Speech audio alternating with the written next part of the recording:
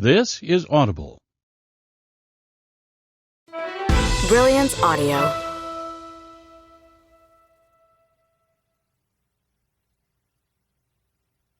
The Hollywood Jinx by Soraya Wilson. Performed by Vivia Font. Chapter 1. Jane? The barcode that was supposed to stick to the book was instead stuck to my finger. I shook my hand hard in an attempt to dislodge it. It didn't work. I yanked the sticker off and slapped it on the back of the library book before it could launch another attack. "What?" I asked, only half paying attention as I reached for another book and another barcode. I glanced up and stopped mid-movement. My 16-year-old assistant, Connie, looked shell-shocked.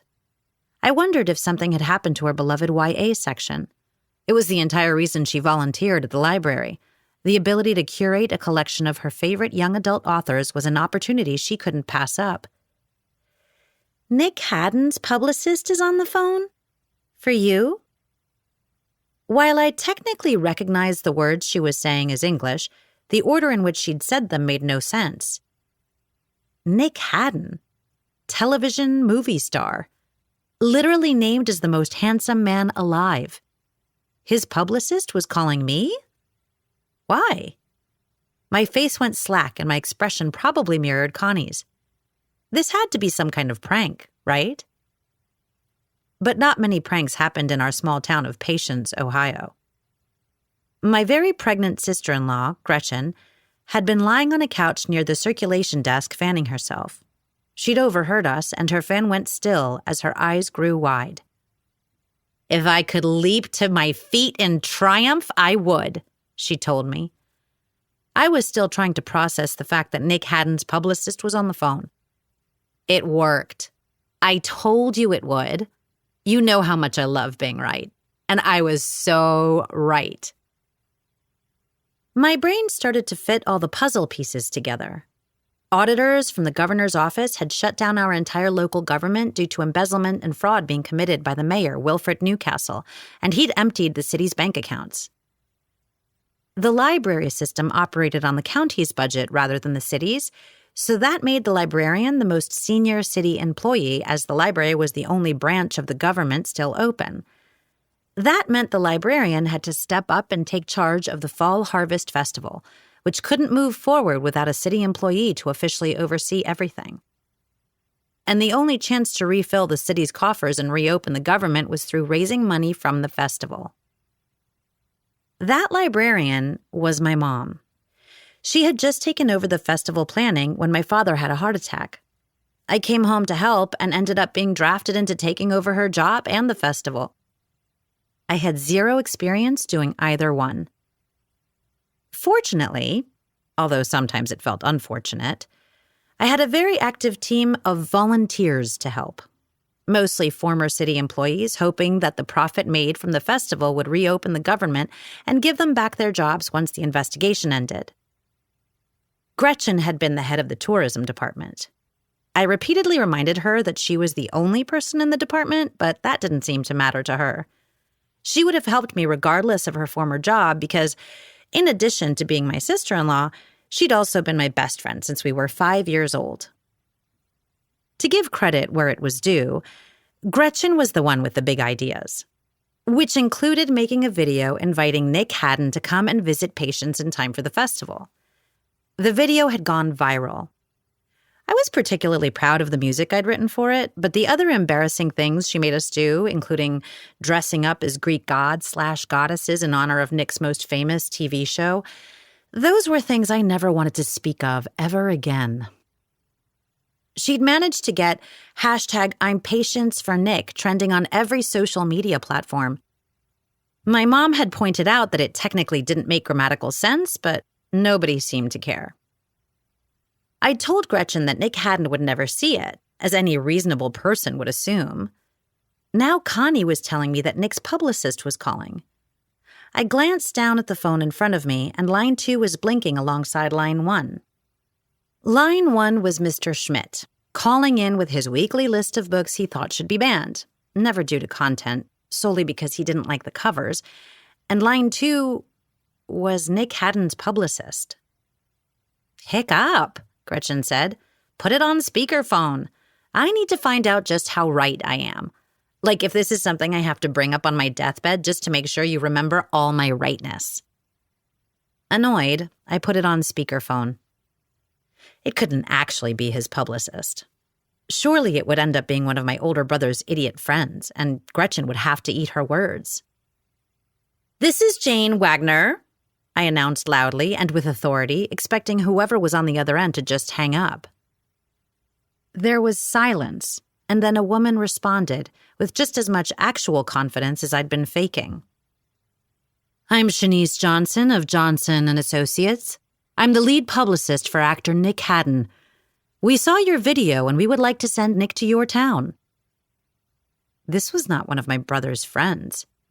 This couldn't be happening, could it? Everyone in the room was staring at me. Well, almost everyone. Gretchen had gotten up and was dancing around while pumping her arms triumphantly in the air. Nick Haddon was actually going to come to Patience? Population 5,384? It might be 5,385 soon. If Gretchen kept jumping up and down like that, she was going to make my nephew be born early. Connie took out her cell phone and typed quickly. Our slow internet delayed her search, but she turned the screen toward me and showed me a photo of a black woman in an expensive pantsuit captioned, "Shanice Johnson of Johnson & Associates." If this was a prank, it was a very elaborate and specific one. Which was so far out of reach of my brother's drinking buddies that I knew it had to be real. The weight of that felt a little oppressive.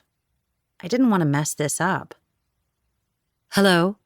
Janice asked, jolting me back to reality. "Yes, I'm here. Hi." I winced. Not at all awkward.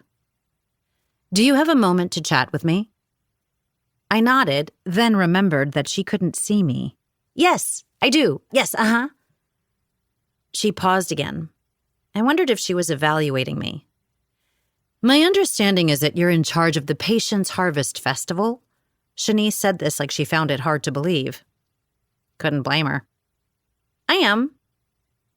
"Then you're the person I need to speak with. There are several logistical things we need to arrange. Mr. Haddon will be arriving with his own documentary crew.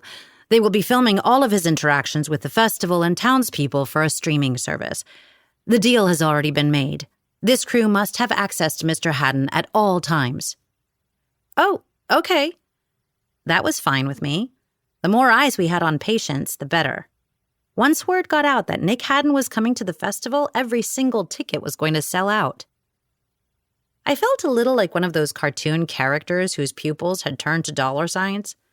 We were going to make a fortune, enough to right our sinking ship and get the government back up and running. Everything would go back to the way it should be. "We've already made arrangements for the crew's accommodations. The issue will be with finding a place for Mr. Haddon to stay." "There are several excellent B&Bs in town," I told her. "The old paper mill was actually converted to—" She cut me off. "That is not going to work for us. Mr. Haddon needs to be watched." Watched? Both Connie and Gretchen exchanged weird glances with me. A tritone, the dissonant sounds of the devil's interval, started up in my head, like I was scoring a horror movie. Before I could ask about her meaning, his publicist continued, "Normally, I would make you sign a non-disclosure agreement, but everything I'm about to tell you is easily discoverable online. He has had some issues in his past and has had a sober companion, but he feels as if he's in a better spot now and doesn't need one. His team is concerned that he might get into trouble if he's left alone." "In Patience?" I asked incredulously. Not a whole lot happened here. In fact, the last time the sheriff had been called was after the graduating seniors had dyed a bunch of cows blue in honor of their mascot, Babe the Big Blue Ox. I had never understood how he got Paul Bunyan's sidekick as a mascot out here in Ohio, but I tried to rein in my wandering mind. It didn't help when Connie showed me her phone again with picture after picture of Nick Haddon partying and making out with a bunch of supermodels. In one of the images, he was punching a paparazzo. Not much danger of those things happening here. We're not really a place where people get in trouble. Other than Wilfred Newcastle, I meant. You'd be surprised, she said with a touch of sarcasm.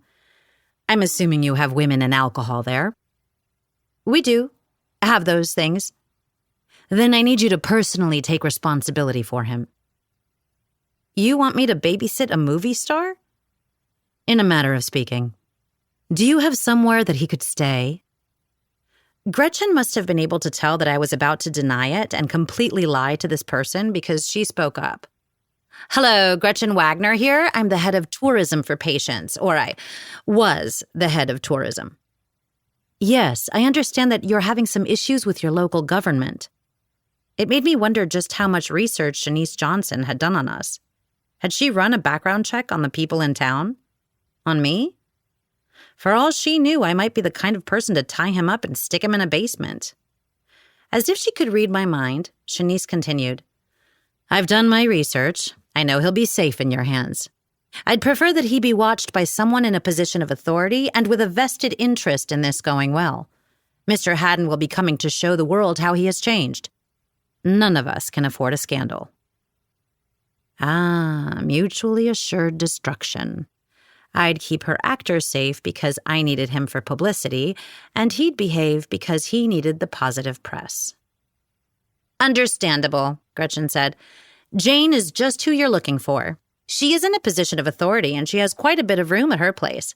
It's a renovated bed and breakfast with several spare bedrooms, and a guest suite on the first floor. I tried to shush her, but she put her hand in front of my face. I had been living in my grandmother's pink Victorian-inspired house since I had returned. My parents were halfway through with renovations to turn it into a B&B, but they hadn't finished, given my dad's medical situation. I'd offered to stay at home with them when I came back, but they'd apparently turned my bedroom into a sewing room for my mom, and we all decided it would be easier for me to stay at the Pink House, the very imaginative and descriptive name my parents had chosen for the B&B, especially since there was a baby grand piano that I could play all evening if I wanted and not bother anyone else. I hadn't been composing much lately, though. Instead, I'd been working on the house whenever I had the chance. My parents had offered me the opportunity to run the B&B when it was finished. My dreams of going to Los Angeles and being mentored by a famous composer seemed like such a far-fetched fantasy that ever since I'd come back home, I had felt like I needed to start making plans that were based in reality. Even if I'd spent my whole life planning to leave patients behind. That will be acceptable, Shanice said. He's going to be arriving tomorrow and will stay until the end of the festival. Gretchen gave me a triumphant look. Tomorrow? And then he was going to stay for 2 weeks? With me? The whole situation seemed weird and made me feel a little panicky. I couldn't just let some strange man move into my house, even if he was a movie star. I pushed the mute button. Couldn't he stay with you? I asked my sister-in-law. Heath is almost done with the nursery. He assembled the crib last night. Gretchen and Heath lived in an adorable little 2-bedroom cottage on the lake. I knew they didn't have the space. There has to be another solution, I said. It doesn't seem safe to have a stranger come stay with me. That's what you'll be doing when it officially becomes a B&B, letting strangers stay in your house every night. You can lock your door, Gretchen told me. I suppose that was true. Why would you lock your door? Connie asked, sighing as she scrolled through pictures of Nick. I wouldn't lock my door. Which is why he's not staying with you and your family, Gretchen said in a reprimanding tone. He's only 10 years older than me. I do not have time to explain all the reasons why that is a huge deal at your age, but please know that you should not be dating actual adults until you are one, Gretchen said, unmuting the phone. Were there other logistics that you needed to discuss? It took me a second to realize that she was talking to the publicist and wasn't speaking to me. Like I had no say in the matter, even though I was apparently in charge of the logistics. We will be happy to compensate you for his room and board, Shanice said. But the most important thing is keeping him away from any sort of scandal. There was a strange note to her voice that made my worried feeling intensify. And when I got panicky, That was when inspiration would strike. If you're so concerned he might do something, why don't you just have him make a large donation? He could repost our video on his social media, say he donated to help the town, and that could be the end of it. And no handsome men would be staying with me alone in my house. Because I'd had my fill of wealthy, handsome men. I was done with that particular species.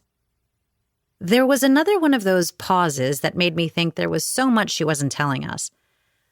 Mr. Haddon is not in a position to make a donation. The only thing he can give you is his time. Another round of open-mouthed stares passed between the three of us. Nick Haddon was broke? The son of two of Hollywood's greatest stars didn't have any money? How was that possible? Hadn't he starred in a bunch of movies?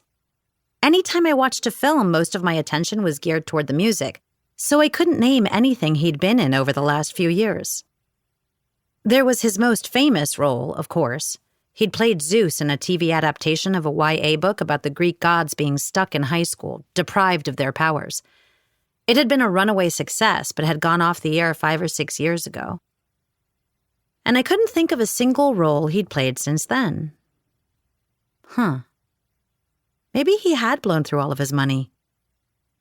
Can't your office just send someone to keep an eye on him? I had no idea what Nick Haddon would be like in real life, but given his publicist's subtext, I didn't want the responsibility of making him behave. There was too much riding on this for me to screw it up. Mr. Haddon specifically asked that we not send any members of his team with him. He agreed to the documentary crew and photographers, but that was it. Again, that made no sense to me, and I liked things to make sense, to be ordered and flow from one note to the next in a logical pattern. He would rather come and stay with some potentially obsessed fan than someone he knew he could trust? Why? That intrigued me, which also annoyed me. I didn't want to be intrigued by someone who was going to blow in and out of my life like a tornado. I didn't have time or the emotional capacity for that kind of devastation. The documentary crew will send us clips every day that we will post on his social media. The whole world will know that Nick Haddon is in Patience, Ohio for the festival. You couldn't ask for better publicity. Are those terms acceptable to you? Shanice asked. Gretchen kept mouthing whole sentences at me, and Connie looked up with pleading eyes, begging me to say yes. I still couldn't believe any of this was happening. So I said the only thing I could say. Yes. Connie put her hands to her mouth to silently scream while Gretchen resumed dancing around. Oh, there's one more thing, Shanice said, and that ominous music returned in my mind. You can't let him know that I asked you to watch him. He would be furious. I wasn't going to lie to the man. I opened my mouth to say as much when Gretchen elbowed me in the side and said, "No worries." It was non-committal, probably in recognition of the fact that I wasn't going to agree to that condition, but it was enough to placate his publicist. Shanice gave me her contact information in case I needed it, and Gretchen gave her my cell phone number in return. My best friend hung up the phone before I could say anything else. "I'm going to tell him," I said. "You don't have to say anything right away," she said.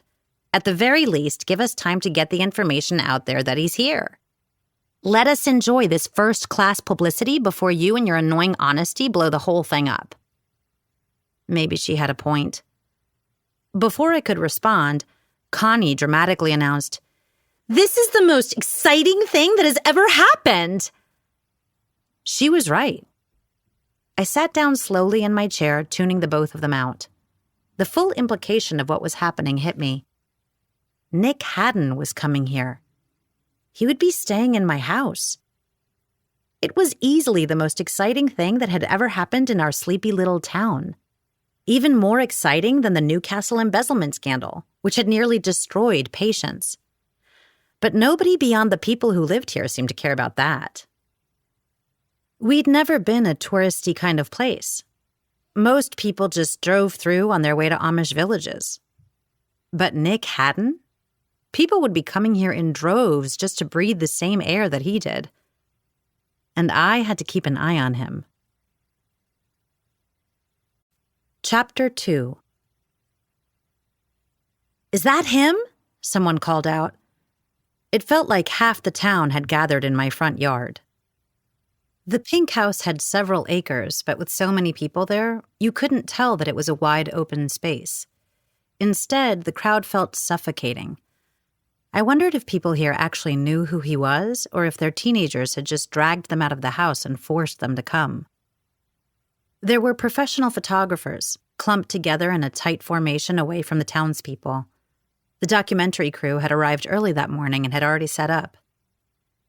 Gretchen had offered to do my hair and makeup like she used to do when we were younger. I had accepted, mostly because the thought of being on camera while looking washed out didn't appeal to me. I didn't want to embarrass myself. "It is him!" someone shouted, and everybody broke into cheers. I heard my old high school band director call out to the marching band, and they started to play the theme song of Olympus High, Nick Haddon's TV show. It didn't sound great, mainly because I'd called the director yesterday afternoon to give him the heads up, and they hadn't had much time to rehearse. At least the tune was recognizable. Cringy, but recognizable. Not that I'd actually needed to call the band director. Word had already spread through town like wildfire.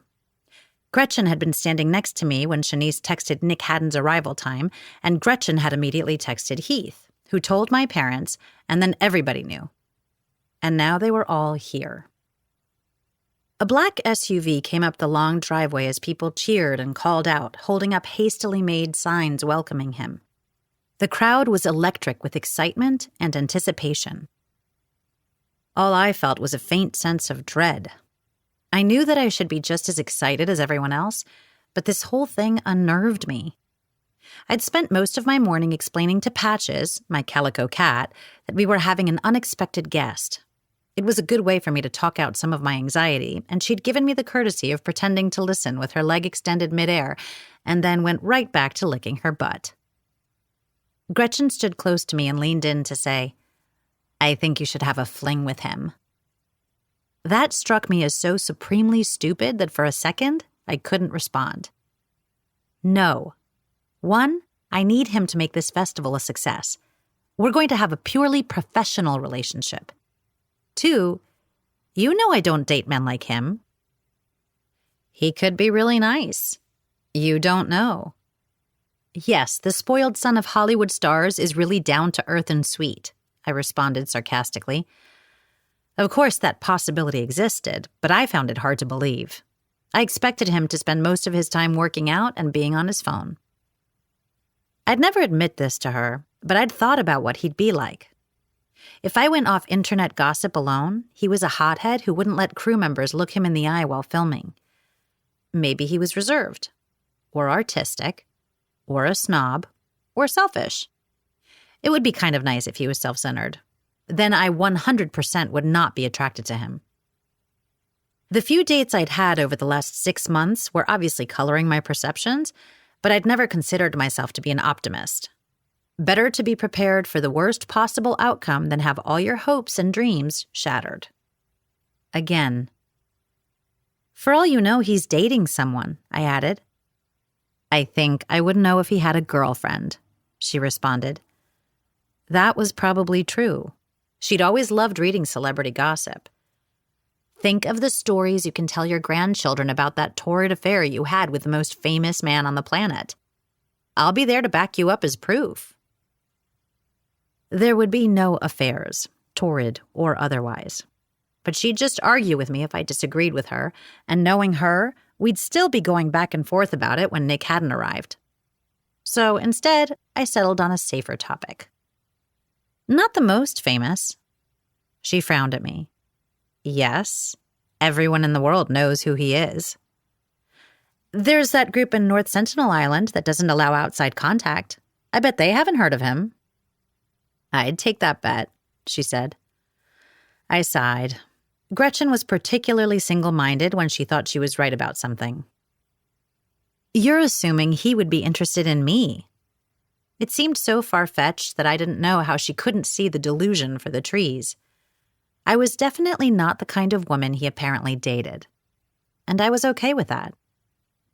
I didn't have to question why Gretchen was doing this, though. Ever since she'd married my brother, her number one priority had been marrying me off. There weren't a lot of available men here in town, so I had been relatively safe from her scheming. But now, an attractive man was coming to stay in my home, and I suspected my friend would be relentless.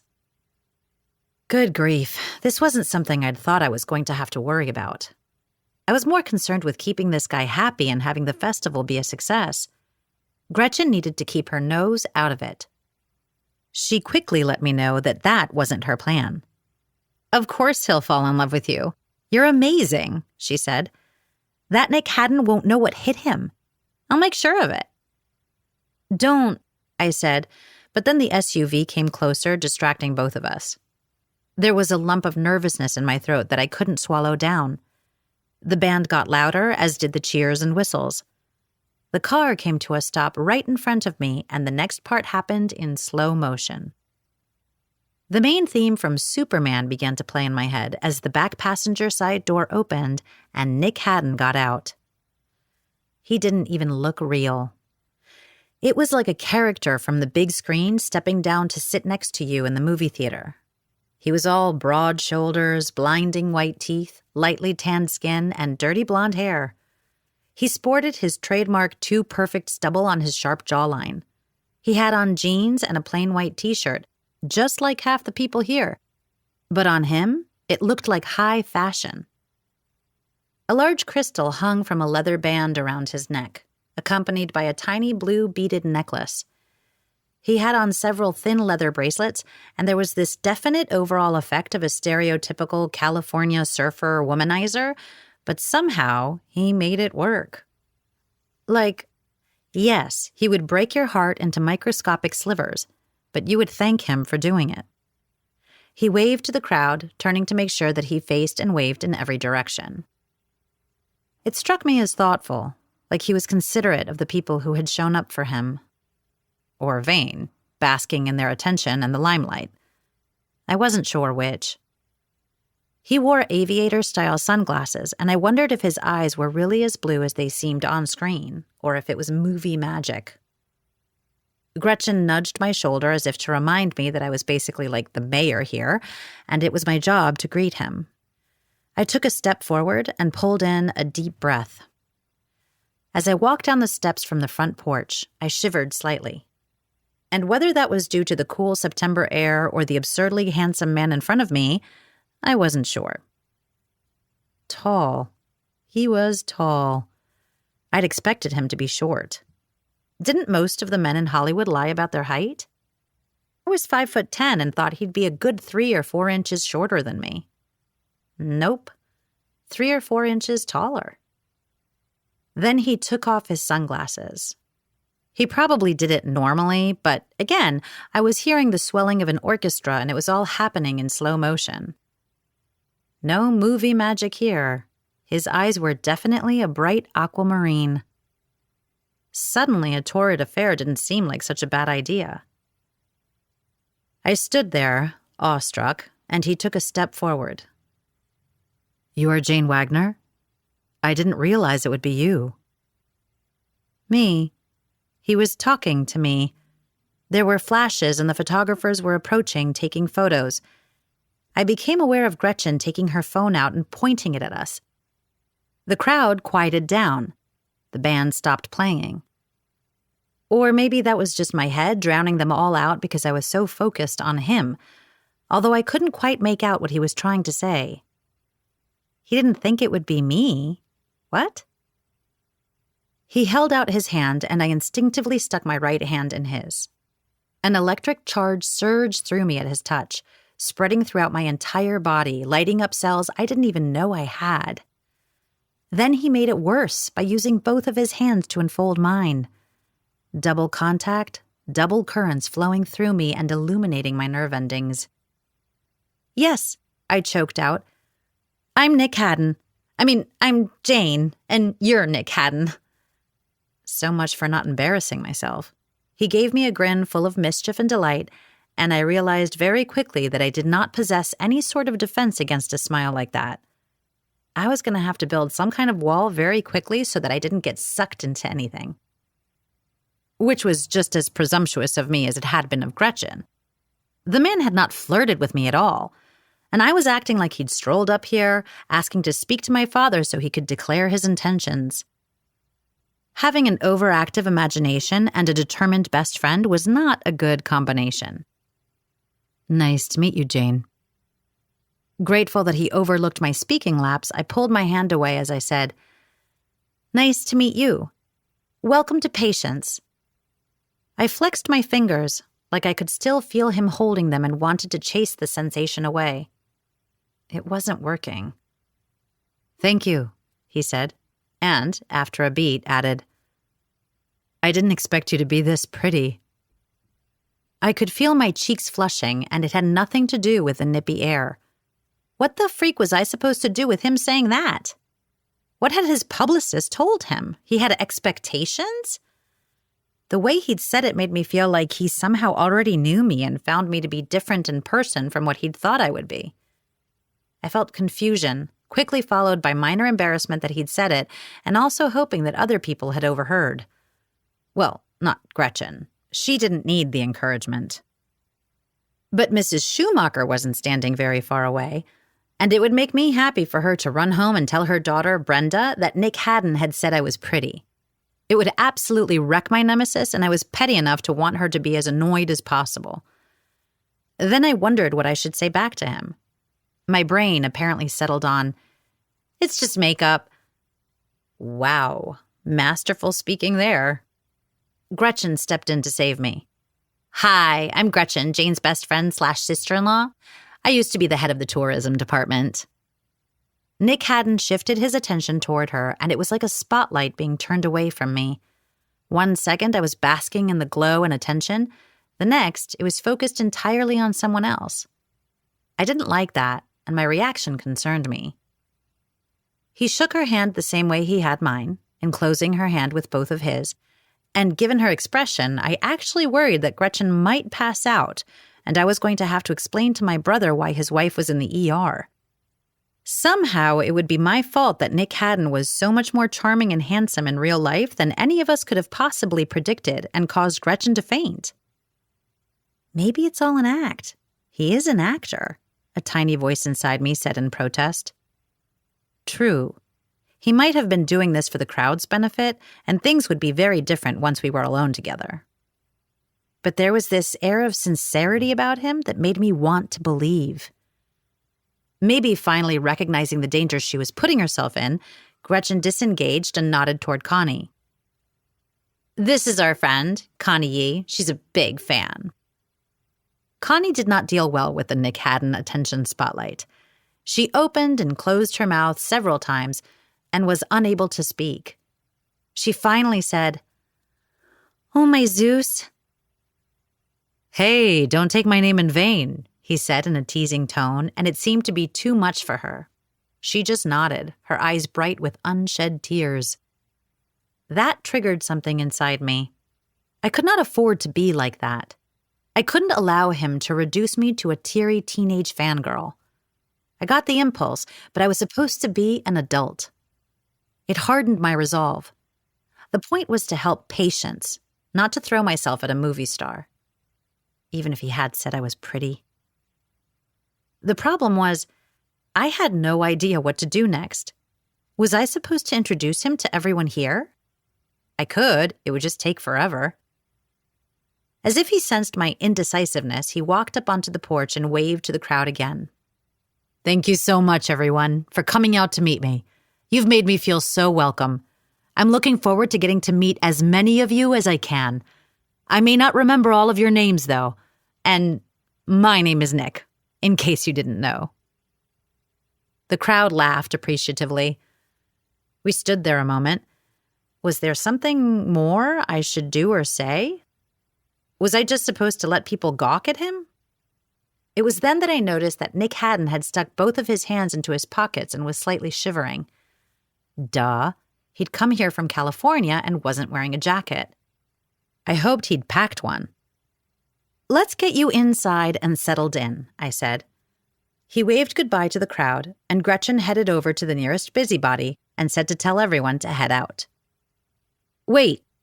A man from the documentary crew approached us. He held out his hand to Nick, and they shook, I'm Steve Yardlin. I'm directing the crew. Could we get some footage of you going into the house? Nick hadn't smiled at him, but it was easy to see that it didn't quite reach his glorious blue eyes. Could we grab it another time? I'm a little tired from the flight and the drive. Steve looked annoyed, but what could he do? Sure thing. We'll be in touch. The driver had brought over Nick Haddon's luggage, a couple of expensive-looking duffel bags. I reached for one, but Nick got there first. Don't worry about it. I've got it. Trying not to register just how close he was standing to me and how good he smelled, I took a step back and cleared my throat. If you want to, follow me. He hefted up the bags, putting one over each shoulder. I was pretty sure he had more muscles in his shoulders than I had in both arms. Wow, was he nicely formed. He really would spend all of his time here working out. I had locked the door, and I wasn't sure why I'd done that. Patience wasn't the kind of place where people locked their doors. Maybe it had something to do with the crowd that was barely dispersing. I hadn't wanted to risk somebody sneaking inside. Although I was starting to be concerned that the person I had to worry most about was me, I had to get a grip, and fast. I pulled my key ring out and couldn't remember which one was the house key. Why did I have so many useless keys? I had no idea what any of these did. As I thumbed through them, trying not to feel self-conscious, I glanced up to see Nick taking in the outside of the house. When he noticed me looking at him, he said, "This kind of looks like the place where Barbie grew up before she moved out to Malibu." I found the right key and inserted it into the slot. What can I say? My grandma really loved pink. She wore it every day. She requested that we all come to her funeral in our finest pink outfits. When did she pass away? He asked as I walked inside. About 10 years ago. She left this house to my parents and we're turning it into a B&B. I'm supposed to run it. You don't sound excited about that. Didn't I? I mean, I wasn't unexcited about it. It was just whatever. How my life was going to turn out. Not how I'd hoped, but this was good too. I lived near my family, including a soon-to-arrive nephew whom I planned on spoiling rotten, and I was comfortable here. It's fine, I said as my response. Your room is this way. He continued to take in his surroundings as I pointed out the living room, the parlor, the dining room, and the kitchen. Giving him a tour of my home was feeling a little dreamlike, as if all my teeth were about to fall out or I was going to glance down and notice that I was naked. I actually checked. Nope, clothes still on. Patches was curled up in her bed on the kitchen counter, lying in the sunlight. She woke up at our approach and sleepily blinked at us. Then she did something that surprised me. She jumped down and came over to Nick Haddon and started rubbing against his legs, wrapping her tail around him. She had been my cat for 10 years, and I'd never seen her do that before. He really was charming everyone. Who is this? He asked, sounding amused. Patches. She's cute. I would not be jealous of my cat. You're not allergic, are you? I asked, suddenly worried about what kind of arrangements I'd have to make if he was. Not as far as I know, he said. That was good. I reached down to grab her and put her back in her bed. I mean, I understood the inclination to want to wind around the movie star, but he needed to get unpacked. This way, I told him. I took him to the suite on the first floor so that he'd have his own space. So far, it was the only room with a private bathroom, even though it still definitely needed further refurbishment. I opened the door. This is your room. You're my only guest. I mean, besides Patches. But she's not really a guest. She thinks she owns the place and I'm just here to feed her and give her chin scritches. Smart girl, he said, taking in the room. I tried to imagine how it looked through his eyes. It definitely had a little old lady feel to it. I'd done my best to update it, but there were some things I couldn't swap out until we got a moving crew here to help. Patches isn't that smart. She's constantly burning her tongue by licking light bulbs. She hisses at it and then does it again. I keep hoping at some point she'll figure it out, but so far that hasn't happened, so just be careful about which lamps you use. A smile curved his mouth. When I thought of what it would be like to come here, I wasn't expecting Barbie houses and licking cats. Nobody ever does, I told him ruefully. He laughed, and the sound did something to my insides. He set his bags on the bed and realized what he was dealing with.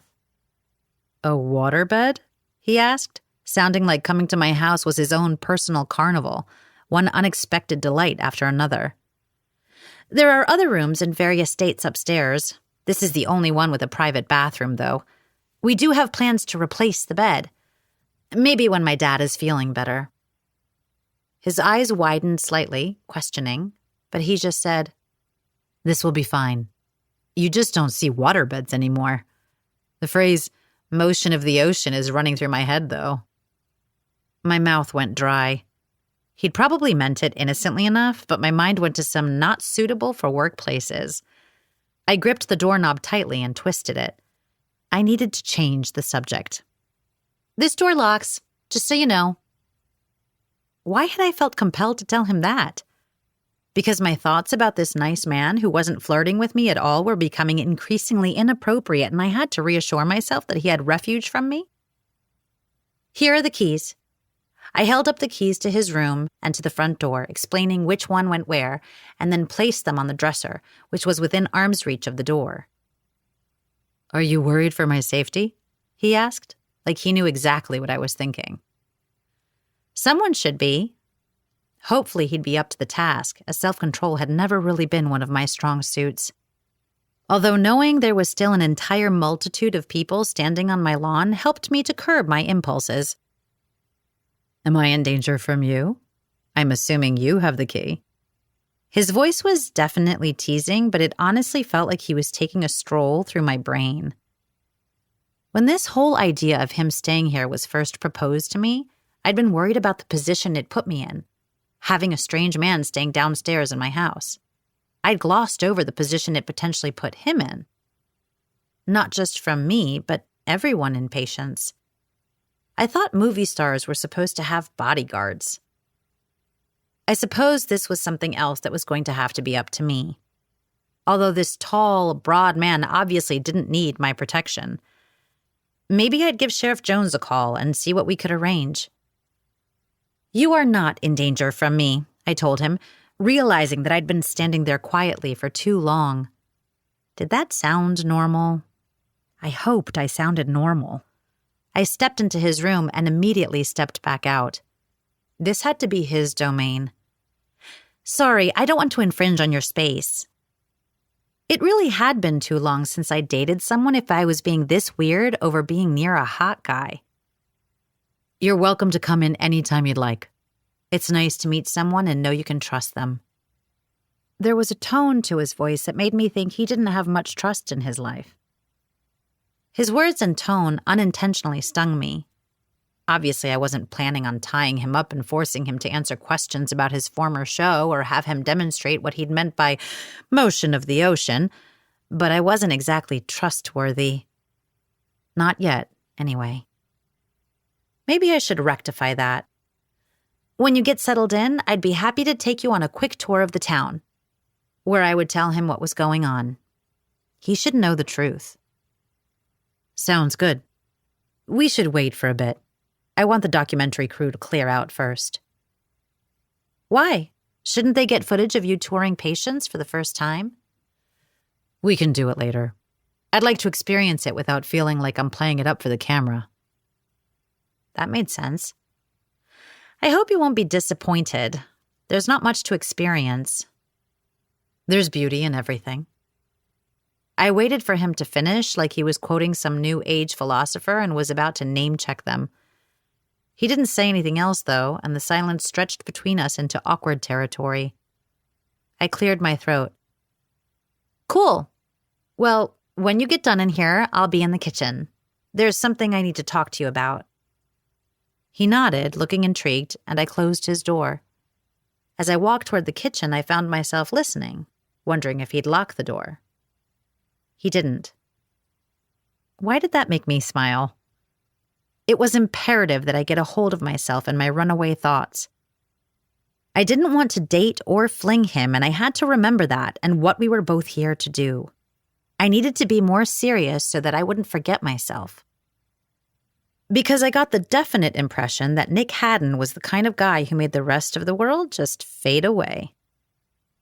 I had opened a kitchen cabinet and just reached up to grab a mug when I heard a very angry feminine voice behind me demand, "Just what do you think you're doing?" Chapter 3. I turned around to see Gretchen glaring at me. "Getting something to drink?" I offered as explanation to her question. I was in trouble. I just didn't understand why. "I'm not talking about that."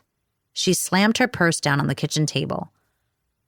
"What was with all that we need to talk nonsense you were just spouting off to Nick Haddon?" "Oh, I don't want to lie to him." She crossed her arms, resting them on top of her large baby bump. "You agreed to keep quiet." "Technically, you agreed to keep quiet. I did not." I set my mug down on the counter. I'd planned to brew some coffee, but considering that Gretchen had had to give it up for the pregnancy, I tried not to drink it around her. "The problem is, as soon as you tell him, he'll go back to California." True. Maybe that would be the best thing for me, though. Giving in to my attraction would be a mistake of epic proportions. I'd been down a similar road before. I knew exactly how this was going to turn out. I couldn't be tempted by him if he went back home. We had footage of him showing up to patients, and that might be enough to increase ticket sales. That was a selfish thought, though. I didn't want to be selfish. I wanted the festival to succeed. "I don't think he'll take off. I get the impression he values honesty." "Did you somehow intuit that in the 3 minutes you've been alone with him?" she asked. She sounded snarky, which was very unlike Gretchen. Figuring she was hungry, I opened another cabinet. I quickly located the emergency marshmallow stash and passed her the bag. She looked at it grumpily. "The doctor says I'm not supposed to be eating this stuff, that it's just empty calories." "I won't tell him," I said. She sat down heavily in the chair and tore the corner off with her teeth. "Just 2. 2 quickly turned into 4, which turned into 8, but if it was going to tone down her bark, I was all for it. Once the sugar had hit her bloodstream, she sighed and seemed more like herself again. "Did I tell you I have a great idea?" "The last great idea you had landed me in zoo jail," I reminded her. She waved her left hand as if that were inconsequential. "The last great idea I had got a handsome, famous actor living in your downstairs suite, and he's going to publicize the festival and make it a success. You're welcome for that, by the way." I sat down at the table across from her. I wasn't sure if I should thank her. I still didn't know what was going to happen with him being here. It felt precarious. "Out with it," I told her. "I think you should ask Nick Haddon out." "What? Like on a date? Are the marshmallows messing with your brain?" "No." She grinned at me. "Stop smiling at me like that. You look like the Joker." "You think he's hot. Admit it." I really, really did. But it didn't matter, and Gretchen did not need any more ammunition. "He's not really my type." She pretended to choke. "Oh, sorry about that. A little irony just went down the wrong way." Then she held up her finger. "1, he is absolutely your type. I know your entire dating history, remember? And 2, you are a liar and your pants are most definitely aflame. Thirdly, that man is everybody's type. I'm pretty sure every woman in this town with a pulse is head over heels. I might even have to include the ones buried in the church cemetery." She started typing furiously on her phone, and we had to wait for whatever she was trying to download. Our Wi-Fi was ridiculously slow. Supposedly, the mayor had nearly finalized a deal to get us fiber optic cable, but given that he was busy spending all the town's money and couldn't pay the company, it hadn't happened. "Here." She pushed her phone toward me. "Look at these pictures and please point out what part of him you are not attracted to." It was a black and white photo shoot. He was shirtless, and someone had very wisely poured water on him, and his muscles were glistening, his hair slicked back, and... oh my. I pressed my lips shut so that I wouldn't make a sound and just shrugged one shoulder as my response. "I'm not really buying your supposed lack of attraction," she told me, reaching for her phone. I curled up my fingers so that I wouldn't try to snatch it back. "I'm not trying to sell it to you." "You're trying to sell it to someone." Her tone indicated that she meant me, but she didn't say it out loud. Because, objectively speaking, that man is like a delivery from Amazon. At my confused expression, Gretchen continued, "He's the total package, an American Hemsworth." The total package? Really? How did you come to that conclusion? She started raising fingers at me again. "First, he came here. Maybe it's a mutually beneficial situation, but the reality is that he didn't have to. His publicity team could have put up some post and had that be the end of it, or promised he'd visit someday and then never show up. It says something that he paid his own way here and is covering his room and board, especially if he's broke." I tried to interject, but she shook her head. "Nope, not done. 2. He has been nothing but considerate, polite, and gracious since he got here." "That could be an act. I feel like his hotness is clouding your judgment." She gasped in delight. "You just admitted he was hot. And why do people slam on clouds? I love clouds. They bring rain and thunderstorms, shade, adorable fluffiness that turns into shapes, like hot movie stars." I crossed my arms. "Well, if we're speaking objectively, then yes, he is handsome. I'm just not interested in him. Again, we don't know anything about him." Now it was her turn to shrug. "I feel like I have good instincts about people." I didn't say anything about the fact that she'd never been more than 50 miles away from patients, and that was only to attend cosmetology school. All the people she knew, she'd pretty much known her whole life. She took my silence as an invitation to keep talking. "And if you don't want to date him, you could just flirt with him. Catch and release. It could be really fun. You should go out with him. And Heath and I could come. I've already pictured it, the 4 of us on a double date." When you pictured this, had Satan moved to Ohio because hell had actually frozen over? "You're no fun," she told me. "I don't understand you. I'd nail that man down like a very enthusiastic hammer." That's a mental image I did not need. "You're happily married and pregnant," I reminded her. "It's not my fault my hormones are making me so..." "La la la la," I chanted as I plugged my ears. I did not want any more information about her sex life with my brother. She had always been too much of a sharer. She smiled, letting me know she had finished whatever gross thing she had been saying, and I uncovered my ears. "Are you done?" I asked. "Possibly." "This is such a pointless conversation," I told her. "You're acting like Nick Haddon doesn't get a say in any of this." "He gets a say. He's already had it. When he said you were pretty." That strange pang was back. I'd worried about Gretchen overhearing, and my fears had been justified because now it was coming back to bite me in the butt. He was being nice. He didn't call anyone else pretty. Growing up, I'd never felt like the girl who guys wanted to date. I was not as pretty as Gretchen or Brenda Schumacher. It hadn't been a competition thing with me and Gretchen. She had been in love with Heath since she and I were 12 years old, and he had always been the only one for her. It had taken him a long time to figure it out. It wasn't until he came back from his first year of college during my senior year and realized that she was gorgeous and he'd been a bonehead not to have noticed her before. She had always been the beautiful one, though. That's why I'd been shocked as everyone else junior year when Teddy Newcastle asked me to the prom instead of Brenda. Although if I'd known how it would all turn out, I would have told him no. Maybe that was the lesson here, to not get sucked in again. I was going to have to figure out how to behave like a calm and rational adult around Nick Haddon, who was like Teddy Newcastle but 1,000,000 times more attractive. Plus, she added, I saw him check you out. That sent a jittery flutter of excitement straight to my heart. He did not. He did. And he wasn't the only person I was watching.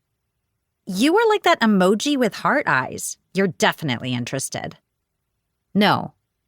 Yep. I'm not teasing you about it, just stating a fact. Well, maybe I'm teasing you a little. But even if your mind is objecting, the rest of you is game.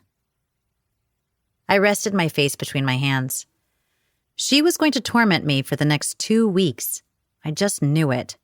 She'd told me a couple of months ago that she wished that I could get married and pregnant so that our kids would be close in age and be best friends, too. While I understood and appreciated the sentiment, neither Nick Haddon nor I needed to be her sacrificial lamb. Gretchen just kept talking. It seems like such a waste. Somebody should be taking advantage of this situation. I looked up at her. You can't, so I should take one for the team? That's the kind of thing good friends do. She was being so irrational that I didn't know how to make her see sense, but I tried anyway. What if I pursue him and it freaks him out and he leaves? That's why you'd have me to watch over you and give you advice. Think of me as your own little guardian devil, looking out for you but also leading you straight into temptation. The festival is the most important thing here, and I'm not going to chase the nice movie star away by being inappropriate with him. You need to remember that. So did I, for that matter. We were interrupted by the sound of a closet door shutting and dresser drawers opening and closing. If I could hear him doing that, I wondered if he could hear us and the kind of discussion we were having in here. I hoped not. It sounds like he's building shelves in there, Gretchen commented. Or putting his stuff away. I'd never met anyone who actually put their clothes in dressers and closets when they traveled. I always just kept my junk in my suitcase. Mostly because I lived in fear that if I put my clothes in drawers, I would forget and leave without them. Do you smell that? She asked me. Her sense of smell had definitely heightened since becoming pregnant. It took me a second, but then I caught the scent. What is that? Incense? Great. I'm going to get a contact high from secondhand hippie. It smells nice, she protested. And I'm kind of the expert these days. True. If it had smelled bad, she would have been running for the bathroom. It was kind of light and refreshing. Why was I jumping to snarky conclusions? It had to be because Gretchen's campaign to elect Nick Haddon as my boyfriend fling torrid affair was annoying me, and I was leaning toward grumpy. I don't think it's incense. I think it's a candle, she observed. You should ask him what scent it is. Yeah, I'd get right on that. She shifted uncomfortably in her chair and then said, Sounds like he's settling in just fine. What did he think of the waterbed? I opened my mouth to answer and then immediately shut it again. I was not going to tell her that the words motion of the ocean had come out of his mouth, or else she would move in here and devote her entire life to trying to get us to hook up. When I didn't say anything, she leaned in and asked, Did he invite you to go skinny dipping in it? Maybe we could just sit here in silence, I said. She gave me a knowing look, topped off with a self-satisfied smirk, but we both fell quiet. Which ended up being a mistake. Because a few moments later, I noticed a thumping beat. It was music. What was he listening to? I strained my ears to hear it better, and at first I thought I was having some kind of hallucination. That's the Raiders of the Lost Ark soundtrack, I said incredulously. That movie was the reason I had wanted to become a composer. Are you sure? To quote Indiana Jones, pretty sure. Who sits around and listens to the soundtrack of Raiders of the Lost Ark, she asked. I do. I mean, besides you, she said. Then her face lit up. It's a sign. It's really not. Then a thought occurred to me. Did you tell him to do that? She cocked her head to the side and grimaced. Yes, in the few moments you were away from him, I somehow managed to quietly sneak my hugely pregnant body into his room to tell him that the way to win your heart was to listen to this soundtrack. Your sarcasm is both noted and ignored. It's my body's natural defense against people saying irrational things. Gretchen needed a task. She was the kind of person who always had something going on, but she'd been unable to work for the last couple of months due to the government shutdown.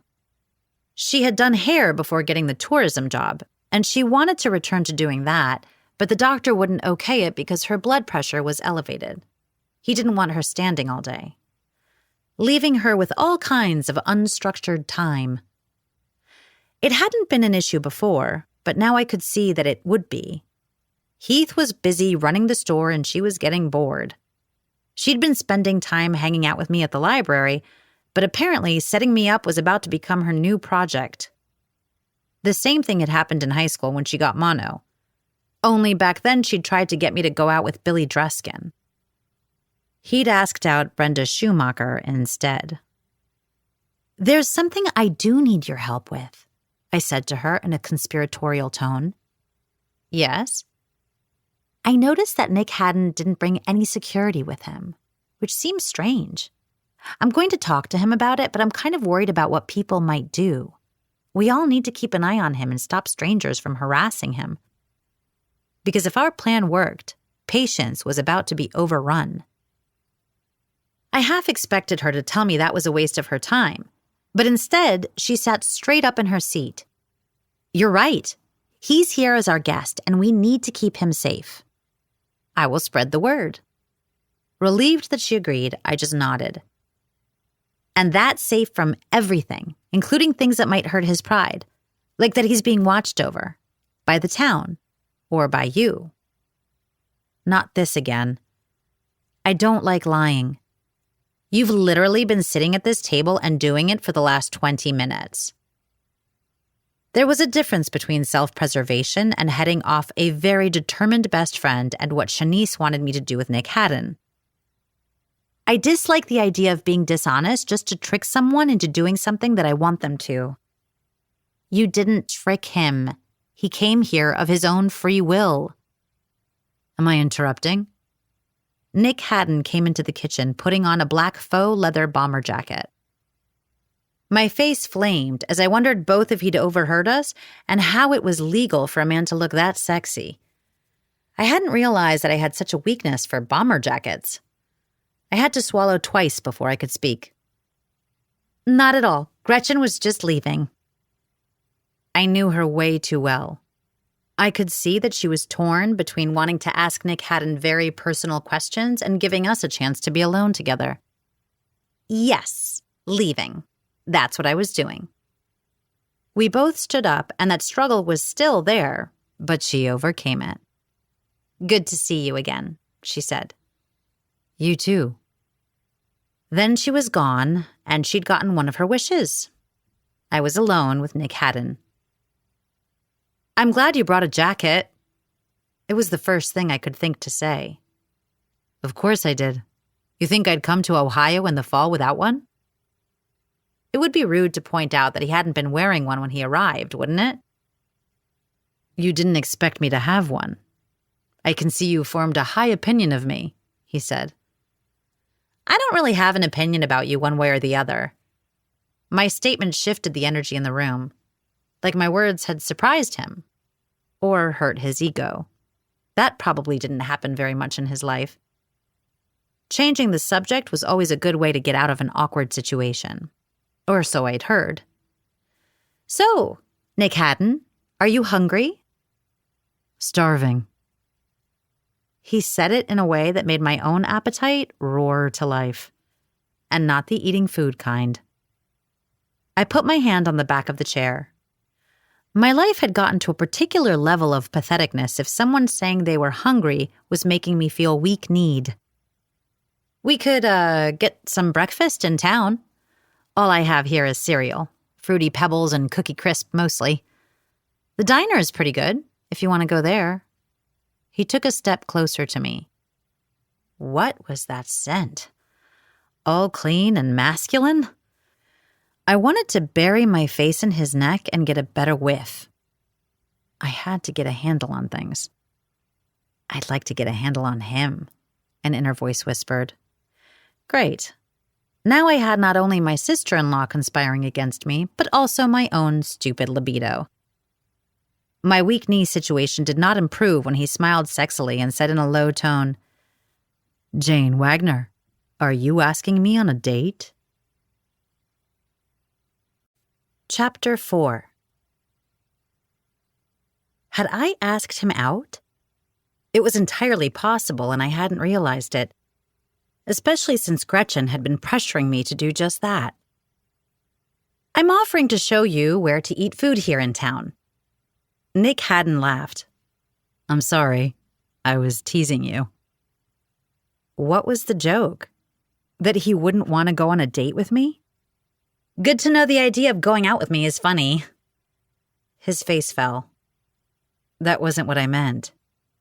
It wasn't? No, I was just joking about the vibe between us. Don't worry, I've caught your signals loud and clear. Again, I panicked. What signals? That I had wondered just how much chocolate it would take to completely immerse him before I licked it all off? What do you mean? I think you haven't stopped glaring at me since I got here. Great. I was making him feel unwelcome. That was the opposite of what I wanted. No, I'm so grateful that you're here. That's just my face. It's how I look. I have resting everyone annoys me face. Oh, he paused. You know, they say that smiling takes less muscles than it does to frown, and I hated when people said stuff like that. You know, they say stabbing someone in the neck takes less muscles than it does to choke them out, I said. Then I added, Socrates.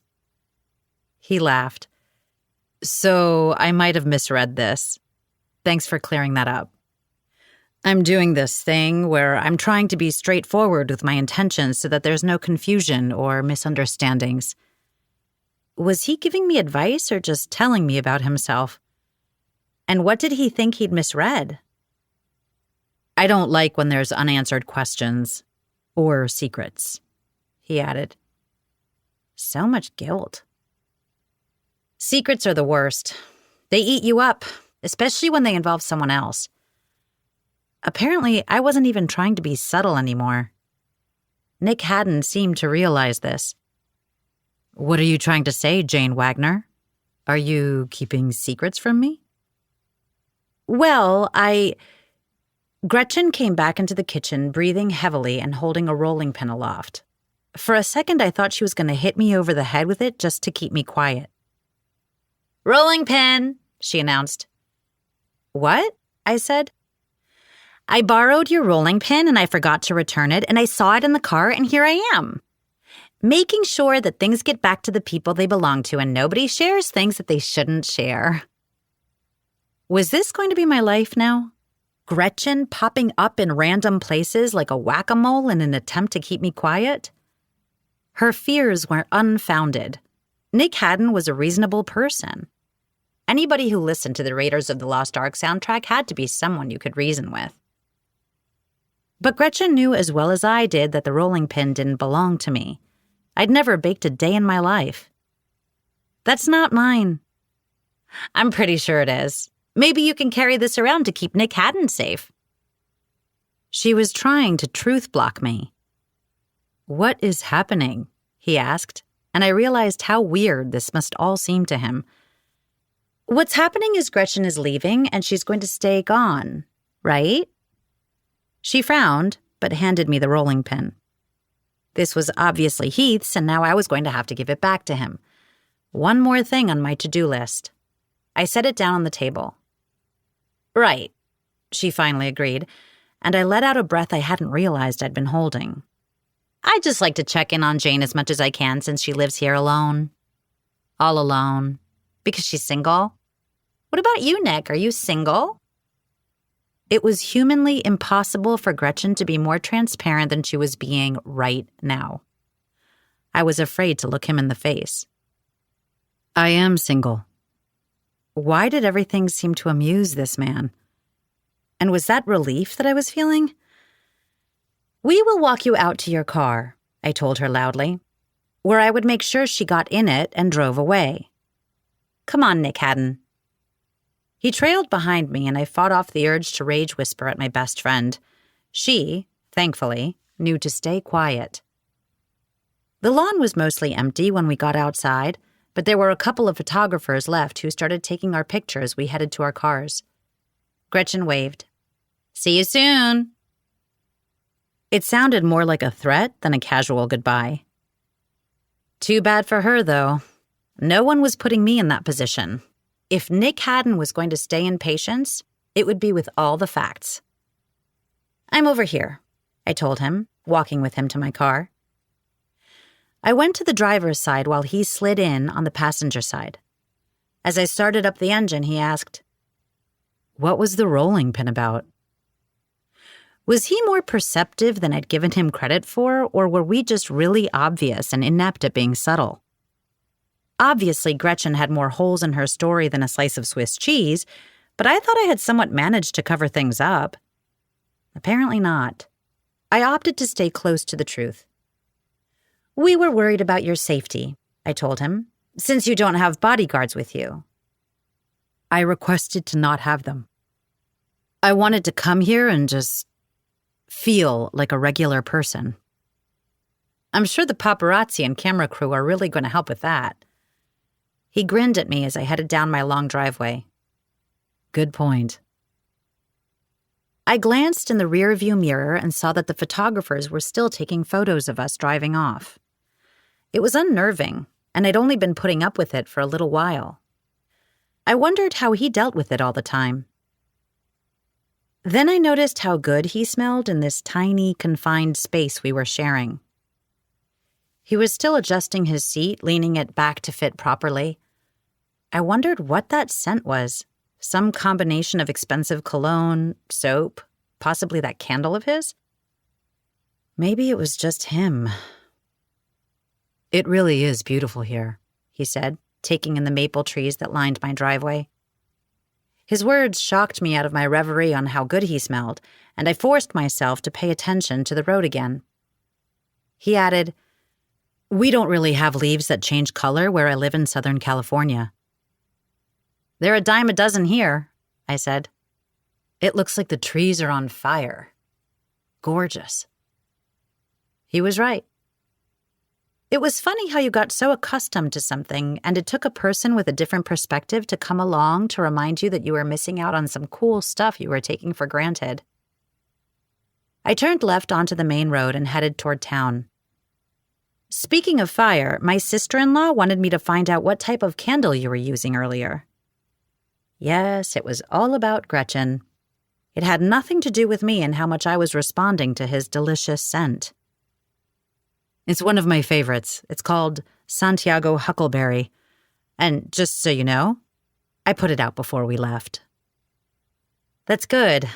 My dad was a volunteer firefighter for a few years when I was younger, and I got yelled at a lot over candles.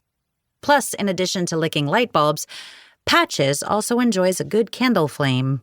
So if you're going to light it again, just make sure she's nowhere around. She can't afford to lose any more whiskers. Will do. I only lit it because it's part of my ritual. Ritual? I repeated, feeling a bit alarmed. What kind of ritual was he participating in that needed a burning candle? I stayed in a lot of hotels growing up. My parents were always bringing me and my nanny on location with them. My nanny, Erica, taught me how to make the hotel rooms feel more like home.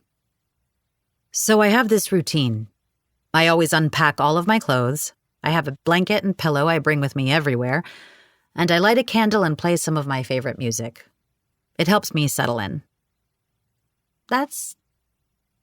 It struck me as so sad that a little boy had been forced to try to find a way to make his own home. A wave of sympathy cascaded through me, and I pushed it aside. I did not need to look for reasons to feel bad for this fallen angel. I should focus on something else. The music. You were listening to the Raiders of the Lost Ark soundtrack? Oh yeah, that was going to help. Talking about the one thing that would probably make me like him even more. I was. he said, sounding a little surprised. It's my favorite soundtrack of all time. It's the reason I wanted to become a movie composer. Really? You want to be a composer? Like John Williams? I let out a little laugh. There's only one John Williams. That kind of brilliance comes along once in a generation. But yes, I'd love to do what he does. When I was 6 years old, my parents had sent me to bed and were going to watch Raiders of the Lost Ark together. I remember hearing the music and sitting at the top of the stairs, just listening. The music made me feel so many things, and it amazed me that the soundtrack was conveying all these different emotions to tell a complete story. I decided then and there that that's what I wanted to do with my life. I think that's amazing. And despite the admiration in his voice, I felt self-conscious. That was a story I didn't share very often. Even when I'd studied music composition in college, I didn't tell anyone why I hoped to be a composer. Mostly because the other students had these very sophisticated reasons for wanting to write music. They had loftier aspirations. Not that it mattered much these days. It wasn't like I was going to do anything with my degree. Thanks, I said. Do you plan on moving out to LA, or are you going to compose from here? Oh, I don't think I'm going to be composing anytime soon, I said. I'm not good enough. Would you mind sharing some of your work with me? He asked. This is sort of my industry. I love soundtracks too, obviously. It reminds me of what's possible in my profession, what movies are meant to do. He sounded wistful, and I wondered what he meant by that. His tone shifted, and he said, I know people. I can make an introduction if you're interested. That was really generous of him, but I already had my Hollywood in. Honestly, some part of me wanted to impress the movie star, and I found myself saying, there is this mentorship that I was offered, but I had to defer.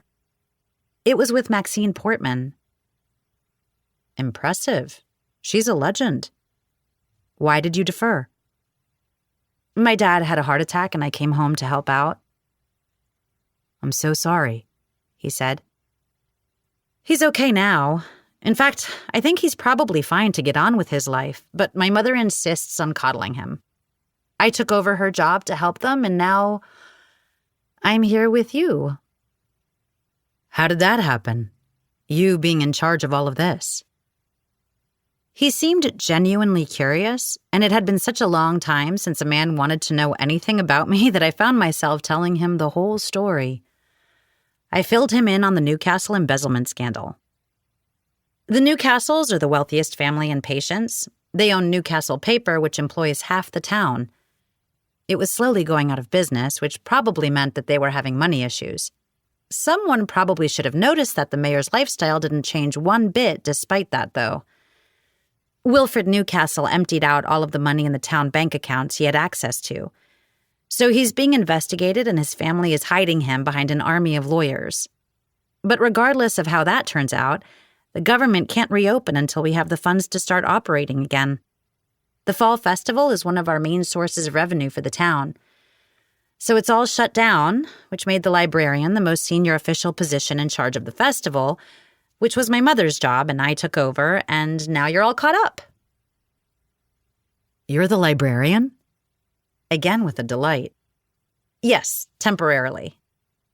Like Marion? It felt familiar, but I couldn't place it immediately. Who? From The Music Man. The librarian's name is Marion. There's a song about it. I've seen it, but it's been a really long time. I noticed that he was humming a little bit and drumming his long fingers against his leg. You're not going to start singing to me now, are you? Because that would end me. Music had always been my weakness, and the idea of someone who looked like him serenading me would make my brain explode. I could. That's okay, I said, swallowing hard. I gripped the steering wheel so tightly I was worried about breaking it. We should watch it some night.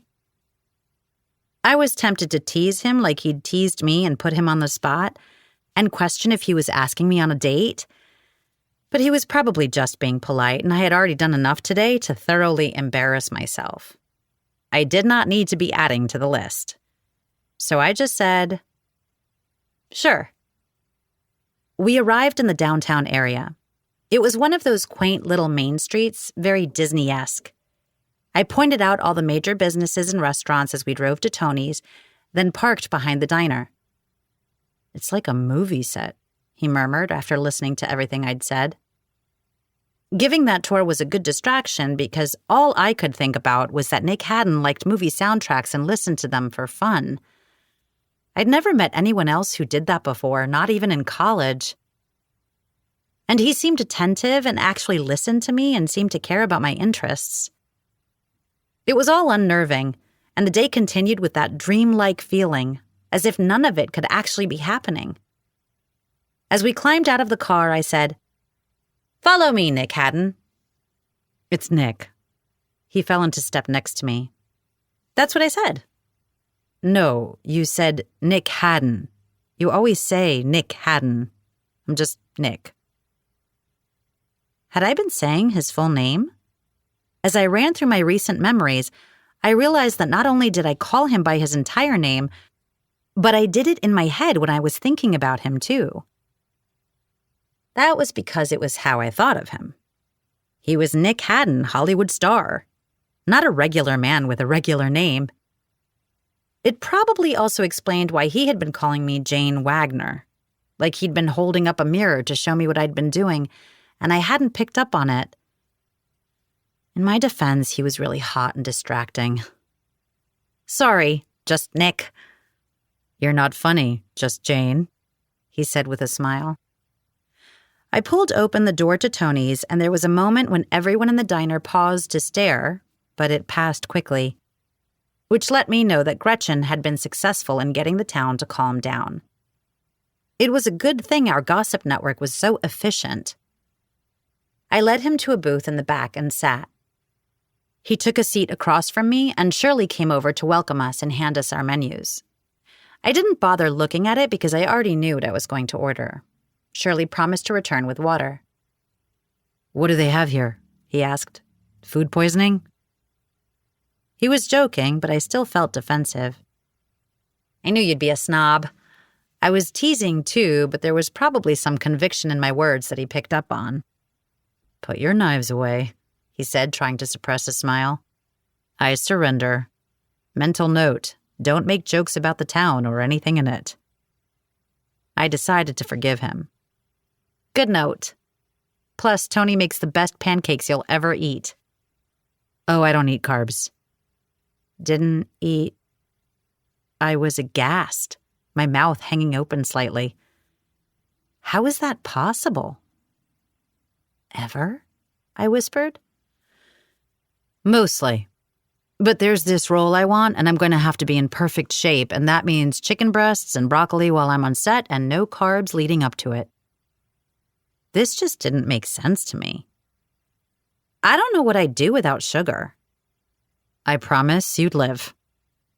I would probably be in better shape, that was for sure. But nothing was worth giving up cookies for. Not even Nick. "Do they have any vegan options? That's usually a safe bet," he said, holding the menu up. I found myself hoping he wasn't planning to eat vegan during his whole visit, as cheese was far too important in my life. Although maybe it was a good thing, since it meant there would be no future for us whatsoever. I couldn't imagine an existence without cheese, and therefore I could put an end to these inexplicable pangs of attraction I was feeling for him. I think the vegan option is probably to go back to California and eat there. He laughed, and I really liked being the reason for it.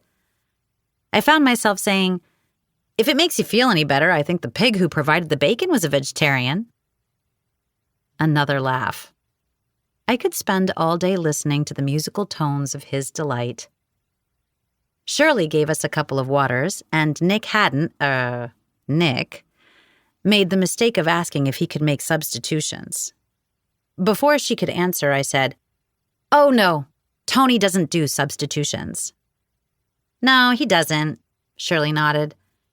Tony's kitchen temper was pretty legendary, and we all did our best not to do things that would make him start throwing pans through the pass window. "Could you find out if he has keto bread?" Nick asked in such a charming and persuasive way that Shirley couldn't resist. I completely understood. "Sure thing, sweetie. Be right back." "You probably shouldn't have done that," I told Nick. The next thing I heard was Tony yelling in the back, "Keto bread? What's a keto bread?" Nick leaned across the table and asked, "I'm guessing that's a no? Do you think I'd be pressing things too far to ask if he does avocado toast?" I put my head near his as Tony kept shouting, "You would be taking your life into your own hands. I'm pretty sure the only vegetables Tony is even familiar with are tomatoes and lettuce, and that's only for the hamburgers." That blinding smile of Nick's made my toes curl. "Technically, tomatoes are fruit." "Does that mean ketchup is technically a smoothie? Because I could get behind that." We stayed there in that moment, smiling at each other. And I liked it. Sharing something with him, being in our own little world, if only for a moment. I should have backed off, but I didn't. A pan clattered on the floor, breaking the bubble as Shirley scooted over to our table. "No luck, sweetie. You could get the omelet." Nick handed her the menu. "That sounds great. I'll try that." Shirley took it and then turned toward me. "The usual for you?" "Yes, thanks." "The usual?" he asked as Shirley left. "A stack of pancakes with maple syrup." "Sugar on sugar." "It's delicious," I insisted. "You are missing out." "Maybe you can share a bite of yours with me." Just as Tony didn't do substitutions, I didn't usually share food. But I would have given him my entire plate of pancakes if he'd asked for it in that charming way of his. "Okay." There was more yelling in the kitchen, but I had learned long ago to tune Tony out. Nick paid close attention, though, and then commented, "The cook has some anger management issues, it sounds like." I don't know if I'd call them issues because that implies it's something he could fix. Tony is only that way about food here at the diner, though. Like a temperamental artist. He is the nicest man you'll ever meet. He worships his wife, and when someone needs something, he's the first person on their doorstep with a tray of food. He also sponsors all of the soccer and Little League teams in town. The Girl Scouts know to come in here because he'll buy every box they have. Current situation notwithstanding, he's a great guy. Nick looked at me thoughtfully and then pointed at a booth near the door. "What about that woman over there? Do you know her story?" "Virginia? She's amazing. She's an astronomer who taught at the University of Cincinnati for years and then retired here to patients. She opened a no-kill animal shelter." "Do you know everyone in here?" I glanced around the diner. "Yes." At that, he shook his head. "You are so real. And everyone here. Real." Funny how he made me feel like everything around me was a dream, while apparently I made things real. It felt like there was some kind of implication there that I wasn't quite comfortable with, so I made a joke instead. "Are the other people you know not real? If that's the case, maybe you should see a doctor." He grinned at that and then turned more serious. "The people in my life are not real. They are consumed with money and fame and publicity stunts." There was a moment when I told myself not to do it, but the words came out anyway. "Isn't you being here a publicity stunt? You're not concerned with fame?" "I'm trying to change perceptions. People are more interested in who I'm dating than the work I'm doing. I want to be taken seriously." "You could have built homes for orphans or worked at a food kitchen." His aquamarine eyes fixed on mine, and those unsettled tingles were back, low in my abdomen. There were a lot of things I could have done. This one appealed to me the most. Some part of me didn't want to give him the benefit of the doubt. That might have been due to the tingles I was trying to wish away. Or our video went viral and your team knew you'd get the most attention if you came here. He leaned back like he was evaluating something. If that were true, I could have come in the day of the festival and left. I didn't do that. This is more to me than just a photo op. Why? Nick had this mysterious smile, and for a second I was worried he wasn't going to answer. I noticed you in the video. My heart slammed so hard against my rib cage it felt bruised. What? For some reason I had assumed his publicist had seen the clip and gotten him on board. It had honestly never occurred to me that Nick had watched it. Wasn't he too busy for things like that? Everybody else looked like they were having the time of their lives, but you looked uncomfortable. Oh, sure. That would be what he remembered. It was true, but still. Those Greek togas Gretchen made everyone wear, it was too short on me. The memory of that day, the thought that Nick had seen me, it made me nervous. I picked up my water and took a big drink. I thought you looked cute. Cute. He'd called me cute. While my heart was swelling at his words, that contrary voice inside me said, he called your cat cute, too. So it didn't mean anything, right? But then, why did I feel like I was choking? Did he just flirt with everyone? Was he one of those people where it was some kind of natural instinct, like how breathing was for me? I did it without thinking. Only now I was thinking about it because I might actually be choking. I forced the water down, willing air into my lungs. Are you okay? He asked, concerned. Yep. Good. I could talk. I wasn't going to choke. I was fine. Just fine. I could sit here and pretend like famous actors called me cute every day of the week. To be honest, I don't think anyone had ever said I was cute before in my entire life, but it was fairly awesome. And maybe he was just being polite. Or nice. Either way, he seemed to be a kind person. Guilt coursed through me, making me feel slightly sick to my stomach. Guilt, or lack of oxygen from almost choking. Either way, Nick deserved to know what he was getting into, what his publicist had asked me to do. Maybe he'd be okay with it, and maybe he wouldn't. Only one way to find out. Nick, there's something I need to tell you. Chapter 5. You called me Nick. His smile was so, well, cute. Yes, but that's not what I have to tell you. How did I prepare him for this? He had come to patience with the idea that he would get to be a regular person. Regular adult men did not have people who were watching them to keep them out of trouble. I vacillated for a second. Maybe I shouldn't say anything to him. I could hear Gretchen yelling at me in my head to stay quiet. That I shouldn't risk him leaving town. Honestly, revealing this secret didn't seem like it should be that big of a deal. I didn't know the dynamic between him and his publicist. I could be risking a lot without having all the facts. But it had been on my mind since Janice had called. I didn't want to keep it from him and have it all blow up in my face later. He should know. I would just deal with whatever the consequences were. My hands felt a little shaky and I tried to breathe slowly, in and out. Okay, I know this sounds weird, but I'm supposed to babysit you, I told him. What? It was hard to make out his tone. Was that anger? Surprise? I pushed on. When your publicist called, she asked me to keep an eye on you to keep you out of trouble. She also wanted me to stay quiet about it and not tell you. His expression was closed off, and I couldn't tell what he was thinking.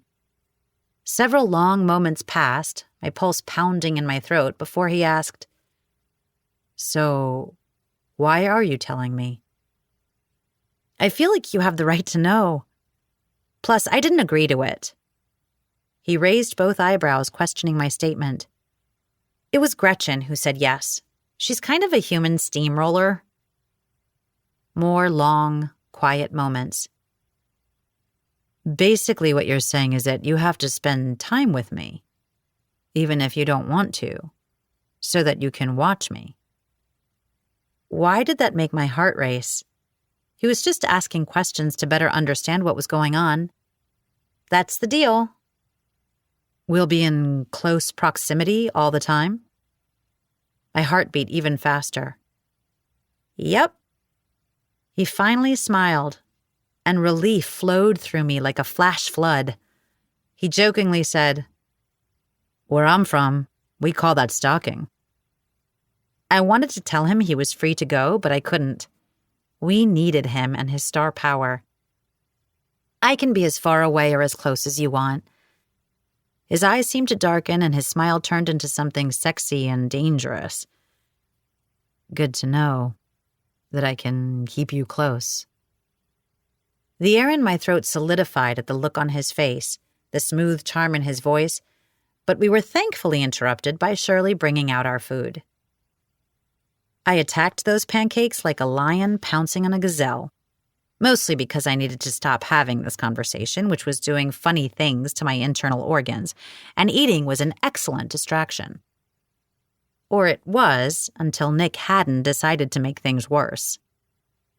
A minute or two passed while we were eating, and I probably should have asked if his omelet was okay, but I was letting sugar, butter, and syrup soothe me.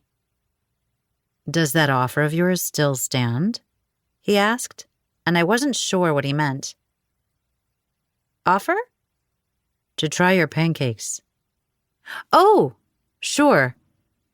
I immediately cut through the stack of pancakes to get a bite-sized chunk and held it out toward him. It was then that I realized he had his fork up, presumably to get some himself. I'd probably grossed him out by offering him food from my fork. I started to apologize, but then he leaned forward and closed his mouth around my fork, and I felt it in my toes.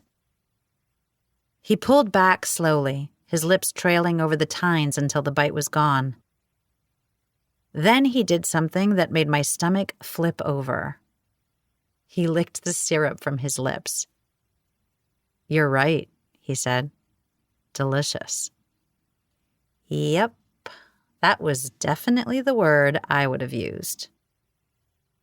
Flustered and feeling a tad dizzy, I went to get myself another bite of food, trying to block out what had just happened. I was behaving like a giddy middle schooler. But as I ate my pancakes, that same middle schooler part of my brain told me that my mouth was now touching something his mouth had touched, and that was almost like kissing him. I was 22 years old. I was supposed to be more mature than this. I should not feel sweaty just because I'd shared my fork with him. This was all Nick Haddon's fault. I swallowed my bite and then asked, "I'm now personally responsible for you eating carbs. Is your trainer going to kill me?" It was a shot in the dark, an attempt to change the subject, and fortunately it was a good one. "Sergey? No. He's always telling me to practice moderation." He paused and then added, "Moderation is hard for me." "Weren't you the one who said you don't eat carbs? That's pretty good moderating. I wouldn't be able to do it. I would probably last about 6 hours before I demolished a sheet cake." He smiled. "I've never been good at denying myself things. Sugar is a little bit easier because I need to for my job, but everything else, I overindulge." I wouldn't mind overindulging with him, some feverish part of me thought, and I tried to tamp it down, because as much as I said out loud that I was done with men who looked like him, my lady bit still found him attractive. "I'm on a new path," he continued.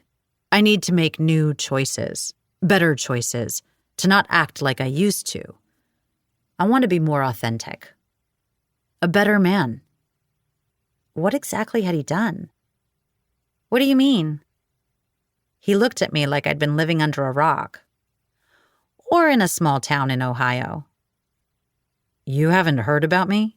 he clarified. I was not going to tell him how I'd been a huge fan of Olympus High because I had the feeling he would tease me relentlessly. And just because I was a fan of the show, and particularly of him as Zeus, that didn't mean I knew anything about his personal life. I'm woefully behind on my celebrity gossip. Most of what I know about you, I've learned against my will. Gretchen? He asked knowingly, and I nodded. He added, let's just say I've done a lot of stupid things, and karma has found a particularly effective way of forcing me to change. In Hollywood, I'm known as a Jinx. I blinked at him. Did that mean something different there from what it did here? What?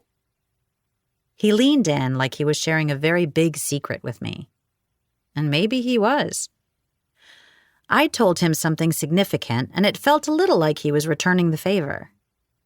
A Jinx. It means that despite being given a new series to star in or having a movie specifically written for me, every project I've been involved with since Olympus High has tanked. Was that true? I was so on the periphery when it came to things like that. I enjoyed the television shows, movies, and soundtracks that I liked and didn't think much about them beyond that. Really?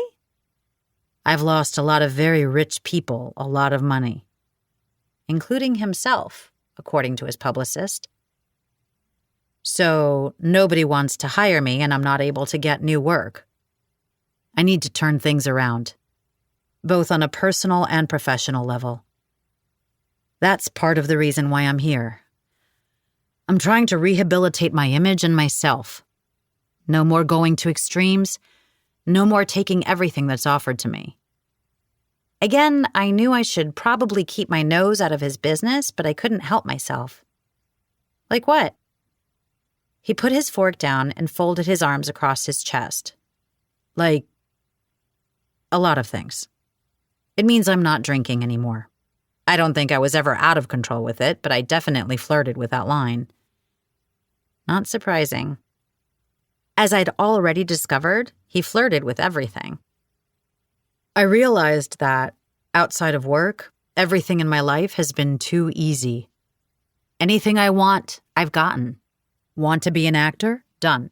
Want to star in the biggest series on TV? It's yours.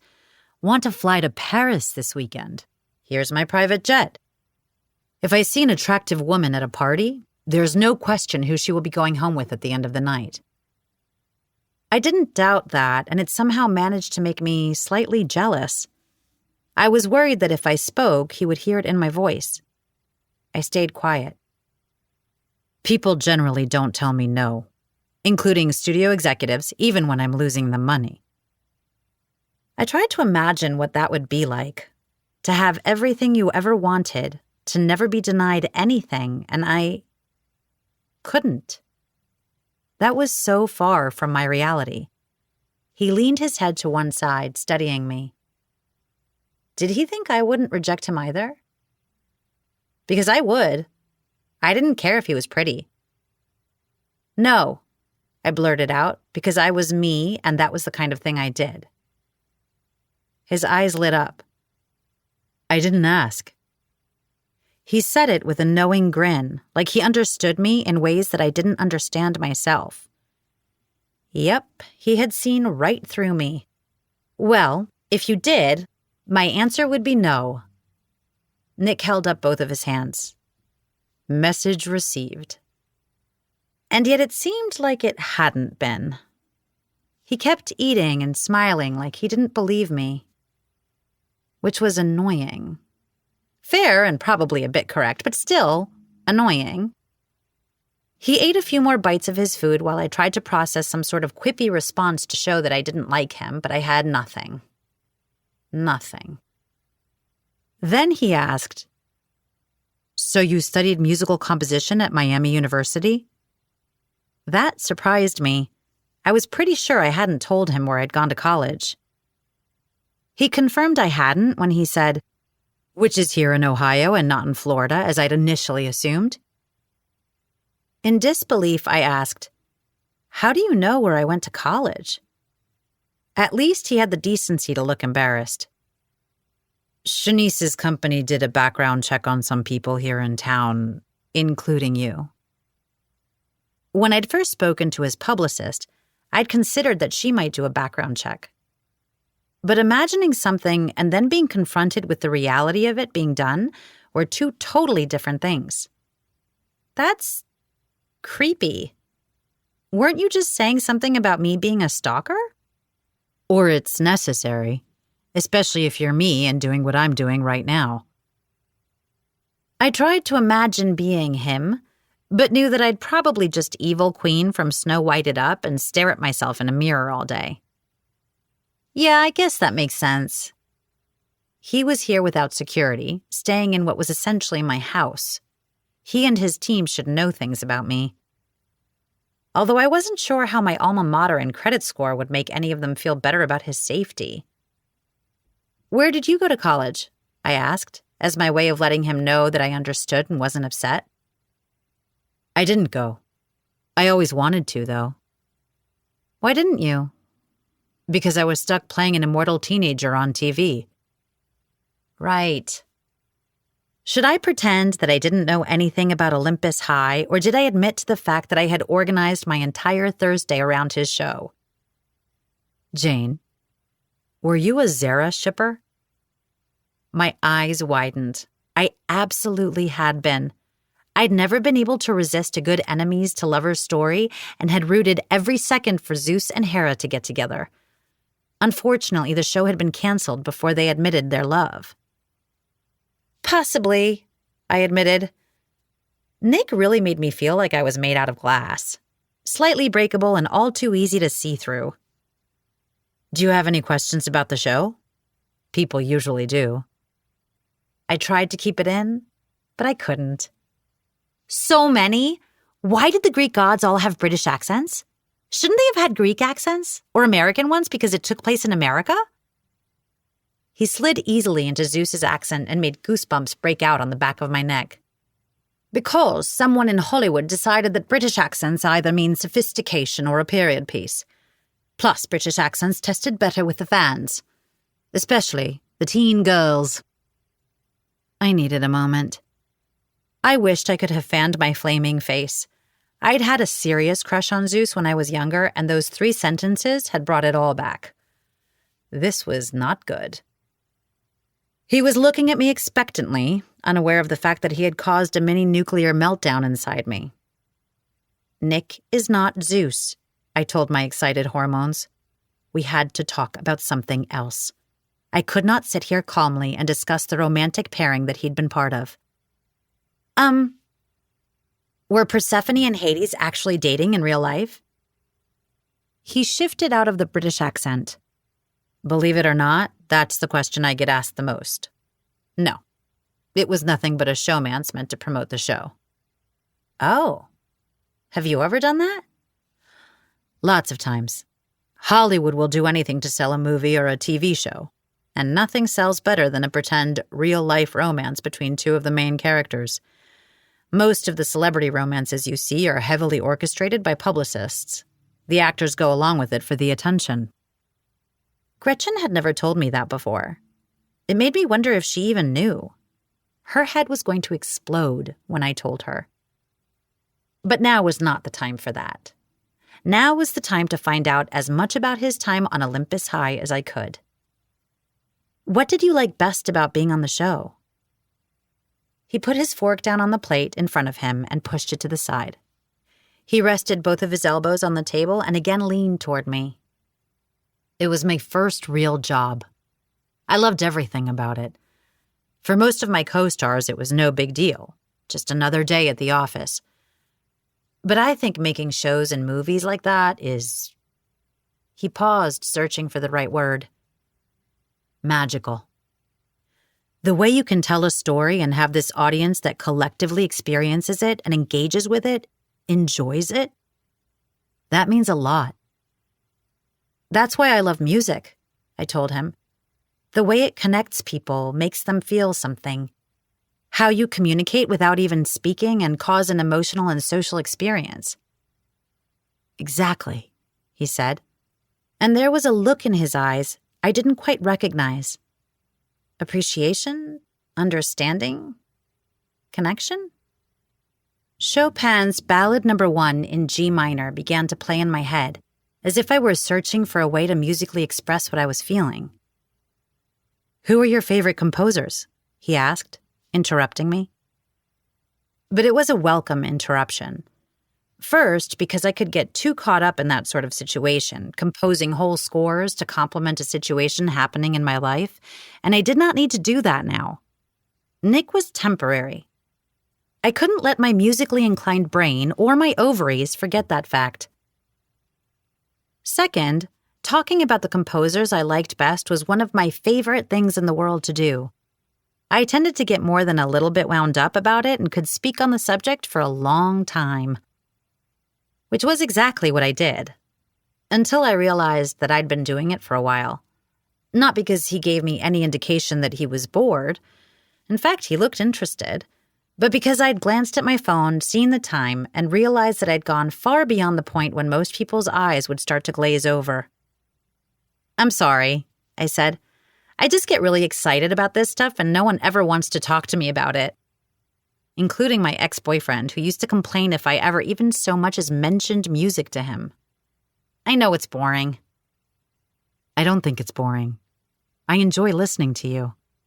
People who are passionate about things are interesting." It felt like a compliment, even if he hadn't worded it that way. It had been a long time since a man had given me one of those. He added, "You're easy to talk to. I like talking to you. I like you." My inner middle schooler was back. He liked me? Liked me? "He did say you were interesting," that voice then helpfully added. "And pretty. And cute." That didn't necessarily mean anything, though. He seemed to be a nice man, and it could be that he was only being polite. Maybe I wanted it to mean more and I was reading into it. That was entirely possible. Or he's just an honest person and doesn't want to play any games. Ugh. I had no way to evaluate any of it, and I was honestly scared to tell Gretchen because she was already making herself available to plan my and Nick's wedding based on our limited interaction. If I told her that he'd said he liked me, she'd probably spontaneously give birth just so that her son's birthday would mark the day when she was completely right about everything. I then realized that I'd been quiet for a long time, and I wasn't sure what to say back because I didn't want to make a nice situation into something awkward by misreading things. I settled on, "I like talking to you, too." It was true, and it had the added benefit of sidestepping his saying he liked me and maintaining a pretense of not being obsessive by demanding he explain himself and what precisely he meant. Win-win. There was a moment when I thought he was going to put me on the spot as he was sporting that knowing grin. "Can I share something with you?" he asked. My pulse started pounding in my temples, my lungs tightening. I meant to say okay, but it came out a slightly garbled mess of consonants. I could think of so many things I'd like to share with him. Even though I knew better and should have had more control over my hormones. "Do you know that not one person has stared at me since we sat down?" Did he mean other than me? Because I felt like I hadn't been able to take my eyes off him since he stepped out of that car. I blinked rapidly, my breathing returning to normal. "No one has taken a picture of me or asked for a selfie since we got here. It's very refreshing." "Welcome to real life," I said. "We have sugar here." He laughed and then asked, "Should we get the check?" "Oh, they'll put it on my tab. I heard you weren't rich." Why did I say that? It was like I was implying something about his financial status, and I honestly had no idea how much money he did or did not have in his bank account, and it was rude to bring it up. My mother was going to die of embarrassment specifically so that she could roll over in her grave at my mistake. Mortifying. What was wrong with me? Relatively speaking, yes. His gaze flickered away and then back to mine. If I'd upset him, he didn't show it. "I'm assuming you have to get to work." I debated what to say. Did I tell him that I had taken today off in anticipation of his arrival and to help him get settled in? Although from his making a strange place feel like home story, it didn't sound like he needed any help in that area. Or should I agree and flee to the library so that I could get my head on straight? Because he was knocking me for a serious loop. He was not at all what I'd expected him to be, and with that outside packaging of his, it was overwhelming. It might have been scrambling my brain just a teeny tiny bit. Okay, a lot. Which was evident when I said, "I'm free. What did you want to do?" How did he manage to look so mischievous and sexy all at the same time? I can't tell you that because you've preemptively told me no. He's teasing, I told my overexcited glands. He likes to tease you and make you turn that particular shade of red. To distract myself, I cleared my throat and said, "I could take you to the grocery store so that you can pick out whatever you need, because I'm pretty sure that everything in my house is laced with sugar. I could drop you off and pick you up later." I was trying to give both of us an out. I'd said I was free, but maybe he'd forget that part. I wasn't sure it was that great of an idea for me to keep hanging out with him. He didn't forget about my availability, though. "Only if you come with me." It was just grocery shopping, the most mundane of basic errands, but his words sounded like he was promising adventure and fun and like I'd be a fool to turn him down. It might not have been the smart move, but I found myself powerless to resist. Chapter 6. We walked from the diner to the store. It didn't take long, but I hoped he didn't notice how heavily I seemed to be breathing. White, misty clouds lingered near my mouth. I was both walking quickly and trying to stave off this overwhelming attraction I felt for Nick. He kept up with me fine, and I noted that he was not out of breath. Stupid in-shape Nick Haddon. The front doors of the store slid open, and we walked inside. "Here it is. This is the grocery store. My parents own it, and my brother Heath is currently running it." "I have never actually been grocery shopping before," he confessed, and I only had a second to try to process that bizarre piece of information before he continued on. "Heath? That's the brother who is married to Gretchen," Nick said, taking in our tiny store. Bigger than a convenience store, but not the kind of grocery stores people were used to in larger cities. Just a good place to get the necessities and some fun extras. "Yes, Heath is married to Gretchen." "So this is the family business?" he asked, picking up an apple. He turned it one way and then the other, studying the bright redness. Why did Nick look so hot standing there with a piece of fruit? I was suddenly getting the whole Garden of Eden temptation thing. Thankfully, he set the apple back down on the display. I remembered that he had asked me a question. "It is. It was started by my great-grandparents." I know a little something about that, being in the family business. It must have been weird to grow up with two huge celebrities as parents. I wasn't up on my gossip like Gretchen, but everybody knew about Sheila Starr and Bradley Haddon. How they had been married to other people, fallen in love on the set of one of the worst movies of all time, and been blissfully happy for the last 30 years. Nick shrugged. It was my normal. That was my life, people taking my photo everywhere I went. And we had a lot of money. I never knew anything else. Even when I went to school, most of my classmates had famous parents. It was their normal, too. It wasn't until I was older that I realized just how different other people's lives were. He looked at the sweet corn, and I made a mental note to grab a couple of ears. They would be so fresh this time of year. It was not because I thought Nick might enjoy it, and I wanted to share a piece of Ohio with him.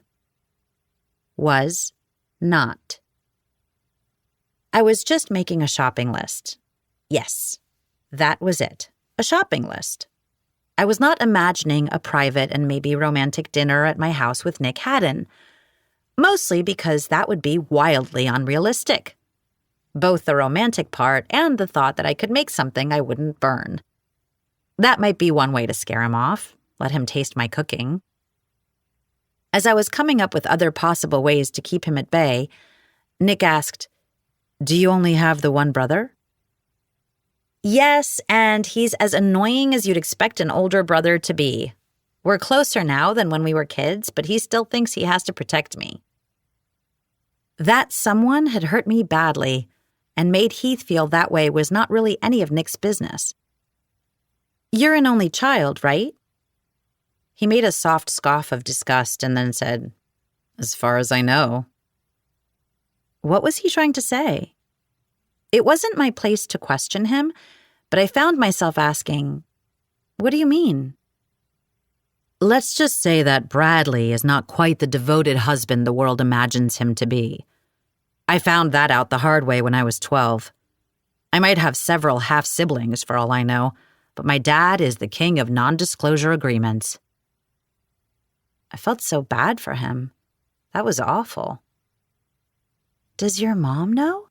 I asked in a stage whisper. This was all so shocking to me. His parents had the most famous love story in Hollywood. "She knows, but she pretends that everything is okay. It has to be for the cameras. Nothing is authentic or real in our lives. If things ever got rough at home, which was basically all the time, my dad would go on location and my mom went off to a 6-month-long spa retreat. They left me with a rotating list of nannies." That must have been really hard to deal with. This revelation shifted things for me. I'd thought Nick Haddon was some golden boy who'd never known a day's hardship in his whole life. That he'd never been grocery shopping before had added to that belief. I'd imagined that he'd grown up with perfect, talented parents in some mansion where his life had been easy. Instead, his upbringing sounded really lonely. It made me sad. "You're not what I expected," I confessed to him. "What did you expect?" "A little more full of yourself, I guess." He briefly shrugged and gave me a slight smile. "A few years ago, you would have been right. I've been working hard on that, though. Hopefully, there's more to me than meets the eye." Well, what met the eye was pretty darn good, so that was a ringing endorsement. I reached for one of the mini shopping carts. "This is a shopping cart. Put the stuff you want in and bring it up to the cashier when you're done." Now he looked offended. I understand how the process works. "Because you've seen it on TV?" His expression made me think that hit close to home. I've always had an employee who did all the shopping, but even though I've never done it myself, I get the basics of it. "Okay, poor little rich boy. You can get your own groceries. Have fun. But just wait until I tell you how to combine coupons with sales. Your whole world is going to shift." Promise? Why did everything he say sound like some kind of come-on? It had to be because I hadn't been on a date in so long. Maybe that's what I needed to do. Go on a date with a regular guy so that I wouldn't buy into the fantasy of what it would be like to date someone like Nick. There was that nurse practitioner at Gretchen's OBGYN, Wells. He'd hinted around about asking me out, and my best friend had repeatedly told me that it wasn't like a conflict of interest because I wasn't a patient. It still seemed a little strange to me, so I'd been polite, but hadn't really responded. Perhaps it was time to change that. "This way," I told Nick as I led him over 3 aisles. "You might be interested in our health food section. It's Gretchen's idea. She pushed Heath into it when she got pregnant because she had lofty expectations. Instead, she got really sick in the beginning and pretty much could only keep marshmallows and saltine crackers down." He reached for a box on the shelf and handed it to me. "Hey, look at this. It's one of my favorites." "Seaweed squares?" I asked, trying to keep the disgust out of my voice. Somebody actually made a snack out of the worst thing in the ocean? What's next? Microplastics bites? He laughed and took the box from me and put it in his cart. I'll have you know that seafood is a superfood. What's its superpower? That it's inedible? There was a ding as the front doors slid open and a customer walked in. Only it wasn't a customer. It was the actual devil. Brenda Schumacher, I grumbled. I couldn't remember the last time she'd stepped foot in my parents' store. Who is that? Nick asked. You just said Brenda Schumacher the same way Lex Luthor says Superman. I am not the supervillain in this scenario, I told him. Brenda made eye contact with me and headed straight toward us. Whatever was about to happen was not going to be good, and I definitely didn't want Nick to witness it. Go shopping, I told him, pushing against his shoulders. Why was he so solid? He was like a brick wall with eyes. I wasn't able to move him even a little. You're very bossy, he said in a playful tone, not picking up on my panic. I'm just aggressively helpful, I said, still pushing against his shoulders. Then he seemed to realize something was going on. What's happening? He asked. Please. My voice broke slightly. I didn't want to beg, but I was prepared to. I knew what Brenda was capable of, and the last thing in the world that I wanted was for Nick to be here. I wasn't sure why that was so important to me, but it was. Okay, he said, and thankfully left. She might have been the actual worst, but even I had to admit that Brenda was like a perfect little doll come to life. She had always managed to make me feel too tall and frumpy. She was tiny with dark black hair and had the tiniest waist I'd ever seen on a person. She also enjoyed clothing that left very little to the imagination. I knew I wasn't supposed to judge her for that, but judging. Jane Wagner, I haven't seen very much of you lately, she said in a fake, friendly, high-pitched voice. Really? I feel like I always see too much of you. I glanced down at her low-cut top, but she wasn't insulted. She smirked at me. My hackles went up. She was here for something specific. I could feel stomach acid rising at the back of my esophagus. There was only one logical explanation. My gaze inadvertently flickered over to Nick. So did hers. I stepped into her line of sight, towering over her even though she had on 4-inch boots. What are you doing here, Brenda? Did somebody forget to lock the gates of hell?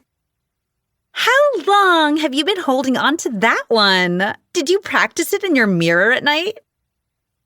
I had come up with it a few weeks ago, but I wasn't going to dignify her accurate guess with a response.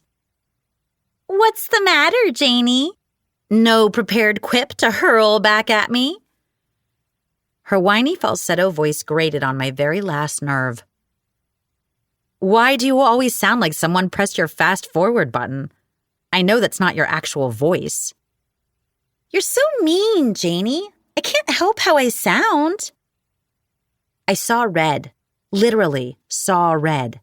She had said it just to rage bait me, and yet she had still successfully baited me into a rage. I'd never make fun of something that someone couldn't control, but in Brenda's case, it was entirely within her control. She'd adopted this tone and pitch when she tried to steal Teddy Newcastle from me in high school. I had held on to a horrible voicemail she'd sent me years ago as evidence of her bullying, and she'd used her regular octave in it as she raged at me and called me names.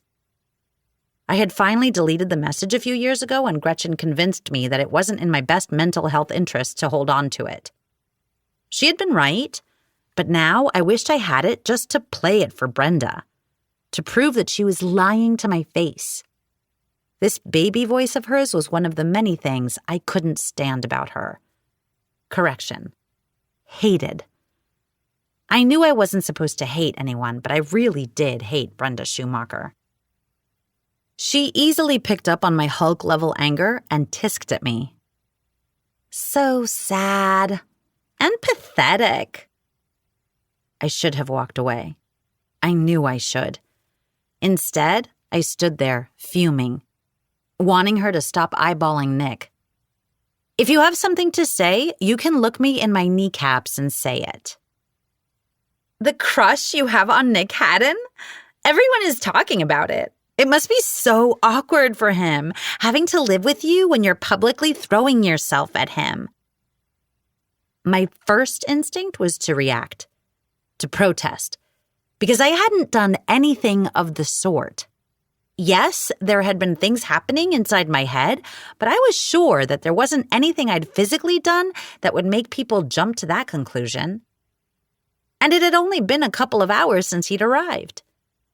News definitely traveled fast in our town, but this was ridiculous. Or she was making it up, trying to rattle me, which was entirely possible. She continued, "Maybe I should offer him a place to stay." "Where? In your lair?" I would run Nick Haddon off myself before I'd see him staying with Brenda. "Oh, you haven't heard? Wilfred bought me the Fairchild place." "What?" The Fairchild place was a small inn just outside of town. Brenda's boyfriend, the former mayor of Patience, had bought her an entire building, possibly with embezzled money. I had no way of knowing that, of course, but it wouldn't surprise me. Why didn't anyone know about this yet? Then it hit me that my friends probably already knew and were keeping it from me. Because the idea that I was going to be in competition with her when the Pink House officially opened for business was enough to send me into a rage spiral. I would not give her the satisfaction. "Worried?" she asked. "You should be. I'm going to take your customers, and I'm going to take that yummy man from you." "You mean like you tried to do with Teddy and you had to settle for his uncle? A man old enough to be your grandpa? How is Oldilocks, by the way? Are you at all concerned that your relationship might be considered elder abuse?" Anger flashed in her eyes, and I felt a small thrill that I'd finally managed to shake her calm exterior. Her voice was steady, though, as she said, "You do understand that Nick Haddon is out of your league? Tell me that you understand that." That was such an obvious thing to say. Of course he was. In other news, water was wet and the sky was blue. Did she think that would hurt me? That I hadn't already realized that myself? My voice was equally steady as I asked, "Why would you want Nick? He doesn't have any liver spots, still has his own hair and teeth, and doesn't take heart medication. I don't see what the attraction is, unless you're just looking for another rich guy to hitch your wagon to." If that was the case, she was going to be sorely disappointed. She crossed her arms. "I think someone like Nick Haddon wants a woman he can relate to, that's on his level. You know what they say, behind every great man is an even better woman." "I wouldn't know. I've never stood behind a man, or let one buy me an inn." "No, you just let your daddy do that." "My parents didn't—" "Hey, hey, hey!" Gretchen came over and joined us, a fake smile plastered on her face. "Voices, you two are getting loud." I could feel everyone in the store staring at us, including Nick. I didn't dare turn around to make eye contact with him, though. I hoped he hadn't heard what we were saying. I should have stopped, but I did not. Instead, I rage whispered to Brenda, "Does your grandpa know that you're trolling for a new man? I'd hate for him to take his present back." She gave me a serene smile that made me want to punch things. Mostly her. "Wilfred and I have an understanding. You and I should have one of those too, because I'm like the Canadian Mounties." I blinked at her and decided to be deliberately obtuse. "You wear a red suit and a funny hat?" "You're thinking of Santa," Gretchen interrupted, picking up on my vibe. "He wears a red suit and a funny hat." "That's not what I'm—" Brenda hissed. balling her hands up into fists. What I meant was, I always get my man.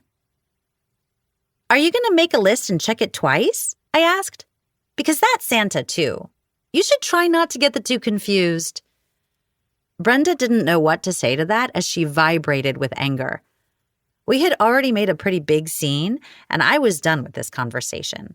So I announced, as much as I'd love to stay for more of your witty and delightful banter, I'm just not that good of a liar.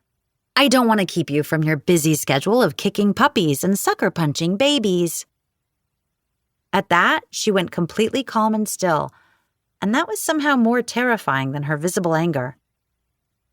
You're right, I am busy. I'm actually here on official Newcastle business. Warning sirens started sounding in my head.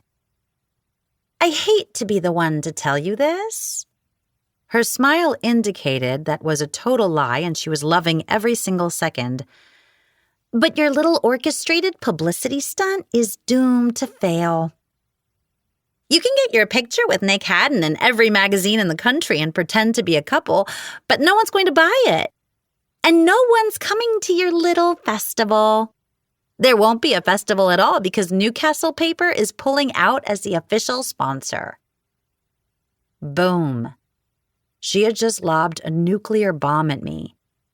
Newcastle Paper had agreed to be the sponsor of the festival almost a year ago, as they had every year prior for the last 40 years. How had she done this? I knew Wilfred Newcastle sat on the board of that company.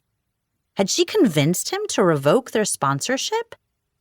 That had to be some kind of conflict of interest or something. But I wasn't a lawyer and didn't know what we could do to get them to pay up. I assumed there was a contract, but the Newcastles were notorious for getting out of their promises. Something I knew all too well. She was right about one thing.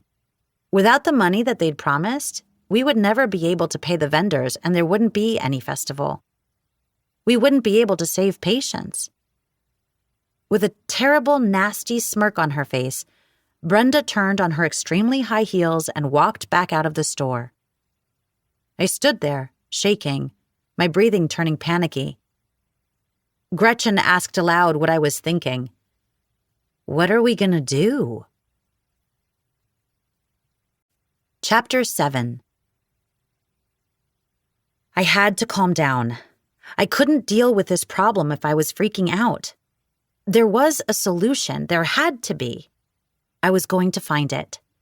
I couldn't get this jittery, frantic feeling to go away, though. I told Gretchen, we need to call an emergency meeting of the festival planning committee. Text everyone. I'll take Nick back home and join you at the library. Got it, she said, and jumped on her phone. I texted my mom to ask for the Newcastle Paper contact, a woman named Julie Eliason, and then immediately called her. She picked up right away, and when I asked her about the situation, she informed me in a very cold voice that the information I'd been given was correct, that Newcastle Paper wasn't going to sponsor the festival this year and would be looking to invest their charitable dollars elsewhere. It was a very measured and calculated response, and then she hung up on me. I wished I could slam down my phone instead of swiping futilely on the screen that indicated the call was over. They wanted to spend their dollars elsewhere. Ha! They didn't have any. If there was one thing everyone in Patience knew, it was that Newcastle Paper was slowly going under. Every year they lost more clients as they continued to switch to digital, and the company was forced to lay off more employees. It was a slow grind to the end, but it was going to happen. I just never expected that the festival would be caught in the line of fire. Part of me felt bad, like I had somehow caused this to happen because of my lifelong rivalry with Brenda. Had she specifically done what she could to wreck the festival? Not caring how it would affect people she'd known her entire life just to stick it to me? It seemed so selfish. The worst part, though, she had come here specifically to tell me that the sponsorship had been revoked. She'd wanted to see my face when she told me. She was the absolute worst. I wanted her to go cordless bungee jumping. Gretchen came back looking frazzled. She wasn't supposed to get stressed, and I felt guilty. I got in touch with everyone. They're headed over to the library now. It wouldn't take long for them to arrive. Do you want to head over there and I'll finish up here with Nick? I'll join you as soon as I can. I put both my hands on her shoulders. It's going to be okay. She gave me a watery smile. I know. I didn't think that either one of us believed it. But even if I didn't believe it, I had to find a way to make it be true. Gretchen left, and I made my way over to Nick. There were so many men who would have been oblivious to the fact that I was all hopped up on anger and vengeance, but he immediately asked, "What's wrong?" "What's wrong is that Brenda the Bad Witch came to tell me that we just lost our biggest sponsor for the festival." "I take it that's bad." "Very, very bad." "What can I do to help?" he asked, and I could tell that he meant it. His sincerity made some of my bloodlust subside. "You're already doing it. You're here. But I have a lot of work to do now and have to figure some stuff out with the committee, so we need to finish up." "Sure thing. And my offer to help stands. Just let me know." We went up to the checkout lane and I handed my things to Michaela. She greeted me cheerfully but didn't make eye contact with Nick at all. She was maybe taking the leave him alone thing a little far, but he didn't seem to notice. "Where are you going to find a new sponsor?" he asked me. "Do you have someone who can step in?" "There's no other company here in town that has that kind of resources," I said. "We're going to have to make a list of companies we might call. Maybe some that have employees that live here." 2 weeks. We had to find a new sponsor in 2 weeks. "I really am happy to help," he said. "I could make a donation." "It's okay," I told him. He didn't have the money we needed and he wasn't familiar with the nearby businesses. "We'll figure something out." Michaela scanned our things quickly and said, "Do you want me to put this on your account?" "Yes, please." Nick was in the middle of taking his credit card out of his wallet and looked at me, confused. "It's fine," I said. "Your publicist is taking care of it. Plus, this way they'll deliver everything to the house." "Are you sure?" he asked. Michaela put our bags in a cart and wheeled it off to the back to get it ready for delivery. I was about to tell Nick that we had to go when I glanced up to see my brother standing at the cash register, glaring at both of us, his arms crossed across his chest. Uh-oh. What was this about? "Nick Haddon, this is my brother, Heath Wagner. Heath, this is Nick, the actor." Nick held out his hand and said it was nice to meet him, but Heath didn't respond. He just kept glaring. "Gretchen wanted those marshmallows," I told him defensively. "That was not my fault." "Buying someone's groceries?" he asked me sarcastically. Oh, it was about that. "You don't understand the situation. This is all covered. His publicist has already deposited the money up front, and if we go over that amount, she'll send more." Nick winced, and I wondered what that was about.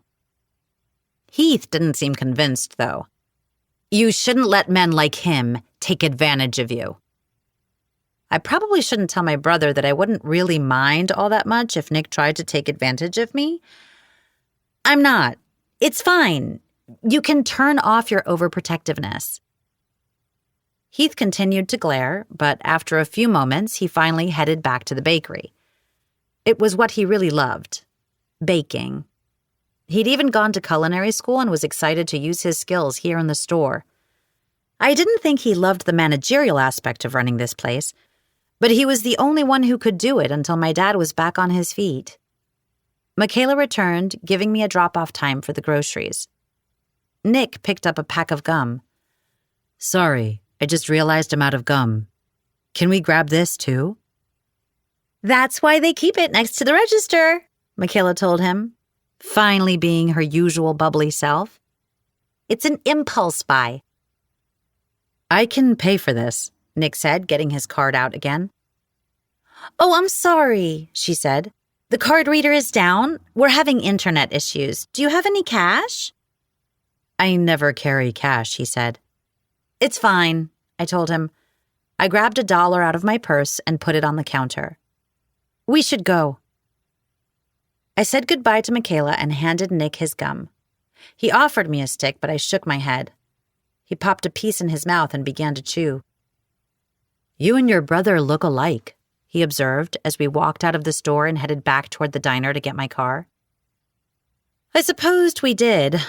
We were both tall and had the same light brown hair and dark brown eyes. But I felt like that's where the similarities ended. He looked more like our dad, and I took after our mom. A little bit, I said. Is Heath short for Heathcliff? Yes. Our mom loves books, and we're named after 2 of her favorite characters from literature. Heathcliff from Wuthering Heights and Jane from Jane Eyre. He nodded. Your brother doesn't seem to like me. It's not you. I used to date someone, Teddy Newcastle. He thought being part of the Newcastle family and my boyfriend entitled him to take what he wanted from the store and that he didn't have to pay. He said it was no big deal. I always covered for him and paid for it later. Nick looked a little sick. Like you did for me today. It's not the same thing. We have an arrangement. Not for the gum. I'm going to pay you back. That's not necessary, I told him. It's just $1. He shook his head like he disagreed with me, but he didn't immediately respond. Are you going to tell me about Brenda and why she sounds that way? Like she's been sucking on helium or is about to become the newest chipmunk? It's because she thinks that men will find that voice sexy and she's been doing it for so long, I'm not sure she even remembers how to speak normally. I meant more the anger part of it. How much had he overheard? Brenda Schumacher is what would happen if someone tried to make evil from concentrate but forgot to add water. It looked like Nick was trying not to smile. I'm getting the feeling that there's more of a story here. You mean other than being all pretty on the outside but an evil succubus underneath? She should eat some makeup. Maybe that would help beautify her ugly insides. Or get some Botox injections for her heart. I'm fairly certain that if you did that, it would poison her and she'd die. I shrugged one shoulder. Either way. He said, I feel like I've wandered into some centuries-old feud and I don't even know what the rules are. You're on my side and you should stay away from Brenda Schumacher so that she doesn't eat your soul. I suddenly could see how this might all come across to someone who didn't have the whole backstory, and it felt important to me that Nick understand. I'm probably coming across not so great here, but she was really awful to me growing up. I mean, as kids, we weren't really friends, but we managed to leave each other alone. But then I realized how I'd have to briefly relive the beginning of where our animosity began. Everyone our age was in love with Teddy Newcastle. The mayor? He sounded alarmed. No, that's Wilfred Newcastle. Teddy is his nephew and heir to the Newcastle fortune. Your stereotypical golden boy. He dated Brenda for a long time and then they broke up. A few weeks later, he asked me to prom. Me. I wasn't the girl who got asked to things like that. I'd always had a crush on him, so of course I said yes. That's when Brenda lost her ever-loving mind. She spent our last 2 years of high school doing whatever she could to ruin my reputation and mental health. She wanted me to break up with Teddy.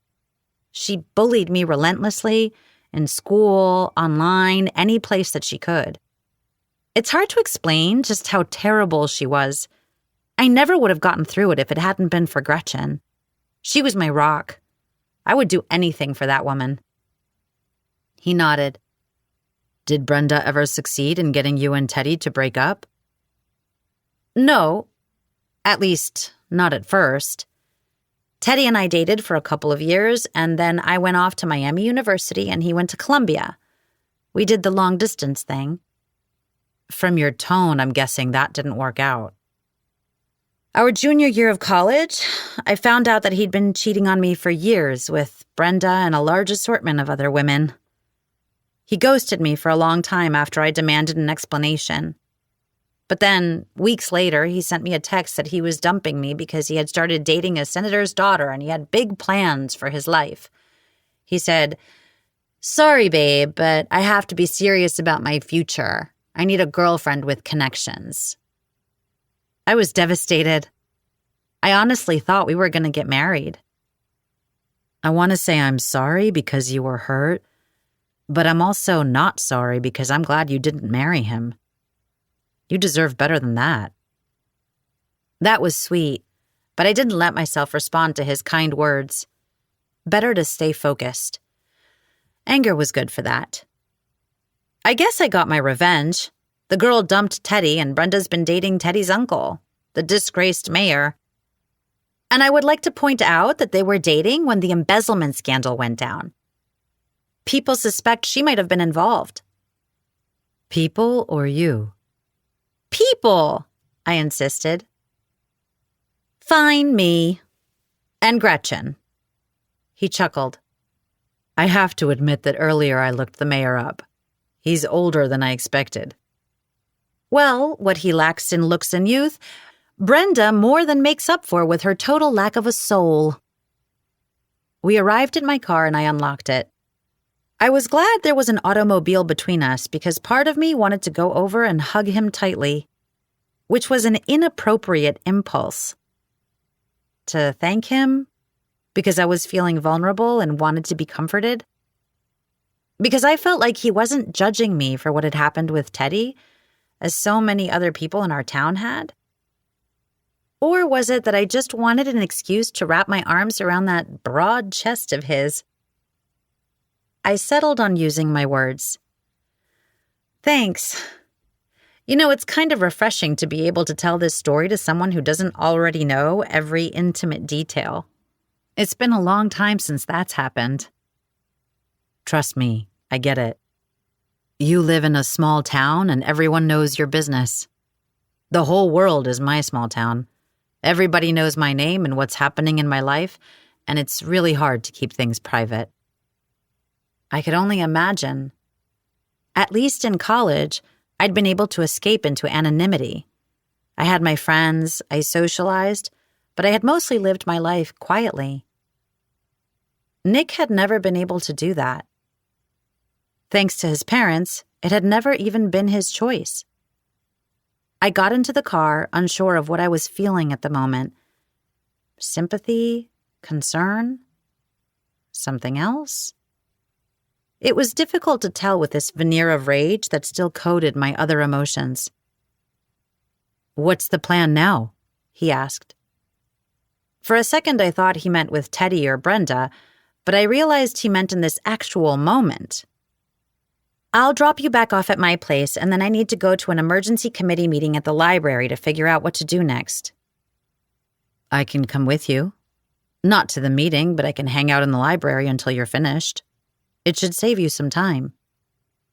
"Okay," I said. That was thoughtful of him. "Thanks." We both climbed into the car, and I might have slammed my door shut harder than necessary. Stupid Brenda. As I started up the engine, Nick asked, "Did you really date someone named Teddy?" He was not going to tease me out of my bad mood. "According to E! Online, you dated someone named Peaches." It was just for the publicity, not a real romance.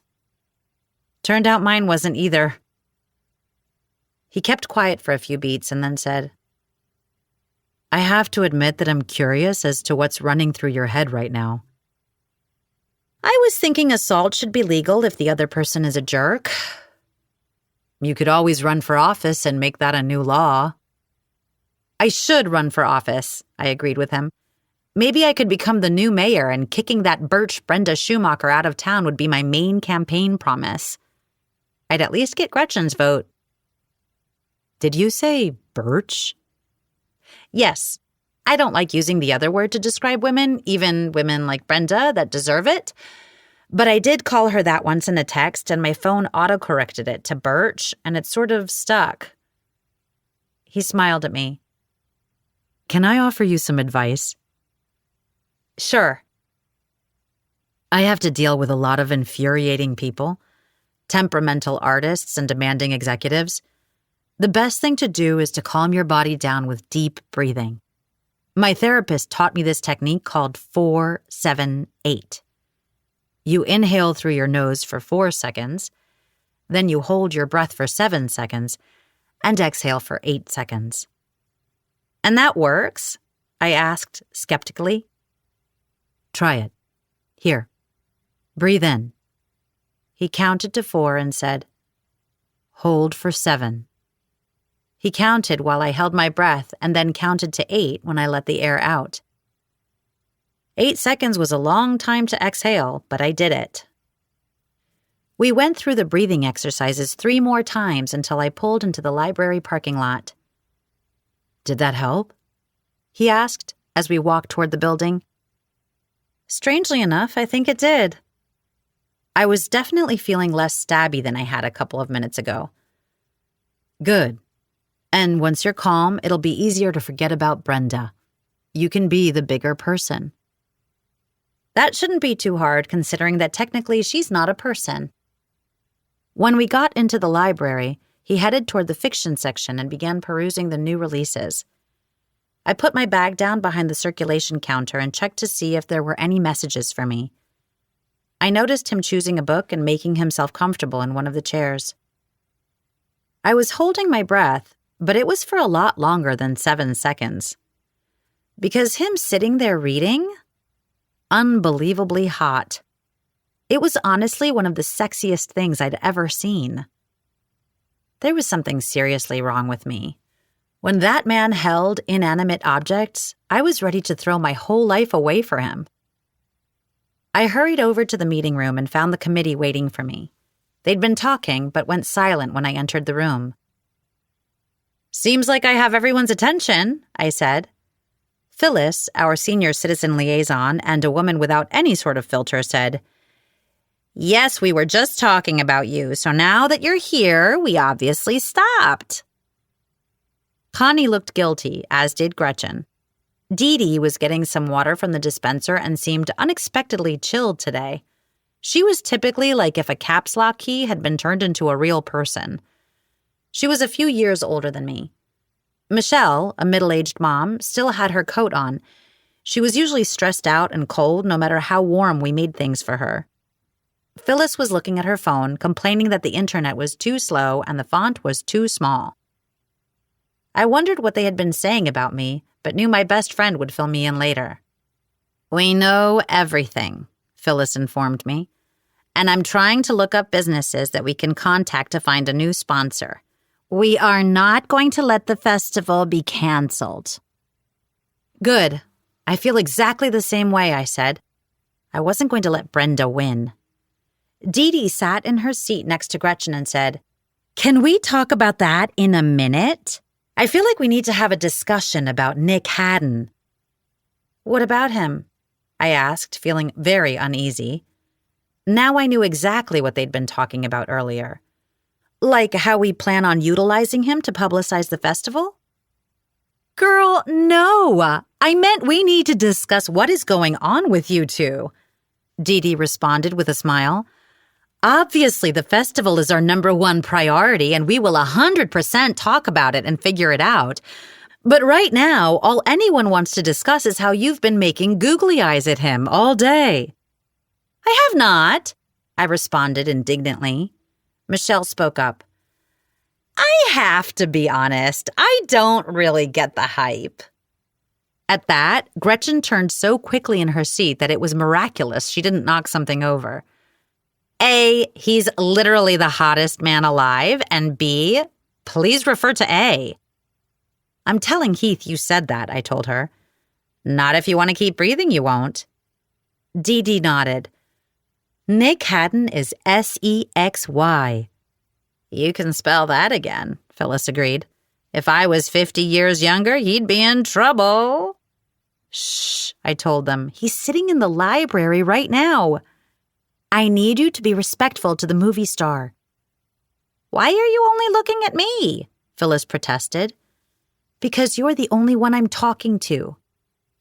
Everybody else would behave themselves. Mostly. "And you and Nick Haddon fell in love at first sight," Connie said with a sigh. "Wait, what? That didn't happen." Gretchen didn't let me explain. "It's not love. They're just attracted to each other, and the more time they spend chatting, the more they'll realize how much they like one another as people, too. They'll banter and laugh and enjoy each other's company, and things will progress from there. They're not in love. Not yet, anyway." "You are not helping," I told her. "I wasn't trying to," she said pointedly.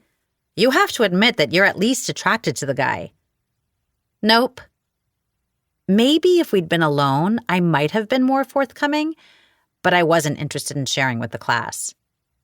"It must be nice to be so delusional," she responded. "It isn't bad," Dee Dee said with a grin. "Delusion's always been my sweet spot. What I do know is that I'd be all under that guy." "Don't you mean all over?" Phyllis asked. "Yes to both." Gretchen said, "My guess is that, at least for now, the only thing Nick Haddon's getting under is Jane's skin." "The man eats seaweed. Please be serious." Did I sound as annoyed as I felt? He was not under my skin. Was not. But whether my annoyance was from Gretchen always being right or lingering feelings from my Brenda encounter, I wasn't sure. "Relationships are about compromises. Let the man eat his sad green squares and you can introduce him to the wonder of chocolate chip cookies. Also, you do realize that you just proved my point, right?" she asked. Connie stood up, preventing me from arguing with Gretchen further. "I think love at first sight is a real thing." "See?" Phyllis said, pointing her thumb at Connie. "This is what happens when you let kids read too many YA books." They all started arguing and were getting louder and louder. "He's gonna hear you," I hissed.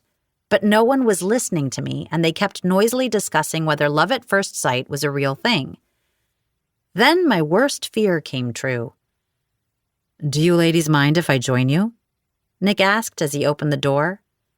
My heart jumped up into my throat, making it hard for me to breathe. Oh no, this was going to be bad. Chapter 8. There were so many ways this could go wrong, and I couldn't expect these women to behave. I had no way to mentally prepare or head off every inappropriate thing they might say. Nick might be on his own here. "I thought I heard my name," he said. "You did," Phyllis said. "We were just talking about you. So now that you're here, we were talking about the festival." I quickly interrupted so she wouldn't pull the same thing she had with me. "And finding a sponsor." Dee Dee was sitting straight up in her chair, beaming at Nick like he was personally responsible for the invention of chocolate. "Please join us, I'm Dee Dee." He walked over to shake her hand, and that was it. The others swarmed him. Gretchen came over to stand next to me, sporting a knowing grin that made me uncomfortable. Who knew what she'd say in front of him? "What's with the smile?" I asked. Better to let her get it out now than risk the chance of her making comments to Nick. "I can't just be happy for no reason." "I think we both know you can't." She shrugged, not answering right away. We both watched as Nick introduced himself to each member of the committee, the way he instantly charmed all of them, how they hung on his every word. See? He didn't just have that effect on me. He had it on everyone, expertly casting some kind of spell that made all of us feel enthralled. "There are a lot of pirates circling that booty," Gretchen observed. "Are you sure you don't want to get in there and stake your claim?" "My claim?" I scoffed. As if. But speaking of pirates, he's probably got the morals of one. "You mean like he makes people walk the plank?" again with the obtuseness. I meant he's probably known for his wenching. Wenching? You know, he has a different woman in every port. Do you know that for a fact? How would I know? I asked her. No, Nick Haddon and I have not had the all-important "how many women are you currently hooking up with" conversation, because I don't plan on being another notch in his belt. I've seen this stuff on the internet, all the women he's dated. I had never been a short-term fling kind of person. I craved the stability and connection of a relationship. Obviously, Nick was not the kind of man who could give me that, and despite Gretchen saying I was the delusional one, I thought I was thinking pretty clearly. There was only one way for all of this to end, and it was smart to protect myself.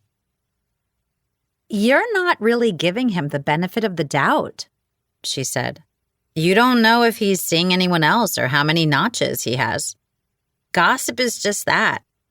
Gossip. You mean like how you all decided that I was in love with him?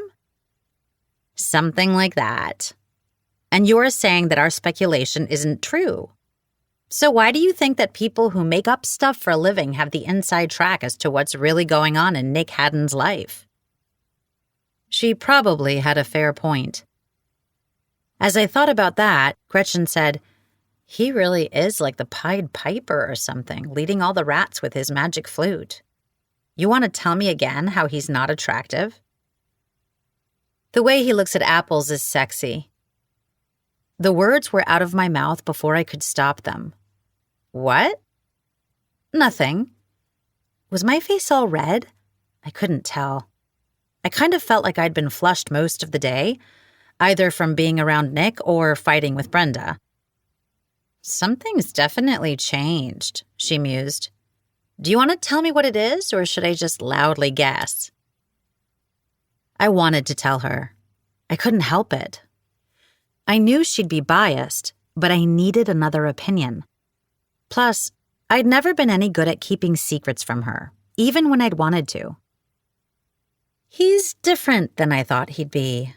He's really nice, funny, smart, intuitive. Honestly, those were the traits I was looking for in a partner. Admitting those things was almost worse than just saying he was hot like she wanted me to. But Gretchen didn't seem to notice. Anne? Fine. He's really attractive. She gave me a, "that wasn't so hard, was it?" look, and then said, "Welcome to the club. We meet on Tuesdays, and I know you think I'm making a lot of assumptions, but I do think he's interested in you, too." Apparently, the confessing wasn't over. Don't overreact to what I'm about to tell you. I glanced around us to make sure the coast was clear and then said, he told me that he likes me.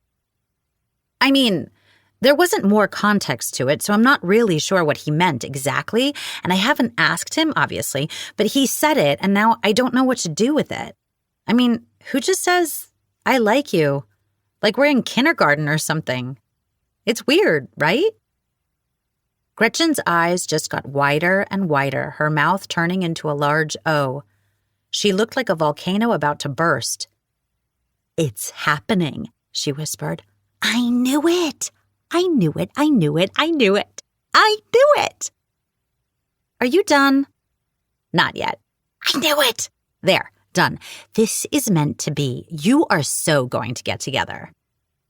No one could jump to illogical conclusions faster than my best friend. I know it may appear that way, and is that way, she helpfully added, but I don't even know how to interpret what he said. It could have just been a platonic thing. As in, he likes me as a friend and host of the place where he's staying. I don't want to read into it. I think you should completely read into it. Like one of those library book marathon things we used to do as kids. Read into all of it. What does the poor man have to do to convince you? I couldn't believe we were having this conversation.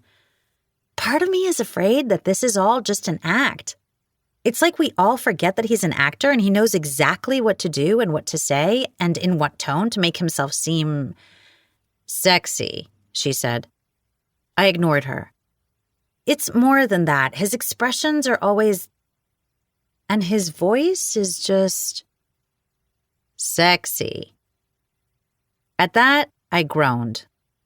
I couldn't explain to her what I was thinking because my brain hadn't had time to figure out what felt off to me. But this wasn't just as straightforward as she seemed to believe. There's something else there. Something that's not quite right. Gretchen said, "Do you think he's being fake?" "No, I don't think that's it. He's not fake." That seemed like one thing I felt sure of, that he was genuine, although I had nothing to base that on. "So we agree that he's not fake, and therefore he's not acting when he's with you, and you're just responding to the real him, and you like him too." "I didn't say that. You didn't have to. Not yet, anyway. He's got some time." Gretchen left to join Nick and the rest of the committee, and I kept mulling things over in my head. I still didn't know what specifically about my situation was bothering me. The whole thing, probably. There were so many reasons to steer very clear of Nick Haddon. And then he smiled at me, like we were sharing some kind of private inside joke, and my organs melted into a pile of goo and I forgot my own name. So it took me a second to realize that Michelle was calling me. "Jane, do you think we should get started?" "Oh, yes, sure." We all sat down, and I noticed Dee Dee jostling with Phyllis a bit in order to claim a seat next to Nick. They ended up sitting on either side of him. Our chairs were arranged in a circle, and he was directly across from me. It had probably been an accident, but it felt intentional. Everything about Nick Haddon was worrisome and dangerous. He was like a stick of dynamite with biceps. "We're all aware of what Newcastle paper has done, and I think we agree that canceling the festival is not an option." They all nodded. Phyllis and Michelle made sounds of assent. "So we need a new sponsor. Any ideas?" In between wishing for bad things to happen to Brenda Schumacher, I had been trying to come up with another company who could match Newcastle paper's promised funds. I was coming up blank. Apparently, so was everyone else in the group. This was not good. Nick raised his hand. "You can just talk," I told him. He smiled sheepishly and then said, "One of the things I noticed today was how many small businesses you have here in town. Would it be possible to get them to donate?" There was a reason we never took this path. I told Nick the dollar amount we had to raise. Even if every local business gave us $1,000, it wouldn't be enough. And a lot of them couldn't swing even that amount. "You could see what they could offer and then keep looking for a bigger sponsor to cover the rest of the budget. I've worked on movies where they've essentially done that." Nick said it like it would be easy, but I knew it was going to be a lot of work. "That's a good idea," I told him. "What else can we do?" We brainstormed as a group, coming up with ideas for how we could possibly raise money. There was that old saying about there being no such thing as a bad idea, but it turned out that wasn't true. There were lots of ideas pitched that wouldn't work, were sketchy, were possibly illegal. Dee Dee did have one that sounded interesting, selling photo ops where Nick would pose with ticketed fans at the festival. He said he'd be up for it, and I made a note on my phone. Gretchen turned to me and mouthed, "Kissing booth." I just shook my head at her. If she didn't know why that was a bad idea, I would explain it to her later in private. As the meeting started to wind down, Nick's suggestion still seemed to be the best one to raise money in a short amount of time, especially since we needed that money now and couldn't afford to gamble on whether enough fans would buy tickets to get a photo with Nick. And, as Nick had pointed out, it might be easier to find a bigger corporate sponsor if the amount we asked for was smaller. The group agreed with me. I tried to suppress a sigh because I knew it was all going to be on me to make this happen.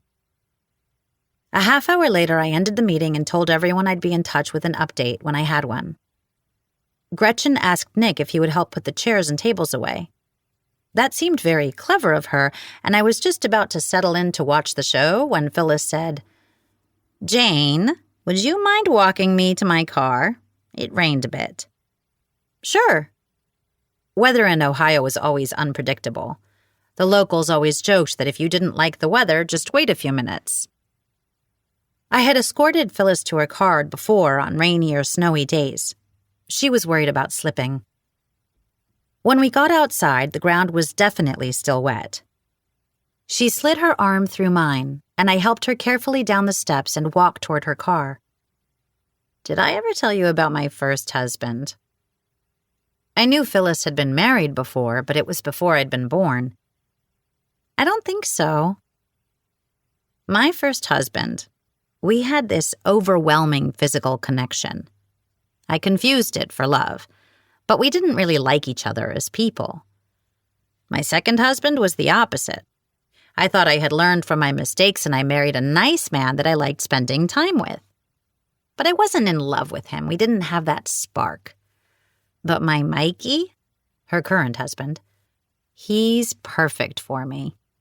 We don't have everything in common, but we like being together. I'm curious about his interests, and he's curious about mine. And the physical connection... I leaned over to open her car door. I did not need those kinds of details. You don't have to tell me everything, I said. She got in slowly and settled into the driver's seat. I probably should have asked why she was sharing that information with me, but I already knew. Everybody in this town thought they had some sort of heaven-mandated calling to interfere in one another's lives. Better to send her on her way than prolong this any further. Drive safe. She narrowed her gaze at me and said, I know you didn't ask me for advice, but I'm old enough that I get to give it whenever I feel like it. That Teddy Newcastle was never right for you.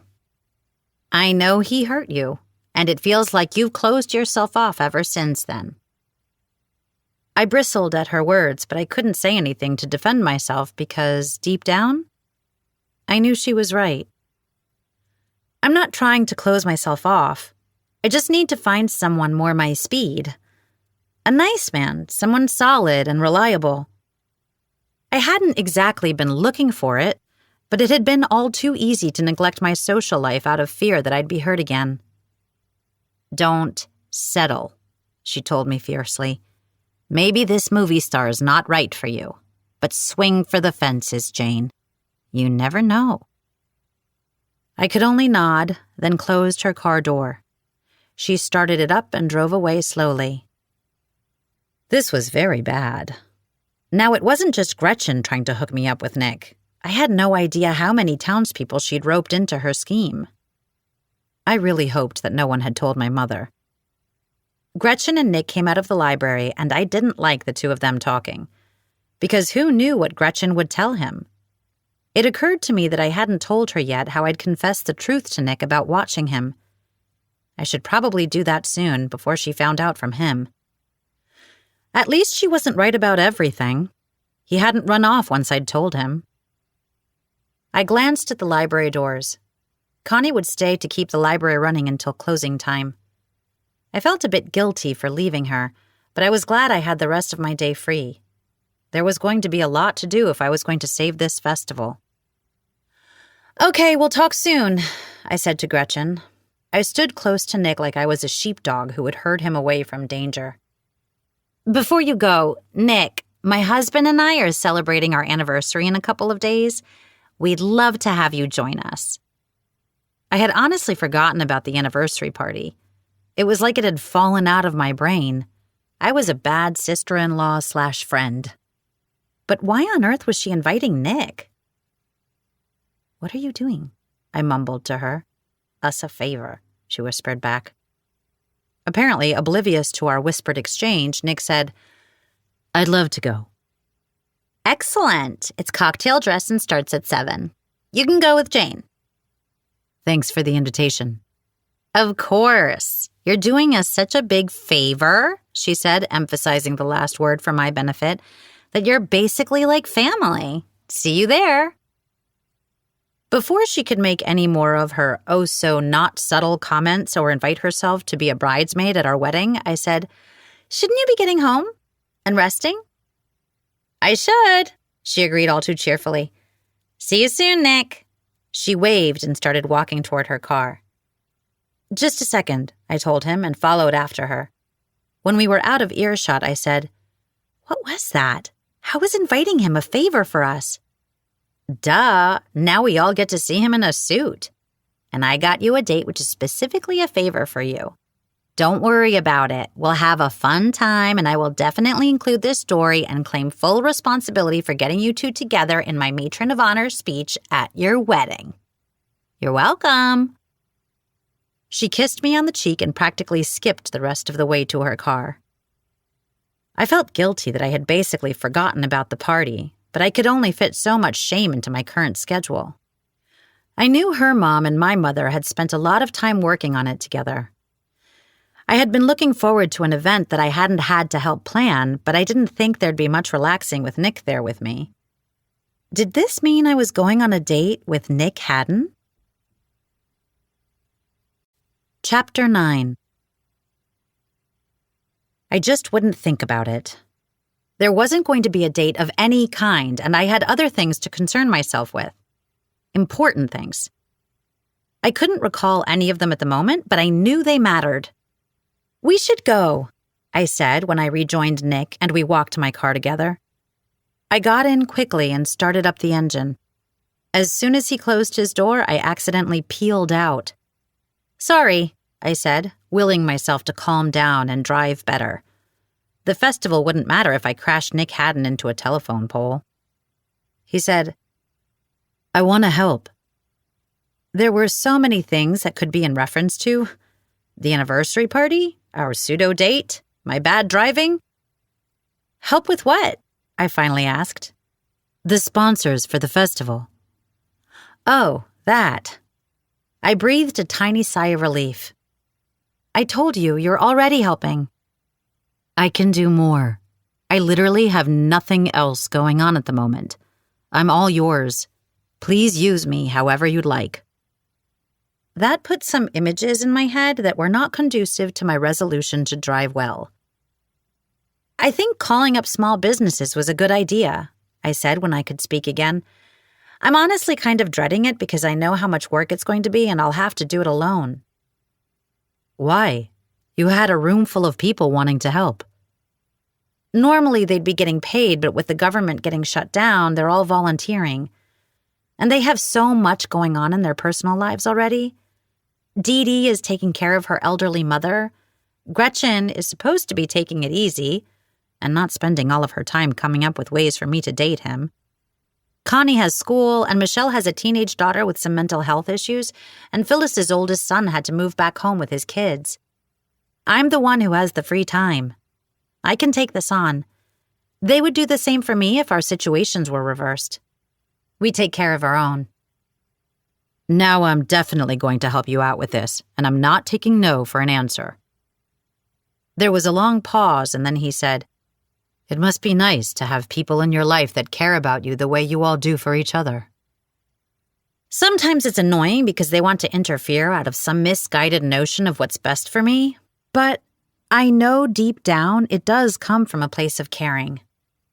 It took me a second to realize the implication of his words. He was saying he didn't have something like that in his life, which I found hard to believe.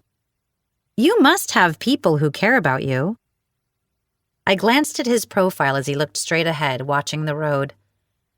I have people who depend on me for their livelihoods and parents who may get in touch with me from time to time when they remember that I exist, but no, I don't have what you have. My fingers flexed against the steering wheel as I was struck with the impulse to reach over and take his hand to comfort him. I'm sorry. That seems so sad. I don't need your pity, he said in a tone gruffer than any he'd used before with me. It's not pity, I just wish... I don't know. That I could share my friends and family with you so that you'd know what it felt like. I felt his gaze on me, and I didn't dare look at him for fear of what I'd see in his eyes. I think I'm starting to get the idea. That made my heart speed up, and the desire to reach out and touch him was overwhelming. I wrapped my fingers around the steering wheel tighter and said, Has anyone told you about the Amish communities nearby? Maybe one of the days while you're here, you can take a trip out there and do some exploring. You might enjoy that. Yep, super smooth transition and not at all awkward. Taking the hint, he asked some questions about other things to do in and around patients, and we chatted about it all the way home. When we got inside the house, I wasn't sure what to do with him. I definitely had a sense of obligation to entertain him, but that was ridiculous. He was a grown man. We went into the kitchen, and I noted that Heath had let himself in and had unpacked our groceries for us. That was very thoughtful of him. I showed Nick where everything was kept. My home is your home. Please help yourself to whatever you need. I'm not great at cooking, he admitted. Me neither, I told him. Mostly because you have to pay attention when you do it, and I always have this music running through my head, and I get distracted and start writing down notes on a paper towel, and then, whoops, the eggs are burned. Maybe we can try a couple recipes together. I'll watch the oven, he said. I didn't like the little domestic scene he was conjuring up in my head. I walked across the room so that the kitchen table was between us. That felt safest. I should probably start working on that list, I told him, still feeling awkward. He showed me his phone screen. I pulled up a list on the website under the Chamber of Commerce section. It took a long time, though. Why is your internet so slow? I quickly explained the fiber optic situation to him. My understanding is that there's not much more that needs to be done, but there's no one in charge right now who can get it finished. Okay. Then I'll continue to use my Stone Age Wi-Fi, and I thought I could expand the search. Contact some small businesses in towns nearby who would benefit from increased tourism here and patients due to the festival. Oh, that's actually a really good idea. You seem to be full of those today. Thanks. People don't generally see that part of me. Why not? He shrugged one shoulder. No one wants me to contribute. My job is to sit there and say the words they tell me to say and look pretty. My first thought was if that was his job, I'd bet he was Employee of the Month. My second was, again, how sad it all seemed. To not be valued for his mind, not encouraged to speak up and give his opinion, to stay quiet and play a part. I didn't want to be someone else who discouraged him, but he had to know that it was a lot. This kind of stuff can get overwhelming fast. It can make your life feel like one big have to. There's always so many things I have to do that I don't get to. I don't know, stop and smell the roses. You should do that. Roses smell really good. I smiled. It's easy to say, he said. I get it, probably more than anyone. My life is a big have to as well. But I'm trying to find ways to carve out time for me and the things I want to do. Speaking of, what's something you don't get to do for yourself very often that you enjoy? Several things flashed through my mind, and all of it just seemed like more work. I'd have loved to sit and work on my music, but a sense of weariness made my limbs feel heavy. I didn't have the energy to do anything at the moment. I just wanted to unwind, even if I didn't have time for it. I really enjoyed taking bubble baths. Something dark and unreadable flickered in his eyes, his jaw clenching tightly for a moment before his face relaxed. You should do that. Take the night off. Everything will be waiting for you here in the morning. I found myself nodding and saying, okay. I wasn't the kind of person who liked delaying things until later, but it was like someone was giving me permission to take care of myself, and I needed it. He followed after me as I walked to the stairs. We stood at the base together, and it almost felt like the end of a date or something. I folded my arms and tried to fight off the discomfort I was experiencing. Also because I still wanted to touch him, and that was the best way I could think of to keep my hands to myself. He shifted his weight from one foot to the other, almost like he felt uneasy too. He said, So, I'll see you in the morning. And don't stress about work tonight. Remember that now you have me here to help you. We'll find sponsors in no time. Thanks. Still, we stood there. He put his hands in his pockets, and I wondered if he was doing it for the same reason I was keeping my arms crossed. Okay, so yeah. See you tomorrow. I walked up the stairs slowly, and I could feel his gaze on me the whole way up. When I got to the second floor, I couldn't help myself. I turned to look, but he was gone. I ignored the sense of disappointment I felt. I went into my room, shutting the door behind me. I gathered up the things I needed for a bath, my mind completely focused on Nick. What was he going to do tonight? Should I be down there talking to him, working on this project? No, he was right. I needed this break before I tackled everything else that had to be taken care of. I slid out of my clothes and into my bathrobe, grabbed my supplies, and went into the hallway and headed toward the second-floor bathroom. I locked the door and started the bath. I poured in the bubbles and felt the water, adjusting it to the right temperature. I slipped my robe off and stepped into the tub. As the warm water continued to rise, topped off by frothy bubbles, I ran the events of the day through my mind. This felt like a perfect way to cap things off after my marathon 24 hours. But all I could think about was Nick, and how I had enjoyed being around him. Maybe it hadn't been a date, and there had been some definite bad things that happened, but the day I'd spent with him had been one of the best days I could remember. And that was solely due to him. I woke up in my bed, wrapped up in my bathrobe and shivering. I remembered lying down, wanting to rest my eyes for a second, and now here I was. Patches was meowing loudly and sadly outside my door. I could barely open my eyes. I picked up my phone, which I'd forgotten to charge and was now nearly dead. I groaned when I realized that I hadn't set my alarm, and if I didn't get out the door in the next 20 minutes, I was going to be late to pick up Gretchen. I headed to the bathroom, nearly getting knocked over by my cat. I used the facilities, making sure to brush my teeth and put on deodorant.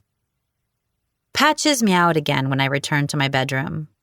"I'll feed you in a minute," I told her, but she was displeased with me. I got dressed quickly and put my hair up in a ponytail. As I put my hand on the doorknob, the memory that Nick was here in my house struck me. I rushed back over to my dresser and put on some mascara and lipstick, just in case. Then I added the teeniest bit of eyeliner and blush. For reasons like that I might run into him. He might still be sleeping, although Patch's hunger whining was enough to wake the dead. I hurried downstairs with Patches attempting to dart under my feet the whole way. I made it down safely and went into the kitchen to grab her some food. She didn't stop complaining until her bowl was full. "Spoiled brat," I said affectionately, scritching the top of her head as she purred with delight because she had finally been fed. I headed for the front door but stopped short when I saw Nick in the living room. He was doing yoga. Shirtless. Wow. To quote Connie, "Oh, my Zeus. My heart palpitations weren't my fault. I was genetically predisposed to the heart attack I was about to have." John Williams' Scherzo for motorcycle and orchestra from Raiders of the Lost Ark played loudly in my head, my pulse keeping time to the beat. Nick noticed me, frozen in the front hallway, and gave me one of his blinding smiles that had probably cost a small fortune and an army of dentists to create. "Good morning, Jane." He straightened up and walked over to me. The closer he got, the more my heart thudded wildly out of control. Nick stood in front of me with a fine sheen of sweat covering his very well-defined chest. It was weird that I wanted to lick him, right? "What are you up to today?" he asked. Blood was rushing through my ears, and it took my hazy brain a second to process what he had just said. I have to, He was so distracting. So distracting. Finish your sentence, some still functioning part of my brain reminded me. I have to drive Gretchen to an appointment. Heath has this shipment coming in this morning, and so I said I'd take her, and yeah. That was good, wasn't it? Coherent? And in English? I seriously hoped so. I'm doing some filming this morning with a documentary crew, just so that you'll know where I am at all times.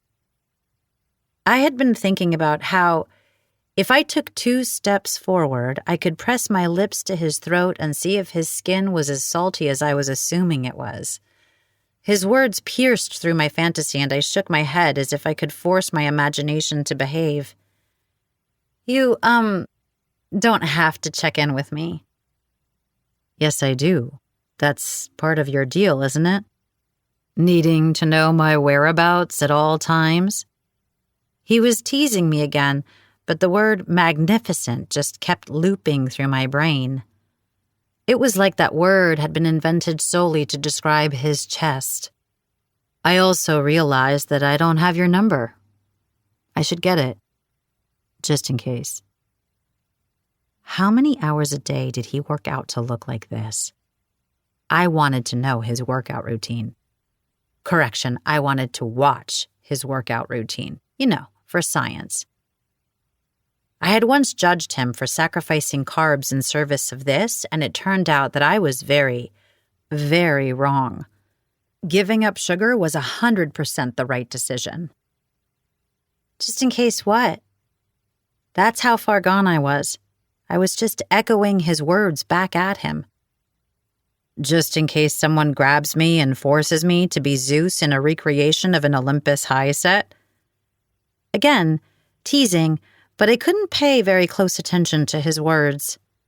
Not with so much gloriously sculpted muscle on display. Yes, I can see that there's a high possibility of that happening. I had been aiming for sarcasm, but instead it came out all breathy and like I was agreeing with him, mostly because I wouldn't have minded playing a little Greek gods with him. I was able to tell my hand to give him the phone, although I wanted to disobey and run my fingers over his abs instead. You never know, he said as he quickly input his number, called himself, and then handed me back my phone. It felt like a personal victory that I was able to take it back without grabbing him in the process and throwing myself against him. Right, you never know. Back to echoing again. I'm going to go. Now. So, bye. My feet were not cooperating. Nick looked at me expectantly, and I said in a rush, I don't know how you plan on getting around, but the only rideshare in town is Barney, and he might not arrive when the app says he will. He mostly shows up when he feels like it. Was it my imagination, or had Nick moved closer to me? Or was I moving closer to him because my feet had gone completely rogue? That's okay, he murmured. I'm not in any rush. I'm happy to wait for the things I want. My blood was somehow both burning and solidifying inside me, making it difficult to move. Or think. Or breathe. So close now that I could feel the heat emanating from his skin. My entire body tingled in response. I could see that his chest rose and fell a bit quicker than normal. It wasn't just me who was affected. Unless I was imagining it. Jane, he whispered in a low, rough voice that sent shivers dancing along my nerve endings. Yes? Aren't you going to be late? In the entire history of time, had anyone ever asked that question more seductively? No. The answer was no. Yes, I said, wondering why my voice sounded like that. I really was going to be late, and that would make Gretchen angry. Although I'd bet if I explained the reason why, she would completely understand. I should go. You should. He breathed the words softly, angling his head so that his mouth was close to mine. My lips burned in response, longing to close the gap between us. Was Nick Haddon about to kiss me? Chapter 10. Patches meowed loudly behind me, and it was a jolt to my system, pulling me back into reality. I took several steps backward. What was I doing? What were we doing? Or had it just been me? That was a distinct possibility. I had been so worried about scaring him off by telling him what his publicist had wanted, and instead I was going to be the one responsible for it by harassing the poor man. I could feel my face turning red, and I hoped he wouldn't notice. "I'm off," I announced, grabbing my keys from the hook next to the door and fleeing to my car. Literally fleeing. It was like he emitted some kind of high-grade pheromone that was making it impossible for me to control myself. Running away seemed to be the only solution. After I buckled up, I plugged my phone into the car charger and immediately called Gretchen. I put the car in drive and again peeled out. At this rate, I was going to have to replace all of my tires. She answered, and I blurted out, "Yoga." "Did you just say yoga or yogurt? Yoda?" "Yoga," I repeated firmly, finally feeling like I had control over my mouth again. Nick Haddon was doing yoga in my living room. "So?" She sounded bored, apparently not able to pick up on my vibe over a phone call. She was not understanding what I was trying to convey. Yoga. Shirtless. Shirtless yoga. It finally seemed to click. If he asked you to help correct his form on his downward dog, I hope you said yes. "I don't need you to..." I had been about to say, "make this worse," but I settled on, "I don't need this kind of input." I wasn't sure what I wanted her to say, but that wasn't it. "That's fine. I'm namaste out of this one." She cracked herself up before turning serious again. "Not really, though." "I can't help myself. How was the shirtless part of your morning?" "Stupendous. Amazing. Forcing me to re-examine my entire life and why I hadn't had a shirtless movie star living in my house before now. I don't really know how to describe it." She was chewing on something and then swallowed it. "You've seen him without his shirt plenty of times." "On television. Not in 3D, Technicolor real life. The two things do not compare. Even a little." "I'm glad you're no longer denying your attraction to him, because we would be way past the point of me suspending my disbelief." "How am I supposed to resist that?" I asked, unable to keep the words to myself. "You're not." "And you're unhelpful. Do you think pepper spray would work?" She made a "you've got me" sound and then said, "Only momentarily, and then your eyes would be stinging because you'd still make out with him even if he was covered in pepper spray." Before I could protest that I was absolutely not going to make out with Nick Haddon, she added, "You're gonna be here soon, right? I hate being late." "Yes, I'll be there in a couple of minutes." We said goodbye and hung up. I had honestly expected a very different kind of reaction from her. More, "go get him, tiger," and less, "so what?" I wasn't sure what to make of it. I didn't spend too much time thinking about it, though. Instead, it was all shirtless, sweaty Nick in my head. I tried to concentrate on other things, attempted to run scales through my mind, pushing my fingers against the steering wheel like it was a piano keyboard. Nope, it wasn't working. Still just Nick. Gretchen came out to the car when I finally got to her place, said hello, and then launched into a story about something thoughtful Heath had done for her.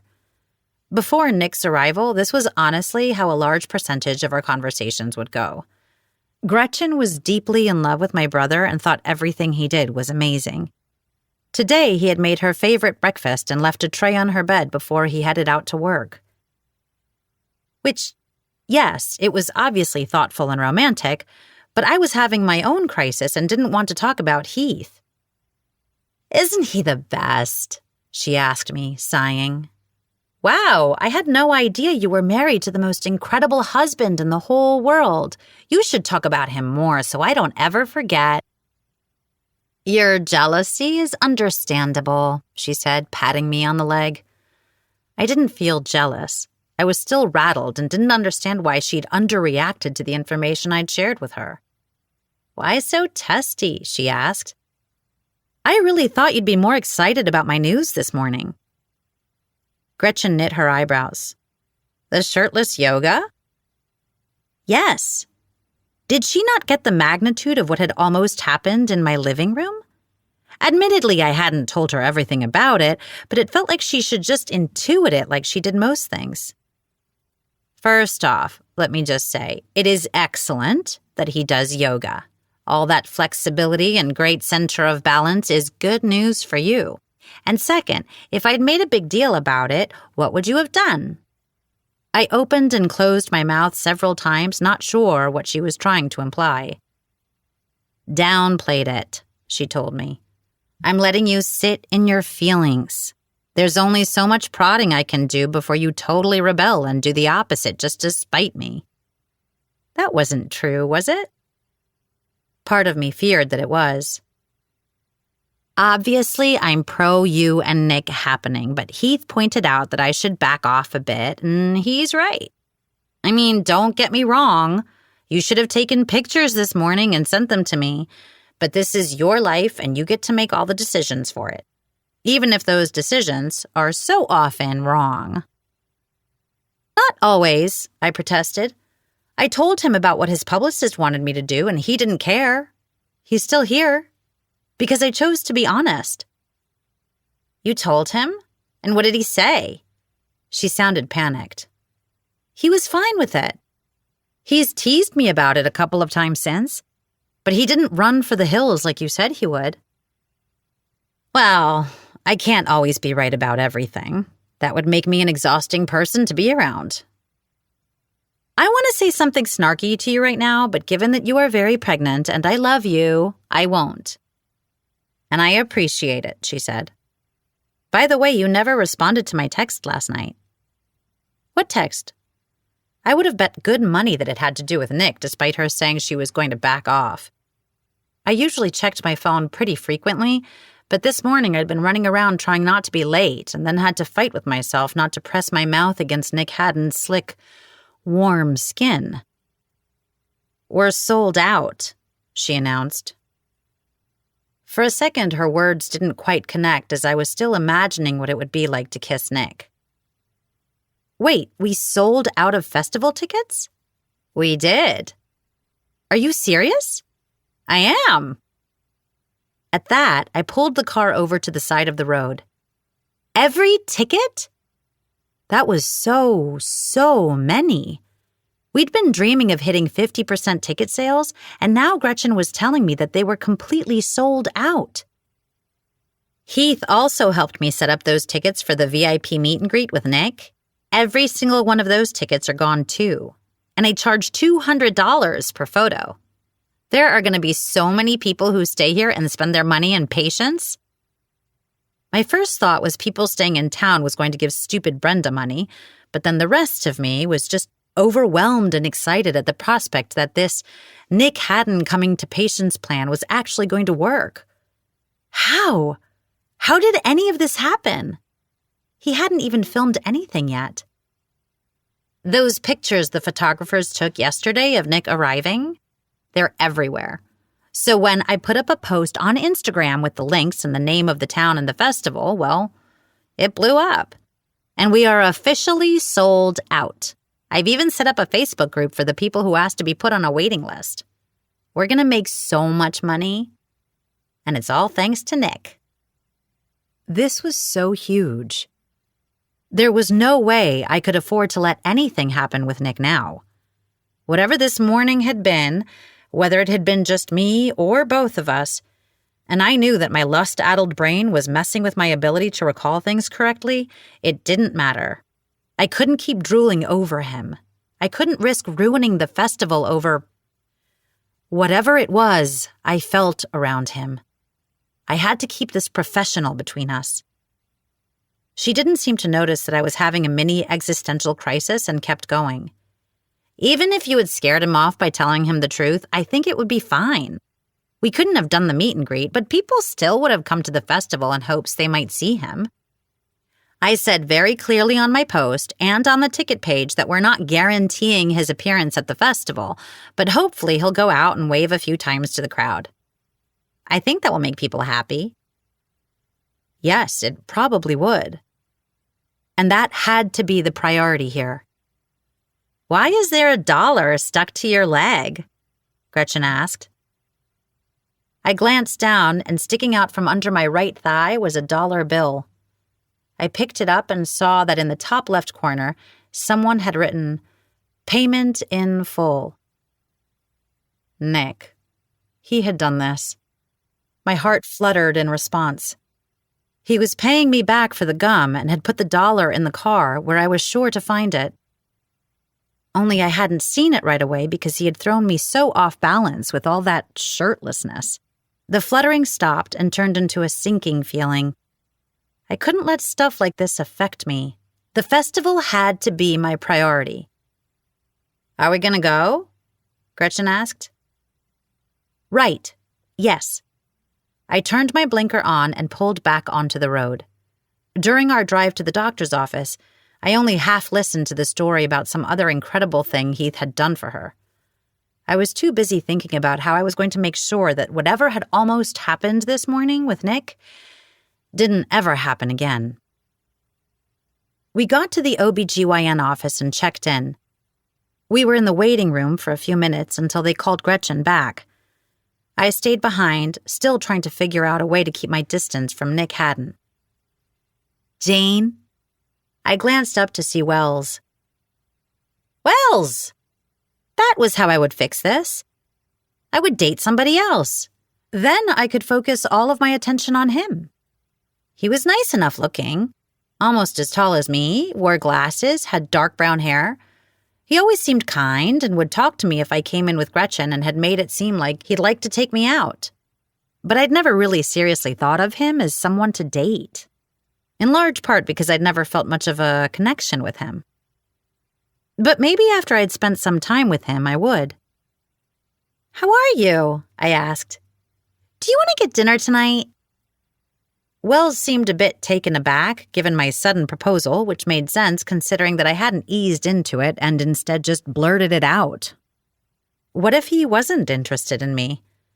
There could also be a dozen different scenarios of how badly I might have misread the situation, including that he might already be seeing someone.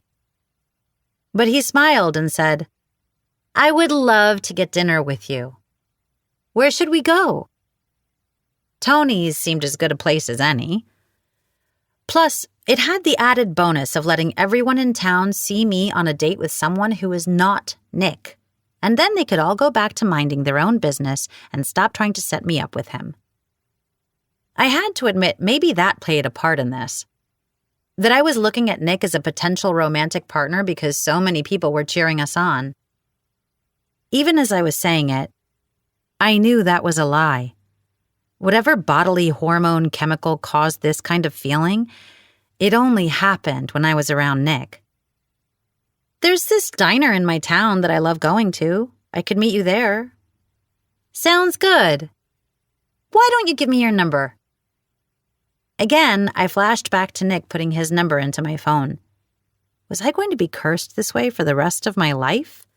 Trying to hang out with some nice man and thinking about the movie star? We exchanged numbers and made plans to meet at 7 o'clock. I told him I'd text him the address. "I'm looking forward to it," he told me.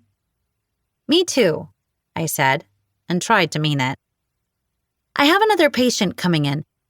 It was good seeing you, and I can't wait to meet up with you tonight." As he walked away, I nodded with satisfaction. There. I had done it. I was going to go out with someone else, and Nick would remain a professional friendship that was just professional. My phone rang and my heart leapt in response. I wanted it to be Nick. So much for my "I'm moving on" speech to myself. It was my mother. After I said hello, my mom said, What's this I hear about you and some actor? To be honest, I was surprised that it had taken her this long to call me. She had always enjoyed being in my business.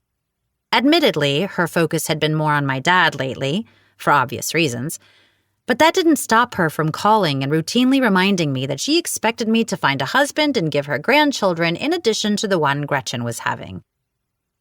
I told you about this. Nick Haddon. He's staying at the Pink House, and I'm like the liaison between him and the festival. It's because of that video Gretchen made. It's for publicity. And it's worked. We sold out of tickets. That's wonderful. I'm just worried about you being distracted by having this actor living in Grandma's house. I mean, fair point, as that had already happened, but she didn't need to know that. She wasn't done yet, though. I don't want you shacking up with a man like that. It was pointless to tell her we weren't shacking up, that the Pink House was almost ready to become a B&B open for business and strange men would be shacking up there regularly, but I couldn't help but react to the last part of her statement. What do you mean, a man like that? Like the kind who changes women like he does underwear. You don't know him. Neither do you, she protested. Normally, I'd agree with her, and I realized how weird it would sound if I said it out loud, but I felt like I knew a lot about Nick. You don't have to worry about him. I've got a date with a doctor. Oh, no, dear, they just call those appointments. I was not going to waste an eye roll when she couldn't even see me do it. Mom, I'm serious. One of the doctors, well, physician assistant, technically, at Gretchen's OBGYN practice is having dinner with me tonight. She gasped. You're going on a date? With a doctor? Physician assistant. Then she started squealing, and it sounded like she was jumping up and down. She really needed to get out more. It's not a national holiday, Mom. Put away the ticker-tape parade. I'm just so glad that you're getting back out there on a real date. It's been so long. What could I say to that? It had been a long time since I'd had, as she'd called it, a real date. Are you going to bring your doctor to the anniversary party instead of the actor? No, I have to bring Nick. Then I tacked on, the actor, just in case she didn't remember his name. Why? Because your favorite daughter invited him and it would be rude not to. I teased her a lot about liking Gretchen more than me, and it wasn't helped by the fact that Gretchen was now bringing my mom's first grandchild into the world. She could literally do no wrong in my mother's eyes. Okay, she said in a tone that indicated she didn't believe me. Well, we just want you to be happy. That seemed to be all anyone wanted, and I was trying to make it happen. Taking a chance, going on a date with a nice guy who seemed interested in me. The festival was going to be a success. The B&B was coming along nicely. I had a new song I was working on. Then why didn't I feel very happy? Your dad's calling for me. I've got to go. Give me a call after your date with the doctor. I want to hear all about it. She hung up before I could correct her again. If I really did end up with Wells, my mom was going to call him a doctor for the rest of her life. I sat and waited for Gretchen to be done, messing around with a game on my phone. I could have been doing work for the festival, but I was finding it too hard to concentrate. Again, I was thinking about Nick. Wondering what he was doing. What he would think when I told him about the festival tickets. What he would think about my date with Wells. Even though that was silly. Nick obviously wasn't going to care. Why did I want him to? About 20 minutes later, Gretchen came back to the waiting room. Everything is good, she told me with a huge smile. The heartbeat is strong and all of his measurements are right where they should be. That's great. I smiled back at her. She rested a hand on her stomach, and I found myself struck with a longing I'd never really experienced before. As much as I told my mom to back off, there was part of me that really wanted what Gretchen and Heath had. What my parents had. to be in a relationship with a man who would respect and love me. Maybe Wells could be that guy. Guess what? I said to Gretchen as we walked back to my car. What? I asked Wells to have dinner with me tonight, and he said yes. She frowned, which surprised me. What's that reaction about? I asked. You were all aboard the Wells train last week. That was last week. Keep up. Then she added, I knew he liked you. Another thing I was right about. Which means I'm right about Nick liking you, too. I sighed. I was going on this date to get over whatever crush I had on Nick and was not going to let myself hope she was right, and most definitely was not going to do anything that would let the festival be ruined. We didn't say anything else as we went out to my car. I had just buckled myself in when Gretchen said, There's something I need to know. Why are you going out with Wells? Are you trying to scare Nick off? Or me? Or yourself? Those were questions I didn't have answers to. Or, if I did, I wasn't going to admit it. Chapter 11. I took Gretchen home and then headed to the library to start my shift. It felt like a completely normal day with the same patrons I always interacted with. I worked on last-minute details for the festival, but in between phone calls, I found myself writing down my newest composition, humming as I added and erased notes to get the right melody. It was funny. I hadn't been inspired in months, and Nick hadn't came to town, and suddenly it felt like I was brimming with music again. I didn't want to examine that fact too closely. My phone rang, and I didn't recognize the number. Considering the number of vendors I was in touch with on a regular basis for the festival, I'd made it a habit to answer everyone who called me. Hello? Hi, Jane. Nick wasn't even in the room with me, but his voice still made my insides tingle. Why didn't he just text like a normal person? I found myself stumbling over his name. Nick. Hi. Hey. I was wondering if you had plans for dinner tonight. Totally innocent question. He didn't know anyone else and was literally staying at my house. It would make sense that he would check with me. So why was I freaking out?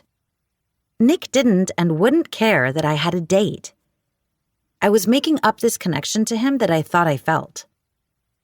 And I was being helped along in that delusion by my best friend and half the town. I swallowed hard before I answered. I'm going out. Was that enough?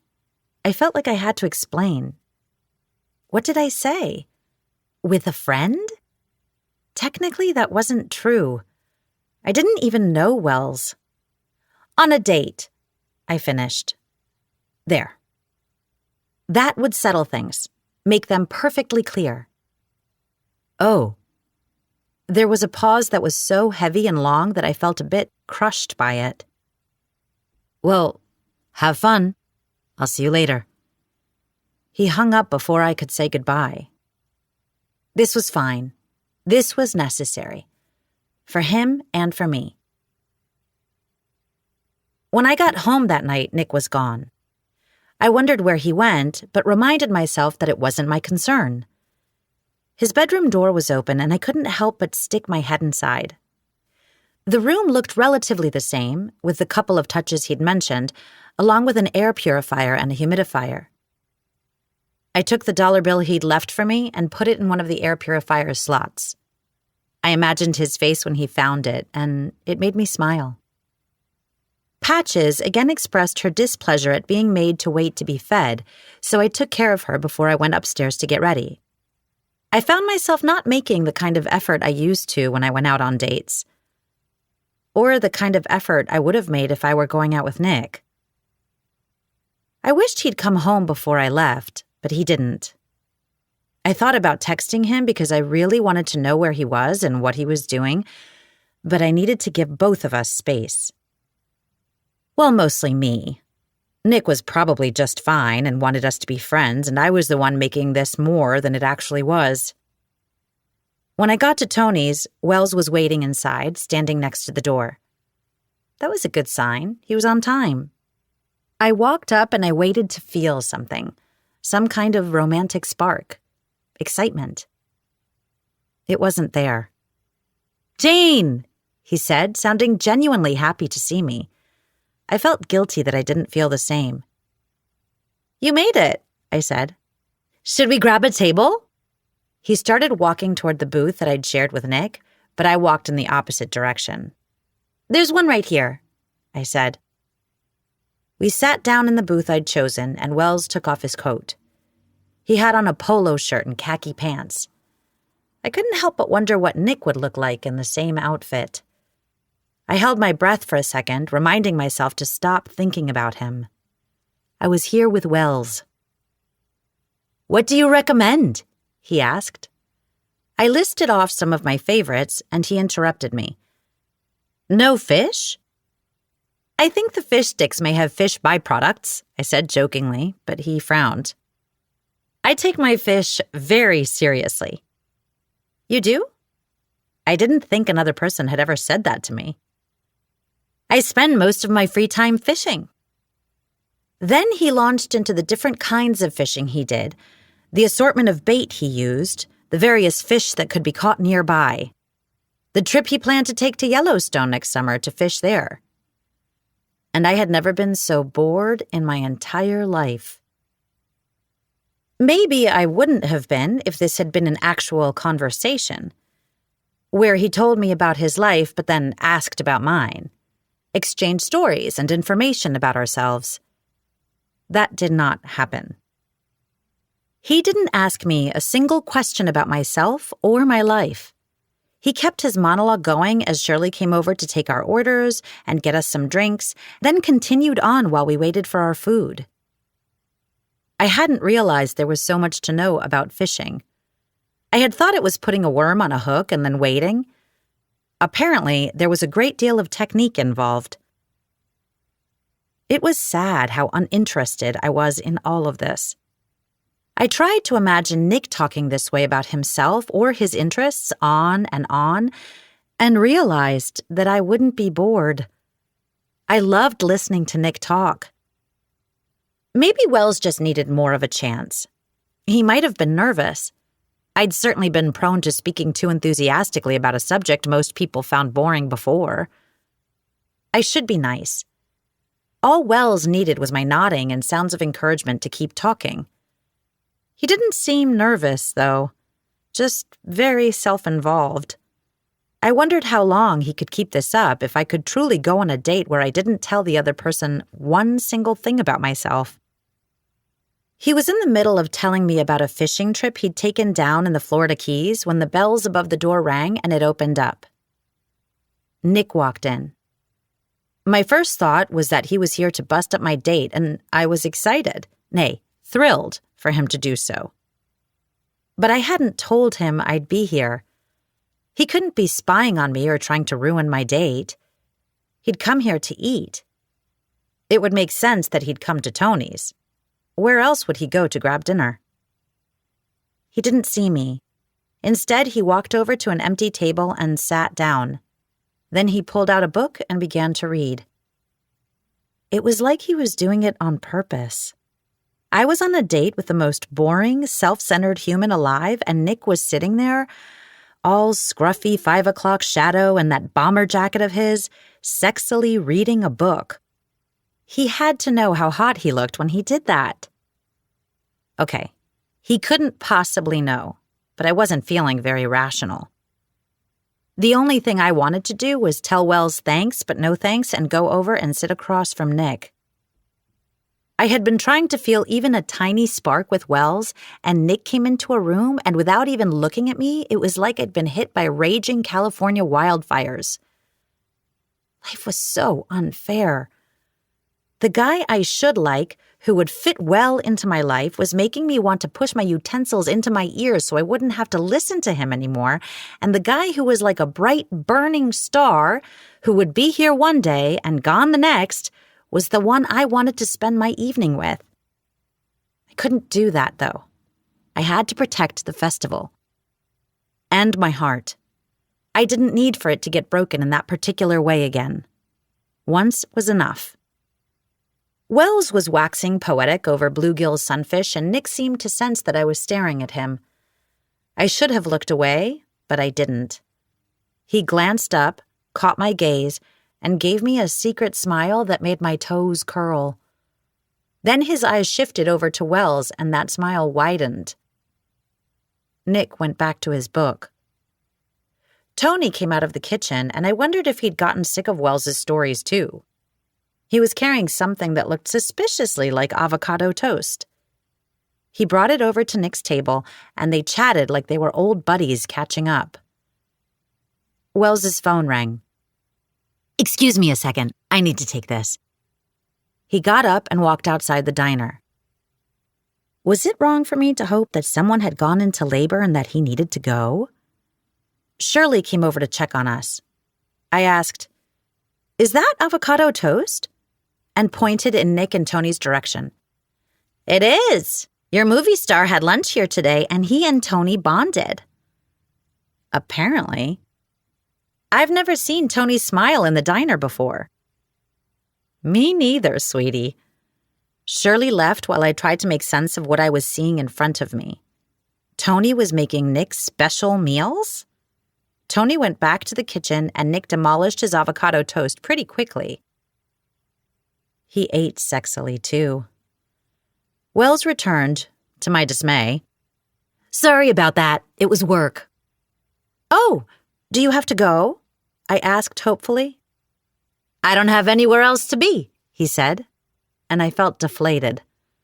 Wells finally seemed to notice that I wasn't paying much attention to him. He turned around. "Who is that?" "Nick Haddon." I hadn't meant to say that name and sigh at the same time, but here we were. Should I know who that is? I shouldn't have felt personally insulted, but I did. He's an actor. He's here to help with publicity for the festival, which I'm planning. I didn't add that he might know that if he'd bothered to ask me about my job. "Right.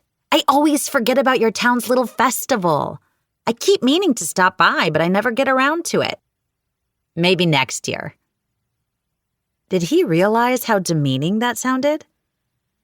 The bell rang again, and Brenda, the devil herself, entered. It felt a bit like she was stalking or just straight up trolling me. Did she sit at home and think of ways to torture me? And she didn't help that worry to ease when she came over to my table. "Janie, how are things with the festival going?" Like she wasn't personally responsible for trying to wreck the entire thing. My blood boiled and flashes of red tinged my vision again. Someone was going to have to call the sheriff because I was about to choke this Smurf out. "And what's this?" she asked, looking between me and Wells. "Oh, is this like a date? How appropriate for you, Janie. You two seem like a good match. Well, have fun if you can. I'm off to enjoy my evening plans." "Good luck with that," I yelled after her as she walked away. I had meant it to be sarcastic, but it came out sounding supportive. That's how much she had infuriated me. "Were we just insulted?" Wells asked, finally aware of something besides fish. I probably should have congratulated him on not being totally oblivious because, yes, Brenda had indeed insulted us. I didn't know what I expected to happen next, but it wasn't Brenda going over and sitting down at Nick's table. That rage turned to an all-consuming jealousy. I actually felt like I was going to suffocate from it. What was Nick doing with her? Were they here on a date? I should have felt bad about being inattentive to Wells, but he didn't seem to notice. He was currently explaining to me the weight of each big fish he'd ever caught and how each one was measured. I grabbed my phone and put it under the table. I found my latest text message to Gretchen and typed, "I think Nick is on a dinner date with Brenda." It was a good thing I had perfected the art of texting without looking in high school so that I could keep nodding at Wells. He was actually being the perfect cover right now. I could observe whatever monstrosity was happening across the room without looking like I was spying on them. This was so pathetic. I glanced down to see Gretchen's response. Maybe it's a coincidence. Maybe Nick was just hungry. That wasn't going to be the case for much longer because I was sure Brenda would be all too eager to offer him a steady diet of her tongue. Ew. I was grossed out by even imagining him kissing her. I wouldn't survive having to see it in real life. It doesn't mean they're on a date. Gretchen was right. This might be a coincidence. If we were talking about it in person, I would have used air quotes around coincidence because Brenda had never coincidentally done anything in her life. A thought occurred to me that gave me new levels of anxiety. What if she's trying to sabotage the festival? Getting Nick to back out? There will be hell to pay if she screws this up for me. Good thing she already has a line of credit there. I was not in the mood for jokes. I'm being serious. She tried to reassure me. I don't think you have anything to worry about. Nick and Brenda stood up, and I saw him putting cash on the table. I didn't even pretend like I wasn't watching them. Brenda shot me a triumphant look on her way out. She'd told me that she was going to steal Nick away from me, and here she was, leaving with him. Nick gave me a friendly wave. I couldn't wave back. What was he doing? They went to Brenda's Jeep, and I hoped that Nick was just being polite and walking her to her car. But then he climbed in. They drove off. He just left with her. He left with her. Gretchen didn't seem to understand the enormity of what I'd just witnessed. Maybe she's just giving him a ride. I bet she'd like to give him a ride, I mentally grumbled. But I wasn't going to dwell on it. Nick Haddon was free to date any evil troll he wanted to. I didn't have any kind of say over his life. Gretchen sent another text. Still don't think you have anything to worry about. Aren't you supposed to be on a date of your own right now? It's not going well. Because you like Nick. I could practically hear her smug smile in that message. I responded, because Wells would be happier dating a largemouth bass than me. I don't understand what that means. I'll explain later. I have to get out of here. Wells was mid-sentence when I said, I'm sorry, but I'm not feeling too great. I think we should call it a night. Oh, are you sure? I was so sure. Yes, I flagged Shirley down. I didn't want to wait for a check, so I told her to put it on my tab. I grabbed a 20 from my wallet and left it as a tip for her. I took my coat and stood up. That's a 50% tip, Wells said. Are you certain you want to do that? If I'd had any doubt at all before about not wanting to see him again, he had just erased it. I didn't care what his reasons were for saying it. Whether it was an aspersion on my calculating skills or being stingy when tipping someone who had waited on us, it didn't matter. Either one did not reflect well on him and his character. Yep. You paid this time. I'll have to make sure to get it next time, Wells said as he climbed out of the booth. I realized that I'd never been in this particular situation before. I'd never gone on a date with someone who I didn't ever want to see again. I wasn't sure how to end this night. Especially since I was the one who had initiated it. Thanks for coming out with me tonight, I should have said. It was fun, but didn't have it in me to lie at the moment. I hurried outside and went over to my car, Wells trailing behind me. I did not want any end-of-date awkwardness with him. I texted Gretchen that the date was over and I was leaving. When I got to my car, I unlocked it. I turned toward Wells and said, Good night. Thanks again. Drive safe. There, that should cover it. He said, I'll call you. And I just didn't respond to him because I knew it would be so rude to say, Please don't. I hoped he got the hint and wouldn't call because I needed our encounter to be over, never to be repeated. I was getting a tension headache. I settled on nodding at him. He took that as some kind of encouragement and came toward me. To hug me? Kiss me? No. I got into my car and locked the door, waving at him so that he understood this was done. He stood there for a moment, but then walked toward his car. Letting out a sigh of relief, I felt my phone buzz. Another Gretchen text. I expected her to want an explanation, but her response was, "Do not go home and obsess about what Nick and Brenda are doing." I didn't reply because that was exactly what I was going to do. Chapter 12. What I ended up actually doing, in addition to obsessing over Nick and Brenda falling in love and getting married here in Patience and having to witness them as a happy couple, was playing with Patches, feeding her, and then going into the music room. It was a space that had been specifically designed for acoustics and had a large baby grand piano in the center of it. I had always loved playing in here. When I was a little girl, it had made piano lessons feel like a reward instead of a have to. I was toying with the tune I'd been working on the last couple of days, playing bars on the piano, writing notes on the paper I had propped against the stand. That's beautiful. My heart slammed into my throat and I jumped, my fingers slamming into the keys. Nick, you scared me. I'm sorry.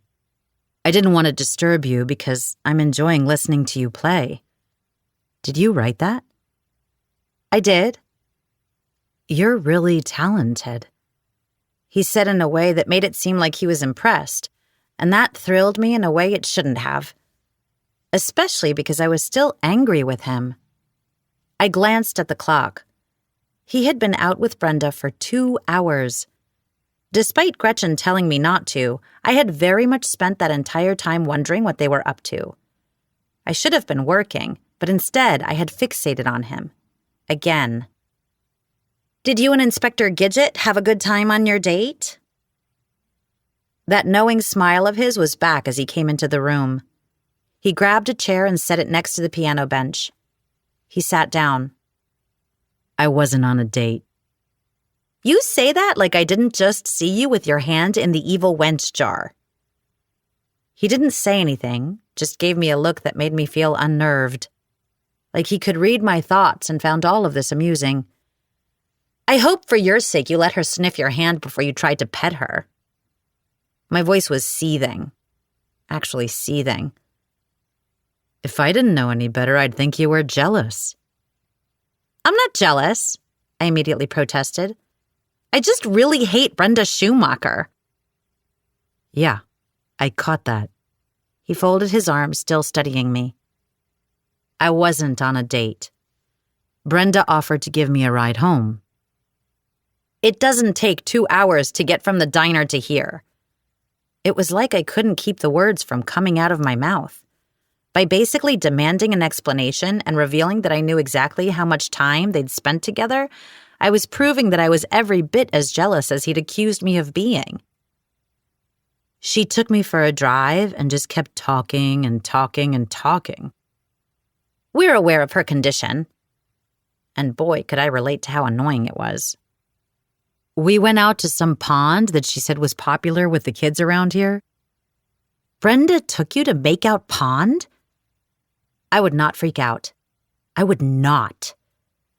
She did, without running it by me first. I think I was a little bit kidnapped tonight. His calm description of what he'd been doing was making me feel a little bit better. But you're home safe now. I'm sorry I didn't protect you from her. You did warn me, he said with a wry grin. But the only thing I was in danger of dying from was boredom. I get that. Things didn't go so well with Mr. Clean-Shaven? I like clean-shaven men, I retorted. Which made no sense because I didn't like Wells and had no reason to defend him. I did usually prefer clean-shaven men, but I had recently discovered a weakness for stubble as well.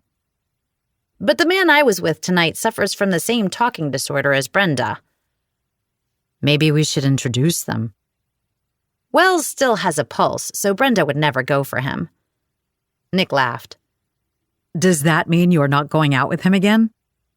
Not unless I get a little bit kidnapped too. That was a one and done. I ran my finger along the middle C key, wondering if I should ask the question that was burning me from the inside out. Did I want to know? I had to. What happened when Brenda took you to the pond? Nothing happened. He said it in a way that made me feel like he knew exactly why I was asking. She did ask me out, but I told her I wasn't interested. The sheer joy this gave me was unbelievable. Really? Did you let her down gently, or can I buy a billboard? I was very polite. Sighing, I said, "That's good, I guess. But now you're going to have to keep an eye out for her flying monkeys. And I'm glad you didn't go out with her, because then someone might have set fire to your air purifier." Good thing, he agreed. I've heard open flames and your cat don't mix. Now it was my turn to laugh. This was already 1,000 times better than hanging out with Wells. I have something for you, he said. Be right back. What could he possibly give me that was better than turning down Brenda? He came back in with a stack of papers, which was not what I'd been expecting. He handed them to me as he sat back in his chair. This is a list of every local business in a 20-mile radius that might benefit from increased tourism here and patients.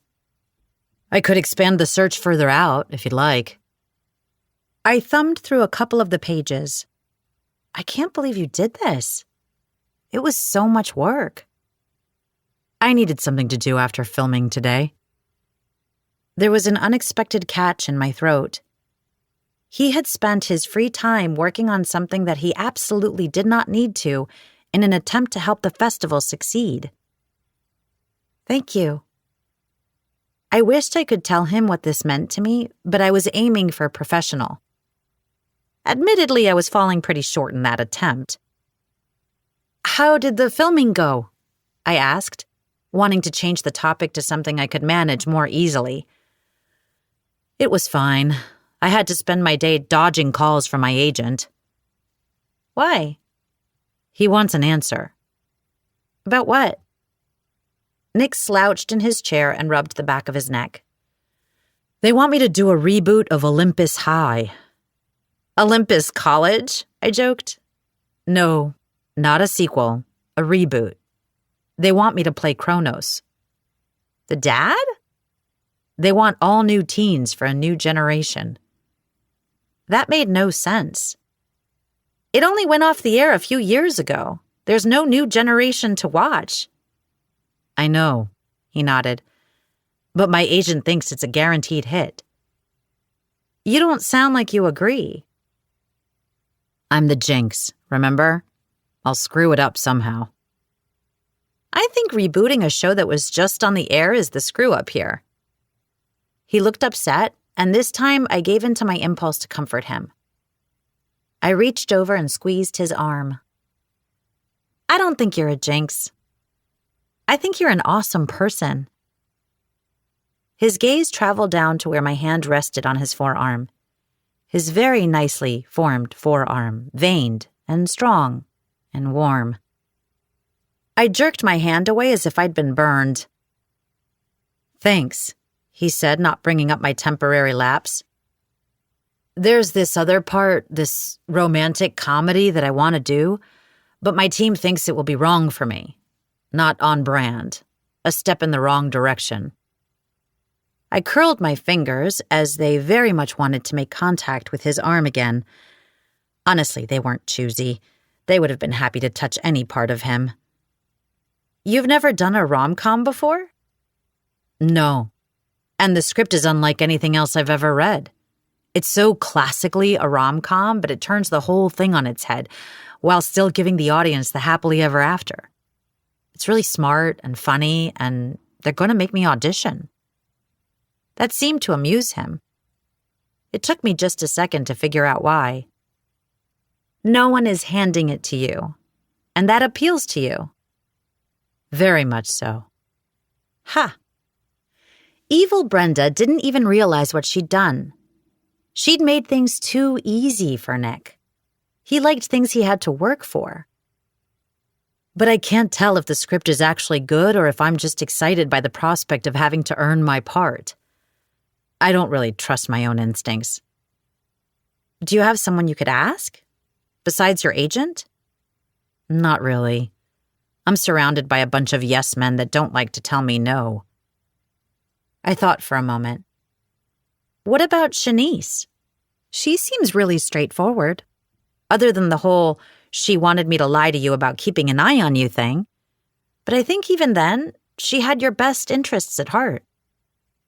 You're right. She does tell it to me like it is, which is why I hired her. But reading scripts isn't really in her job description. She is in your industry. She must have some familiarity with stuff like that. And I don't have any special insight I can share other than I think you should do it, just because it's a rom-com and Hollywood does not make enough of those. They don't? He asked. Nope. It's like somebody in charge decided falling in love was unimportant. That the only way to be art was to be about suffering or self-loathing when love is the most important thing in the whole world. Someone should show them that it matters. And you could be the one to do it because you're very good at romance. I am? He asked, his voice deep and rough as he leaned forward in his chair. Those pheromones of his were back, sending tingles along my skin. A lock of hair fell forward on his forehead, and it took everything in me to fight the urge to push it off his face. I gulped. On screen, I finally managed to say. You're good at romance on screen. He'd had so much chemistry with the actress who played Hera that I had assumed they were really in love with each other when I was younger. He didn't reply right away, and with each second that passed, I felt more and more like I was making a fool of myself and he was going to tell me he couldn't do this anymore and would go stay at Brenda's Inn, and then he really would fall in love with her after he invested in a pair of noise-canceling headphones, and then... Do you want to watch The Music Man with me? He asked, totally derailing my train of thought. I downloaded it today. That must have taken 10 million years, I said. It did. Do you want to? I wanted so many things that I couldn't have. Things I shouldn't want. You did promise Shanice you'd keep an eye on me. That would be easier to do if you're sitting next to me on the couch. Didn't he know that he didn't have to convince me? That I didn't need to be talked into anything but instead talked out of my current impulses? You know, when she asked me to do that, I kind of thought you'd be like Bruce Wayne. He looked confused. Fighting crime in Gotham? No, not Batman. Bruce Wayne, the womanizing playboy who parties all the time. I can't really imagine Bruce Wayne wanting to watch a musical. Sorry to disappoint, he said. No, it's a good thing. I wouldn't want a Bruce Wayne or a Batman here. Although you in a black latex suit? Nope. I was going to stop talking, maybe mentally berate myself for not being able to follow my own boundaries, and I was most definitely going to ignore the delight in his eyes. Batman tangents aside, you know you didn't actually answer my very polite invitation. I knew what I should say. I should go up to my room where I wouldn't be distracted by his sparkling eyes and rippling biceps and lock myself in. Give myself time to cool off. What I actually said was, sure. His whole face lit up, and it was kind of glorious. Even more glorious was knowing I was the reason for it. Great. I'll get my laptop. Wait, I said, reaching out to stop him from getting up. I quickly drew my hand back before I made actual contact. I wanted to ask you a question. Because I had to know if this situation was worth fighting myself over. If this was, as Gretchen claimed, meant to be, destined even, then maybe I should know and just give in. When you first got here, you played the soundtrack to Raiders of the Lost Ark. Why did you choose that? I always listen to music when I get to a new place. My taste is pretty eclectic, everything from classical to top 40. But I picked that soundtrack because there was a poster for the movie in my room. Why? I couldn't exactly tell him that Gretchen had deemed it a sign and that some small part of me had wanted to believe her. It wasn't a sign, though. He had only played it because of the poster that I'd forgotten was hanging up. I felt surprisingly let down. No reason. I was just curious. He nodded. I'll meet you in the living room. He left. I got up and walked toward the living room, my feet feeling surprisingly heavy. I couldn't date Nick, so it wasn't logical that I wanted a signal from the universe that it should happen. He brought his laptop into the room and set it down on the coffee table. Be right back, he said. I picked up his laptop, wondering if I had the right cables for it to be compatible with my television. I was going through the drawer where I kept my cables when he returned, carrying his box of seaweed and a bowl of popcorn. I made popcorn, he announced, sounding very pleased with himself. You mean you opened the plastic wrap, put the bag in the microwave, and pushed the popcorn button? I teased him as I put the laptop back on the coffee table. I've never done it before. This is an accomplishment. He put the bowl next to the laptop. If it had been anybody else, I would have teased them relentlessly. But I didn't want to rain on his parade, especially not when he was being so cute about it. He held up his snacks. You should try one of these. Much healthier for you. No thanks. Come on. What if you try it and it becomes your favorite thing to eat in the whole world? Doubtful, I told him. You won't know unless you try it. It's salty and crunchy, like popcorn. Again, if he had been anyone else, I would have outright refused. I wasn't interested in trying sea trash. He held out what looked like a sheet of thin green paper. Okay, I said, letting him know that I still thought it was a bad idea. It's nori flavored. That didn't mean anything to me, but I decided to try to get through this experience as quickly as possible. As could have been predicted, it tasted like strangely flavored chewy paper and was not, in any way, shape, or form, better than popcorn. I swallowed and couldn't breathe. It was stuck, lodged in my throat. I attempted to speak and nothing came out. Panic rose in my chest as I gestured toward my throat. I tried to breathe and panicked some more as I realized that I couldn't drag any air into my lungs. Nick immediately understood the situation and got behind me, wrapping his arms around me and doing the Heimlich. He clasped his hands together, pushing in and up under my ribs. It hurt, but on his second pull against my diaphragm, the seaweed came loose and I coughed it out.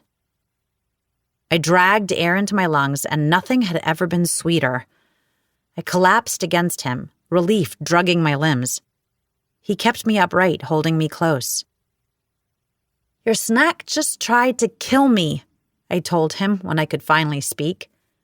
I wanted so much to stay exactly where I was. It felt right.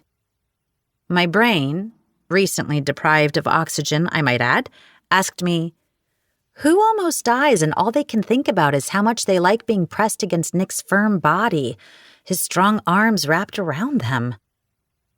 Turned out it was me. That's who. There was something definitely wrong with me. Things only got worse when he said, Are you all right? Are you breathing okay? He said those words right next to my ear, which sent serious shivers up and down my spinal column, making sure to hit every nerve ending they came across. I'm okay. But I want you to know that that's never once happened with a chocolate chip cookie. He ignored my joke. What if I hadn't been here? There was a tinge of desperation in his voice that made me think maybe I should be asking if he was okay. I would have been fine because I wouldn't have voluntarily eaten your disgusting seaweed squares. He smiled against the side of my head, and it made the tingles intensify. Warmth spread through my entire body like he was infusing it into me. Thank you for saving me, I said. He didn't answer, but his arms did tighten around me. We stayed that way, with me cradled against him, for a few more moments before I realized how weird and pathetic this was getting, and I tugged myself away from him, walking out of his embrace. My entire body wanted to stage a protest against my decision, but I managed to sit down on the couch, still feeling out of breath. I tried to ignore how much I wanted to go back over to him and keep being held. I tucked my hands under my legs. It was the only way I could make sure I wouldn't try to touch him. "Should we watch the movie?" He hesitated, and I wouldn't look up at him. I was scared too, not knowing what I'd see there. Concern? Pity? I couldn't take his pity. After another few beats, he sat on the couch next to me, reaching out to mess with his laptop to get the movie to come up. It started, and I leaned back against the couch, keeping my eyes on the screen. It did strike me as funny that his publicist had been so worried about him having wild and crazy nights, and instead we were watching a musical. I did my best to pay attention to the movie, and I loved the score and the songs, but Nick was too distracting. Patches apparently agreed with me as she had curled up on his lap, purring. Her affection was typically very limited, but not with Nick. It was like he had been built out of catnip and my little attention strumpet couldn't get enough of him. Sitting there with him was like being back in high school, watching a movie with a guy and knowing his parents were in the next room. But other than Patches, there weren't any chaperones here. Just us hanging out, me wanting to touch him but knowing that he didn't feel the same. I couldn't just throw myself at him. I mean, I could, and Gretchen would be overcome with joy, but I couldn't risk the festival. I had to keep that in mind, but he was making it very, very hard. He kept looking at me during the Marian the Librarian song, but I stayed facing forward. The lyrics didn't mean anything. It was just in reference to the joke he'd made when we first met about me being a librarian. Nothing more. The movie ended and Nick leaned forward to pause it. Normally, I would have liked listening to the music in the credits, but that didn't seem like a good plan tonight. I needed to put myself in my room until I could figure out a way to behave. "Thanks for the movie. Good night." I started to stand up, but he reached out and put his hand on my knee, and then both my legs stopped working, so I stayed put. "Jane, wait. There's something I want to ask you." Chapter 13. Calm down, I told my percolating hormones. It was probably something innocuous, like where I kept the extra toilet paper. No need to get all worked up over what was most likely going to be nothing. "What does it take to get you to respond?" "Respond to what?" I asked, feeling thoroughly confused. "To me." Now my hormones were boiling over, doing a frenzied dance, glorying in their rightness. Not about toilet paper. "What do you mean?" I desperately needed clarification because I didn't want to jump to some really bonehead conclusion. His hand was still on my knee, the other on the couch behind me. "I've done nothing but tell you since I got here that I'm attracted to you and interested in you, and you haven't really given me a response one way or the other." I stuttered, not able to wrap my still hazy brain around what was happening. My pulse raced so quickly that I was seriously in danger of nearly dying for a second time that night. Was Nick Haddon really sitting on my living room couch telling me that he, wanted to be with me? "You never said that," I said, squeaking the words out, because I would have remembered if he'd said those actual words. Gretchen would have had them engraved on my tombstone. I knew I hadn't missed anything. Or had I? "What else do you want me to say? How I spent the last 2.5 hours thinking about how much I want to kiss you?" Somehow my heart managed to gallop even faster, and my lungs were so tight I worried I might pass out. "I thought you were watching the movie." Why was I saying inane things? His hand squeezed my knee gently. "I wasn't watching the movie." Oh, I didn't know how to respond to that, because none of the obstacles had been removed. Even if he wanted to make out with me and my glands were urging me to quickly accept before he changed his mind, it didn't alter anything. The festival was still going on, and I needed him to make the visitors happy. I didn't want my heart to get broken again. There were other reasons, but I couldn't think of them at the moment. Most of my self-imposed boundaries had been based on the belief that he couldn't possibly be interested in me, and I didn't want to make a fool of myself. What was I supposed to do when he erased that line? He said, "It feels like every time I get close to you, you run away." That's accurate. At that, he took his hand away, and I wanted so much to drag it back. When I didn't finish my sentence, he said, "I'm not trying to make things awkward between us. I just wanted to be honest. You are a very attractive woman, and I enjoy your company." Same. But I didn't say it. Mostly because I was too busy internally basking in the revelation that he thought I was attractive. And I know we've been spending time together, but I want to do something, I don't know, more official, he said. "Go on a real date with me." I don't think I can do that. It was honestly a wonder that I was able to speak at all. Why? He sounded genuinely curious. There are so many reasons why.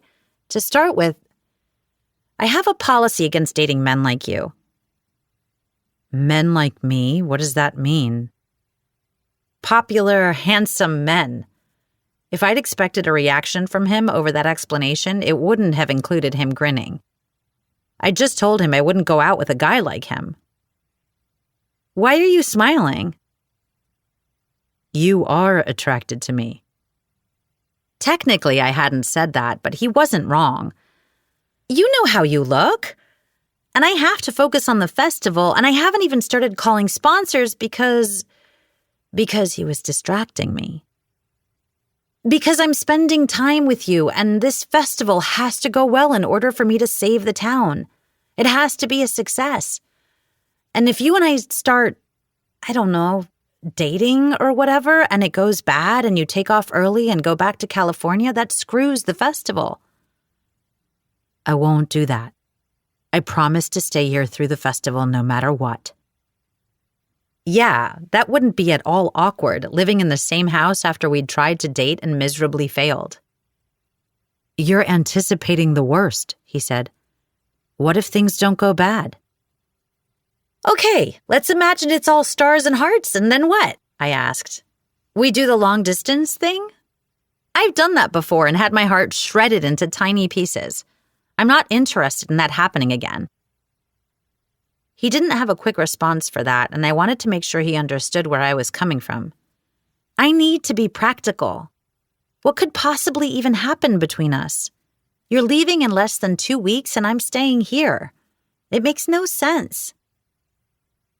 I try not to think too much about the future and just live in the present. At that, I sighed. Is that part of your fortune cookie philosophy? I immediately regretted saying it. I'm sorry. I didn't mean that. I know you're working on improving yourself, and I think that's great, but I'm not a live in the now kind of person. Just because there's something here doesn't mean we should act on it. You're not wrong. I was surprised by how much I wanted to be wrong. Then he added, we can have fun and keep things light. It doesn't have to be serious. That's part of the problem. I'm not really built for that. He shrugged. I think we could find a happy medium. Let me show you. It was so tempting. So tempting. I don't want everyone talking about us, I said, trying to justify what was quickly becoming a losing battle. He shot me a half smile. At this point, I feel like you're trying to come up with an excuse. Did your cat eat your homework? Did you run out of gas on your way to the excuse store and so you didn't have time to pick up a new one?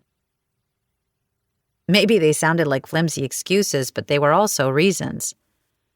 They're already hounding me, and that's just here in town. What would happen to me if this went nationwide? Why do you care what people think? It's probably the effect of living in a small town.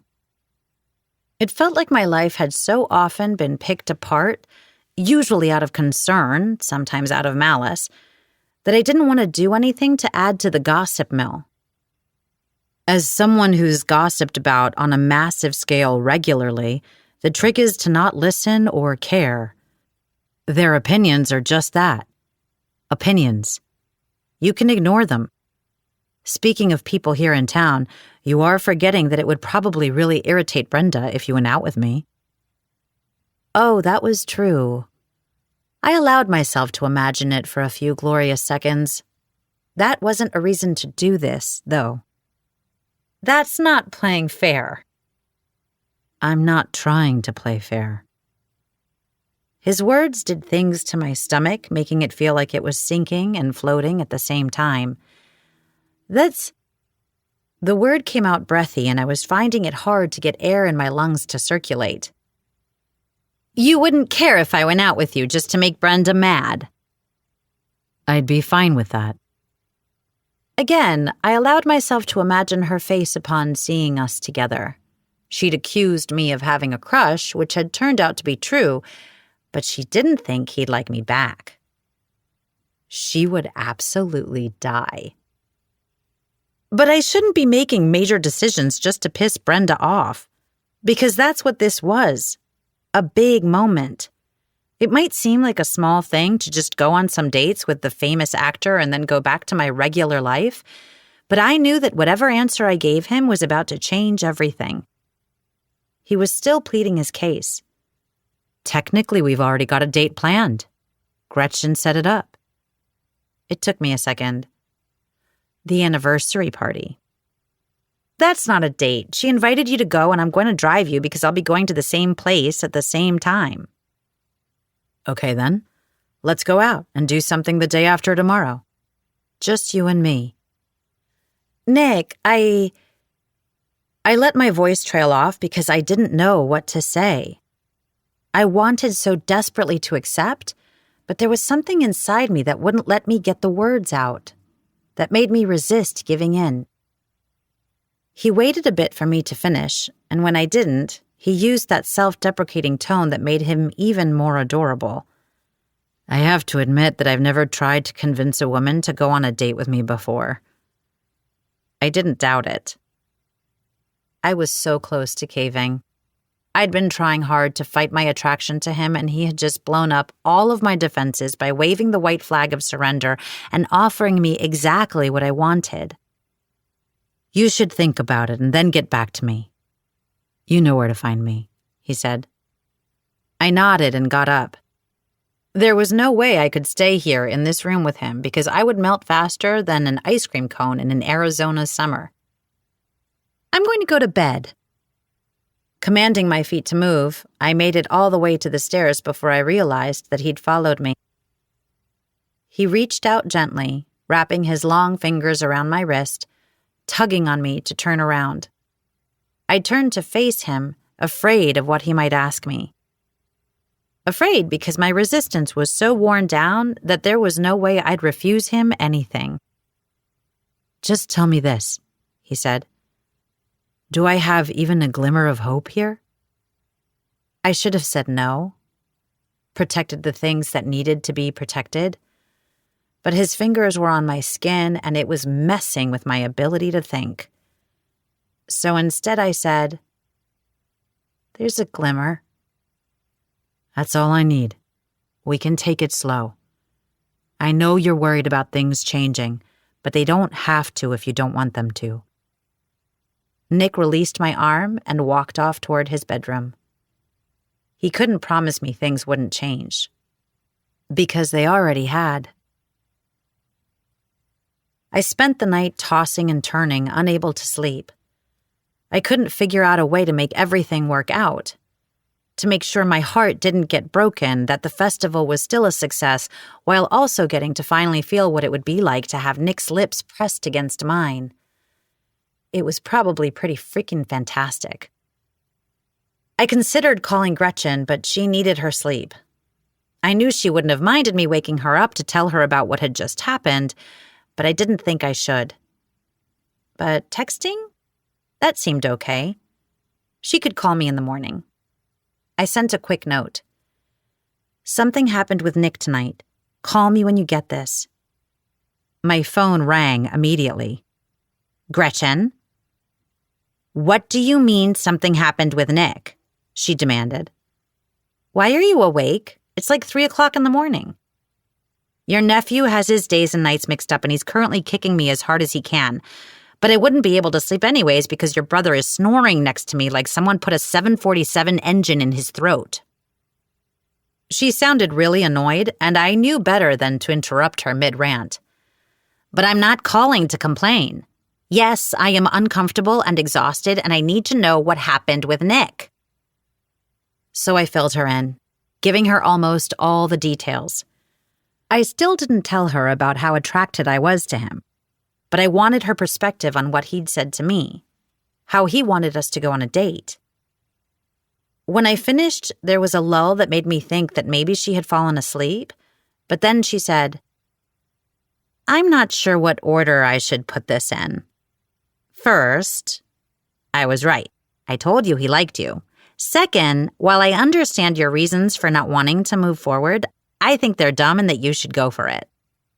We're going to have to give you a couple name. Nain? Jick? I'll have to think about it. Nick and Jane. Together at last. That settles it. We can't date. Nick and Jane? It sounds like one of those books you give to kindergartners to teach them how to read. See Nick and Jane run. See Nick and Jane swim. See Nick and Jane make out so that Jane's best friend can live vicariously through her, she added. Gretchen bringing up what our couple name would be set off an internal alarm I didn't know I had. Something had been nagging at me, making me uneasy, and now I finally knew what it was. Wait, what if that's the whole reason he's doing this? If Shanice thought this would play well in Peoria? It may be because it's really late at night / early in the morning, but I don't know what you mean. What if his publicist told him to find some local girl to date? That the fans would eat it up? What if this whole thing between us is orchestrated? I mean, even Brenda called it out. She implied that this was a publicity stunt. She'd thought I was the one who'd come up with the idea, but maybe she hadn't been totally off base. Ugh, it hurt giving Brenda even imaginary credit. Gretchen sighed. If we've gotten to the point in our lives where we're taking something Brenda Schumacher said seriously, I think you know how bad things have gotten. I sat up in my bed, pushing my blanket off. Even an evil clock can be right twice a day. This really could all be some publicity stunt. He called them showmances, where the two leads of a project pretend to date to get attention. He's done them in the past. My stomach turned over and I felt a bit nauseous. What if he was just using me and I was stupid enough to fall for it? I'm assuming the actresses he pretended to date knew it wasn't a real relationship. Getting up, I started to pace. I wanted to go downstairs and play something angry just to unbottle some of these feelings swarming around inside me. But that would wake Nick up, and I needed to sort some things out before that happened. He's the one who is always telling me he used to be a bad guy. Maybe some of those tendencies stuck. He wants this part in a romantic comedy and has to earn it. What better way to show the producers that he's right for it than being in a public romance with a girl next door? I just think Nick would have mentioned it if that was true. Patches was on my bed and raised her head to look at me. It occurred to me that Nick might be able to hear me too.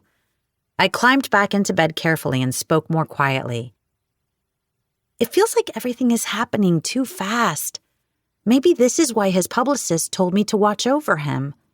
She knew I wouldn't be able to resist his charm. You have to admit that all of this came out of nowhere.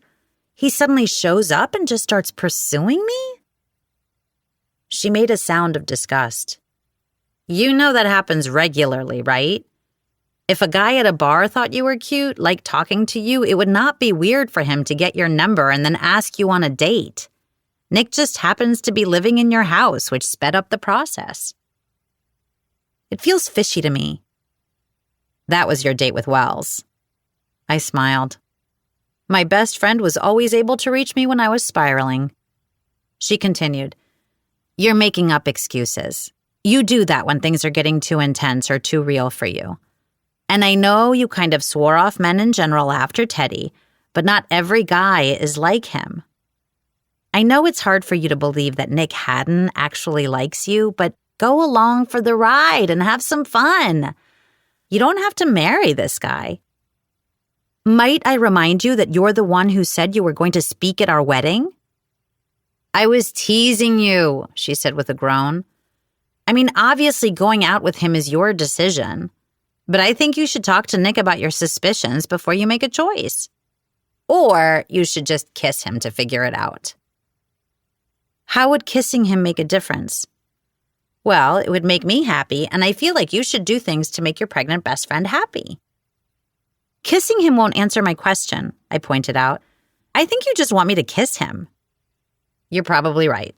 But in my defense, he did say that he likes you." "Give him time. He'll get over it. Men usually do." There was a loud buzzing sound coming from her side of the phone call. "What is that?" "Like I mentioned earlier, that is your brother snoring," she told me. "I should probably get going before someone wakes him up." She said the last few words loudly, but the snoring continued without interruption. "He sleeps like the dead." "I remember," I said. We had been late to school many times because of it. "Make Nick some waffles in the morning. Talk to him about it." That was a good idea. Waffles made people bare their souls. Although I was going to have to find him the sugar-free kind. I'd make an early trip out to the store to see what I could scrounge up. "Okay, I'll do that." "Good. The baby has stopped kicking, so I'm going to try to get some sleep," she said. "And Jane? One more thing. Don't let Nick get away just because you're scared." She hung up, and I was tempted to call her back and say that wasn't what was happening here and she'd missed the point completely.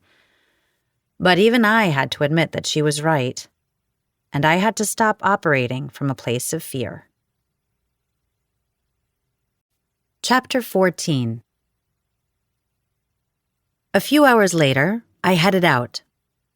I got to the store quickly, and sure enough, Heath had just what I was looking for in Gretchen's healthy food section.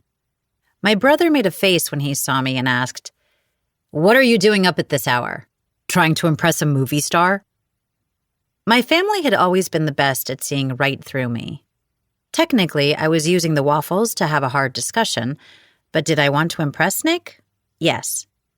It's none of your business, and seriously, you should go to a sleep clinic.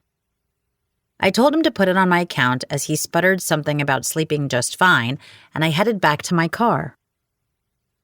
On the drive home, I tried to think of what exactly to say to Nick, but couldn't seem to find the right words. I decided I would figure it out when I saw him.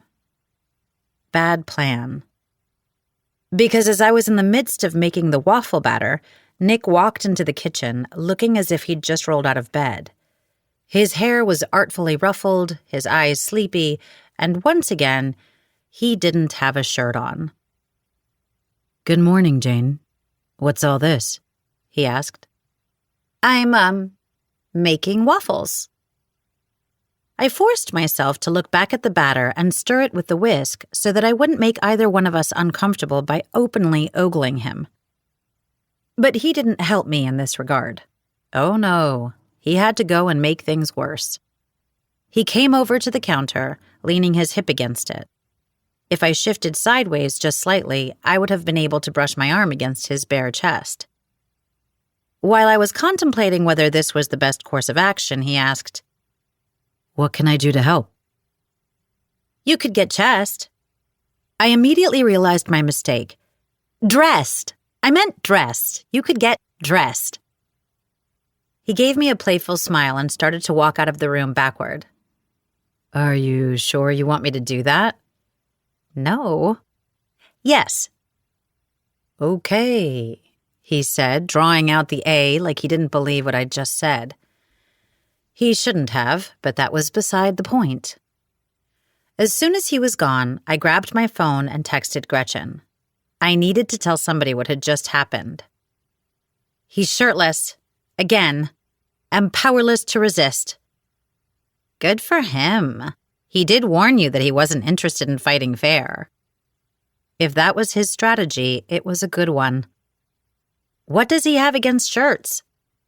She sent me a shrugging emoji and then replied, Maybe one spontaneously combusted after he put it on and he's been worried about it happening again. I guess you'll just have to get Zeus to it. It is too early for puns, I told her. It's never too early for that. Call me when you finish your conversation. Nick came back in the kitchen wearing all of his clothes, and I considered that kind of a win. It would be too hard to have a serious conversation if I was lost in his pecs. Can you do me a favor? I asked. Anything. The way he said it gave me that toe-curling feeling again. You don't even know what the favor is. I don't need to. The answer is yes. Oh, that had all kinds of possibilities that I immediately pushed aside. There's a waffle iron down in the basement. It's on a shelf just next to the foot of the stairs. Would you mind grabbing it for me? I wanted to keep stirring the batter as I needed my hands busy so that they wouldn't go exploring. Sure thing. I heard him run down the stairs and make a weird noise. Then he came back up with the waffle iron. He carried it in his right hand and had the other pressed to his cheek. Are you okay? I asked. I found your waffle iron, and as an added bonus, something dropped from the ceiling and bit me on the face. That could be serious. We have some dangerous spiders out here. I have a pest control guy who sprays the house every month, but some of those buggers are tenacious. Let me see. He set down the waffle iron and stepped closer, and I suddenly realized what was going to happen. That wonderful, possibly deadly spider had made it so that I could carefully examine Nick's face. I moved closer to him than was probably necessary, so close that I could have kissed him. I still had to have a serious conversation with him, but this was a nice moment. Not nice. Thrilling. Exhilarating. Where did it bite you? I asked softly. He pointed at his left cheek. Here. I reached up to run the pads of my fingers along his skin. There was no visible bite. Had the spider been venomous, there would have been a raised bump that was possibly red. But there was just Nick's perfectly symmetrical face. He sucked in a sharp breath when I made contact and held it. I took my time, enjoying the chance to finally touch him again.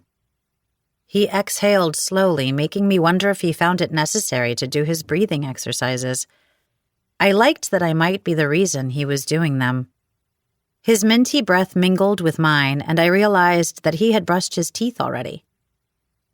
All I had to do was push up slightly on my toes, and I could have experienced that mint freshness against my lips.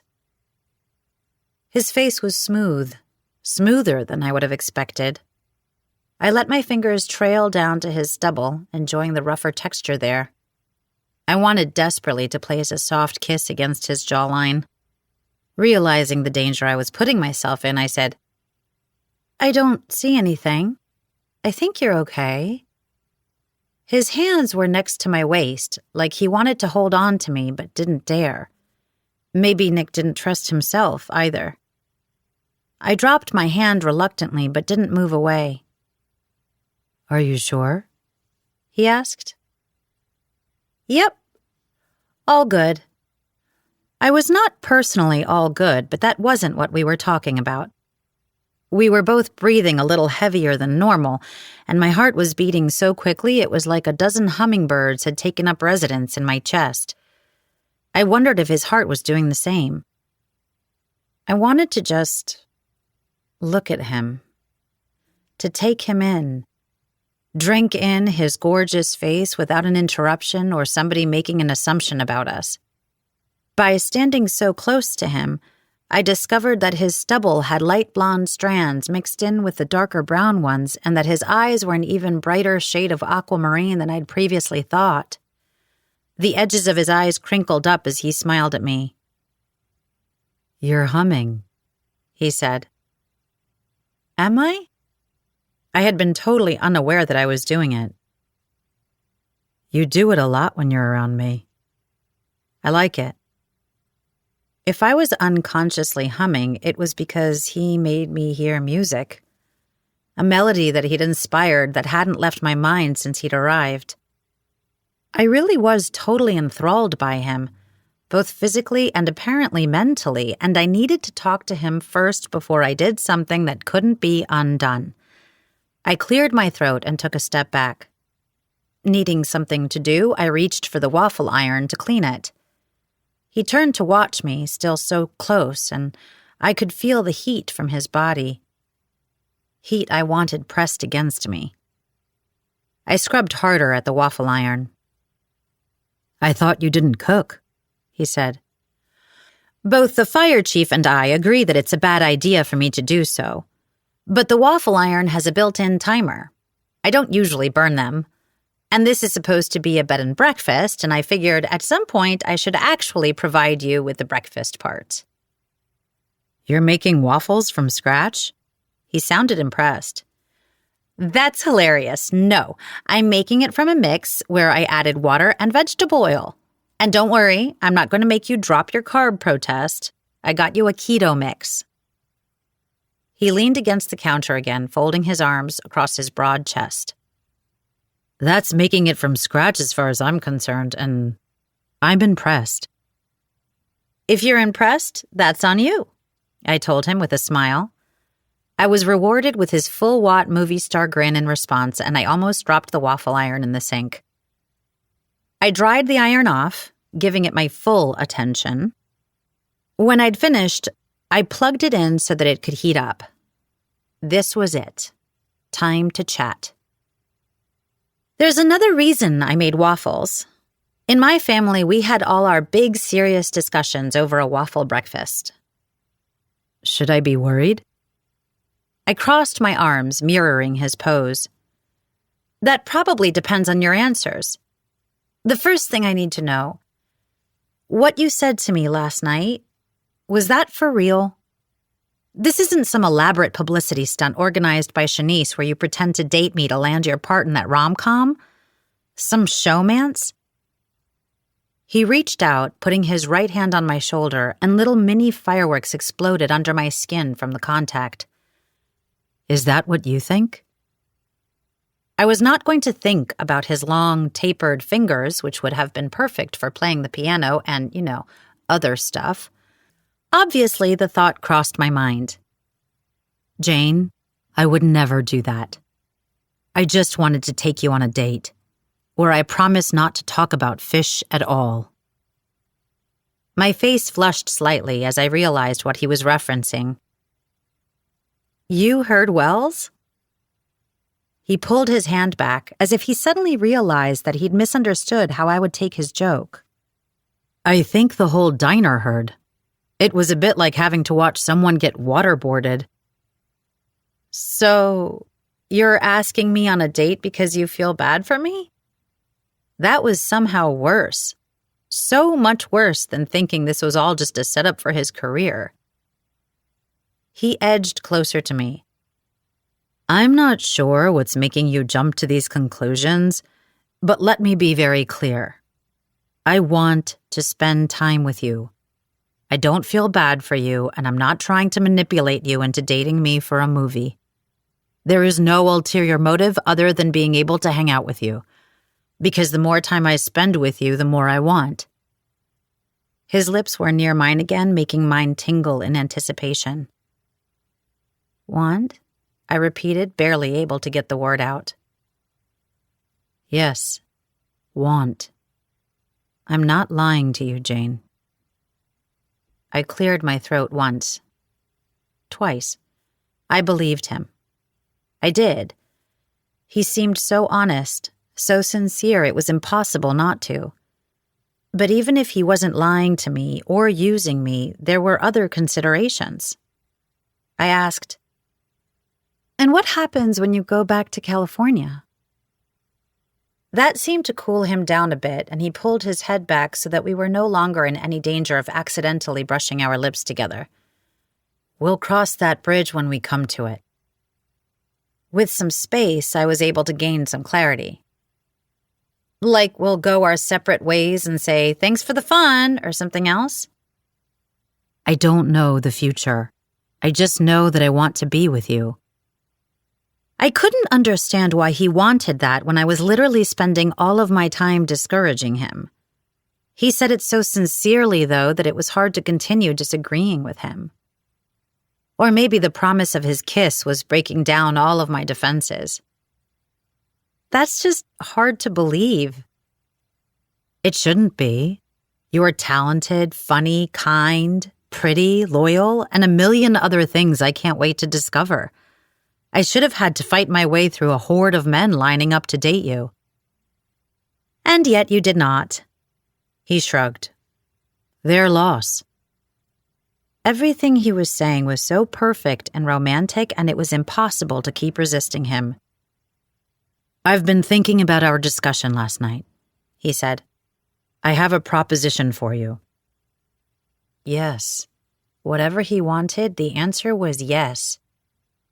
He continued, We need to call up the potential sponsors.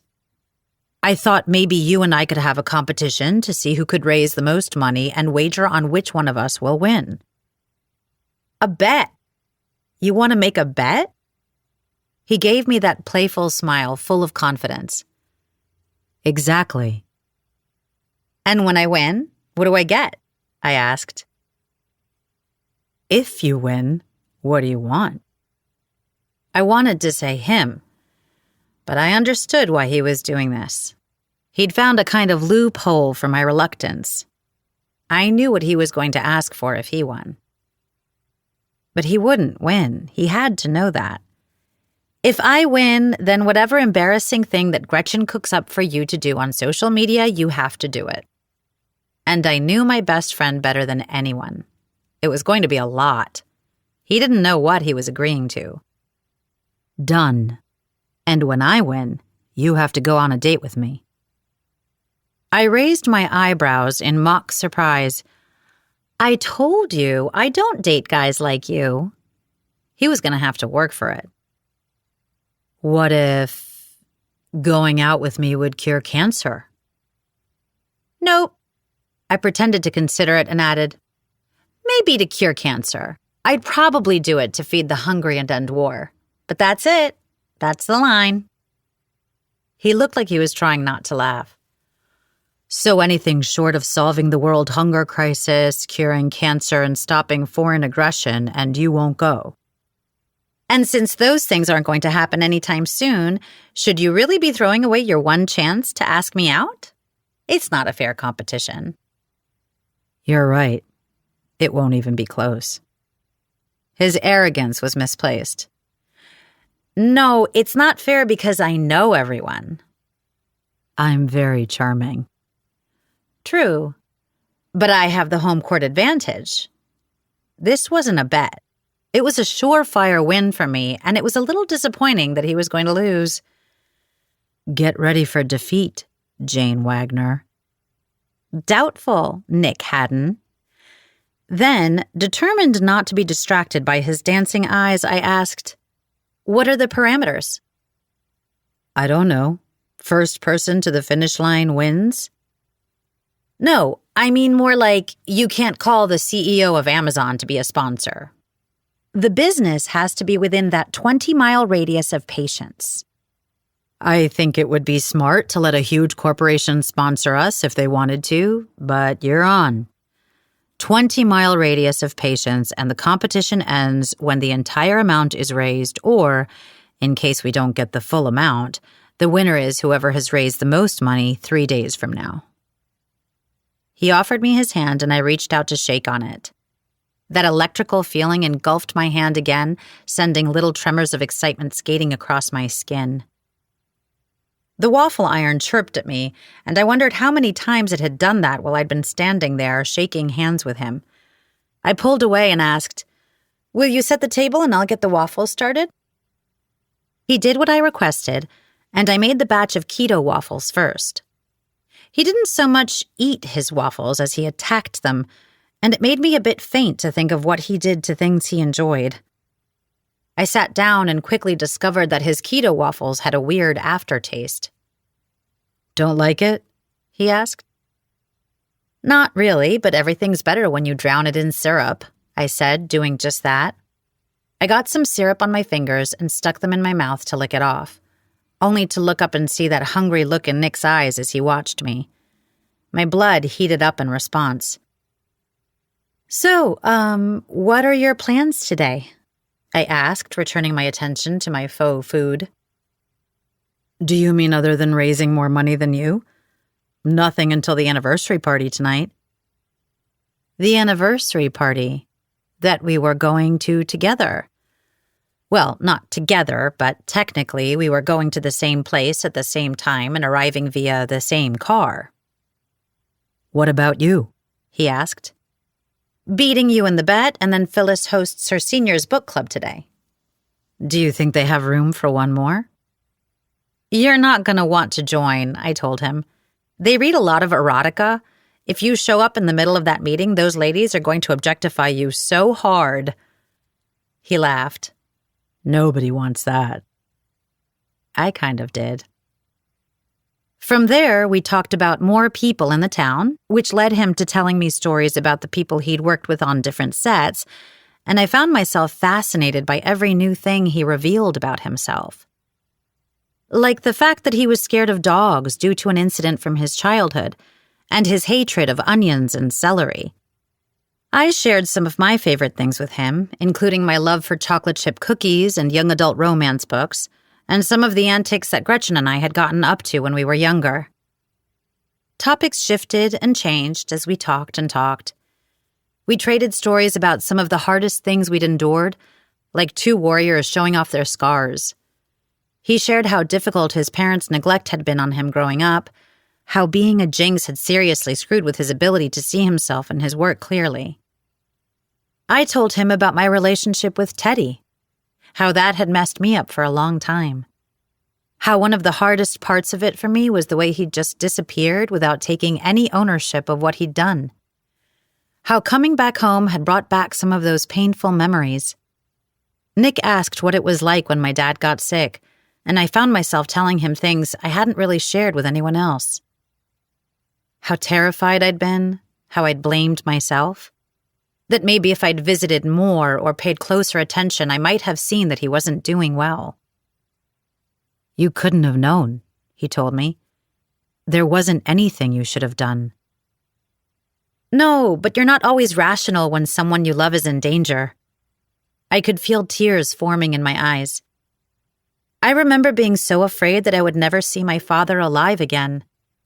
I packed up all of my stuff and moved back here that night. "You're a good daughter." That made the tears worse, and I shook my head like that could keep them from falling. I didn't think I was. "Honestly, you make me wish that I was a better son, that I had a better relationship with my parents." I'm not going to pretend to understand your whole dynamic with them, but they're still here, which means you can try and get to a better place with them. I'm not saying it will work out the way that you want, but they'd be fools not to want to be closer to you. "Do you want to be closer to me?" he asked in that tone of his that turned my knees to jelly. My phone beeped, reminding me that I had to get ready for work. I did want to stay right where I was and continue our conversation about whether we should get closer.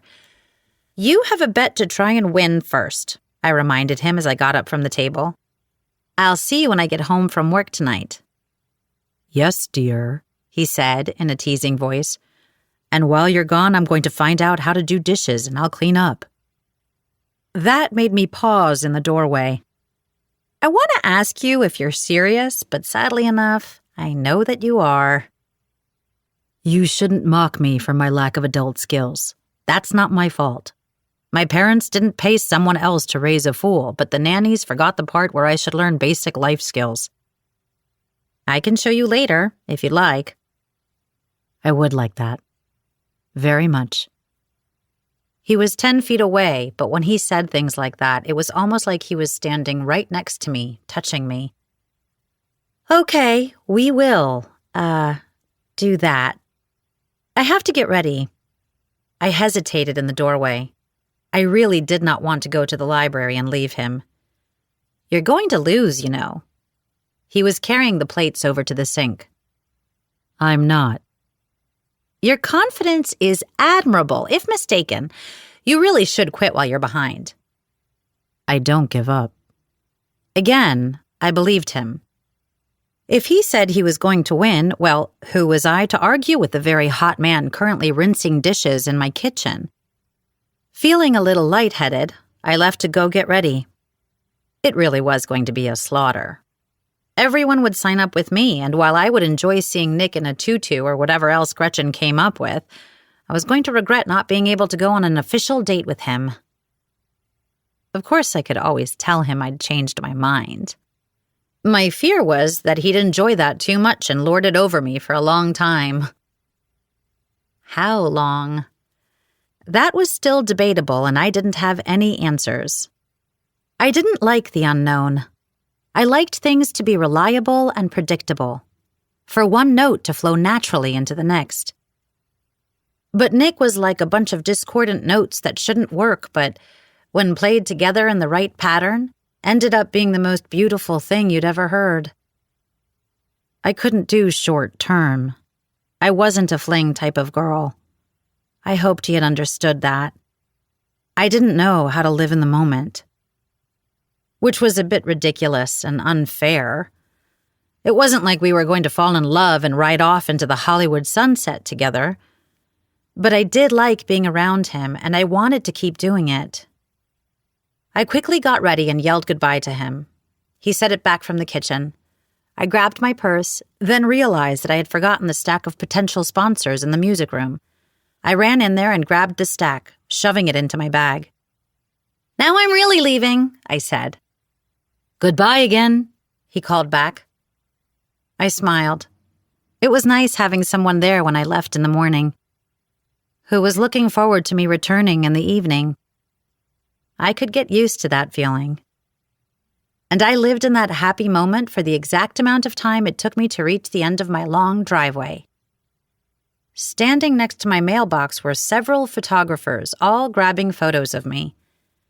There was also a group of teenage girls holding up their phones and some signs for Nick. A girl ran over to my car and knocked on the window. I rolled it down cautiously. Can I help you?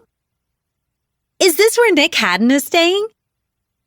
It was then that I realized what I had done. When we had announced to the entire world that Nick Haddon was here in Patience, why hadn't I believed his publicist when she'd warned me that it meant the world would come here looking for him? Inside my house, I'd been in a little magical bubble with him, but now reality had shown up. And I was worried what that would mean for me and Nick. Chapter 15. When I got to the library, I texted Nick to let him know about the paparazzi and fans outside the house and warned him to be careful. He sent back the thumbs-up emoji with a text that said, "Don't worry about it. I've got it handled." I found myself scoping out the area around me as I walked inside the library, half expecting more photographers or teenage girls. There weren't any, but I wondered if that was about to become a huge problem for the town. Nick was probably used to it, but he was here without security. Maybe I should call Shanice to let her know, or the sheriff to see if we could get Nick like a personal escort or something. Reminding myself that Nick had said he had it, I opted not to do either. He was an adult. He could take care of himself. It was just that, weirdly enough, I wanted to take care of him too. Gretchen was waiting for me inside. "Well," she asked, "how did your breakfast go? Did Nick cook up a storm?" I dropped my bag on the circulation desk. "What?" "You know, a storm, Because Zeus is the god of lightning? Isn't that Thor? He's the god of thunder. But then she made an impatient noise and waved both her hands. That's not the point. Don't try and sidetrack me. What did he say? I filled her in on my conversation with Nick and how things had gone, what we had said, about our bet.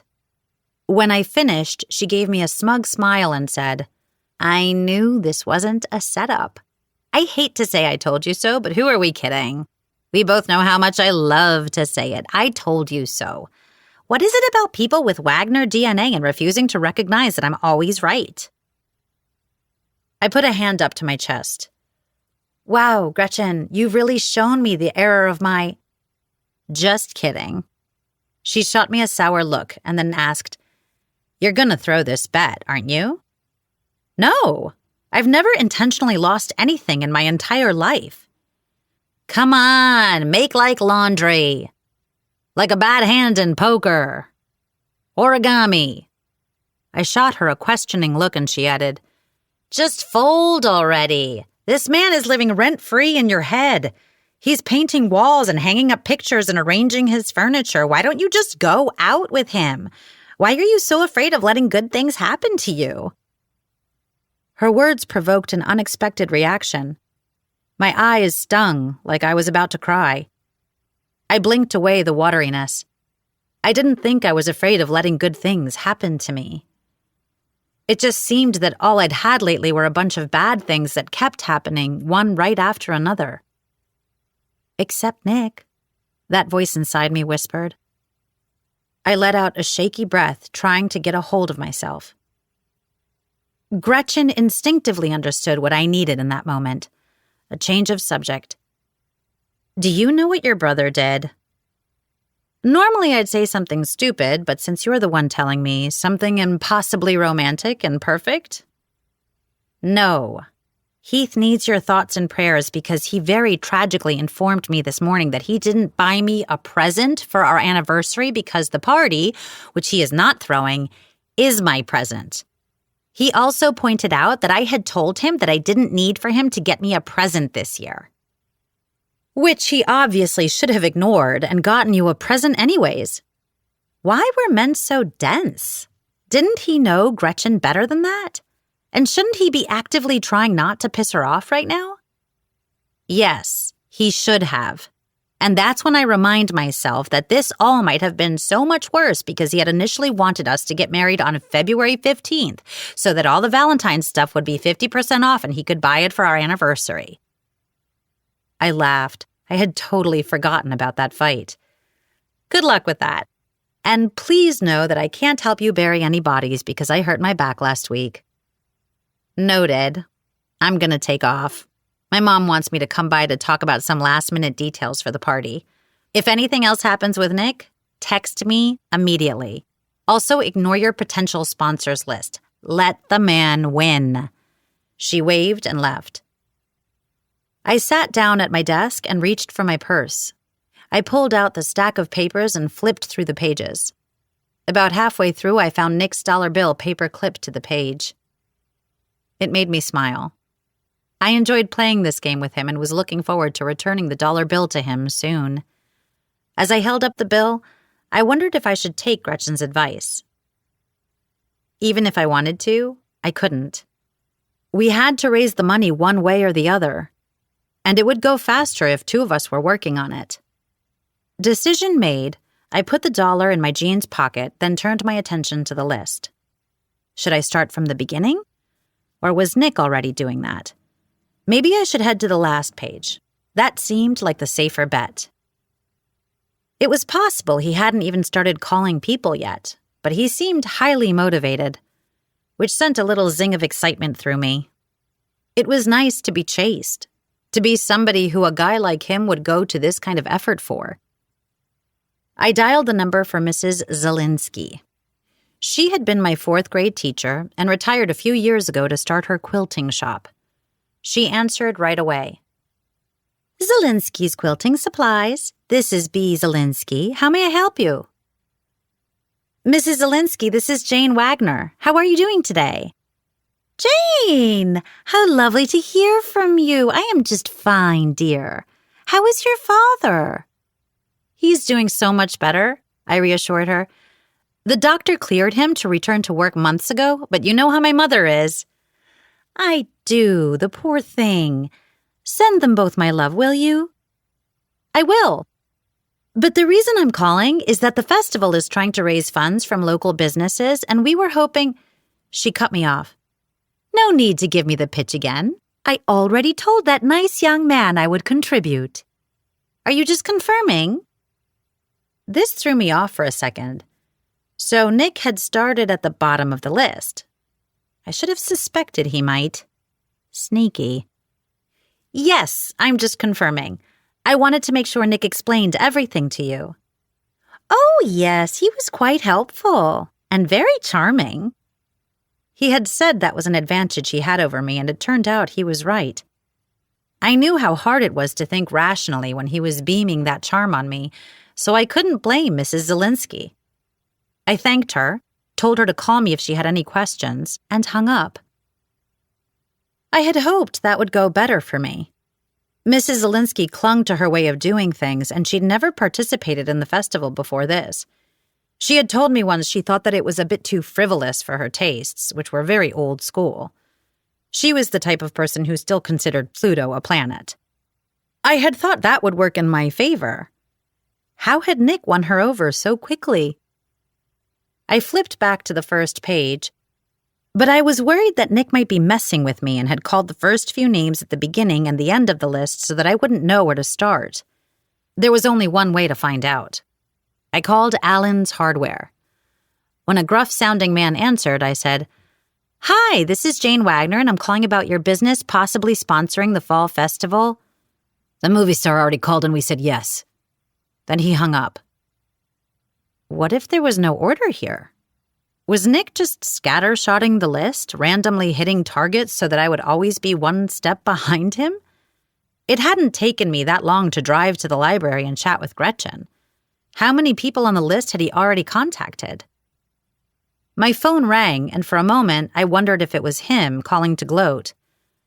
I glanced at the screen and saw a number I didn't recognize. When I answered, it turned out to be a vendor who was having some issues with their permits for the festival.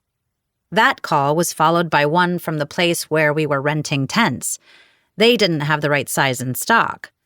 And about an hour after that, there was a phone call from the petting zoo people because there had been a mix-up with the bunnies. An assistant had put the male and female bunnies into the same pen, and now they had a bunch of pregnant rabbits, and they wanted to talk substitutions. In between all this, Mr. Mortensen accidentally knocked over the flimsy shelves that housed our nonfiction section with his oxygen tank, and as I was cleaning that up, I made the mistake of wondering aloud, what else can go wrong today?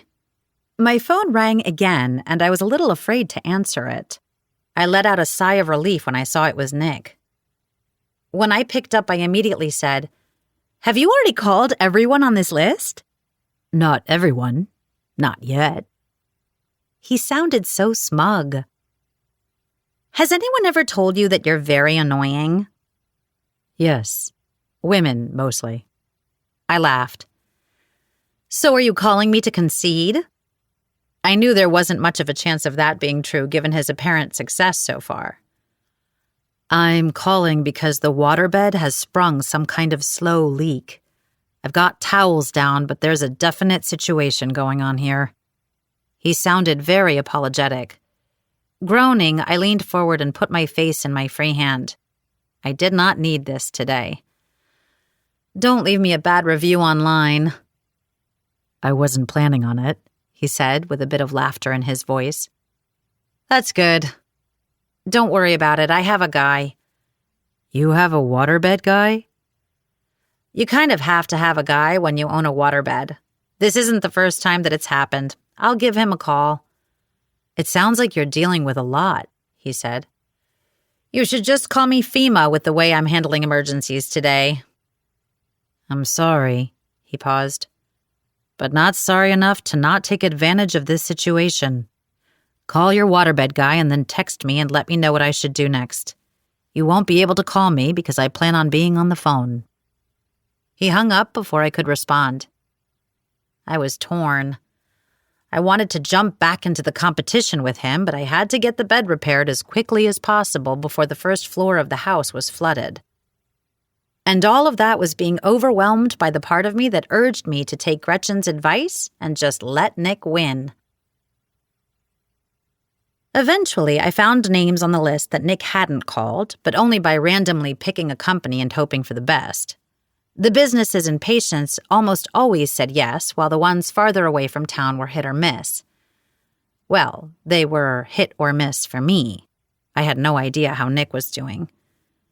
Plus, word had spread, and there were a few local businesses that told me they'd rather talk to Nick about the festival and that they were waiting for his phone call. So much for my home court advantage. Franklin, the waterbed guy, was scheduled to meet me at my house after work. Nick could have let him in, but true to his word, he was not answering his phone. I tried texting, but there was no reply. I let Franklin in, and we walked to Nick's room together. Not that Franklin needed me to guide him there. He was well acquainted with the bed of 1,000 leaks. I knocked on Nick's door. The doors swung open to reveal Nick wearing only a towel around his waist.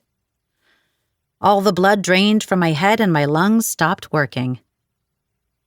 "Hey, come on in," he said, not seeming the least bit embarrassed. "I was just about to get in the shower." I tried to say something, but words did not come out of my mouth.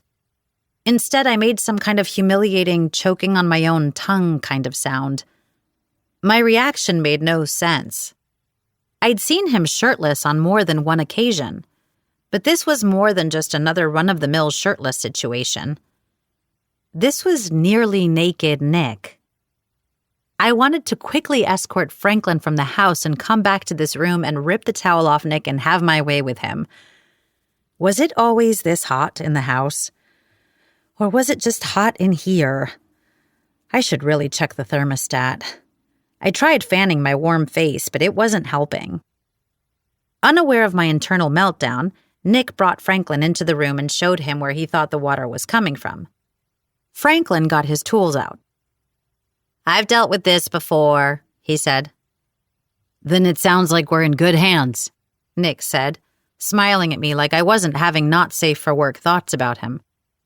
"I'm going to jump in the shower if you need me," he said, and then he went into his bathroom and shut the door. I heard the shower start up and my mind started racing. What emergency could I need him for that would necessitate me interrupting him in the shower? Ugh! My brain went completely blank. I had nothing. Nothing!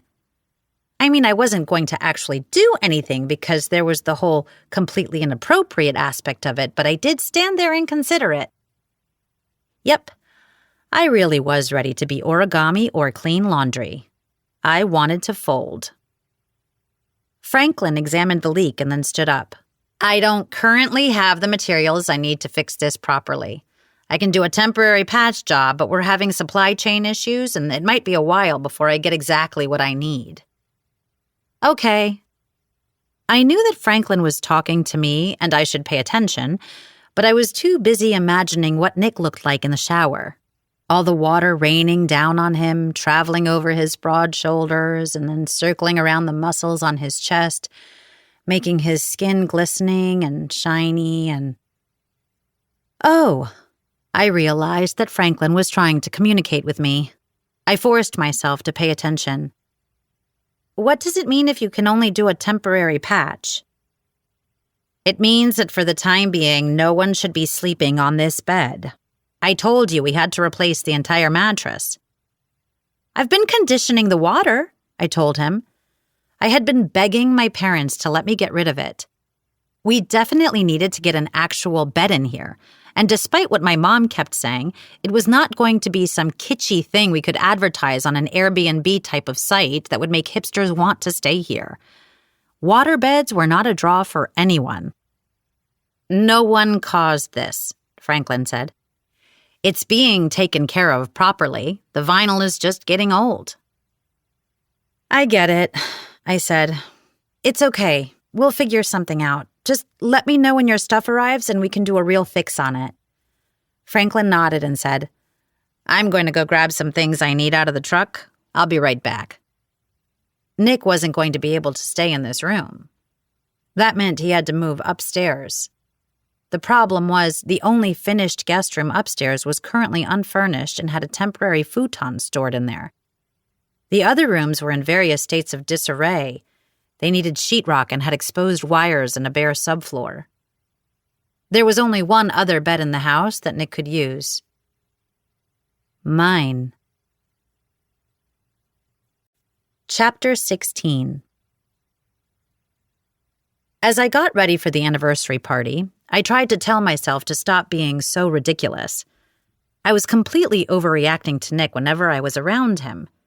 He was just a handsome man who was kind and thoughtful and funny and sweet and ambitious, and I shook my head. I was not going to list all the good things about him. That was just going to make me even more of a fangirl when I saw him. Wells notwithstanding, it had been too long since I'd been out on a real date with a man I liked and was attracted to. In fact, I hadn't seriously dated anyone since my relationship with Teddy Newcastle had ended. That made me set my mascara down on the counter and study my own reflection. Had it really been that long? No wonder I was ready to faint whenever I saw Nick Haddon's bare chest. I needed to get back out there and live again. I had really shut down a lot of important parts of my life after Teddy, and then again after my dad's heart attack. If nothing else, Nick coming here had shown me that. He wanted me to live in the moment. And maybe I couldn't do that exactly, but I could start going out again. I glanced at my phone.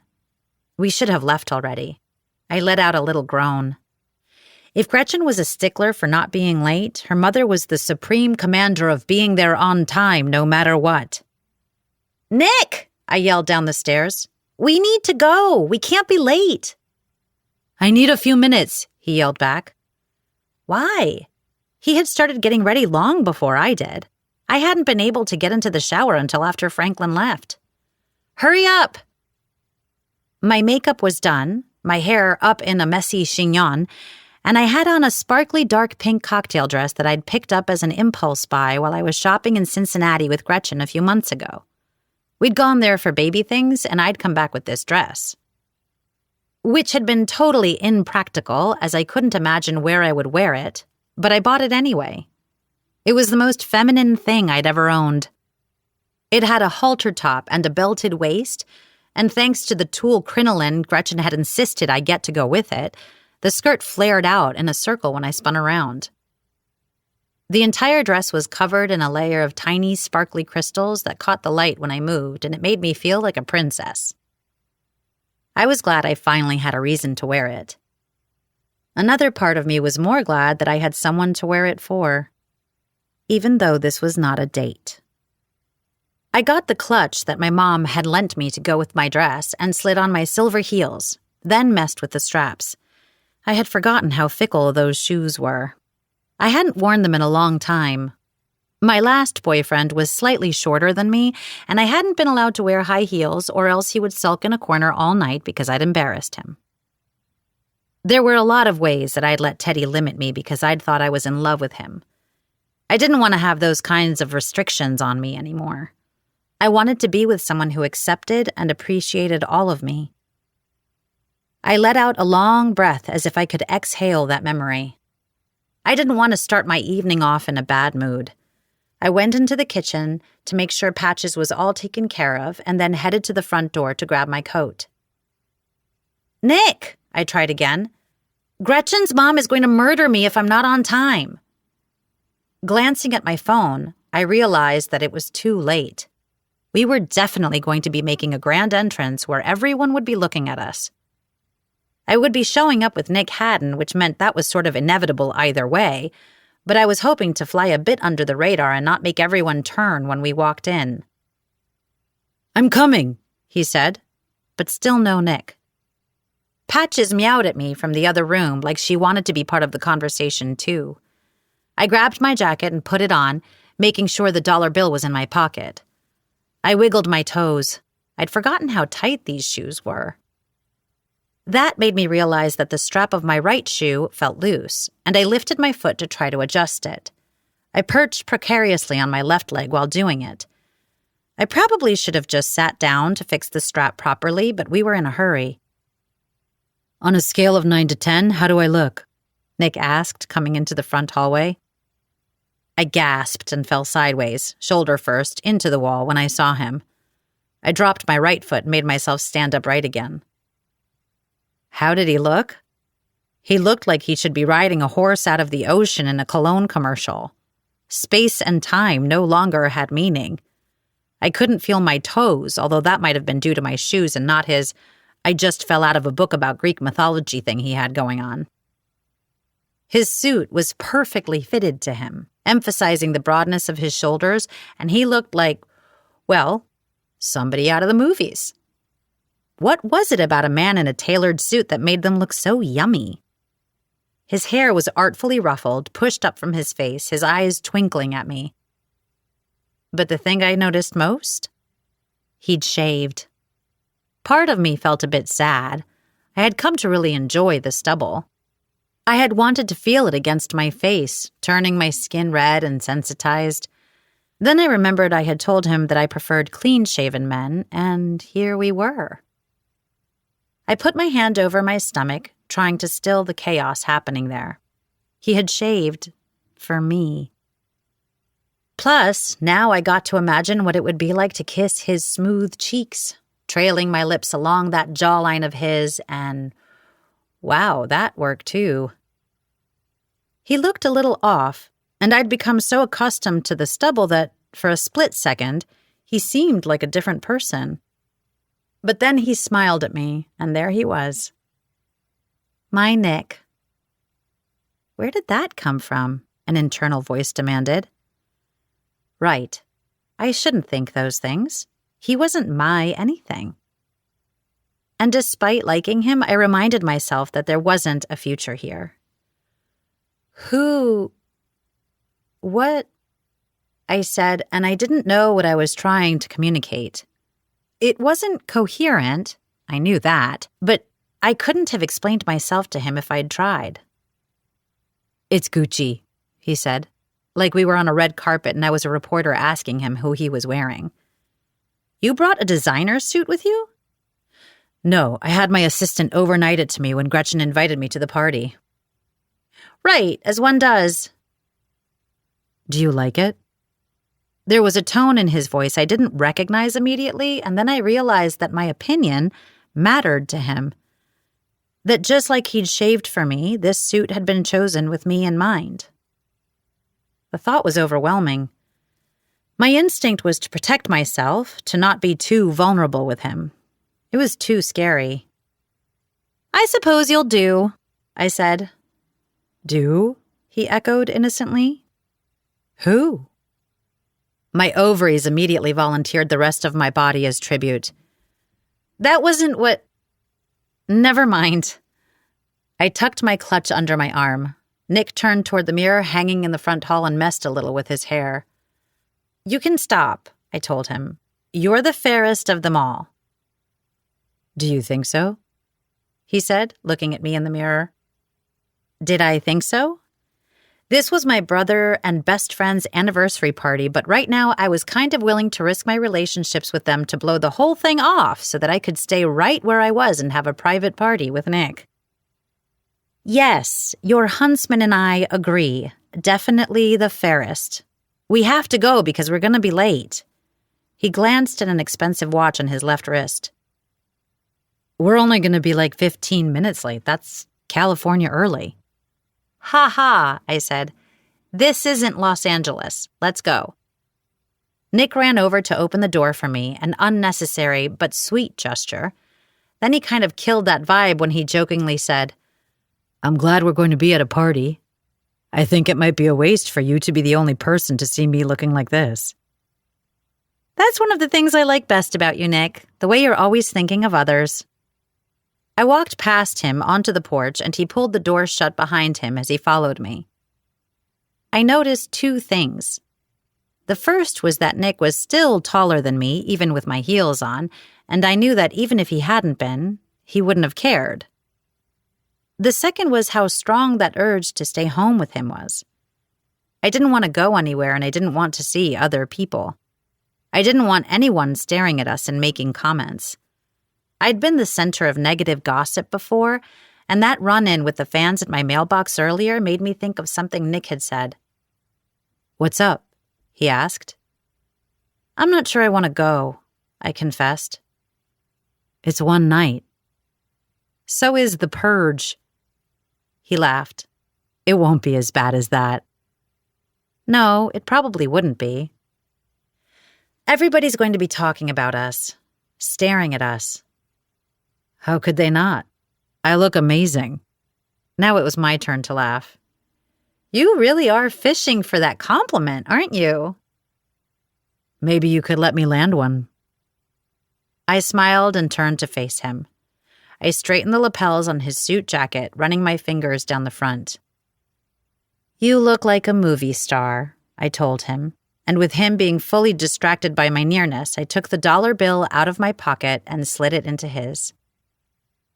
His hands were at my side again, like he wanted to touch me but didn't follow through. I suppose I'll have to take what I can get. He took a step back and offered me his arm. We have a date to get to. Shall we?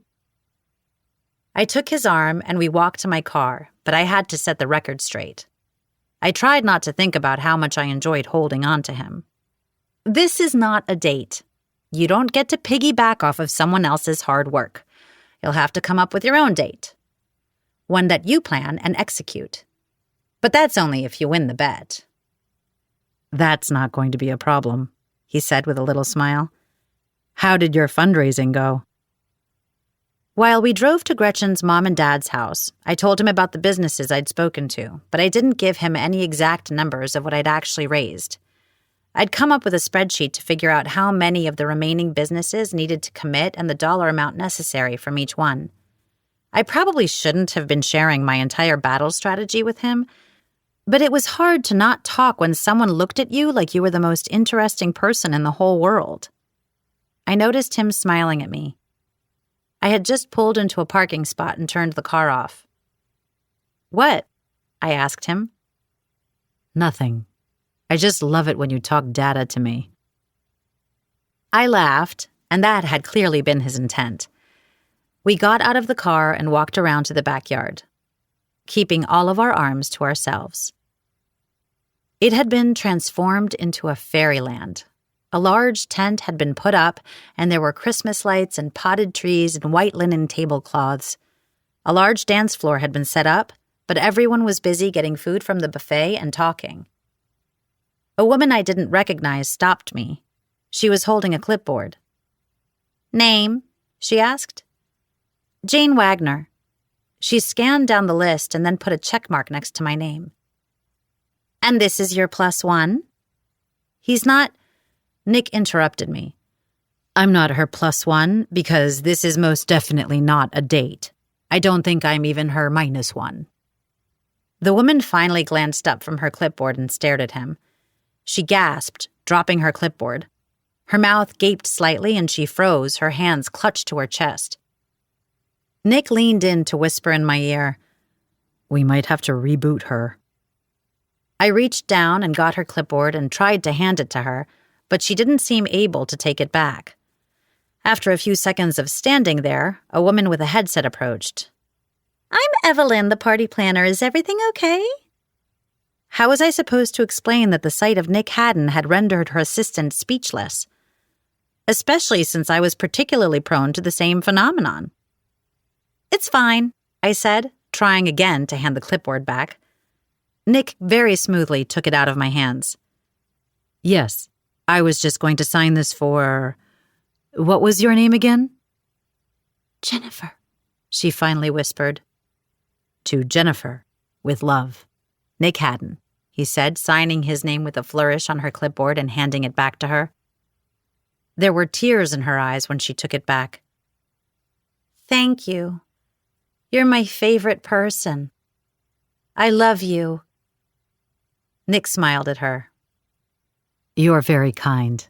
Thanks for doing such a great job here. Evelyn, the party planner, looked as if she wasn't sure what to do, and it dawned on me that she had no idea who Nick was. "Let me grab your jacket," she said. "The tent is heated. Dinner has been put out, so go ahead and seat yourselves wherever you'd like and grab something to eat."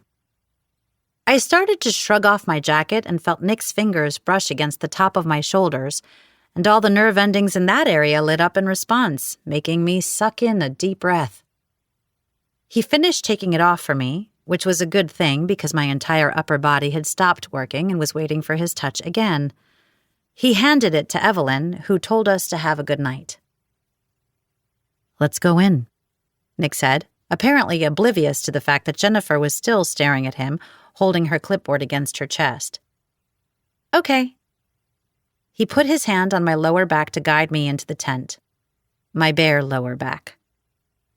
When I'd bought this dress, not once did I consider the fact that someday Nick Haddon would put his large, strong hand against the small of my back to guide me into an event. It felt like his handprint was searing itself into my skin, as if I were going to have a permanent mark there.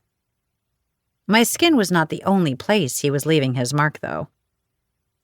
"Does that happen a lot?" I asked as we walked in. People were looking at us, but no one was staring like I'd thought they would. I pointed at a nearby table so that we could sit down, not wanting to draw any more attention to us than was strictly necessary. Plus, I needed him to move his hand so that tongues didn't start wagging, including my own. "Pretty often," he admitted as he sat next to me. "It's a strange thing to go through the world and have that be people's reaction to you. Crying, screaming, freezing." I nodded. "It would be a hard thing to get accustomed to. I can't take you anywhere, can I?" "No, you can't," he agreed. "It's pretty rare that I don't get recognized. That is one of the things I've enjoyed about patients. Nobody here seems to care who I am." "They care, but we have a lot going on. And at this point, you're basically an honorary citizen with all that you're doing for the town. We protect our own." "I know. I like it." "Although that might change," I told him. "Like with that group of fans outside of my house this morning. I'm worried about what might happen." "Most people are respectful. Yes, they'll ask for selfies if you're at a restaurant or in an airport, but I've never had someone show up and knock on my front door. I think most people understand what's appropriate." What if someone came up and knocked on my door? Or worse? It made me worry about him in a way I hadn't before. But what about the ones who don't? "It does happen. It has happened to me in the past, but you get a restraining order and move on." My concerned expression finally seemed to register with him. "Are you worried?" "Should I be? Do you currently have a stalker?" "Not as far as I know." "Don't worry. I'd protect you." He put his hand over mine, holding it gently. It caused a warmth to start up inside my chest that spread through the rest of me until I felt like I was glowing. We were both looking at our hands, and I thought he expected me to take mine away, but I didn't. He flexed his hand slightly, which made me think that maybe he'd retreat, but he didn't either. "I'm assuming your parents are at this party?" he asked, his tone light. "They are. They're over there." They were talking to their neighbors, the Silversteins. He smiled in a way that was concerning. "What's that look for?" I asked. "I'm just trying to figure out in what order I should ask them questions about you. Am I going for a chronological timeline or asking them to share your childhood stories based on how humiliating they are?" he said thoughtfully, like he was really going to do it. When I'd thought about this evening, it had never once occurred to me that Nick would meet my parents. Who would find the best ways possible to embarrass me? I put my free hand on top of his. "You're not going to go over there." "Oh, I'm afraid I very much am," he said, and stood up. I could only watch in horror as he walked over to where my parents were chatting with their friends and introduced himself. I didn't know what to do. It was like watching a car wreck happening in slow motion in front of me. Who knew what inappropriate things my mother would say? How overprotective my dad would get? Would Heath join in and turn this into a free-for-all? Here I'd been worried about having to protect him from possible stalkers, but I hadn't thought about protecting him from my mother, the Grand Inquisitor. Oh, she was going to ask him so many personal and invasive questions. I knew I should run over there and intervene, but I couldn't move. And speaking of stalkers, that Birch Brenda Schumacher walked into the tent wearing a dress that probably violated several state laws. Her mother and Gretchen's mom were friends, so it made sense that she would come. I didn't like it, though. Then I heard glasses crashing, and I turned in the opposite direction to see Wells standing by the buffet table. Fantastic. Just 2 more horsemen and we'd have ourselves an apocalypse. This evening was not going to end well. Chapter 17. Wells interpreted me looking at him as some kind of cue to come over. He waved at me, but I did not wave back. Unfortunately, this did not deter him. He took Nick's seat. "Jane, how are you?" I didn't want to be rude, but I didn't want to encourage him either. "I'm good. How are you?" "Good. I tried texting you today and you didn't respond." I glanced over at Nick, who was deep in conversation with my parents. They seemed to be hanging on his every word. "I'm sorry, I was really busy today." "Drinks?" he asked, and I forced myself to pay attention. "In general or with you?" I responded. "With me, if you'd like to get out of here." I'd never had an issue with conflict, and it would probably make my life easier if I told him straight out that I wasn't interested. But my Midwestern upbringing was still there, urging me to be polite. "No, thank you." "Really?" Why did he sound so surprised? Did he really not know that last night had not gone well? "Yes, really." "Why?" He sounded annoyed. Surprised, like women didn't turn him down. It struck me as arrogant and made me dislike him even more. He followed my gaze and then nodded in Nick's direction. "I thought you said you weren't interested in him." I'd been so busy telling everyone that tonight wasn't a date that of course it would come back to bite me in the butt. "I'm sorry, Wells, but I think we're better off as friends." After blinking at me for a moment, he said, "Your loss. I can do so much better than you." He got up and walked away, and I wasn't sure how to feel. I had thought he was a nice guy, if a little misguided, but it turned out that he was kind of a jerk. I was allowed to not want to date him. He didn't have to be mean about it. I heard Nick laughing, and my attention was quickly turned back to the unholy trinity and their apparent bonding session.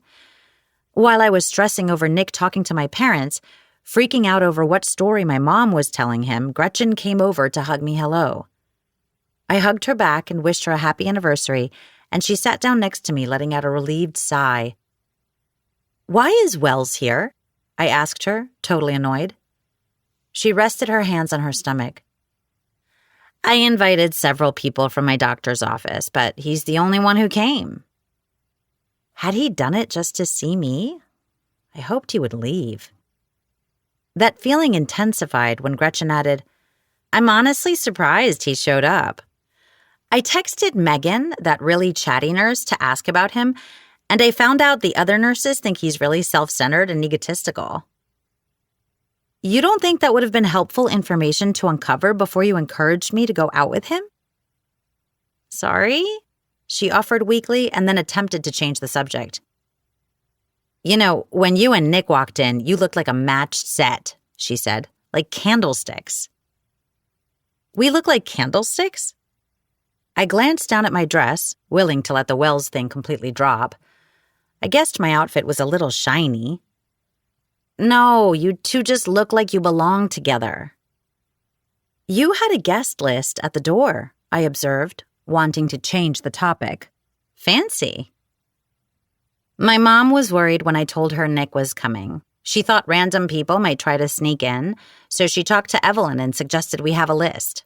Nick's name isn't on it because I knew he was coming with you, and this way no one could tip off the paparazzi. Smart. I was grateful for the assist in keeping him safe. Watching over Nick could seriously be a full-time job. When are you going to end all of our misery and just get together with this guy? I mean, obviously you should play hard to get by showing up for your first date with all of your clothes on, but after that? Like I said earlier, fold already. So much for changing the subject. It was like all roads led to him. Obviously, I would be fully dressed if I went on a date with Nick. Good. I'm glad we're on the same page. We're not even in the same book, I told her with a sigh. Do you remember when we talked and you said you weren't going to push me to go out with Nick anymore because you were afraid it would backfire? She made a face. No, because that doesn't sound at all like something I'd say. But I thought we were past all your excuses and rationalizations. You can admit that you like him now, right? No, I hadn't been able to admit it. Because once I said those words out loud, it would be over. I wouldn't be able to keep my heart safe any longer. I feel like I'm fighting above my weight class, I confessed to her. He's so out of my league. He's an Olympic gold medalist, and I'm the person who watches the Olympics on her couch. He's Gucci and Prada, and I'm the devil wears Target. You don't get to put yourself down, she said fiercely, more intense than I'd seen her in a long time. That is my best friend and sister you're talking about, and she's amazing. Got that? I nodded, swallowing down a knot in my throat. Good, she nodded. Even if it was true, which it's not, everyone roots for the underdog. They want the maid to end up with the prince. The innkeeper lands the movie star and the audience cheers. I wasn't going to be his innkeeper for long. He's probably going to have to move out. What? Why? The waterbed is leaking again. He can take your room. Which meant I was going to have to be on the couch, and the couch was terrible to sleep on. He could. Or you could share your bed with him. She laughed as she realized that I had considered it. Okay, miss, I won't admit I like Nick Haddon. Tell me, what exactly were you two doing when you broke the waterbed? That's not what happened. She flashed me an evil grin. It will be when I retell this story. She got up so quickly that it surprised me. Gretchen, do not tell people... I stopped talking when Nick approached, carrying drinks. He and Gretchen exchanged greetings, and he wished her a happy anniversary. Thank you, Nick. I hope you have the best night ever, she said in an exaggerated tone. I have to make the rounds. She waggled her fingers at me, and I was torn between following after her to beg her to keep quiet and finding out what Nick had said to my parents. Sexy Nick in a suit, 1. He offered me one of the glasses, and I took a sip. Plain fruit punch. You didn't spike it? I'm not drinking right now, and I didn't think about it. Right. I'd forgotten. It was part of his big life change. Do you want me to go back and get you something with a little more bite? That's probably not a good idea. I needed my wits about me. I saw you talking to that oak hole earlier. What's his name again? Spring? Oak hole? I repeated. Did I do that right? Brenda's a birch, so Spring is an oak hole? I shook my head, smiling. His name is Wells. Ah, I knew it was something to do with water. That Nick seemed a bit jealous gave me a tiny thrill. I liked him being a little territorial and deliberately misremembering Wells's name. But it seemed mean to let him possibly stress about it, especially when I had it in my power to reassure him. He did not have anything to worry about. It went fine. He's not a bad guy, but he's not right for me. That made Nick lean forward so that his knees were touching my leg. Oh? Who is right for you? You. I paused, terrified that I'd said the word out loud. When he didn't react, I allowed myself a tiny sigh of relief. To cover up my momentary lapse, I said, "What did you talk about with my parents?" He gave me a secretive smile. "That's for me to know." "And for me to find out?" "I'm very good at keeping secrets. All you need to know is that I'm excellent with parents that are not mine. I think I'm their new favorite person." Normally, I wouldn't have believed him, but I'd seen their enthusiastic response to him, the way they laughed and looked so engaged. Why wasn't he telling me what they'd discussed? As if she'd been summoned by our discussion of birches and oak trees, Brenda walked by, talking loudly into her phone, preventing me from grilling Nick further. "I miss you too, lover. I'll be home soon. This party's a definite dud. Bye-bye." She hung up, and I hoped she'd keep walking, because the one thing I was not going to do at this event was make a scene by throat-punching Brenda. But she did not keep going. She stood directly behind Nick and me and announced, "That was my boyfriend. We have a rule that we always say how much we love each other every day because you never know."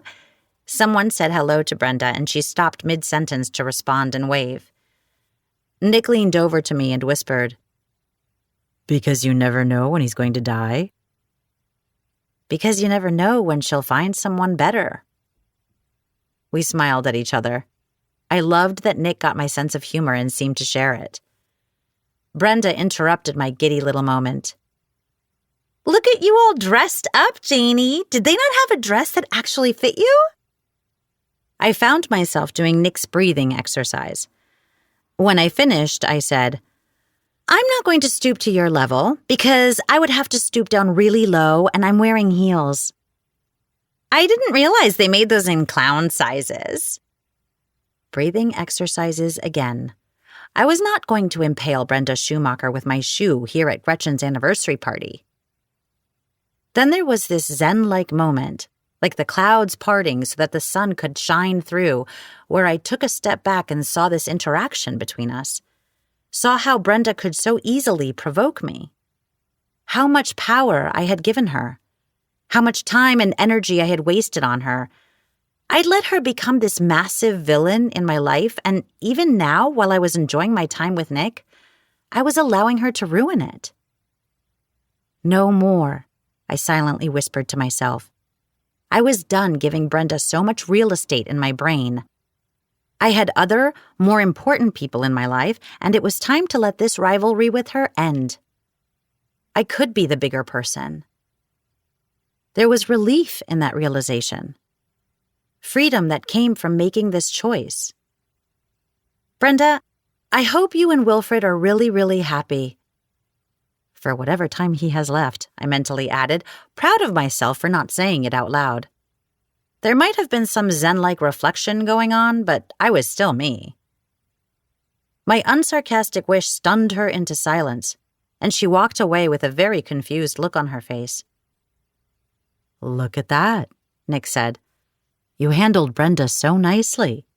You didn't get down in the muck with her." Part of me had wanted to tell her to muck off, but he was right. I did. That's probably your influence. "So what you're saying is, I make you a better person?" It was true. But if I told him that, he'd just gloat. "That's not." "The time has come to get this party started," the DJ announced, interrupting me. "Will Mr. and Mrs. Wagner please report to the dance floor?" We applauded along with the rest of the partygoers as Heath and Gretchen walked out onto the dance floor.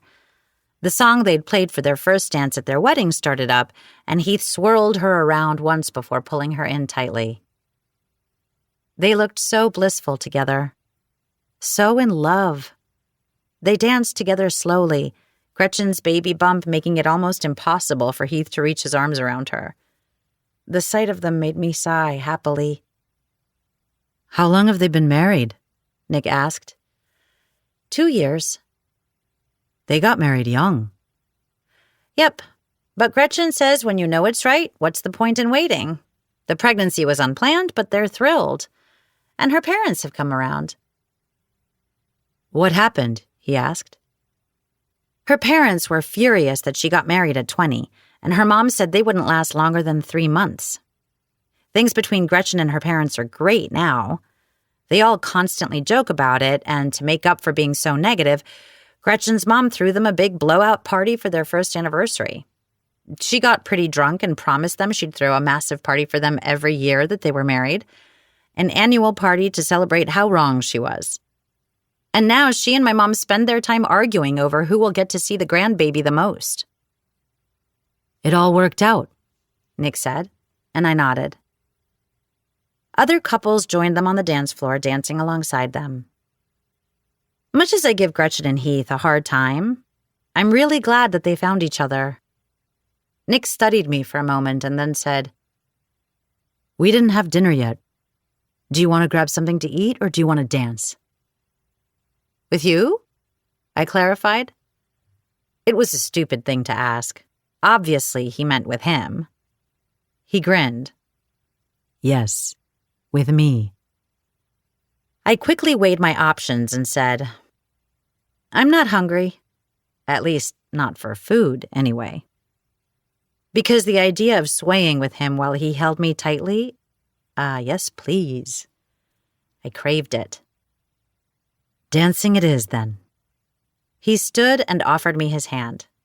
I took it and forced myself to ignore the electrical shocks that shot up and down my arm. We walked together, and for a moment it felt like everyone was staring at us. But then Nick turned me and took me in his arms, and the rest of the world disappeared. I put my arms around his neck, and it was almost a relief to get to touch him like this. His hands were at my waist and moved around to my back, pulling me in tightly so that we were pressed against each other. He made a sound at the back of his throat when we made contact. Perfection.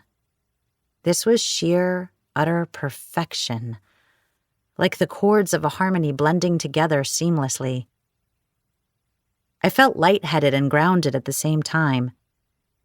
Then Nick started trailing the fingers of his right hand slowly up and down my spine. It turned out that apparently I had very weak knees as, for the second time that evening, they nearly buckled. Technically, the first time they had buckled and I ran into a wall, but since I hadn't fallen to the floor, I was counting it as an almost buckled. "I know what you're doing," I told him. "Yes, but it's still working," he murmured close to my ear, sending warm shivers of delight dancing across my exposed skin. He was right. It was totally working. Then he added, "You know, I never pegged you as a player." "A player? Me?" "A date with the oak hole last night, one with me tonight." "Tonight is not a date," I reminded him. Or maybe I was trying to remind myself. "You say potato, I say this is definitely a date." He was exasperating. "I'm not a player either. This is the most I've gone out in like a year." "Me too." Ha. As if. "What are you talking about? I've seen the photos. You're always going out." "That's work stuff. That's not me going on a real date with someone I like." "When was the last time that happened?" He paused, considering my question. 2, maybe 3 years. I stopped dancing. "Why? Have you seen you?" Nick tugged me slightly so that I'd start moving with him again. "I've been too busy.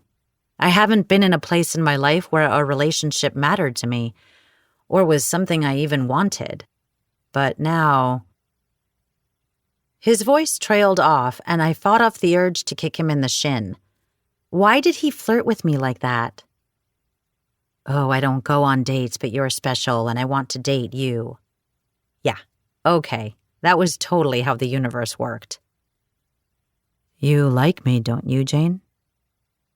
His lips were now officially touching my ear, and I had to suck in a deep breath, which was hard because my lungs were no longer functioning properly. This was the problem. He oozed charisma, and physically I was totally defenseless against him. I wanted to do what he'd urged me to do. Take things one day at a time, see where they went, date him.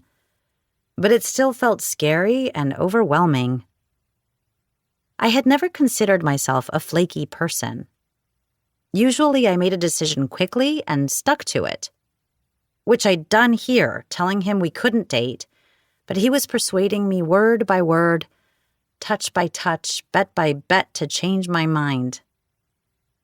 And that fear of letting go, of getting my heart broken all over again, I just couldn't shake it.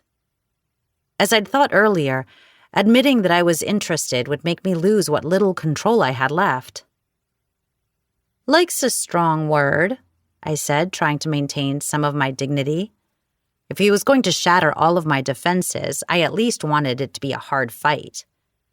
What I really wanted was to roll over and offer myself up to him, like some virgin sacrifice presented to Zeus, but I found myself still resisting. Indifferent, maybe. Every female hormone inside me violently disagreed with that assessment.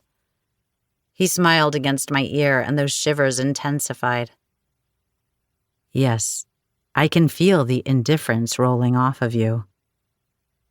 I leaned my head slightly to the right so that he would stop using my sensitive ear to affect me.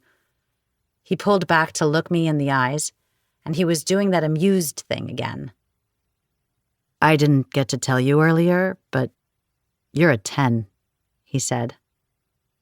What? Was this some Hollywood thing I was unfamiliar with? Then I remembered what he'd said when he'd come downstairs earlier. On your scale of 9 to 10, you do understand that that's not a big compliment. No, I realized that I didn't tell you how beautiful you look tonight. That was because I was so blown away when I first saw you that I couldn't say anything. And now I'm playfully rectifying the situation. His words were every bit as thrilling as his touch.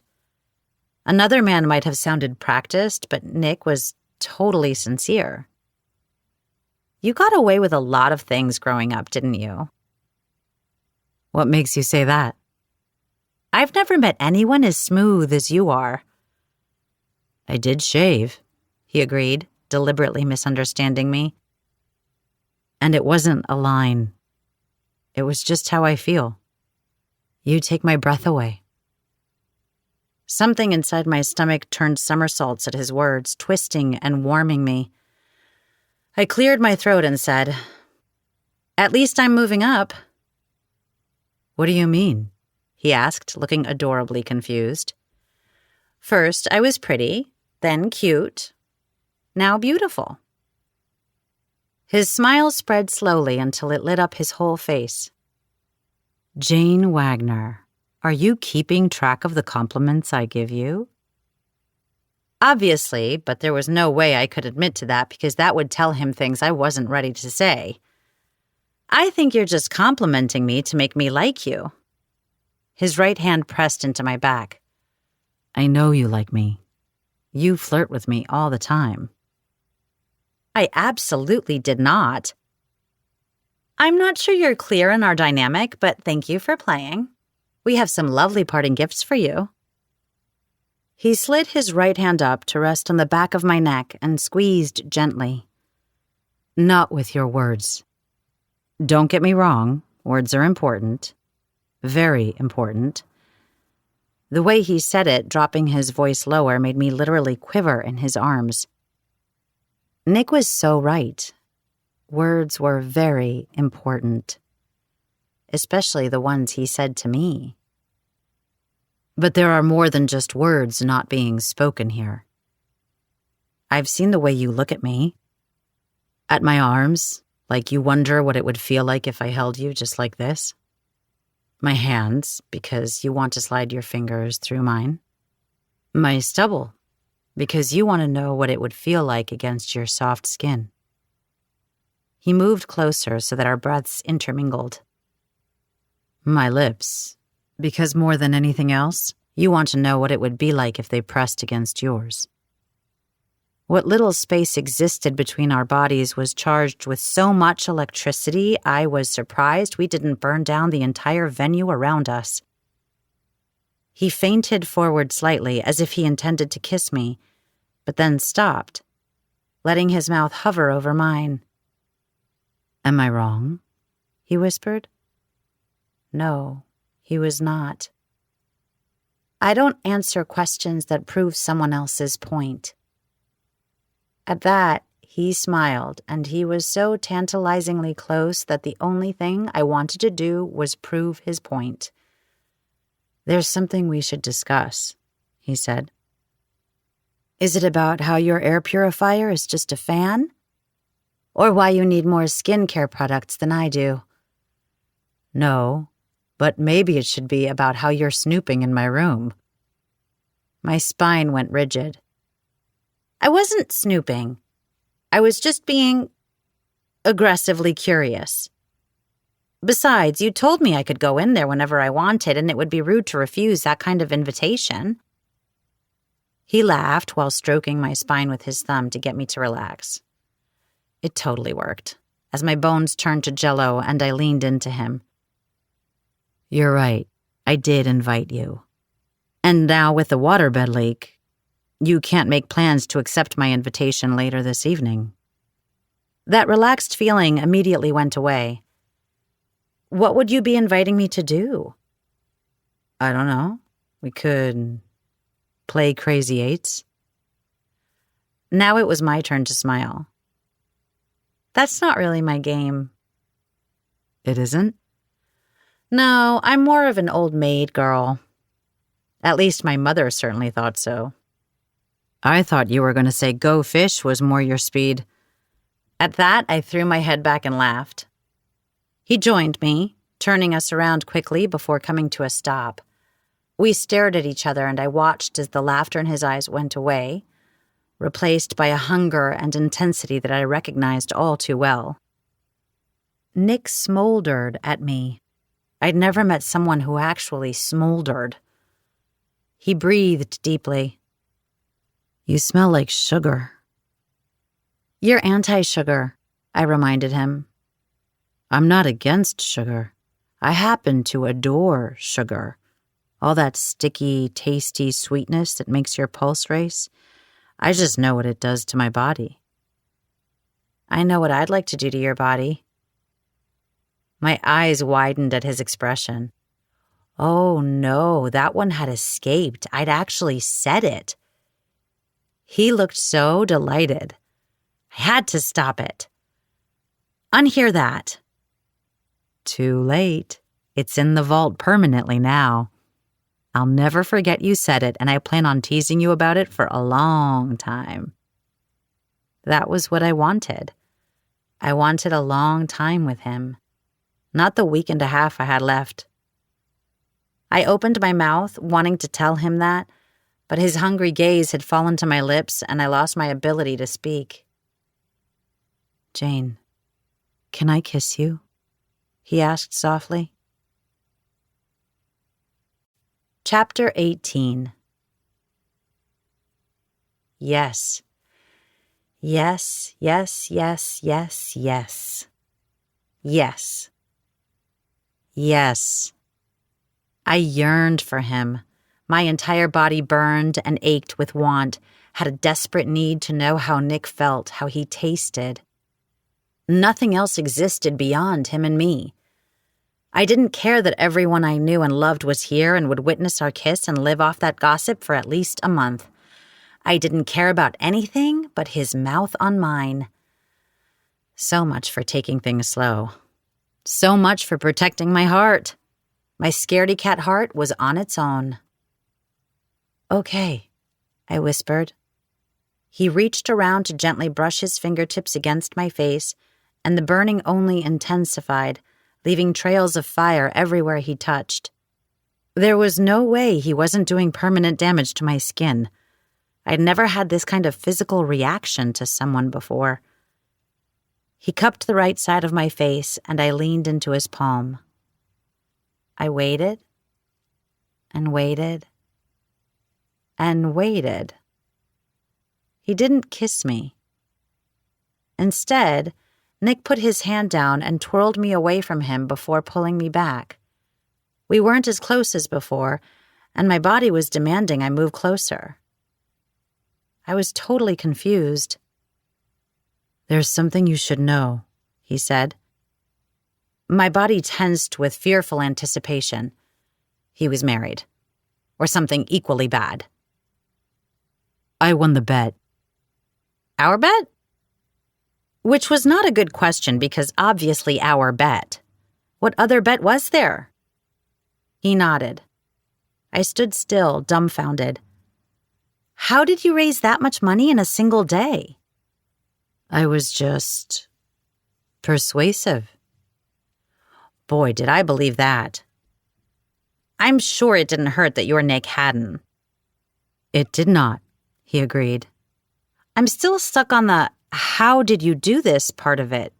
It was so much money. "Now you don't have to worry about the festival. Everything has been taken care of." I did feel lighter. Like the worry over raising the funds had been pressing down hard on me and I hadn't realized I was carrying around that weight until Nick removed it. "Thank you. That's incredible." "You're welcome. Here." Then he slipped something into my right hand. I lifted it away from his neck and it was our dollar bill. How had he found it so quickly? When had he found it? I just put it in his pocket. But he wasn't playing by our unspoken rules. "It's supposed to be a surprise when you give it back to me. You can't just hand it to me." "Read it." I let go of him to unfurl the dollar. "I've already read it. Payment in full." "Look at the opposite corner." There he had written the words, "Will you go on a date with me?" How could one man be this cute? This was unnecessary. No romantic gesture needed. I made my bet and now I have to lie in it. "Promises, promises," he teased. "Is tonight our date?" I asked him, teasing in return. Because I only said one date. "As you keep reminding me, tonight is not a date. But don't worry, it will happen soon." Am I going to get a heads up before it happens? "I like surprises," he said. Okay. I was going on a date with Nick Haddon. And the thought didn't fill me with fear or concern or a desire to protect myself. I was excited. It was also a bit of a relief that the decision was out of my hands. No more internal struggling over this big problem. I had to keep my word. But even as I thought it, I knew it wasn't true. If I told Nick I didn't want to go out with him, I knew he would respect that, no questions asked. Because he was a good man. "So what now?" I asked. "Now we dance and have fun together and you introduce me to everyone who knows you so that I can gather up more stories to tease you about, and then we go home." Home. I liked the way that sounded. We did exactly what he suggested. We had a blast together. Everyone wanted to talk to him or to me about him, but we had so much fun. We danced and ate and talked and danced some more. Besides me, the only other people he danced with were Gretchen and his #1 teenage fan, Connie. Connie looked like she was about to burst, and I completely understood. He was impossibly sweet and thoughtful for asking her. While they danced, my mother came up to berate me.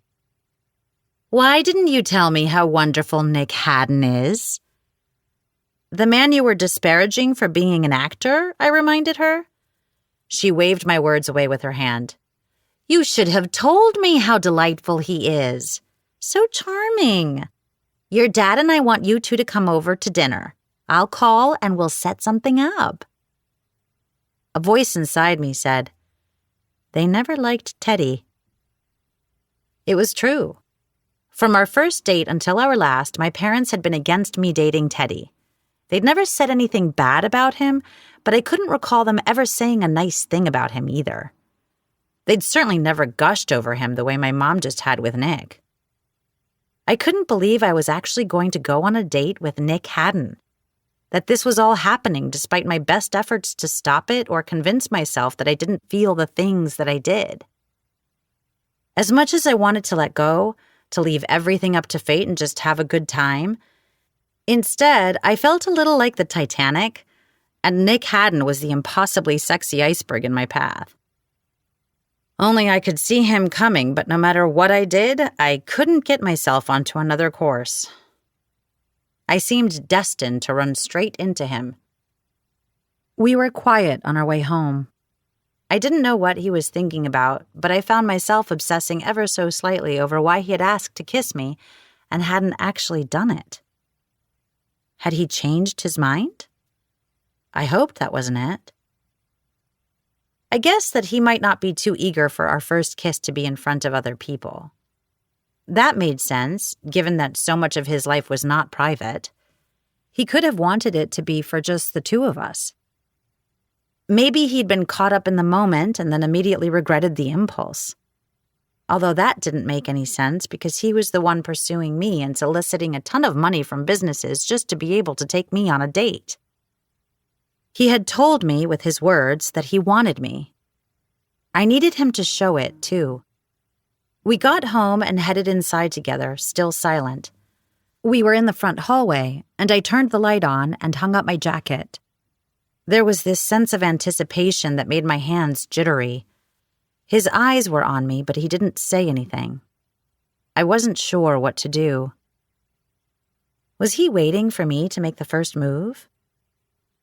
It seemed like I was going to have to be the first one to speak, at the very least.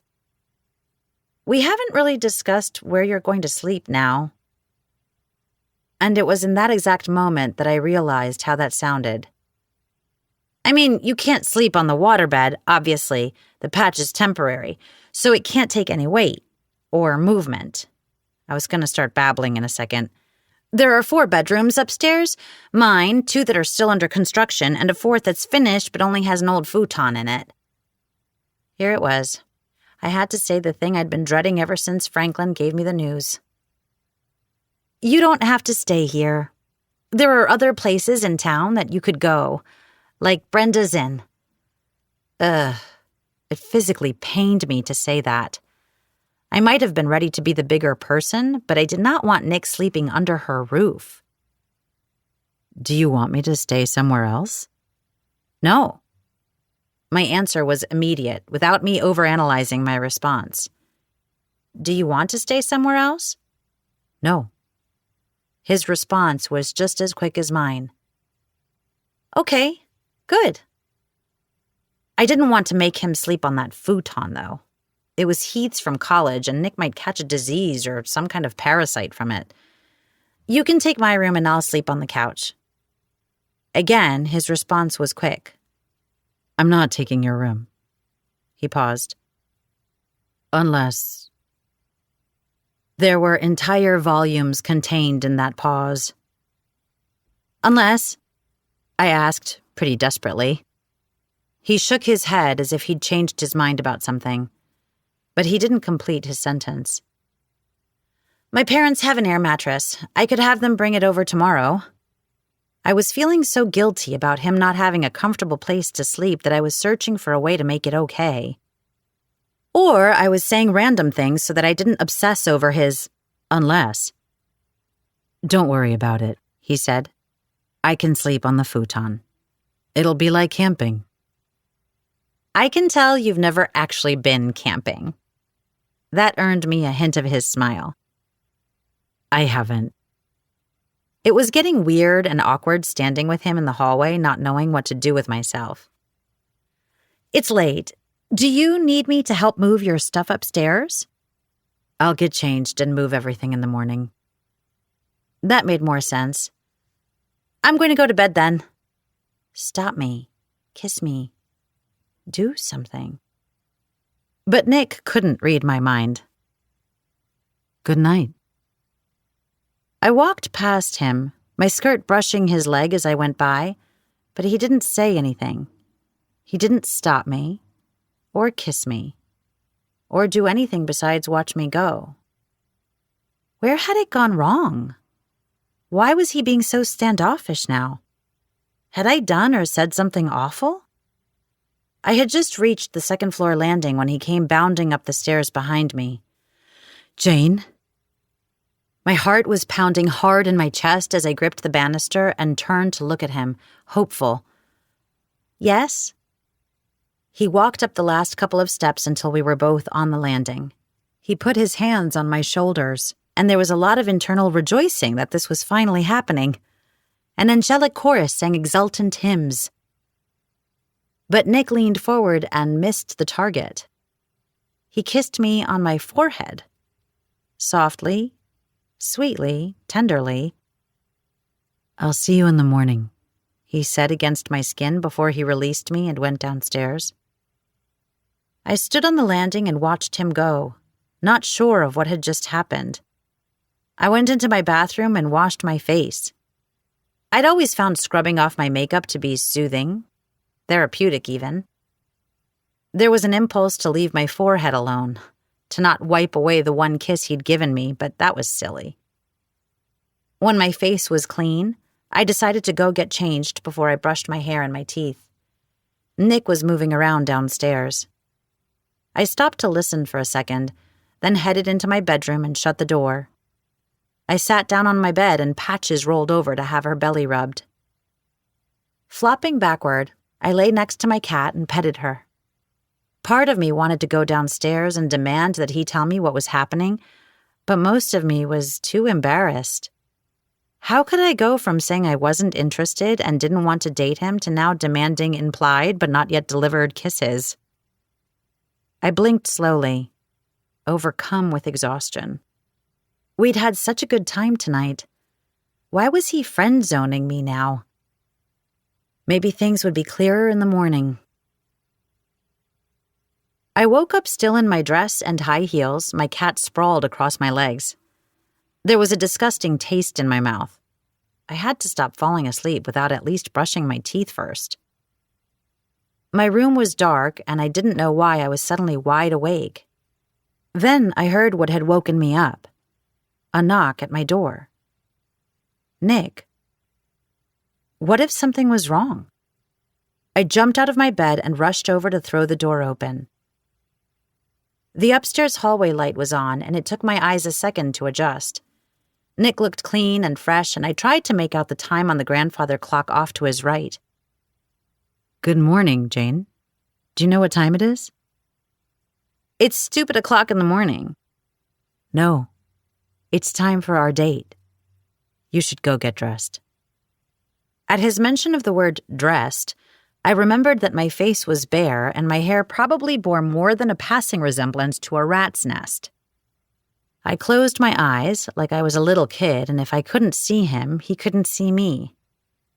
It didn't make sense, but it was really early in the morning.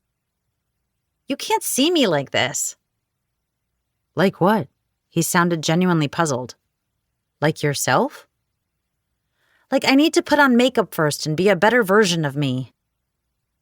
He put his hands on either side of my face and my eyelids flew up. "Not possible. You are always your best self and you are always beautiful." It wasn't a line. He meant it.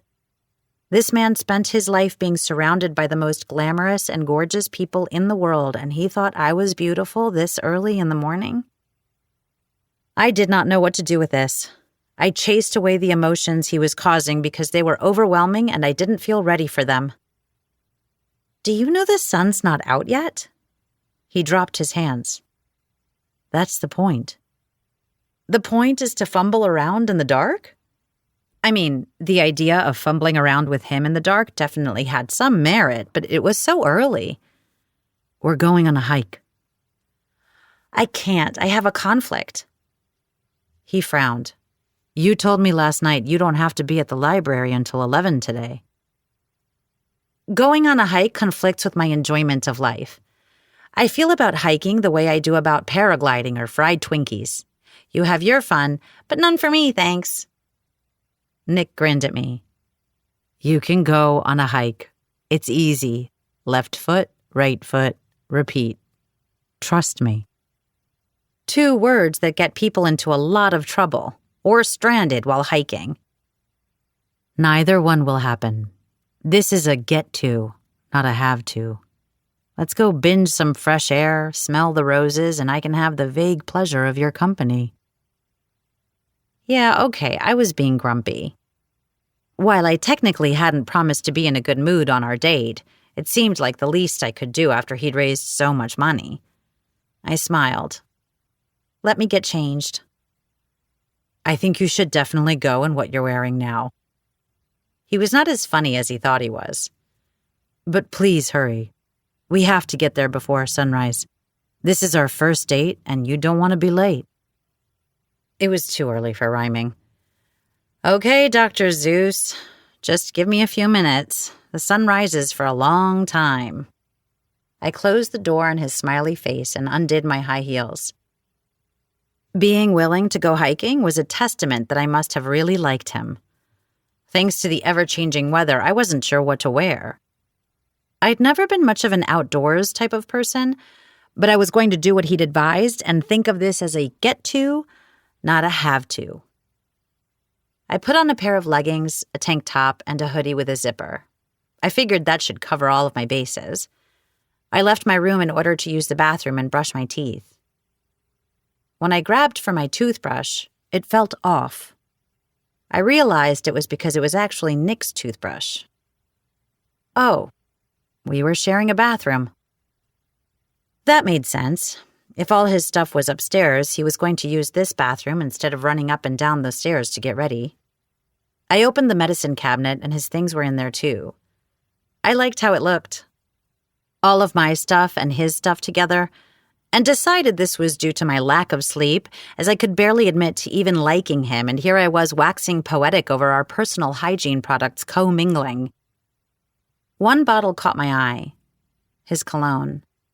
I took off the lid and sniffed it. Smelled just like him. I caught myself smiling at the scent. Okay, this was really bad. I put the bottle back and focused on finishing getting ready. After I brushed my teeth and put my hair up in a ponytail, I returned to my room to put on my tennis shoes. The dollar bill was on my nightstand, and feeling inspired, I grabbed it and took it into the bathroom. I wrapped it around the handle of his toothbrush, securing it in place with a tiny see-through rubber band. When I returned to my room, I thought of him urging me to hurry and considered whether I had time to put on makeup. It was something I had always done. Teddy had let me know repeatedly that he preferred me to wear it. Nick doesn't care. Maybe that was another thing I needed to let go of. The front doorbell rang, and I blinked in surprise. Who would be here at this hour? I grabbed my phone, but there weren't any texts. What if Gretchen had gone into labor early? I ran downstairs to answer it, wondering why Nick hadn't since he was already up and dressed. But when I opened the door, it was Nick standing there, with a paper bag in one hand and a bunch of wildflowers in the other. "What are you doing?" I asked. He handed me the flowers. "Picking you up for our date." I held the bouquet in my hand, unsure of what to do next. No one has ever brought me flowers before. And I've never given a woman flowers before. It just seemed right. He held up the paper bag. "And there are homemade Nutella scones in here. I hear they're your favorite." "Did Heath make these?" I asked in surprise. Nick nodded. Heath only made these scones on special occasions. So had Nick managed to charm my brother? Or had this been Gretchen's doing? Either way, it was very thoughtful. I took the bag. I don't know if I should accept this. You know what they say. Beware of Greeks bearing gifts. Then it's a good thing I only played a Greek god on TV. Let me go put these in water. I gestured toward the kitchen because I expected him to follow me. He stayed put on the porch. I'll be here waiting. As I went into the kitchen to find a vase, I realized that he was going out of his way to make our official date special. I had thought we'd do like a typical dinner and movie kind of thing. Instead, he was doing something unique and making it feel as date-like as possible.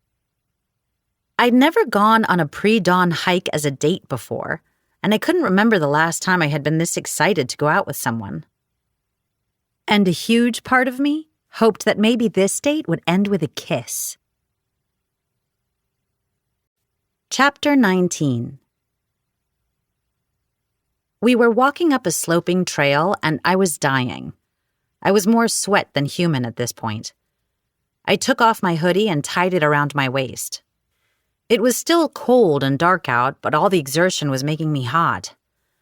I forgot all about my resolution to be in a good mood. "So for our date, you chose to torture me?" Nick still looked just as bright-eyed and bushy-tailed as he had when he first knocked on my bedroom door. He turned around so that we were facing each other and walked backward on the trail. "It's not torture. This is supposed to be fun." I made a dismissive gesture with my hand. Yes, nature is awesome, relaxing. I'm seizing the day or whatever. I just wish relaxing involved a little less, exercise." He smiled at me and then faced forward again, leading the way. He turned slightly to offer me a water bottle, and I gratefully took a big swig. I'd been so excited earlier, and now I was ready to melt into a Jane puddle and have him leave me on the side of the trail. "This wasn't quite what I pictured," I told him. "It's been so long since either one of us has been on a date that maybe we're doing it wrong." "Dating's just like riding a bike." "If the bike is rusty and missing the pedals and the wheels." I tried to pull the tank top away from my body to let the morning air cool down my skin. "Can you get appendicitis in your legs from walking? Because if you can, I think I have that. Like something's going to cramp up and then explode." "Your legs aren't going to explode," he said. "No hiking. I'll keep that in mind for our next date." I would not turn silly over his declaration that we had more dates in our future. "Who says I'm going out with you again? I only agreed to one date. Let's see how this goes, and then we can talk about another." "So I'm being graded?"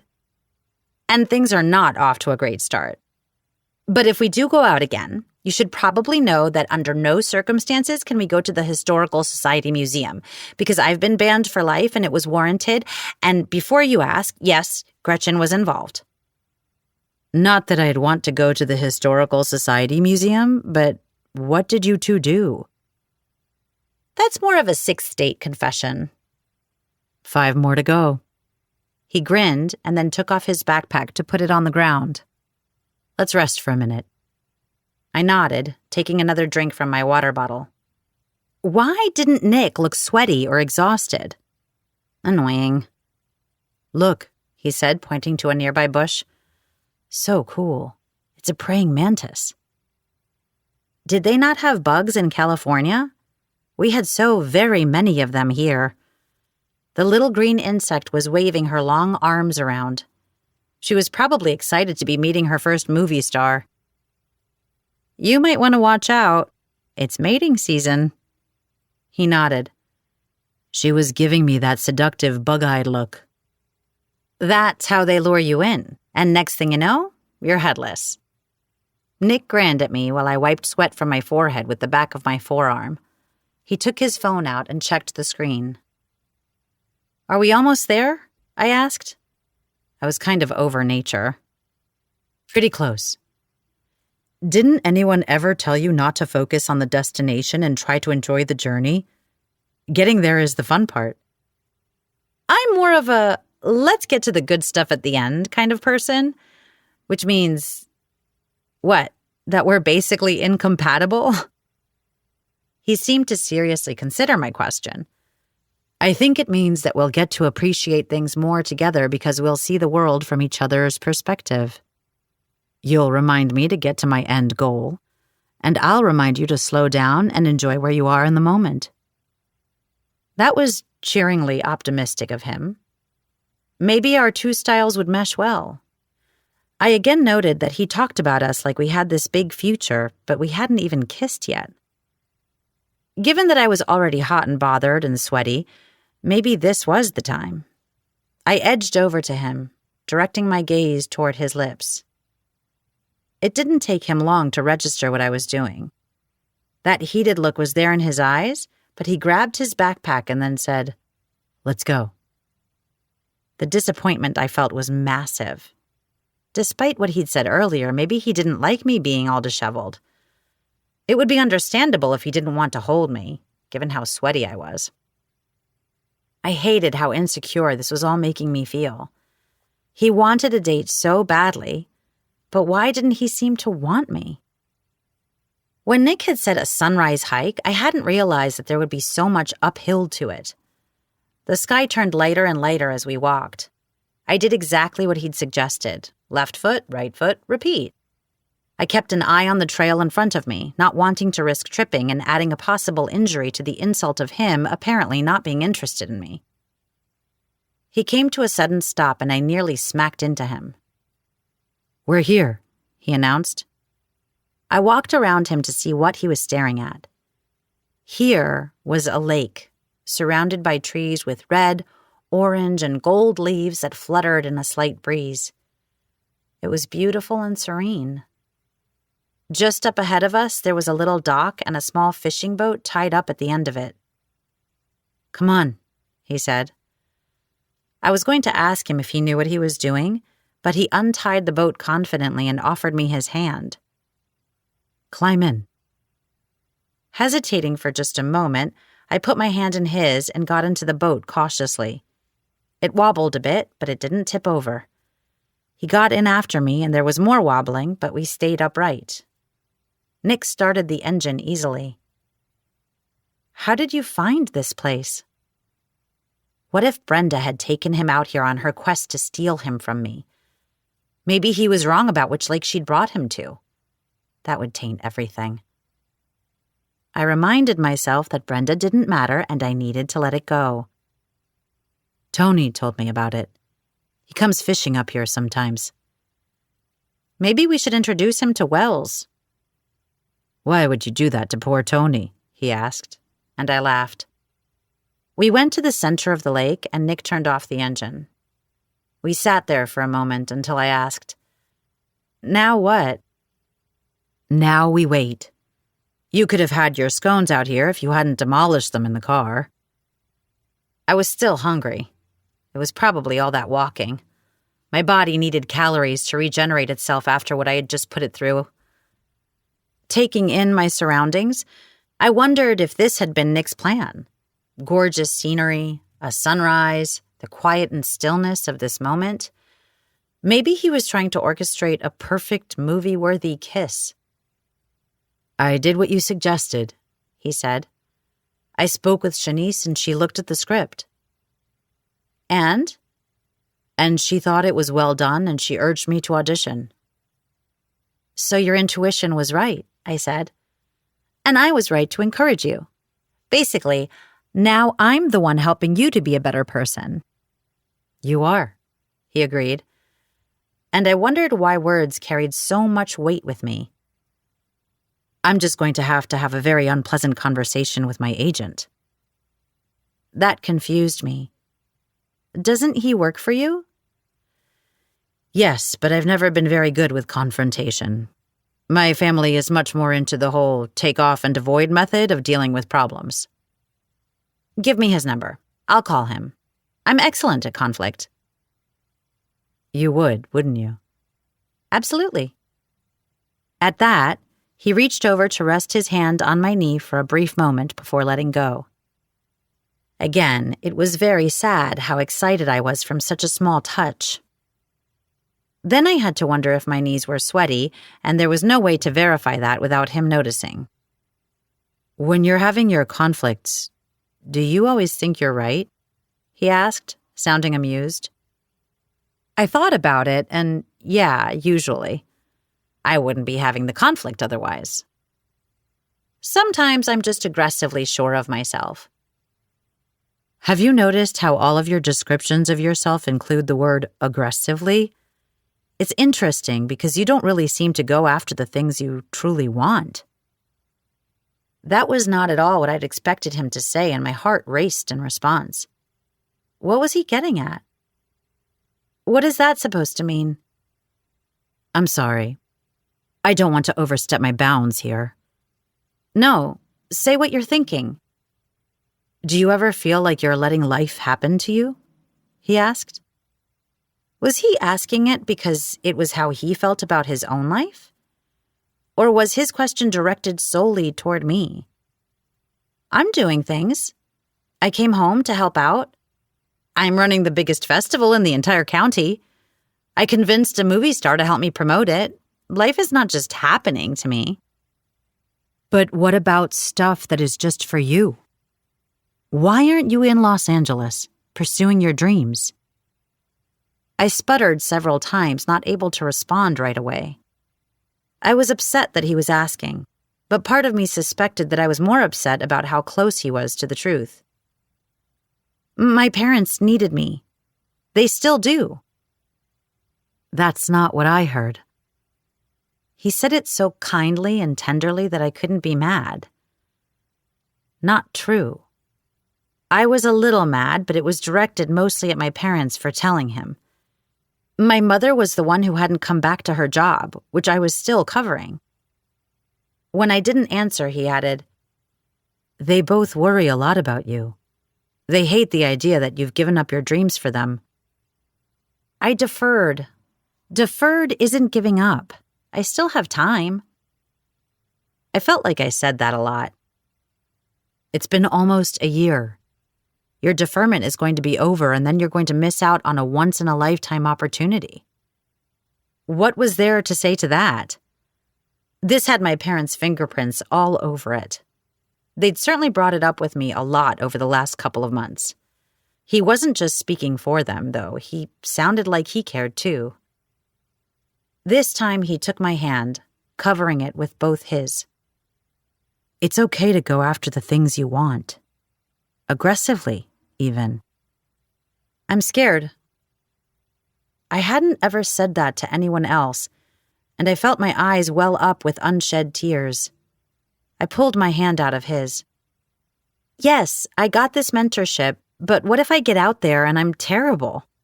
What if I've been fooling myself all along and I'm not actually going to be able to score movies? That everyone will find out I'm a fraud? My opinion probably doesn't mean a whole lot here, but I've heard you play. Your music is incredible. Don't sell yourself short. You don't even know what you're capable of yet. You're very sweet, I told him. But I've watched you stress about finding the right parts, looking for success. And I'm here on a different path, where I'm not getting rejected and I don't have to worry about whether or not I'm going to fail. He considered what I said. You're right. And as someone who has failed a lot in his life, I get it. But when you succeed, there's nothing else like that feeling. The greater the risk, the greater the reward. I needed something to do with my hands, so I reached up and pulled my hair tie out to readjust my ponytail. The last time I took a big risk, it blew up in my face. At Nick's questioning glance, I said, Teddy, I was worried about us continuing to date while being at different colleges, but I stupidly trusted his word that we'd be together forever and shut myself out of having a social life while I was at school. I gathered my hair back and tightened the hair tie around it. Funny how it only takes one guy's betrayal to wreck your ability to trust. In other people and yourself. If that's true, then maybe it would only take one to help fix things. I found myself wanting to believe him. Are you still hung up on him? Nick asked, his tone strange. I let out a little laugh. Do I still have feelings for him? No. I got over Teddy a long time ago. And to be honest, I don't think I actually loved him the way I imagined that I did. It was more like puppy love. I think I sometimes conflate my relationship with him with my dad getting sick. That if we'd moved back here together, I would have been here in patience and somehow prevented your dad's heart attack? He asked it gently, but it still made me feel ridiculous. I know. It's weird how situations and events can get twisted together in your mind so that you don't know where one begins and one ends, where the specific pain comes from. My fear didn't come from some great love story. I'd never been head over heels for Teddy. I don't want to be hurt. Nobody liked to get hurt. Nobody liked losing people they had once cared about. And Nick was scary in that sense. I just knew that if I loved and lost him, it would be 1,000,000 times worse than my last so-called relationship. So how was I supposed to forget myself and have a good time with Nick, taking one day at a time when some part of me was afraid of what would happen when he left? He said, "Then we have to go back to those 2 words. Trust me." Despite me telling him earlier those were the words that got me into trouble more times than I could count, I needed them to be true. I wanted to trust him, to be able to offer him my heart and not have him stomp all over it, for him to not run away and ghost me when things got hard. But if that was what I hoped for, then I had to follow his advice. Aggressively go after things that I wanted. I leaned over and wrapped my arms around his neck and hugged him tightly. I will. There was a moment of surprise, and then he was putting his arms around me and pulling me in close. Thank you. The boat started to wobble again as we were off balance, and Nick said, "Come over here and sit next to me so that we don't capsize." I did as he suggested, moving carefully. We sat between 2 of the benches so that our heads were resting against one and our legs up on the other. The sun began to come up over the horizon, and he pointed at the sky. "The show is starting." The clouds were orange and pink and yellow, and the lake reflected the colors back. As sunlight hit the trees around us, they looked, as Nick had observed on our first day together, like they were on fire. I turned to study his profile. Early on, I'd hoped that prolonged exposure would make him less attractive to me. Like I'd get accustomed to his face and not react every time I so much as glanced at him. But that wasn't happening. If anything, as I got to know him, the opposite was true. He had become even more attractive to me. The sun lovingly bathed his skin and highlighted the sharp angles of his face. That same light touched his hair and made it look like he had on one of those golden crowns Zeus would wear. He seemed otherworldly. He turned to smile at me, and it took my breath away for the 1,000,000th time. "What do you think?" he asked. His face was so close to mine. "Beautiful," I finally managed. The smile faded, his gaze intent on me. I was just thinking the same thing.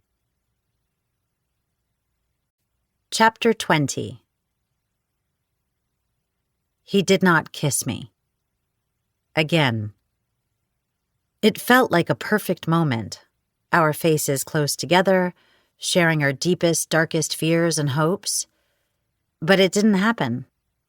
Instead, we stayed on the lake for a couple of hours, lying in the boat, continuing to talk and share. It was so easy for us to talk. The only awkwardness that existed between us was the physicality. Or more specifically, the lack thereof. If Nick had been waiting for the opportune moment, he'd had an overabundance of it. I supposed I could have kissed him, but that was a step too far for me. I needed some reassurance from him before I could move on to that next step. That there was more than just words here. He didn't give me that.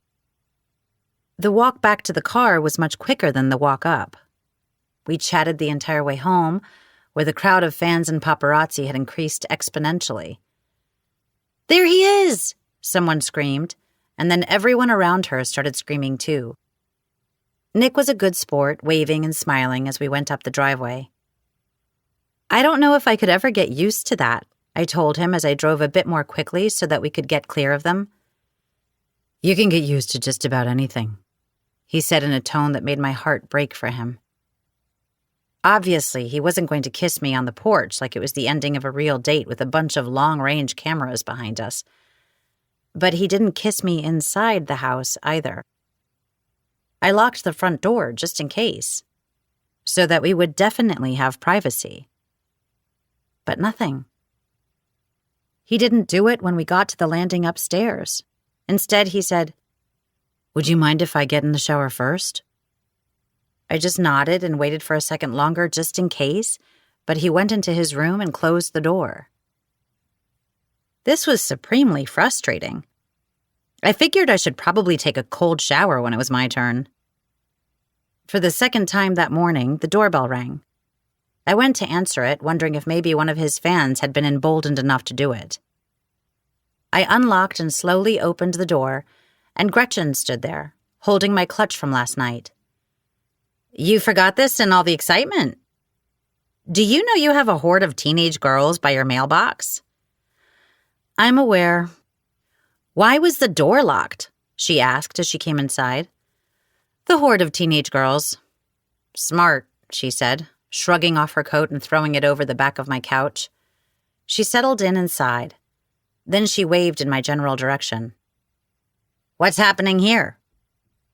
"I went hiking this morning." "On purpose?" She didn't know about it, which meant Nick had somehow convinced Teeth all on his own to make his scones. I sat down on the couch next to her. Nick won the bet and we had our first official date. She hit my leg with excitement and said, "So that was a pig I saw flying past my car this morning. How was it?" I realized that I'm very out of shape, and Nick is basically a robot under all that muscle. But it was pretty great. We were out smelling the roses, seizing the day kind of a thing.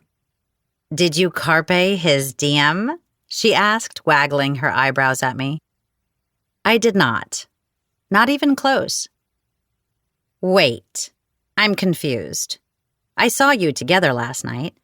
There was so many sparks between you that if someone could have bottled it, the two of you could have powered Patience's power grid by yourselves." I glanced at the stairs, paranoid that Nick might come down and hear us talking about him. "I think we're just friends."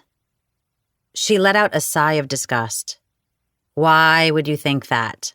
"Oh, right. I forgot. You're just friends, despite how you feel about each other and look at each other and the way you go on official dates." "I don't know what to tell you. At the very least, you can tell me how the kiss was." "I wouldn't know," I said. "I wasn't a part of it." "He kissed someone else?" she asked indignantly. "As far as I know, he's not kissing anyone, especially me." "Okay, I'm obviously missing something here. You need to catch me up. Start with last night and tell me everything." So I told her everything, this time including my own feelings about him. If I was going to get her expert opinion, she needed to have all the facts. Her eyes got larger and rounder as my story went on. And then he asked if he could kiss me, and I said he could. She clasped her hands against her chest. "Oh, that is so romantic. The only thing better would have been if he'd grabbed you and kissed you." I guess he was trying to see if I wanted him to. "He knows you do. That's why he asked." I wasn't exactly following her logic, but before we could discuss it further, she went back to solving the case. "So he asked, but then he didn't kiss you," she verified. When I nodded, she said, "What was your exact answer?" I think I said, "Okay." Maybe that's the problem. Consent is supposed to be enthusiastic, not okay. What if that was the issue? I considered it until I noticed the smug look on her face. "What?" "You've spent all this time pushing him away when you've always liked him, and now that you're finally admitting it, he won't kiss you even though you really want him to. Do you know what that is? It's spelled Karma, and it's pronounced ha ha ha." "Pregnancy has made you exceptionally snarky," I told her. "That's supposed to be my domain." I'll go back to being sunshine and light when this adorable little kicking watermelon is out of my body, she said. So, he asked to kiss you, and you want him to, but he won't, and now you don't know what to do. Yes. Kiss him first. No, I said. Why not? Because I'd been dealing with crushing insecurity since I was 16 years old. First from Brenda's bullying and then from Teddy's cheating. I'm already doubting myself and whether or not he likes me.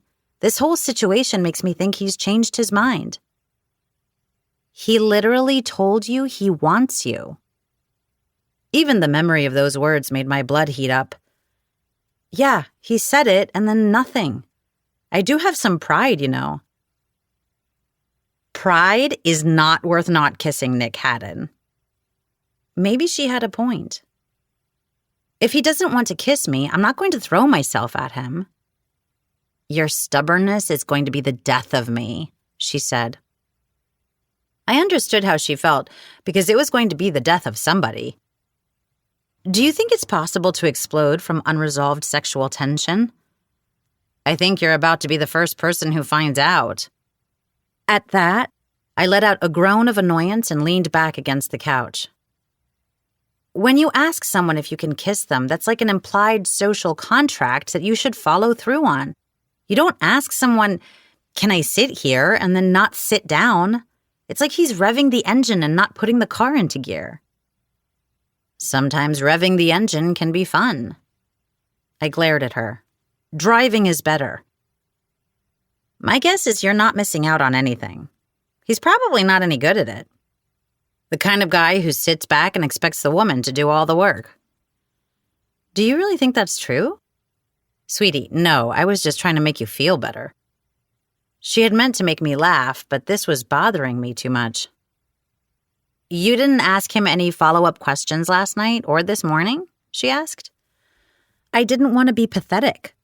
Yes, staying in the dark and not knowing what is going on was clearly the better choice, she said sarcastically. I should text the festival committee and get their opinions. I served her snark back to her. Right, we should absolutely bring more people in to participate in my humiliation. Ignoring me, Gretchen got on her phone and typed something. I had thought she'd been kidding about asking other people. Her phone buzzed. Dee Dee says maybe he's trying to take things slow. Didn't he say that to you? If I'd had embarrass myself completely on a to-do list, I could have officially checked it off. I didn't know he meant like the tortoise from The Tortoise and the Hare slow. The tortoise won that race in the end, she reminded me. You're not helping. Phyllis said maybe he's leaving it up to your imagination so that you'll cave. She says not to, and to not give away any free milk. Am I the cow in that scenario? She shrugged. Connie says just kiss him. I second that. This isn't a committee meeting. You guys don't get a vote. Answer me this. Honestly this time. Do you like him? I pressed my hands together and put them on my lap. I feel like he gets me, that he likes me for who I am and not who I pretend to be. He's certainly seen you at your worst and you haven't scared him off yet. I scowled slightly at her. Being with him, it's kind of like hanging out with you, only... You want to climb him like a tree? She offered. Do you know who I felt that way about? Your brother. When you have someone you like so much as a person and a friend that you're seriously attracted to, that's some fairy tale magic right there. I didn't know what to say to that. It's going to be a short hop, skip, and a jump until you're completely in love with him. Don't go there, I said. That was too far. I was barely at the I'm close to admitting I like him stage. The committee and I decided in our group text that we all officially live in the city of Jane is going to fall in love with Nick Haddon. It's a quick commute. You should join us. Wait, you have a group committee text that I'm not a part of? Why? Duh, so we can talk about you and Nick and how much he likes you, but you refuse to see it. There was a crushing feeling on my chest, like it physically hurt to say this out loud. I don't think he likes me. I think he changed his mind.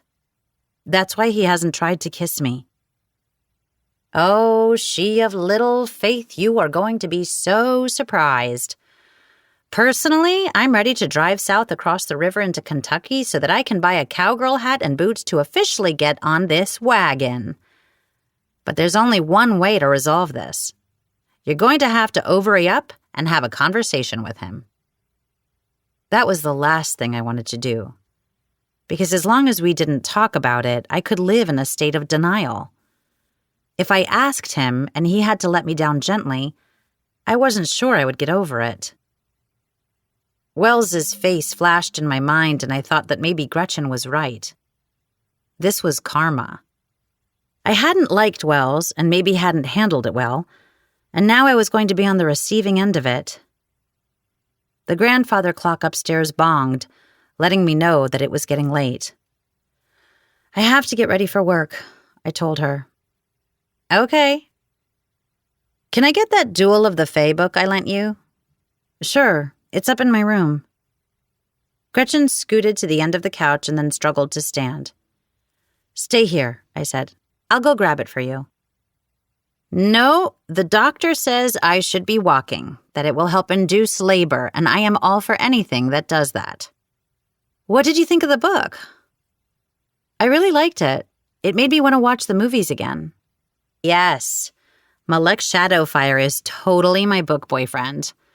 She waved away my hands as I tried to help her up, and she managed it on her own. I've got this.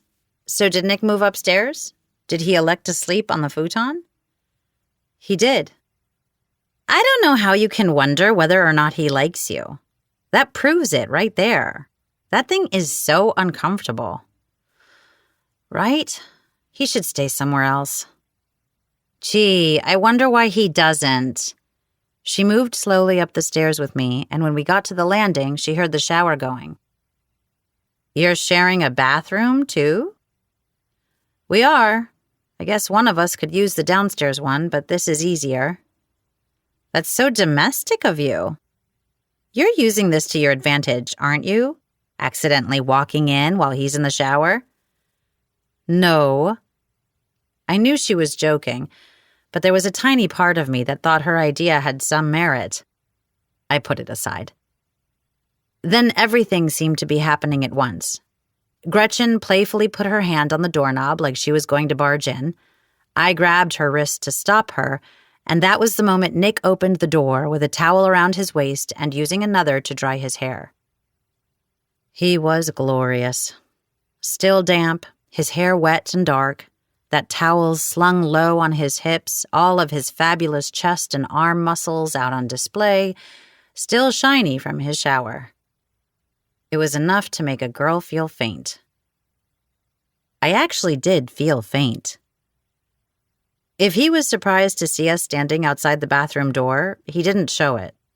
He smiled and nodded politely. Jane? Gretchen? My sister-in-law's voice was strangled. Nick. Pardon me, excuse me, he said as he scooted past us. Then he turned and faced me. Sorry about that. I hope I'm not too much of a distraction.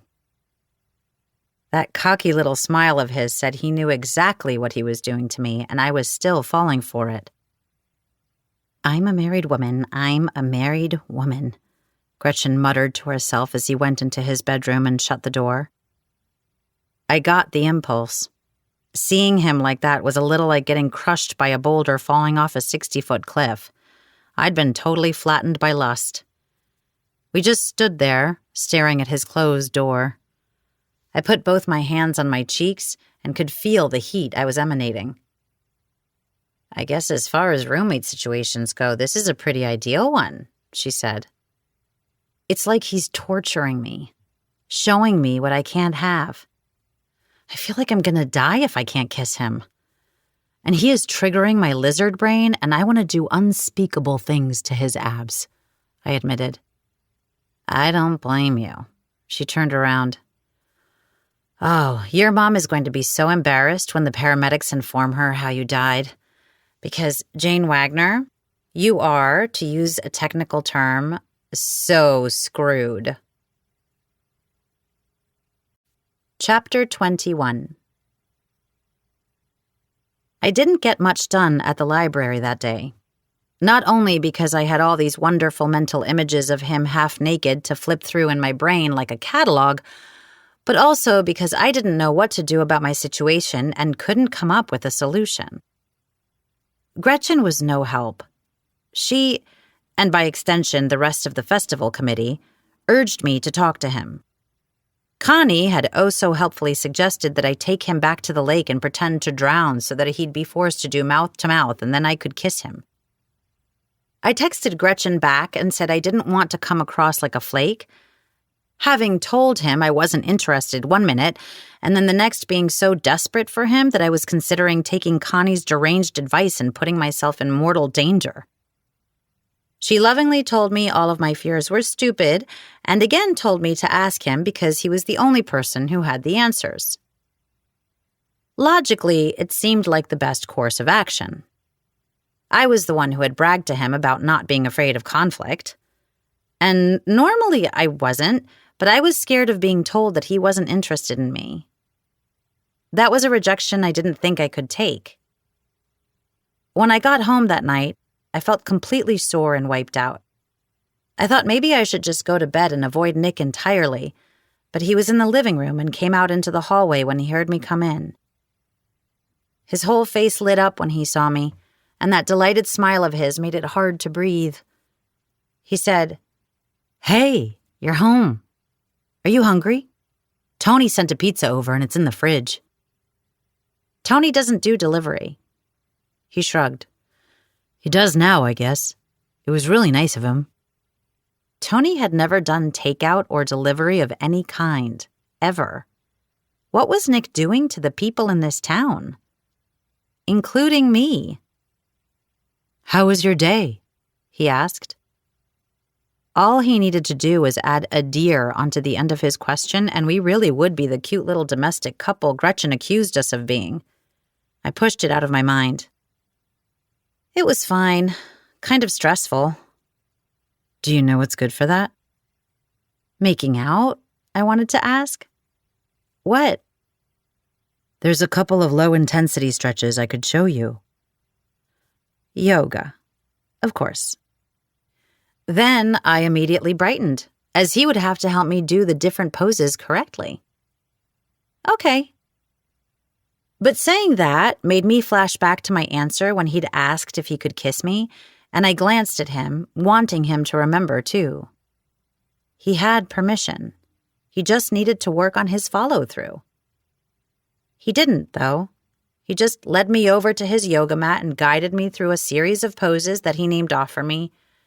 Standing forward bend, cat-cow pose, head-to-knee forward bend.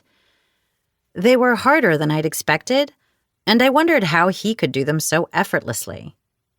It was like I was missing vital muscles.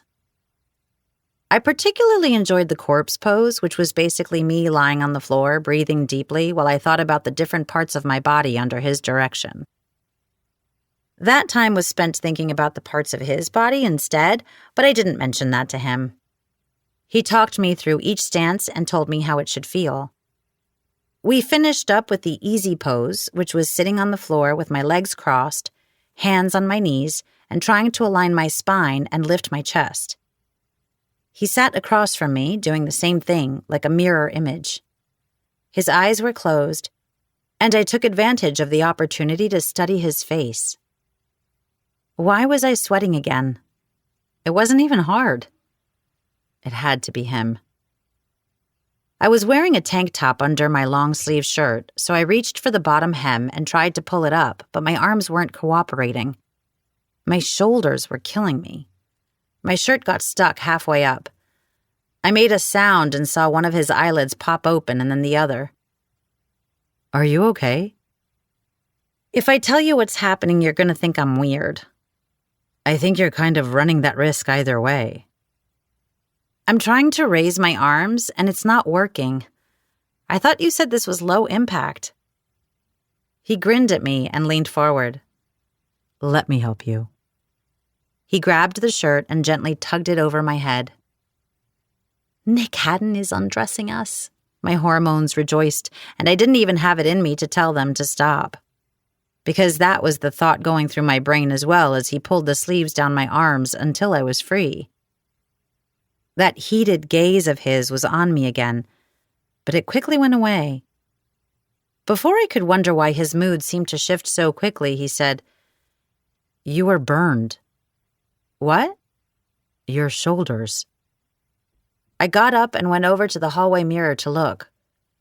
My shoulders were a bright red. I'd gotten sunburned this morning on the boat. No wonder I couldn't lift my shirt off. We were out so early that it didn't even occur to me to put on sunscreen, I said. That was very unlike me. I usually slathered it on before I so much as peeked outside, but in my defense, an extremely hot movie star had been distracting me a lot lately. I'm so sorry.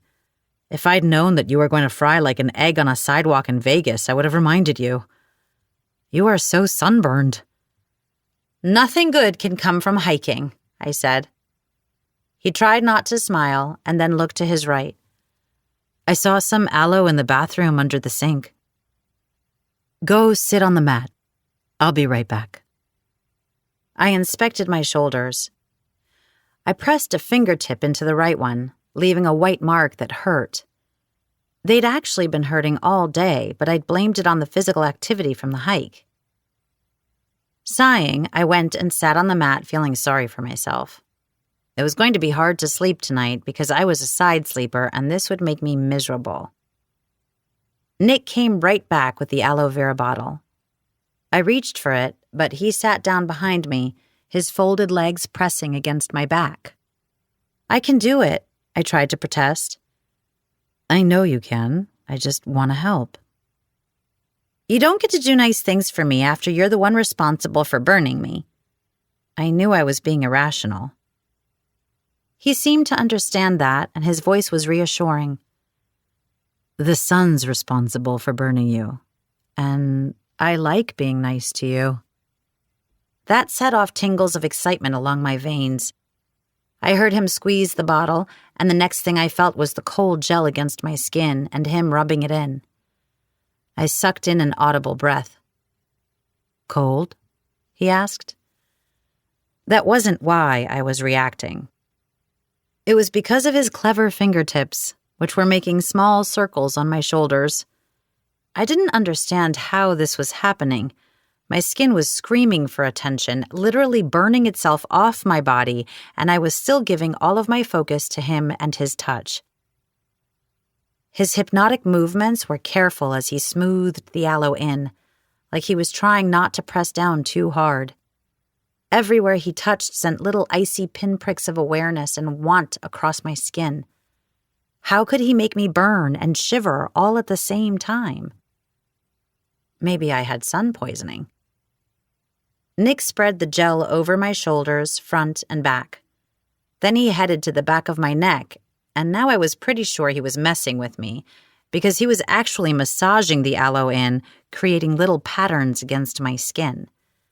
I felt his mouth hovering above my neck, the heat he created even more intense because of the burn. I still wanted him to press a kiss there. I didn't care how much it might hurt. It would be worth it. I held my breath in anticipation, my heart thudding low and hard, but he didn't do it. An aching longing for him made my stomach feel light and heavy all at the same time, and I tried to swallow back the desire that was roaring to life inside me. Closing my eyes, I attempted to regulate my desperate little breaths and think of something, anything else. What did you do today? His mouth was still close to the back of my neck, and I could feel his words. I talked to my agent, and he's not happy that I'm passing on the reboot. But he's going to set up the audition for the rom-com. Wow, you must be excited. I said, a bit too brightly as if my bones weren't about to dissolve inside me. I am, he agreed. I also did more filming with the documentary crew today. Shanice is going to start releasing that footage soon, so I think we should draw even more of a crowd. I bit back a moan as he lightened the pressure of his fingertips, skimming along the surface of my back. That's good. Not what he was saying, but what he was doing. His fingers stilled, and his voice went low and seductive. What is? Not able to lie to him or calm my raging heartbeat, I said, The way that you're touching me? That's good. His hand was still on my neck, and he pushed slightly against my skin.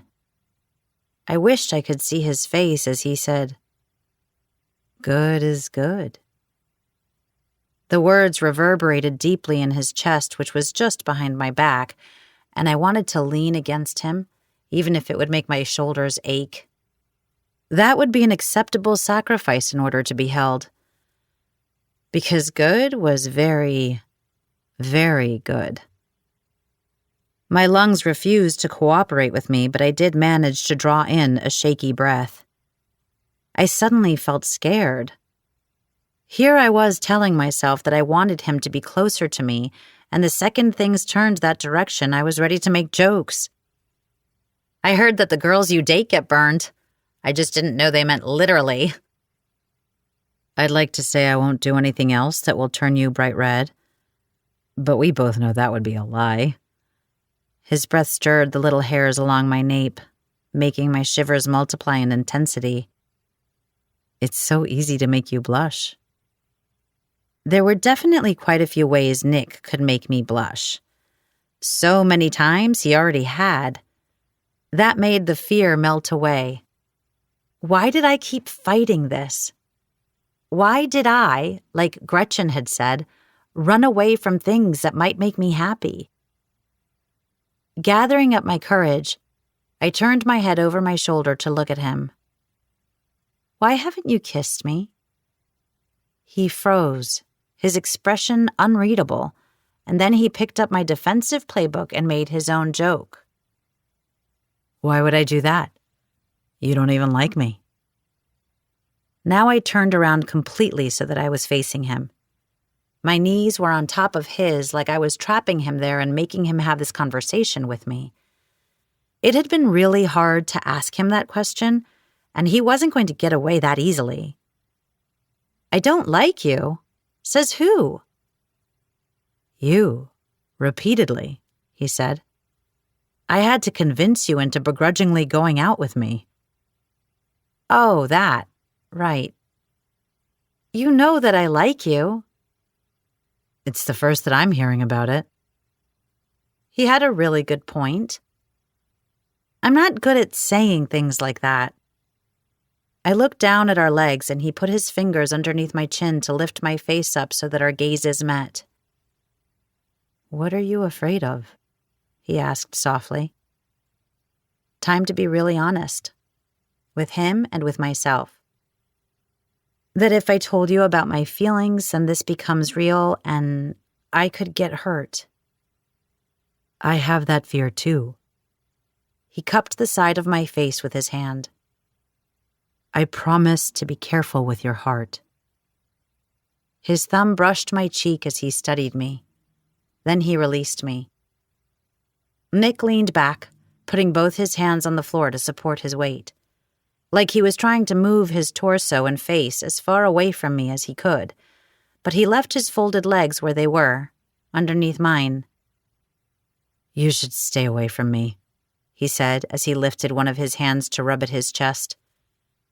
You deserve better than me. Better than Nick? I'm pretty sure they don't make better than you. You broke the mold. Now he was the one looking down at the space between us.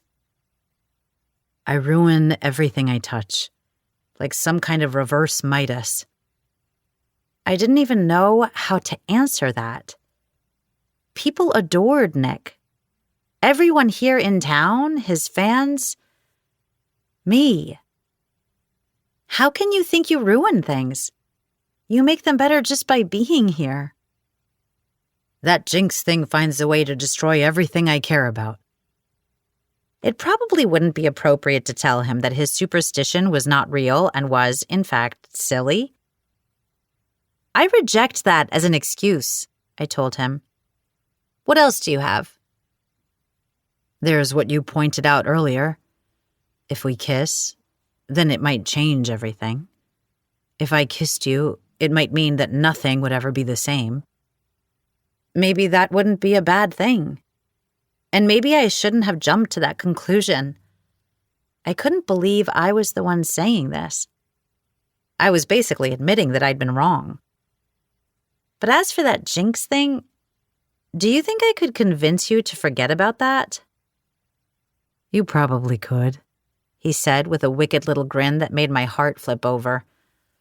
And if you did persuade me to put that superstition aside, there's something else I've been thinking about a lot lately. Do you remember when I told you about how people don't tell me no? That I had a habit of indulging in whatever is offered to me? Jealous, jealous, jealous. Okay. All better. Yes? I've been thinking about how it would be nice to wait. To want something but to delay gratification. Wondering how that would feel. Frustrating?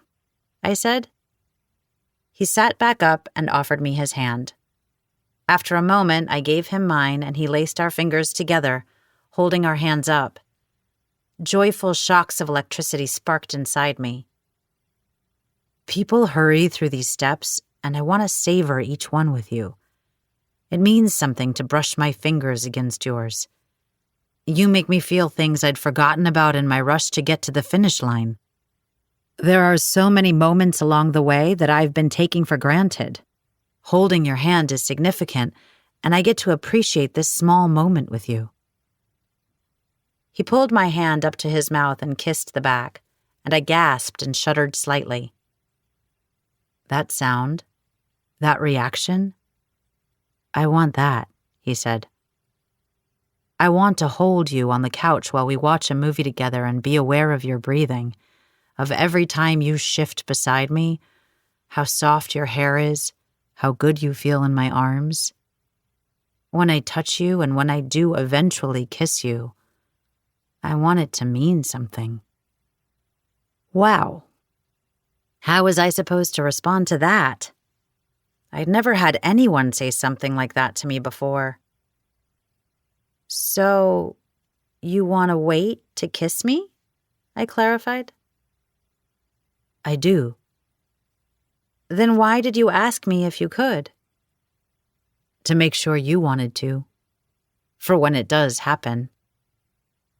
He was still holding my hand, rubbing my palm with his thumb, and had it not been for that, I might have stormed off. He was being incredibly sweet and romantic, but the frustration was real. For future reference, if you ask a woman if you can kiss her, do it right after. Don't make it the kiss that was promised. Nick grinned at me and then said, Do you have any idea how hard you are to resist? His words thrilled me, and I felt desire spearing me low in my gut. I was grateful that I was sitting down because I was pretty sure my knees would have given way again. And yet you're able to do just that. Barely. I didn't realize I had any self-control. It's enlightening. I guess it's like any other muscle. The more you exercise it, the stronger it gets. At the mention of the word muscle, I glanced at his shoulders. His very strong shoulders. Part of me wondered whether I could entice him to change his mind, but quickly realized that it would be a crappy thing to do. He was trying to prove something to himself in his quest to become a better person, and I wouldn't have cared very much about him if I pushed him to forget about it. You're being quiet, he commented. Do you want to give me a dirty look so that I know things are still okay between us? What I want to do is convince you to change your mind, but I think that would be a bad thing to do and not very respectful to you. I saw his Adam's apple bob, his jaw clench. Thank you. And on that note, maybe we should go to bed. He paused. I mean, you go to your bed, and I go sleep on that thing you call a futon, but what was clearly a torture device in a previous life. He stood up and then helped me to my feet. I swayed toward him, wanting to stay close. I told you, you can have my room, or go stay somewhere else. Nick caressed the side of my face, tucking a strand of hair behind my ear. There's nowhere else I'd rather be than right here with you. I decided to forget all of my noble ideals about respecting him. I was going to devour his face. Come on, he said, most likely reading my unspoken thoughts, and led me upstairs. I wasn't tired yet, but he was correct. It was probably a good idea for us to have some walls between us right now. We stopped outside my bedroom door, and he was still holding my hand, a fact I was keenly aware of every moment that it was happening. I felt stupid for not asking him about this earlier. Gretchen and the committee were right. Talking to him had been the right thing to do. After all, he was the one who'd said I should be more aggressive about going after the things I wanted. In the spirit of that epiphany, I wanted to know where the lines were. I asked, "What about touching? Are we allowed to touch each other?" He made a strangled noise at the back of his throat and then said, "You already are." I was? I looked down, and sure enough, I'd somehow managed to let go of his hand without realizing it, and now both my hands were on his stomach. Will you look at that? I am touching you. He felt so strong and capable, like he could fight off that invading horde at the end of my driveway, keeping me safe. I liked that feeling. I really, really liked how his muscles felt beneath my fingertips, the way they twitched in response to the slightest pressure. They were so hard and firm. I wanted to make a more thorough examination, but he grabbed my hands and held them aloft. You could touch me, too, if you wanted, I offered, trying to make amends for my fingers having a mind of their own. That's the problem, Jane. I do want to. All the time. He brought my arms up around his neck, and I ignored how much it hurt my shoulders when he pressed the side of his face against mine. His hands went to my waist, and he pulled me flush against him. I sighed with happiness and felt a bit delirious at the same time. He was so strong, solid.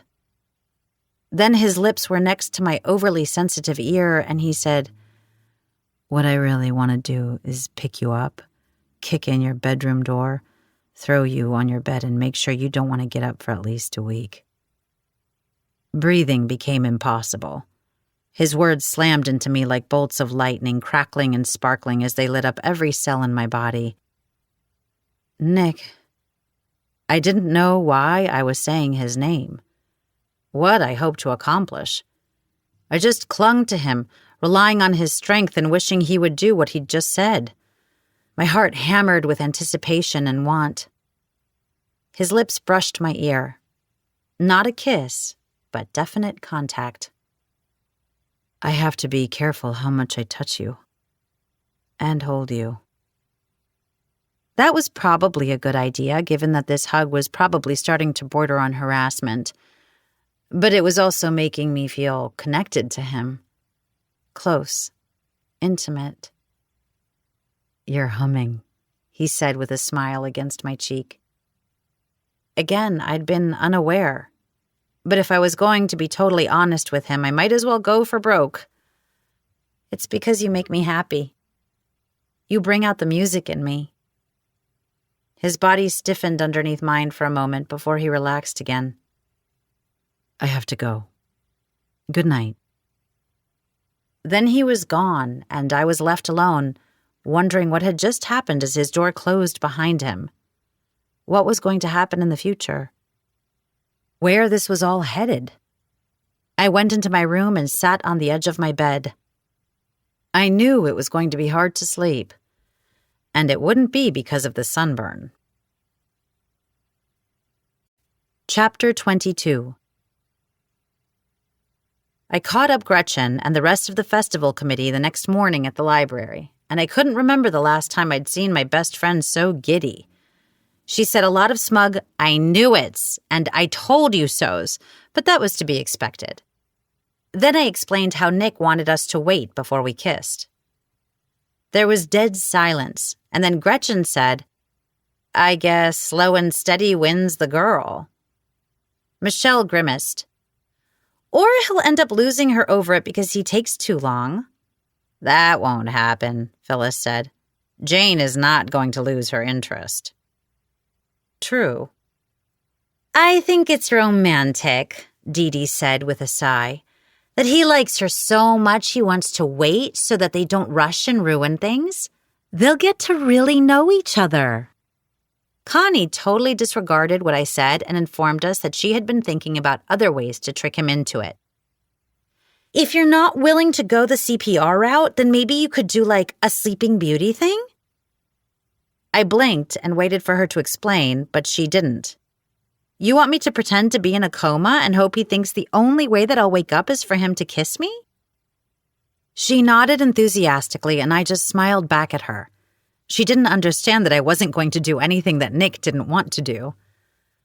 I might have been in a hurry, but I was willing to wait and see how things went.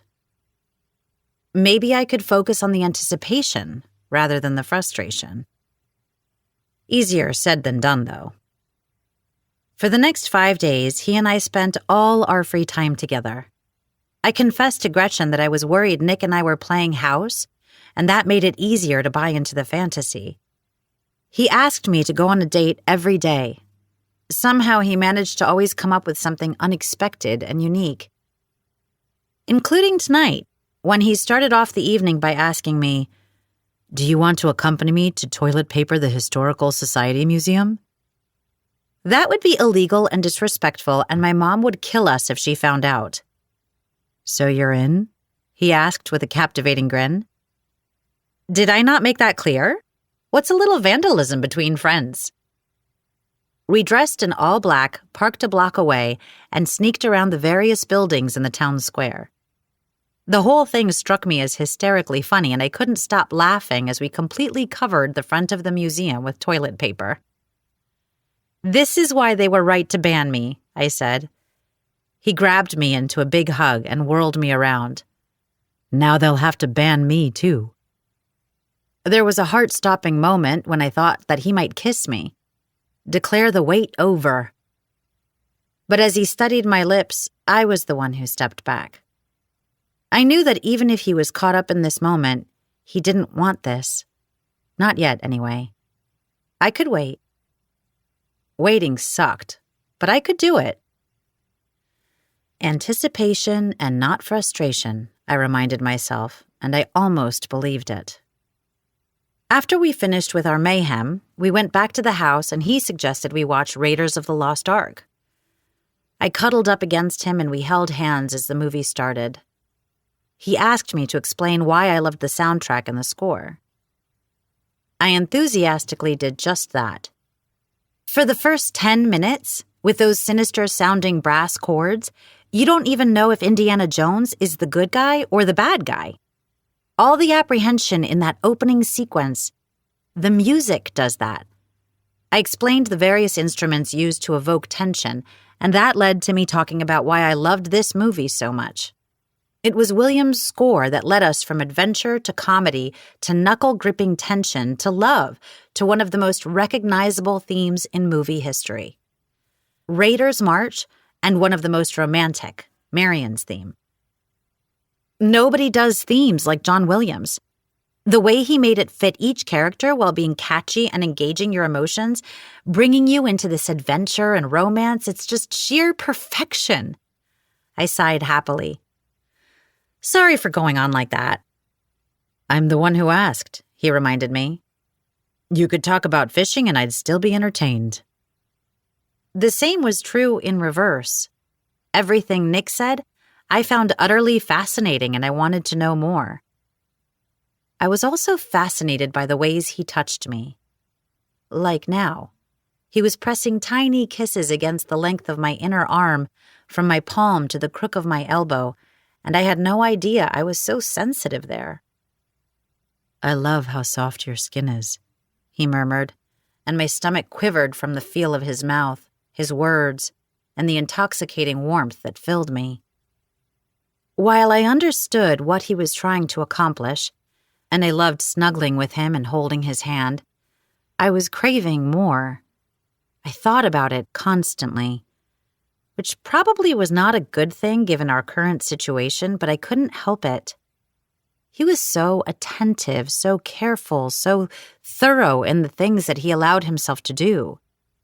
I knew how amazing the next step would be, and the next step, and the next one after that, given the chemistry and feelings between us, and I let myself look forward to it while still enjoying everything between us for the moment. He was right, though, about being able to savor each part.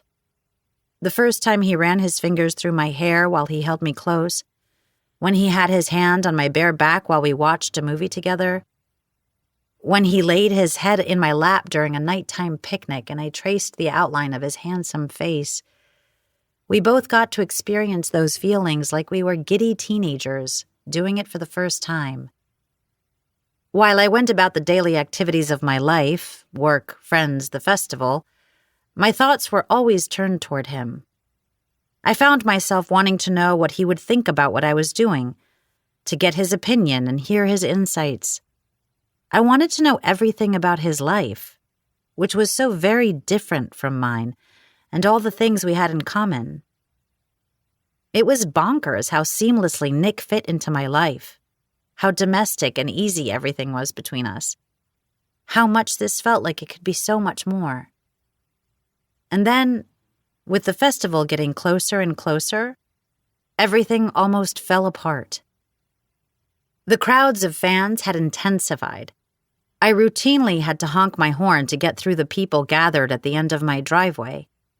When Nick went out during the day, Barney the Uber driver would come over and pick him up. Nick would climb into the back seat and get on the floor, covering up with a blanket. The image of this tall, broad man trying to fit on the floor of a Kia made me laugh, but it also made me sad that it was how he had to live his life. The town did a really good job of managing the fans. Tony didn't let anyone in the diner who didn't already live in Patience. I tried explaining to him that he was missing the entire point of tourism. We wanted them to patronize the businesses. But he insisted that Nick have a place where he could come and eat and not be hassled. He also taped butcher paper to the windows so that no one could see in. Everyone was that way, super protective of Nick. Me, most of all. I got stopped on the street and approached in the library because of the photos that were out there of Nick and me together. None of them were necessarily romantic. It could all be easily explained that he was staying at the B&B and we were working together on the festival. Gretchen wouldn't let me read the comments made on the photos, and I was happy to take her advice. I didn't want to know. I wasn't interested in a random person's opinion of me or of what was/was not going on with Nick. I did my best to put off the people who talked to me in real life, not giving them anything.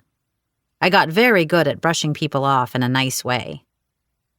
I did a lot of Nick's calming breathing exercises, too.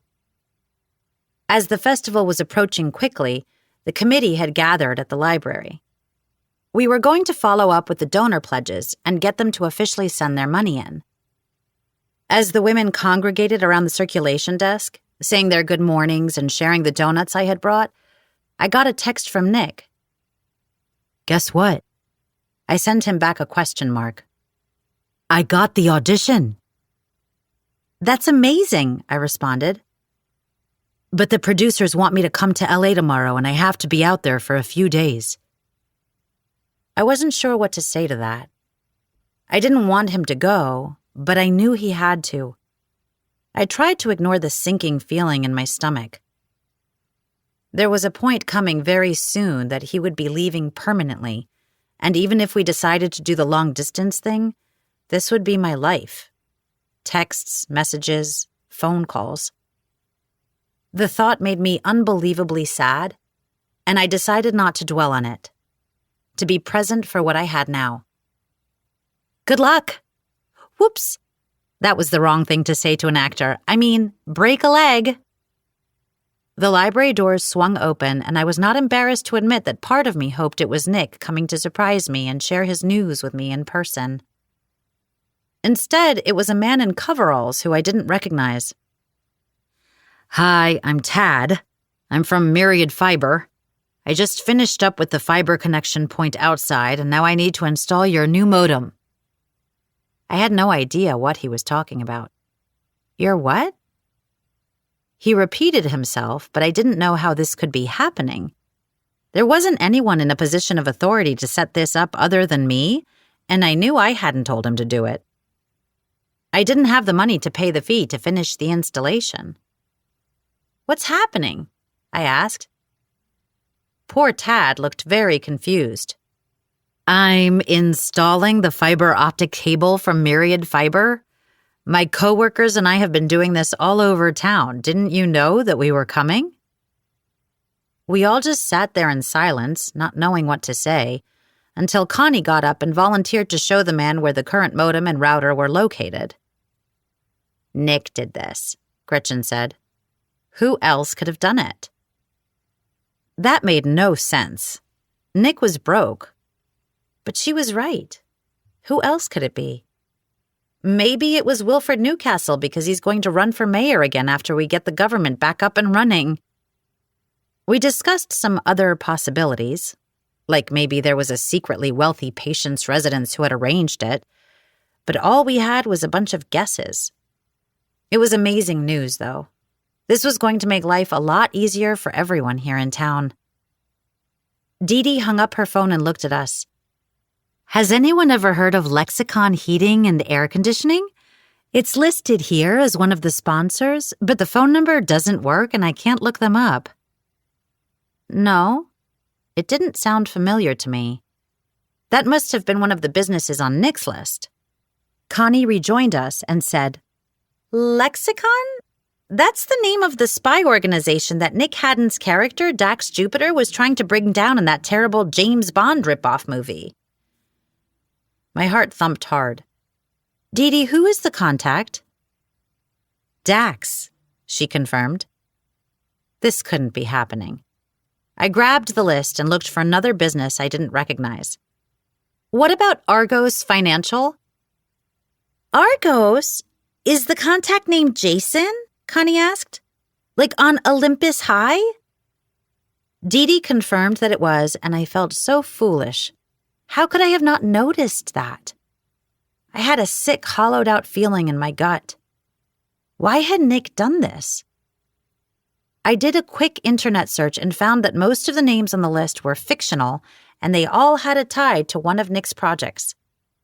I grabbed my bag, ignoring Gretchen calling my name. I drove straight home. I knew Nick might not be there, but that was a risk I had to take. I had to know what was going on. My chest ached with confusion and fear. Nick? I called out when I got inside. That lying redwood came out of the kitchen. It's nice to see you this time of the day.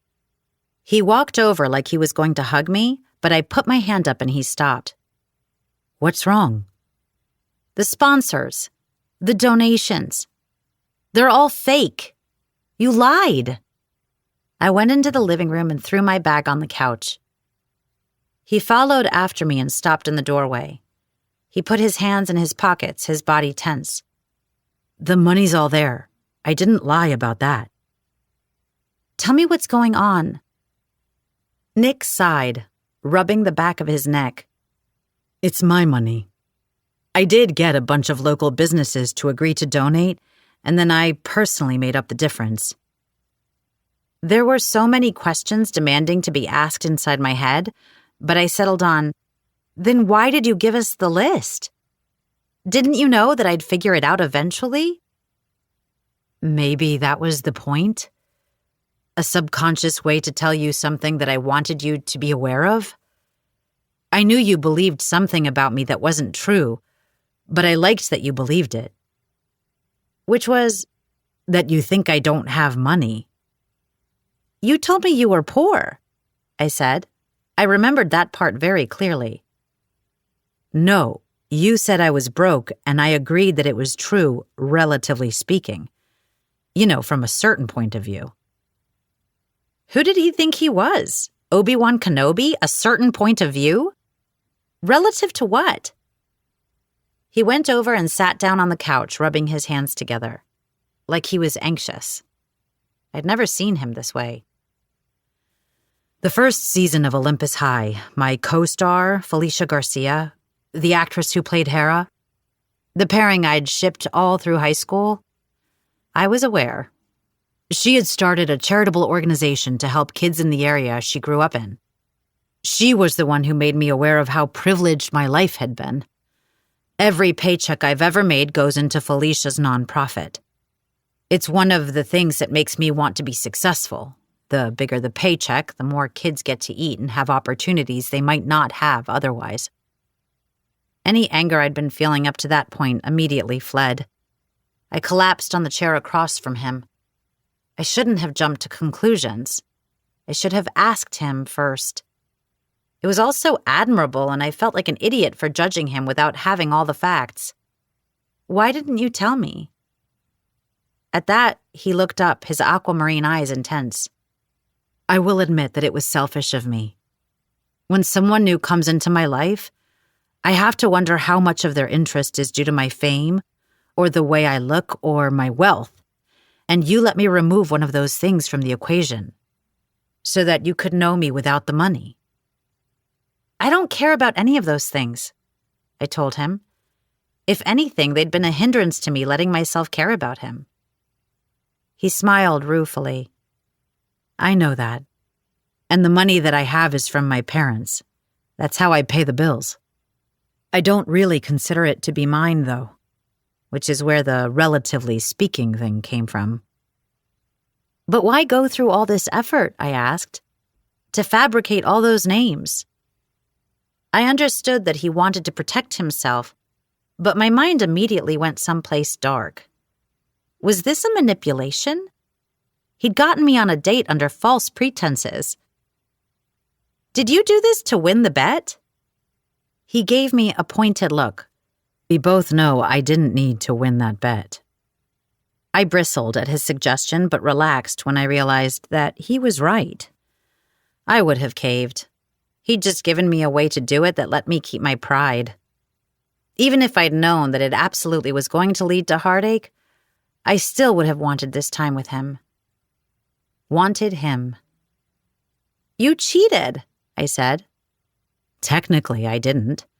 We agreed the sponsor had to be within a 20-mile radius, and I am in that 20-mile radius. I shook my head. So sneaky. I almost had to admire him for it. I'm still going to claim the moral victory, then. It's yours. I'm sorry that I misled you, he said. I got up and went over to sit next to him. I understand why you did. Then I hugged him, and his arms immediately went around me, holding me close. He even pulled me onto his lap, something he'd never done before. This is new, I said as I curled up on his chest. He kissed the top of my forehead, and it made shivery sparkles radiate across my scalp. I looked up at him. Our lips were so tantalizingly close. Jane, he said, his voice throaty and desperate as his fingers dug into the exposed skin of my back just above my jeans. There was this pull in my belly, a heated awareness and longing, and I didn't help the situation by reaching up to stroke his face, running my fingertips along his cheekbones, and then lightly tracing the outline of his lips. He made a sound deep in his chest that thrilled me. His lips were so soft and firm at the same time. His chest was a solid wall underneath me, and I felt his breath quicken, his heart beating as hard as my own.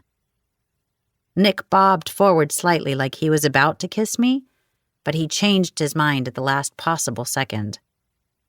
He stood up so quickly I nearly fell off his lap. He grabbed me and kept me upright. Don't you have to get back to work? He asked me. I felt off-kilter, dazed, and it took me a moment for blood to return to my brain. Work. Yes. I had just taken off to come here to confront him. Right, I should go back. Speaking of, are you responsible for the town getting high-speed internet, too? He had an aw shucks expression on his face. I just made a few phone calls and got the process started. It was easy enough. That made me remember our conversation about how he'd have to cure cancer, end hunger, and stop wars before I'd date him. How he'd just revealed that he dedicated all his salary to helping kids and kept trying to make things better for the people I loved. You took that whole fixing the world thing seriously, didn't you? I don't know about fixing the world, but I can at least fix some problems Patience is having. You must really like the people here. His voice went into that lower octave that did unmentionable things to me. I didn't do it for them. I did it for you. While I rationally knew that I should keep being respectful to him, in that moment, I did not care due to the surge of emotions he'd just caused.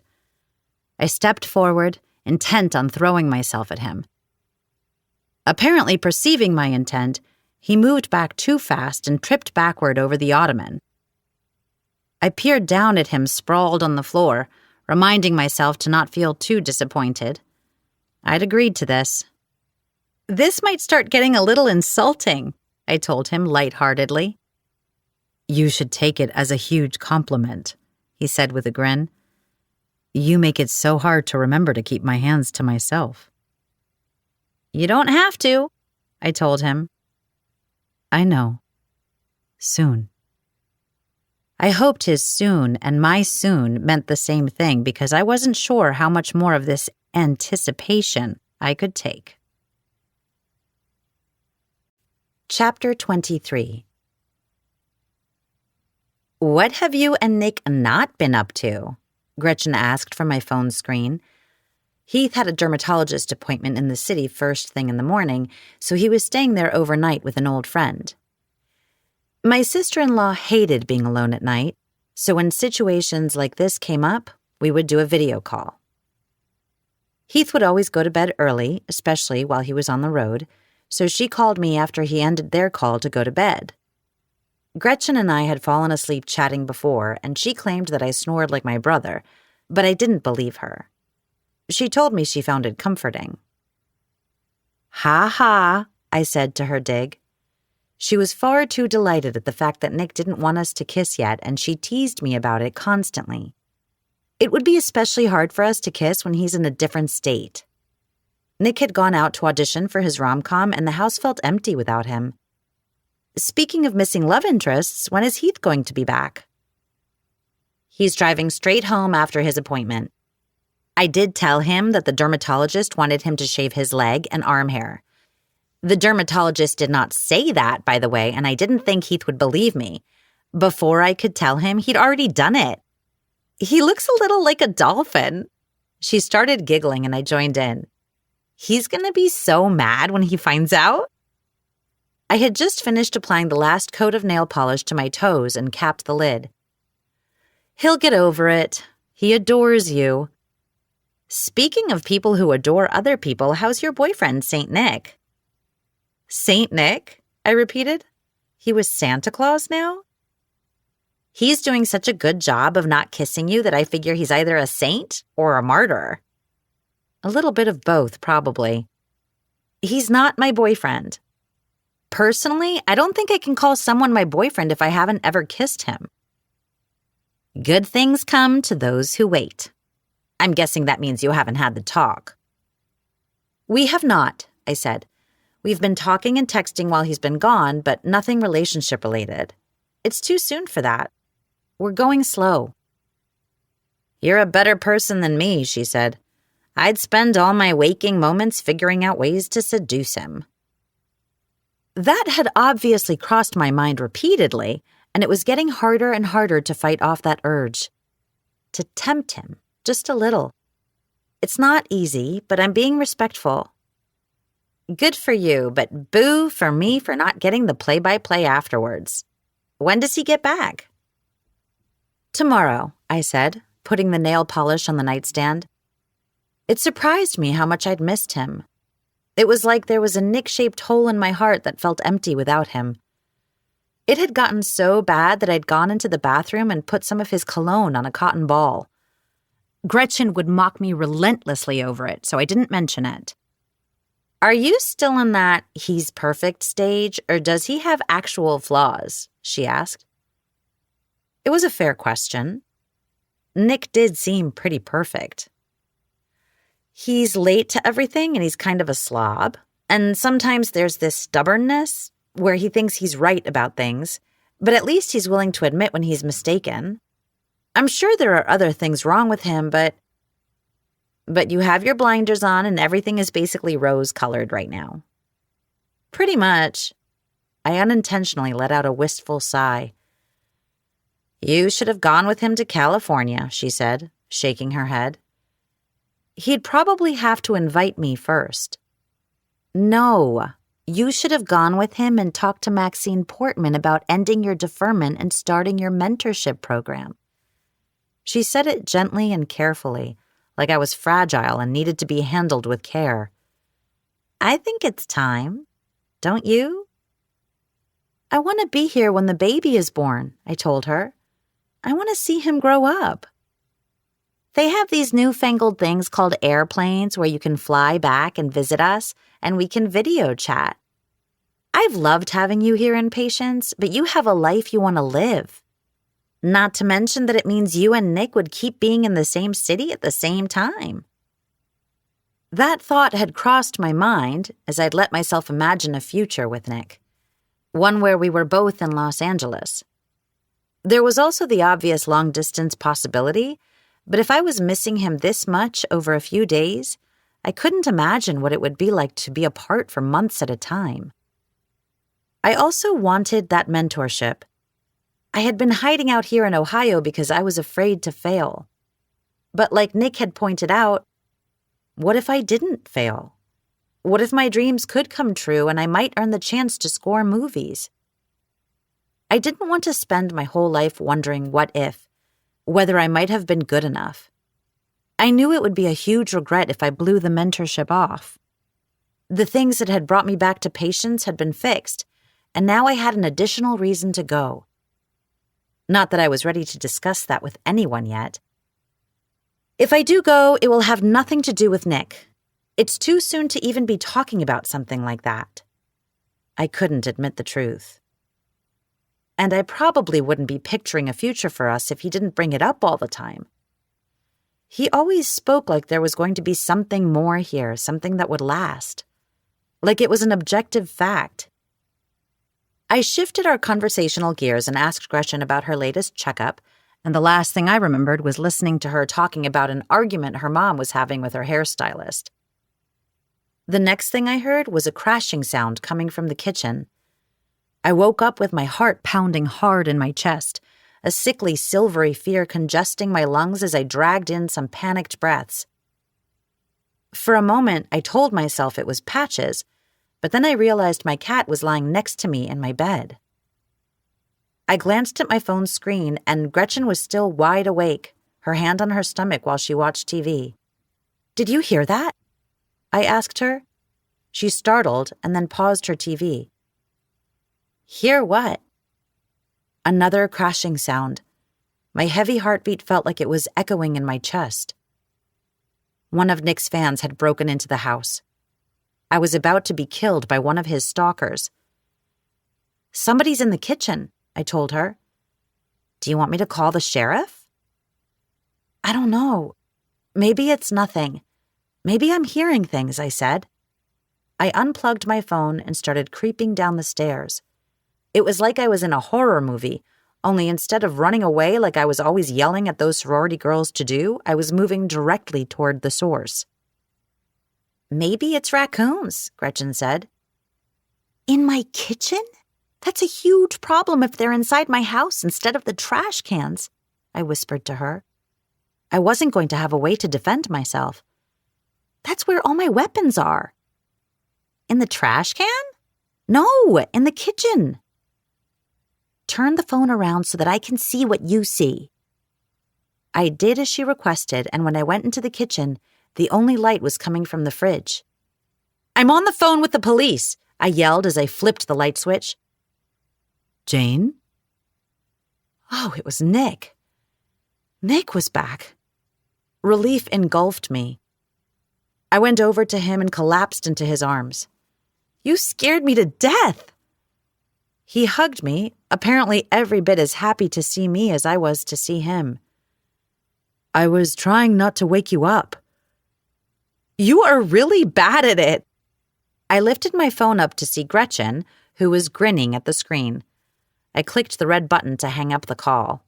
I'd call her back later. Maybe.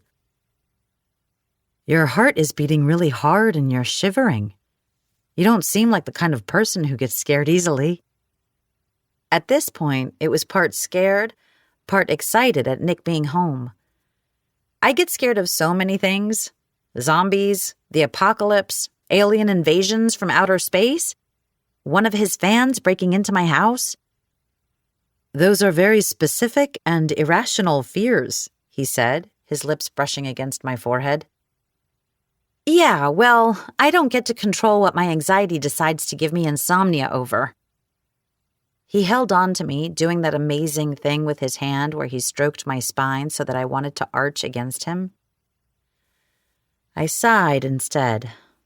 It was probably supposed to relax me, but it had the opposite effect. "Better?" he asked.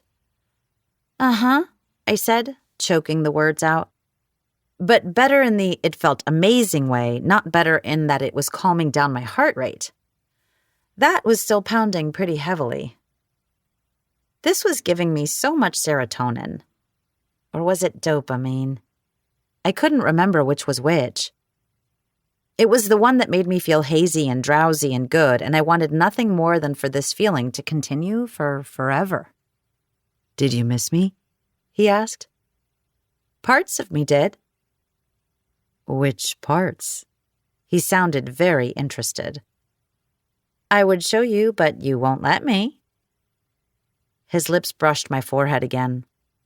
"I am a stupid, stupid man." "You are," I agreed. "It doesn't help that you're wearing this." I felt him fingering the fabric of the satiny tank top and matching shorts I had on. "It's what I sleep in." He swallowed hard and then took a step back, again putting that boundary between us. I'm respecting him, I reminded my overactive hormones. I needed sugar, as there was no way I was going to be able to return to my room and go back to sleep. I felt too wired and needed to be soothed. "I'm going to make chocolate chip cookies," I announced. "Now? Isn't it a little late?" "There's no bad time to have chocolate chip cookies." 2:00 in the morning might be it, he disagreed with me. "I thought you didn't bake."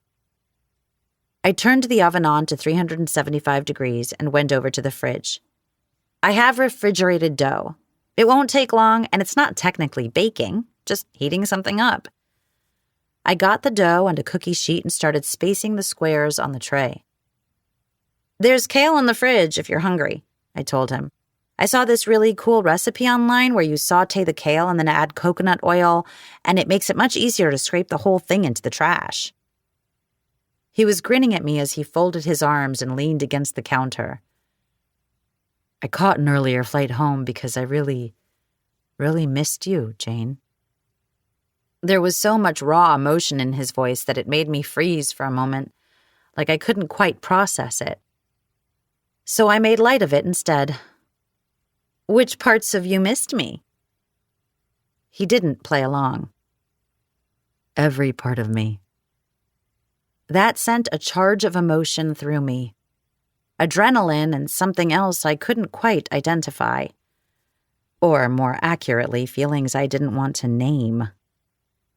Too soon, I reminded myself. I put the cookies into the oven and set the timer. "How did your audition go?"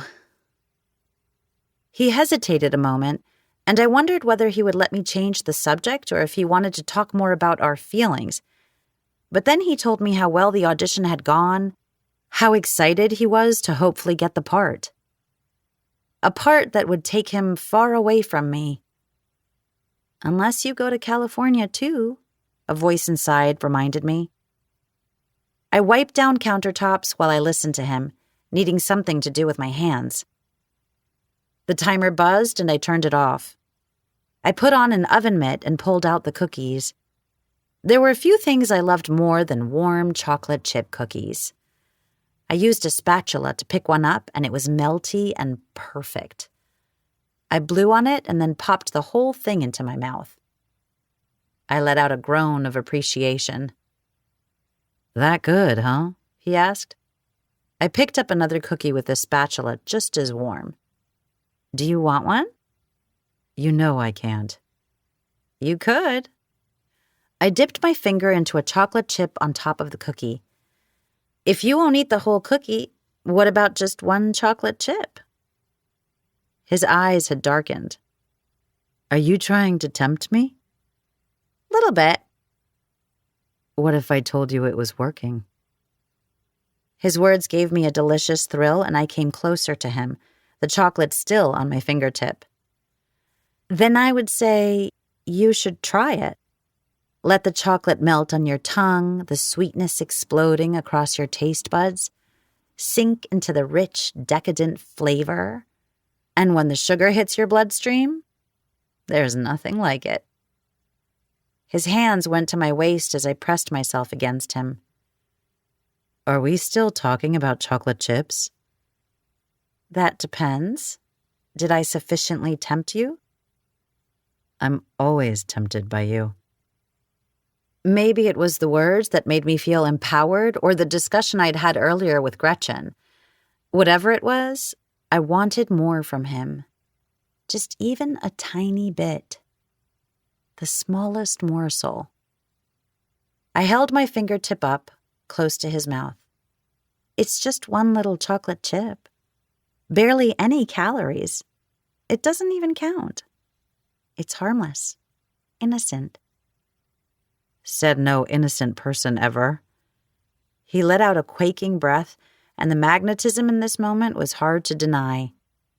"It's really hard to say no to you when you look at me like that." "It's why I look at you like that," I whispered. But I wasn't the only one with an intense gaze. His was heavy, warm, heady. I wanted him so much I felt like I was going to burst. Taste it. I hadn't imagined he would actually take the bait. But then his warm tongue was on my finger, licking the chocolate clean, and the shock of it made my bones give way. It was a good thing he had his arm around me. My entire body was shaking from that brief contact, the blood racing around hotly in my veins. His pulse beat erratically at the base of his throat, and I wanted to press a kiss there. "Delicious," he murmured. Not able to help myself, I reached down to get more melted chocolate on my finger and reached up to put it on his lips. "Whoops," I said, my voice trembling. "I better clean that up." "Jane," his voice was pleading, like he was begging me to retreat, but I couldn't stop. I knew that I should, had so many times before, but I didn't want to. "Just one small little kiss," I said. "A soft, sweet peck isn't even a kiss. It hardly counts. People kiss each other that way to say hello." His breath quickened, but he didn't say anything. There was a low hum of the current building between us, and it turned my whole body into one desperate rhythmic ache. "One small kiss," I repeated, moving my lips closer to his until they were tingling with anticipation. "If you don't want me to kiss you, just say the word." "The word," he breathed, but that glint in his eye, the way he was watching my lips so carefully, how he moved even closer toward me, led me to believe that he was teasing, not refusing. "The word is no, or stop." Or, I don't want you to do that. Technically, the last one was 7 words, but if he gave me a negative response, I would leave him alone, even if it killed me. Weren't you the one telling me I had to take risks to get rewards? I'm taking a risk. I saw the moment when I'd won. He murmured, "Hello." I couldn't help but smile. I reached up and, with the tip of my tongue, carefully licked some of the chocolate off his lips, the warm, rich flavor making him taste even sweeter. He made a groaning noise, his body shuddering against me, and then said, "That's not a peck." "Not yet. I'm working up to it." "You are soul-shatteringly intoxicating," he said, his voice hoarse and straining, like he was struggling to keep himself in check. I wanted nothing more than to lean in and finish what I'd started, but I reminded myself of how unfair I was being to him. Even though every cell in my body rebelled against the thought of slowing down, I decided to stop tormenting the poor man. And myself. I gently pressed my lips to his. Our mouths fit perfectly, like they'd been designed for this very moment. A key fitting into a lock. It was supposed to be innocent and sweet, but it was like somebody had dropped a match into a vat of gasoline-soaked fireworks. Synapses and nerve endings I didn't even know I had lit up from the brief, warm contact. His arms tightened around me. It felt like he might crush me, and I welcomed it. Then, as quickly as it had started, it was over. He was breathing hard, and I could feel the tension in his body, the way he was restraining himself, as if he could barely keep it together. "Not yet." "Okay," I nodded, trying to remember myself. "Do you have an estimation of when, though?" "I need to know that I can wait. I have to know that I can be different from how I used to be." My mind was too muddled and hazy to make him clarify. It seemed so simple to my libido. We didn't have to stop. These were arbitrary rules he'd made up, and he could change them any time he wanted to. Because I was certainly more than willing. But if he needed to prove something to himself, who was I to interfere with that? "I didn't know you before, but you're a good man," I said with a deep sigh. Obviously, I had a dog in this particular fight, but he should know that somebody recognized his attempts to change. He reached up between us to run his fingers across my cheeks, leaving trails of fire everywhere he touched me. I closed my eyes against the sensation. "Thank you for that. Well, I'm off to bed," he said. I opened my eyes in surprise. He smiled at me with a mixture of charm and mischief, and I found myself both enchanted and aggravated. "Stay with me," I invited, the words falling out of my mouth before I could stop them. "Not tonight. We have all the time in the world." That was the thing. I didn't feel like we had time, and I didn't know why. It felt a little like things were slipping through my fingers, and I was desperate to hold on to him. It made no sense to feel that way because Nick had been nothing but encouraging. He murmured, "Just think about how good it will be when it does happen." Then he was gone, leaving an empty vacuum in his wake. I rubbed my fingers across my lips, still able to feel the phantom imprint of his mouth on mine. When I pulled my hand back, I realized that there was chocolate on my lips, transferred there by him. I licked my lips, tasting it, and wondered if I'd ever be able to have another chocolate chip cookie again without thinking of him and this moment. And now that I'd been overwhelmed by the smallest of tastes from him, what was I going to do with a full meal? Chapter 24. The opening of the festival was just 2 days away. We'd had several things pop up, but with the help of my committee and Nick's super-fast internet, We were able to successfully solve each problem as it arose. Nick had asked to see the fairgrounds, and on our way there, I explained that we had two major areas, that the food sellers and other vendors would be in the town square, situated around the gazebo. My parents got married in that gazebo, I told him. They danced there together on their first date. It has always been the most romantic place in the world to me. Maybe we'd head over there next and we could have our own dance. He was twirling his fingers through the ends of my hair while I drove and said, as if reading my mind, "You'll have to show it to me." "I will, after you see where all the rides are going to be and the corn maze." That part of the festival was being set up at the old Robinson farm. Nobody actually lived on the property anymore since the Robinsons had retired, but their son, who had moved to New York, rented it to us at a steep discount.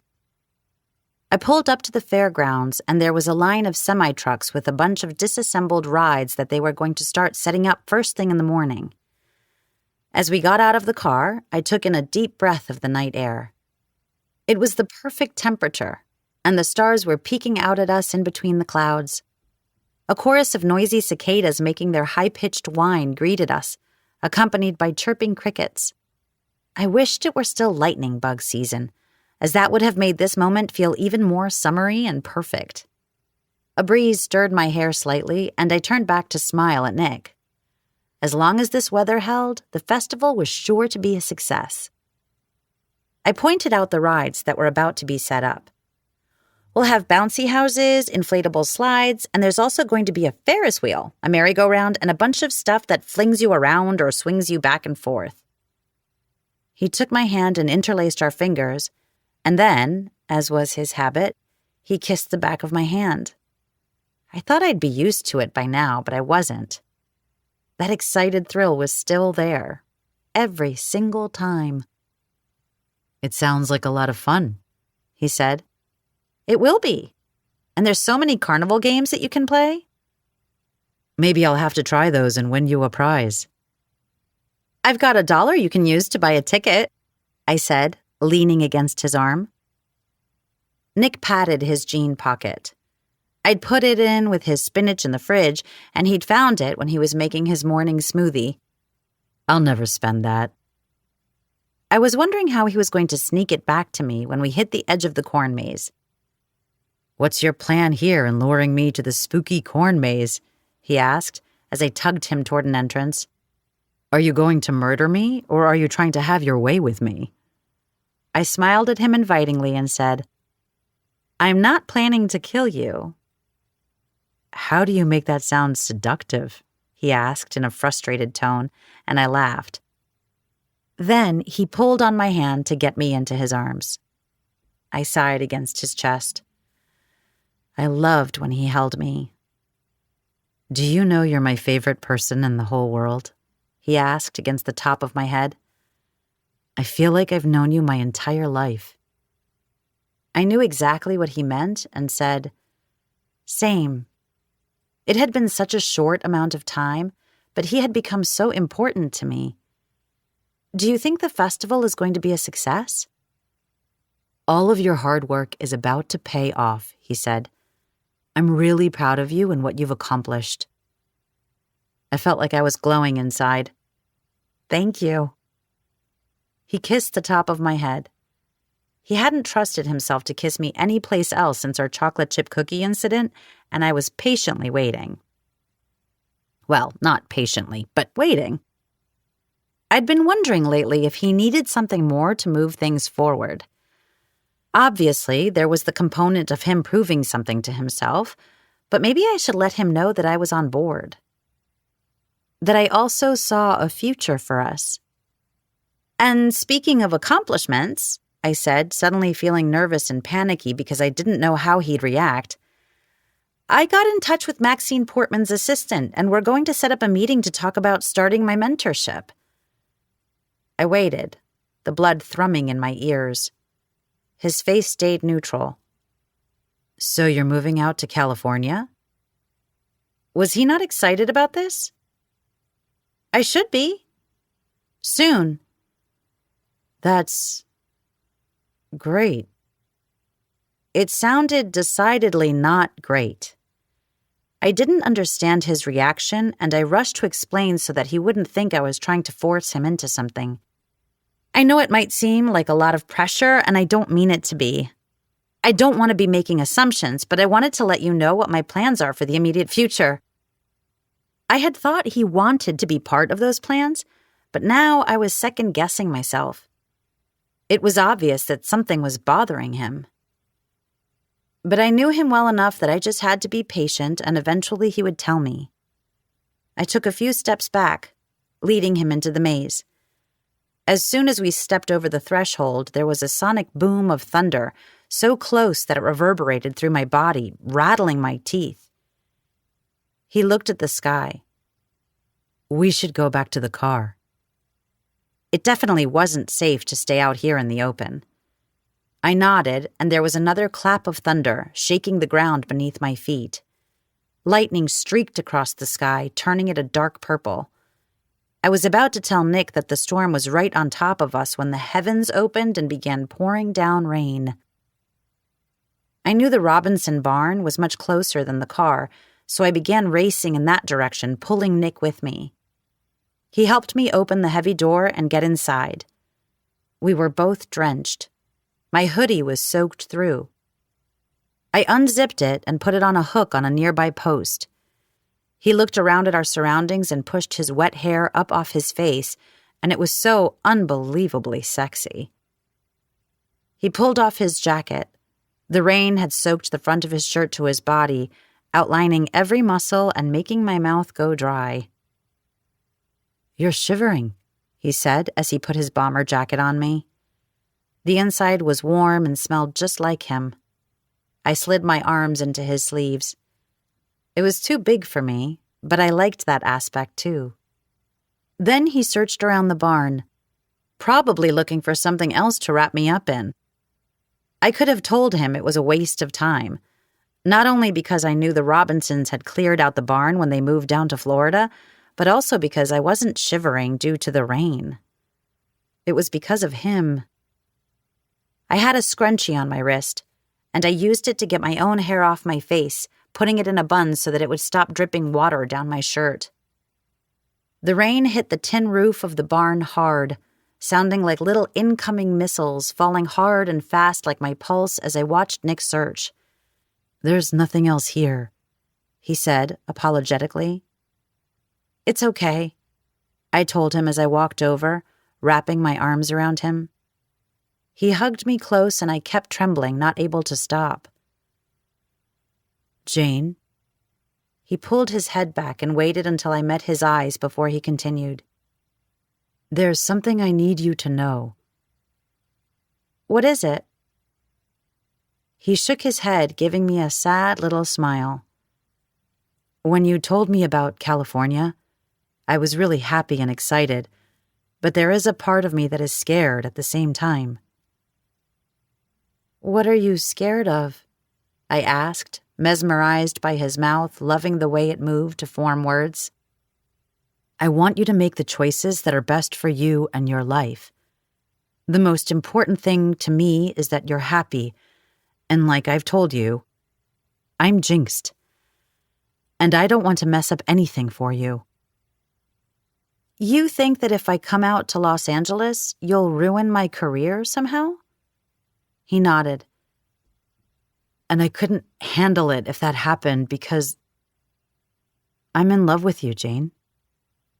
My heart jumped up into my throat, crowding out my ability to breathe. A loud boom of thunder crashed just over the barn, but I didn't even notice. Nick Haddon was in love with me? "Before you made any decisions about going out west, I wanted you to know how I feel. It's important to me to always be honest with you."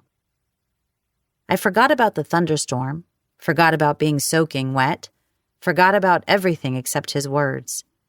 The entire world went away and there was only Nick telling me that he was in love with me. Did I feel the same? I'd thought about us being more serious and considered having a long-term relationship with him, but I'd never really examined my feelings for him. I'd been too busy taking his advice to live in the moment. Maybe I'd been afraid to think about it.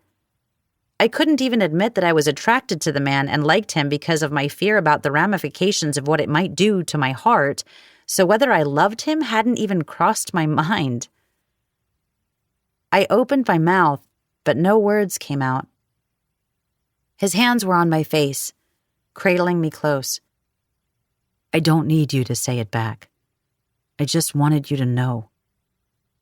I might not have examined my own feelings closely, but that desire to be near him, to have everything else disappear, to have that connection, that I understood. My breathing sped up and he noticed. The air between us was heated and electric like the thunderstorm was inside the barn. Inside me.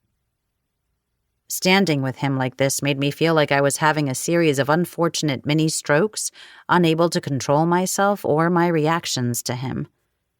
I should have been cold, but he was heating me up. I half expected to see steam rising between us. Have you proven your point? I asked, the words breathy and soft. You've resisted for a long, long time. I have. His lips came in so that our breath intermingled, and there was nothing I loved more than breathing him in. Did you figure out whatever you needed to figure out? Yes. Does that mean we can... He reached up and ran the pad of his thumb over my sensitized lips, causing those tingling shocks inside me to increase exponentially. You're so beautiful, he told me. Not as beautiful as you. He grinned and then said, Hello. Understanding what that meant, my entire body tensed with anticipation. He was going to kiss me. Then, to my exuberant delight, he leaned forward, pressing his mouth to mine. It was literally like being struck with a bolt of lightning. He wasn't fighting it. I wasn't tricking him into it. He wanted to kiss me, and he did. He pulled back slightly before pressing forward again for a few seconds, then retreated. It was like seeing lightning and waiting for the thunder, counting until he kissed me and made the lightning strike again. His tender tentativeness was exploratory and sweet, a prelude to something bigger and better, waiting to see how I would respond. It wasn't a question that needed answering because I was 100% in. My veins were throbbing in time to my escalating heartbeat, and now I was the one holding back, waiting for him, letting him explore and test. He kissed me with a devastating slowness, a tenderness that made my tightened abdomen swirl with heat. He continued to linger over my lips, like he wanted to commit them to memory, causing my nerve endings to explode. His fingers explored my throat, my scalp. He rubbed his thumb against my jawline as he tilted my head up so that he could have better access to my neck. Then he started pressing hot, slightly damp kisses along my throat, and I couldn't help the moan that escaped. Tell me, he urged in a voice rough with desire, his words burning into my skin. Tell me what you need, what you want. I gripped his soft hair between my fingers and pulled so that he would look me in the eyes. You, I said, completely out of breath. I need and want you. And finally, he let himself really kiss me. Devouring kisses, frantic with need, desperate. It was like waking up, like I'd been sleepwalking through my life and now I got to feel truly alive. I'd once thought that sometimes being with Nick was like a melody played with just one hand on a piano, like important components were missing. None of those things were missing now. Kissing him was a full-blown symphony played by the best orchestra with the most amazing conductor, his heartbeat keeping rapid time like the percussion, his hands moving and kneading and stroking and skimming and pressing and keeping me off balance, his mouth expertly kissing mine like I was a violin, and he was a virtuoso who knew just how to play me so that we could make the most beautiful music together. Nick kissed unlike any other man I'd ever been with.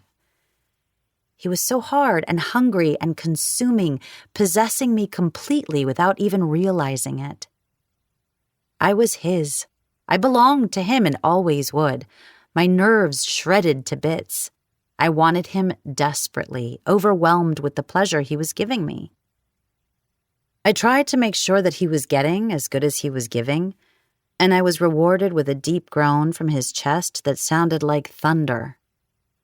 The sound caused sparks to ignite in my cells, making me feel like I'd been living in the dark, and he was the one who'd managed to plug me in and make me glow. His kiss gentled then, retreating away from that all-consuming fire. That lasted for a bit until he was doing it again, his mouth eager on mine, savage, intense. He was, in turn, hard and soft, back and forth, like he'd forget himself and then remember, only to immediately forget again. It was driving me insane. "I'm sorry," he said, his fingers tangled in my wet hair, tugging at the scrunchie. He managed to get it loose, and the shock of the strands of my cold hair hitting my heated skin surprised me. "This isn't exactly taking things slow. Is this too much?" "No such thing," I murmured against his lips. That briefly made me wonder if there were rules for this particular encounter, but I didn't bother asking because I didn't care. If things came to a stop, fine. I'd deal with it then. But until that happened, I was going to revel in the feel of his lips on mine. Our mouths moved in harmonic frenzy, sensations whipping through me like electrical currents. He broke it off, both of us breathing hard. "Nick." Now I was the one pleading, clinging to him like my life depended on it. "Shh," he said. "I've got you." He nuzzled my neck, pressing small kisses there, exploring me with his lips. He kissed my face, my cheeks, my eyelids, while I tried to keep breathing. The skin on my chin and jaw ached, hypersensitive from where his stubble had rubbed against it. He teased me, never staying in one place for too long, and evaded my feeble attempts to get him to kiss me properly again. It was like he was marking me with tiny invisible scars that I knew would never really go away. And I didn't want them to. I wanted to always have the feel of him on my skin. He moved to the side of my face and pressed one last kiss before murmuring, "I've wanted to do this for so long." He said the words against my earlobe, which felt like a live, exposed wire from the way he was breathing on it. My insides coiled tightly, waiting.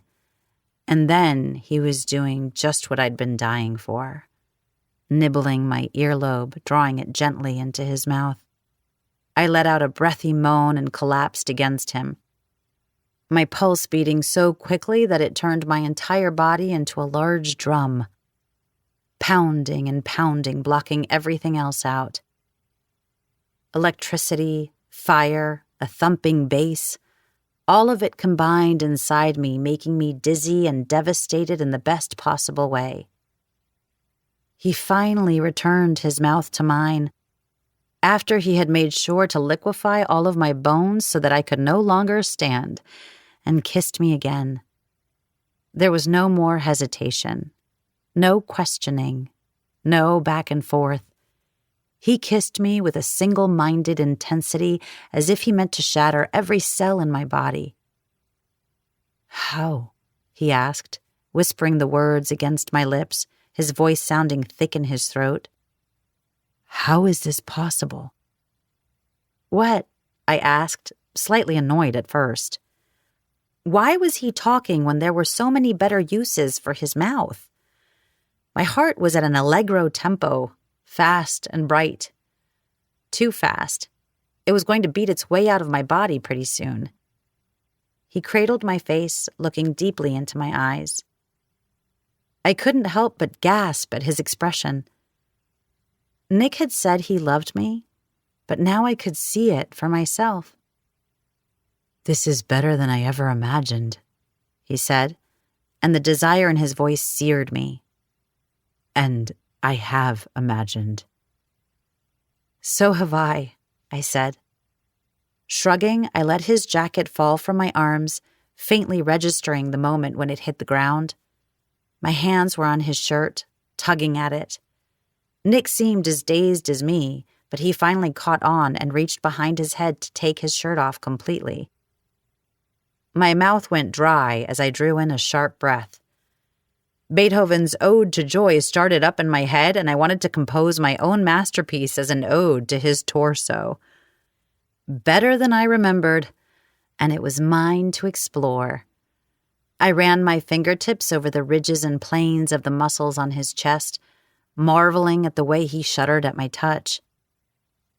I reached over to kiss at the pulse point in his throat, the one that was beating so erratically, so out of control.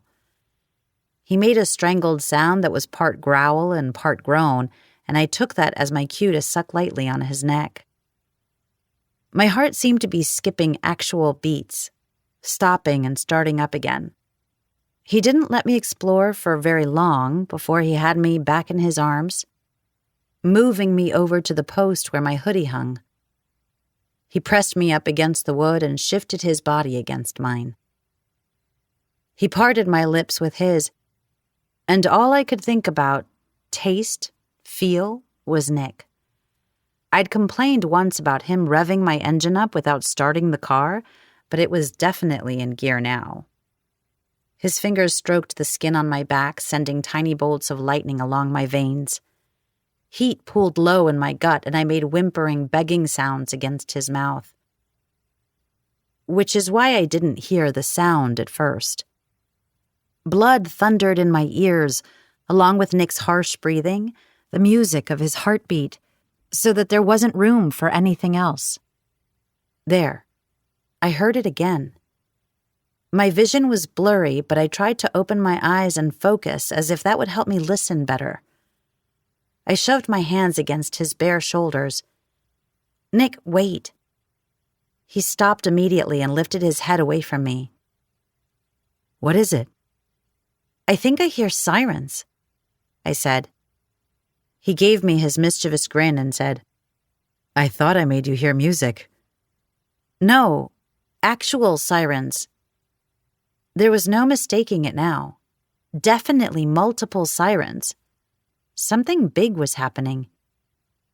His face went slack when he heard it, and he grabbed his shirt, putting it on as I went over to the barn door. The rain had stopped, another thing I hadn't noticed. I stepped outside and turned my head toward the sound. The sirens were coming from the center of town. Then I saw it. A faint plume of gray and white smoke and the smell of something burning. A building was on fire. Chapter 25. Nick and I pulled up on the street across from the town square. There were multiple fire trucks with flashing lights and the overwhelming smell of burning wood. Firefighters ran around shouting things at each other. An ambulance waited nearby, and the townspeople were gathering in a big crowd. I held onto Nick's hand as we made our way through the people hanging around behind police tape. There was a ton of smoke in the air. Somebody had to have answers. "Do you think everyone is okay?" I asked Nick, but he knew only as much as I did. Dee Dee was there, looking as concerned as I felt. I let go of Nick's hand long enough to hug her. "What's happening?" I asked. "Was anyone hurt?" "As far as I know, everyone is fine. They don't have all the details about the fire and how far it spread, but I know they're worried because some of the food vendors had propane tanks. That's one of the reasons they're making us stay over here. If fire hit those propane tanks, who knew how much damage that would cause? Were we even going to be able to have the festival? My instinct was to rush across the street to help out in some way, but Nick grabbed my hand again, like he knew exactly what I was planning. He wrapped his arms around my shoulders so that my back was pressed against his front. "There's nothing you can do," he told me. I don't know what I'm going to do if this is all ruined. How would patients move on from this? What if the fire got out of control and started destroying more things? Tony's? The library? City Hall? Somebody mentioned that it must have been lightning hitting the gazebo that caused the fire. Another person argued back that that didn't make sense, given there were taller buildings surrounding it. The gazebo? My parents' gazebo? I felt like I was about to throw up. Nick's arms tightened around me. The general consensus was that nobody seemed to know how it had started or whether it was completely out. Nick kept saying sweet things to me about how it would all be okay. Things were fine. We didn't even know where the fire was or how bad things were. That it might all work out. I only half listened. The one thing I did know was that no one had been hurt. The people around me seemed pretty sure about that, which was the biggest relief. Everyone had safely been evacuated from the town square. After about 20 minutes of standing there, I saw the fire chief, Tom Hardison. He was friends with my dad. I flagged him down. His face was covered in soot and sweat. "Jane," he said, "it's a good thing you're here so that we can talk about the festival going forward. The gazebo's gone." I stiffened against Nick, and I felt him squeeze a bit tighter in an attempt to soothe me. "Just breathe," he whispered. "Gone?" My voice broke. Having him confirm the gazebo had been destroyed felt like too much to process. "As far as we can tell, some of the camera equipment being stored there malfunctioned, and the gazebo went up like a Roman candle. It's a good thing there was a quick rainstorm earlier. It stopped the fire from spreading too far and kept it pretty contained. The building is a total loss, and we're going to cordon off the entire area until we know more." My heart sank so hard in my stomach that I physically flinched. "Does this mean the festival has to be canceled?" "I don't know yet. I'll let you know when I have more information." Someone called the chief and he nodded at me and then ran over to the firefighter. Dee Dee said, "I'm going to call the rest of the committee members and have them meet here. We have to figure out our next steps." I nodded. I couldn't believe that the gazebo, the centerpiece of our fair, was gone. Not just that, but it had meant so much to my family. When I was a little girl, I'd look at pictures of my parents' wedding and imagine that someday I'd get married there too. Now it was gone. I turned around to hug Nick, but his arms were at his side. "Nick?" His face was stricken. "Did you hear him? It was the camera equipment belonging to the documentary crew that started the fire." I didn't understand why he was so upset. It was really sad that the gazebo was gone, but good news that, as far as we knew, nothing else had been ruined. "So?" He stepped away from me, and there was a coldness between us that I'd never experienced with him before. It sent icy spikes of unease through me. "So I'm responsible for the fire," he said. "They're here to film me. I did this. I caused it." He wasn't making any sense. I said, "You didn't do anything." I knew this was going to happen. He put both his hands in his hair, a frustrated and frantic gesture I'd never seen from him before. "I knew it, and I went ahead anyways. The festival is ruined. This is my fault. I have to go." My ears rang, and there was a metal taste in my mouth as terror gripped my spine. What was he saying? I tried to catch my breath to ask, but it was as if my lungs had frozen over and I couldn't speak. I tried to reach for him, but he moved away from my touch. That scared me worse than anything else. "Jane!" The fire chief gestured me over past the police tape. Nick walked away quickly without looking back. All I wanted to do was chase after him to talk to him. The things he was saying were totally illogical. He wasn't responsible for the fire. His Jinx thing hadn't caused this, it was just an accident. But there was something about his tone, about the way he was leaving right now that felt so scarily final. I shook my head, trying to swallow down the knot in my throat. I was overreacting. It couldn't be possible. Nick wouldn't tell me he loved me and then just walk out of my life. I convinced myself that I was overanalyzing. Chief Hardison called my name again, and although I still felt torn, I had an obligation to the town and to the festival and needed to take care of my responsibilities. I walked over to talk with Chief Hardison, keeping my eye on the crowd, wanting to see the moment that Nick reappeared. That moment never happened. Gretchen arrived with Heath, and I waved them over. The chief took us to the gazebo, and it was like something out of a movie. The roof completely gone, blackened, charred posts, a ton of ash, the stifling smell of burned wood. Chief Hardison reiterated that everyone had gotten away safely and there didn't seem to be damage to other structures. The fire didn't spread, like I mentioned earlier. We've soaked the remains and the ground around it. I'm not sure the debris removal company will be able to get to it before the festival starts. Chief Hardison said it so apologetically, and I was worried about the next words to come out of his mouth. Gretchen got an excited look on her face and took charge. "What if we erected some fencing around it and put up a sign saying something like, 'The God of Lightning is starting this festival off in the right way'?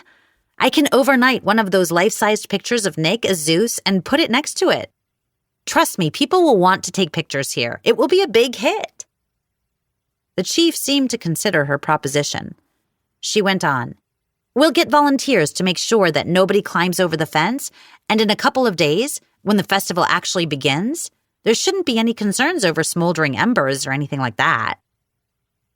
As long as the area is surrounded by a fence that's being monitored, I think that would be all right." Gretchen looked visibly relieved and hugged Heath, but I didn't feel anything but that sickly, aching fear. Why hadn't Nick come back yet? Things weren't as dire as he'd initially thought. He hadn't ruined the festival. It was just like he'd told me earlier. It would all be okay and things were going to work out. I texted him. Anytime I sent him a message, he always responded immediately. But there was no reply from his end. My heart felt like a terrified bird trapped in a cage, flapping hysterically to get free. I tried calling him, but I went straight to voicemail. That panicky dread started to get worse. I had to go find him. The chief went off to talk to someone else. Heath excused himself to call and check on the store's employees, and Gretchen grabbed my arm. "Isn't that great news? I'm going to text the rest of the committee." "Yeah, great news." "What's going on with you?" she asked after she pushed the send button. There was no way to tell her that I was worried about Nick leaving suddenly without giving her the backstory. I told her about everything that had occurred, being caught in the rain, making out in the barn. "You took a literal roll in the hay?" she squealed, apparently unaware of how upset I was. There was no hay. It was a barn. The imagery still stands. And then what? Then he said he loved me. He what? Gretchen let out a shriek. I don't know if I'm having an actual contraction right now or if I'm just really, really excited. And what did he do when you told him you loved him too? I didn't. Why not? You do. The truth of her words smacked into me with the force of a wrecking ball. Everything suddenly became so clear, like reaching the end of a complicated puzzle with only a few pieces left, and there was no question how they fit together. It all fell into place. She was right, per usual. I put my hand on my chest. I was in love with Nick. I had been overwhelmed after he'd said it, but the truth was, of course, I was in love with him. How could I not be? It doesn't matter now. He's gone. What do you mean, he's gone? When he found out that the documentary crew's equipment was responsible for the fire, he thought he'd ruined the festival, blamed his curse, and then left. She blinked at me a few times as if she didn't know what to make of that information. He knows that Jinx thing isn't real, right? I don't think he does. He told me he was worried about messing up my life, that he held off on admitting his feelings for me and kissing me because he thought he'd wreck things somehow. I didn't point out the irony of his self-fulfilling prophecy. The only way he'd ruin things was by leaving. I rubbed my arms. I'd left my hoodie back at the barn, and it was so cold out there. Or else the numbness inside me was spreading. I'm glad I didn't say it. At least he doesn't get to have that part of me. I was trying to convince myself.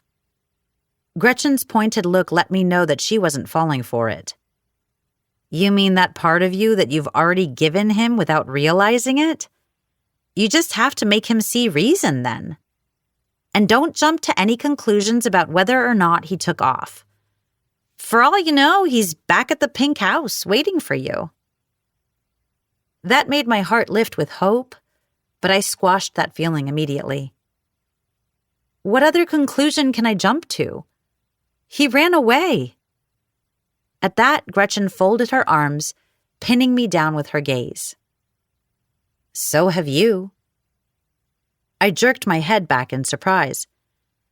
I'm the one who's still here. I didn't run anywhere. Jane Wagner, you have been running away from that man and how you feel about him from the moment you met. He said he loves you and you couldn't say it back even though we both know that you do. You're still running. Her words were a jolt to my entire system.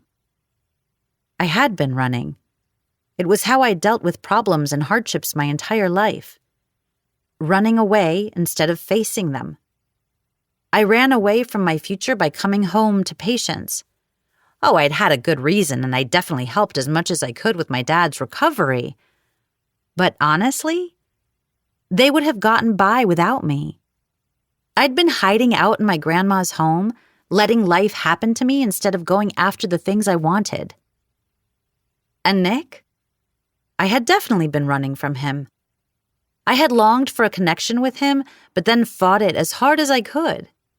He'd tried to develop that emotional intimacy between us, and I'd been too busy pushing for more of a physical relationship instead, to blanket over those feelings and pretend they weren't there. I hadn't let him in. Even when he'd been so patient and waiting for me to wake up and realize how much I cared about him, I'd ignored it and focused on other stuff. I had been such a fool. I'm so stupid, I said. If you're waiting for me to disagree with you, that's not going to happen. Come on. Gretchen looped her arm through mine and walked me over to where Dee Dee and Michelle were waiting. They were on their phones, and Connie ran over to join us, breathless, holding her phone up. Phyllis is going to be the point of contact with the fire chief. The rest of us are following up with all the vendors, letting them know what's happened, and that we're good to move forward. Do you see? Gretchen asked. We are going to be fine without you. We appreciate you and love you for everything that you've done, but we've got it from here. You don't have to stay. Go, find Nick. Talk to him. Make him understand that everything will be okay. That festival committee was another thing in my life that I'd thought couldn't function without me. Taking over my mom's job and the festival was just an extension of my running away that I hadn't recognized. I'd thrown myself into it as a way to justify my fearful choices. How could I go to California when I was so needed here? I had convinced myself that I had to stay in patience to single-handedly make sure that the festival was a success. Only my friends were showing me that wasn't the case. I hadn't relied on them like I should have. I hadn't let them completely in either. I could start doing that now. I hugged Gretchen and ran for my car. I turned the heater up full blast. My hair and my shirt were still damp. I wondered how Nick planned to get back to the house and kept an eye out for him along the road in case he was walking. I didn't see him. When I got home, the front door was unlocked. We'd gotten into the habit of locking it, mostly because of the fans who gathered outside daily. "Nick?" I called out. Patches meowed back at me, but I brushed past her and ran up to his room, calling his name as I went. The first thing I noticed was that his bags were gone. I opened the closet. Empty. There, on the middle of the futon, was our dollar bill. I picked it up and saw the words, "I'm sorry," written along the top. I sank down onto the futon. I hadn't jumped to the wrong conclusion. Nick was gone. Gretchen would have urged me to find out where he had gone, as I wouldn't be too far behind, but I wasn't going to chase after him. If he was this willing to walk away from me the first time something got hard, maybe he wasn't the right guy for me. I shook my head. Even I couldn't believe that lie. Nick had been upfront about his feelings around that Jinx thing, and I had dismissed them and hadn't really gotten how seriously he felt about it. That was my fault. I was to blame. I couldn't shift it over to him. If I'd really cared about him, I should have listened more. I should have accepted what he was saying instead of thinking it was silly. But it was too late now to do anything about it. I probably could have tried to track him down, but would that mean, once again, I wasn't respecting him and his wishes? His boundaries? I didn't know what to do here. I told myself that there were other things in my life to concentrate on. Someday my heart would stop feeling this way, wouldn't it? Like it was being pierced by little daggers, one after another all the time? I'd thought once that Nick made me feel like I was made out of glass because of how easily he seemed to see through me. But now I was made of glass in a different way. One strong blow from him and I was shattering into a million pieces. I didn't know if I'd ever feel whole again. Chapter 26. I didn't sleep well that night, restless and unable to stop myself from jumping at every sound the house made as it settled, convinced it was Nick coming back. The worst part was, every time I woke up, there was this half-second where I forgot what had happened, and then it came rushing back and I had to feel the same pain all over again. It was like he left a dozen more times, and I got to re-experience it repeatedly. Gretchen came over early with a bag of goodies that Heath had made for me. "How are you doing?" she asked sympathetically. I'd been texting her through the night to let her know that he hadn't returned and how I discovered the note on the dollar bill. She'd responded and told me that she knew. She'd found out that Barney had driven him to the airport and that Barney was busy telling everyone who would listen how sad Nick had been. When she asked me how I was doing, I promptly burst into tears. She walked me into the living room, making soothing sounds, and sat me down, putting her arms around me. I hugged her and cried on her shoulder. She held me, rubbing my back. Part of me wanted to ignore my feelings and go through the motions of finishing up the festival, but living that way had landed me here. Maybe if I'd been more honest with Nick and with myself, if I'd told him how I felt, he wouldn't have left. This was my chance to start doing that, being honest about my feelings, even the awful ones. I was going to feel the pain of this, and I would sob and be sad and write pathetic love songs that sounded more like funeral dirges. I also promised myself that I'd never let myself be in this position again. If I had feelings for someone, I would tell them. I'd tried so hard to protect my heart, and all I'd managed to do was make my heartache a million times worse. Regret was funny that way. I poured my heart out to her, all of the things I wished I'd done differently, how much I did love Nick and missed him. I was so sure I was going to keep my heart safe this time, I said between sobs.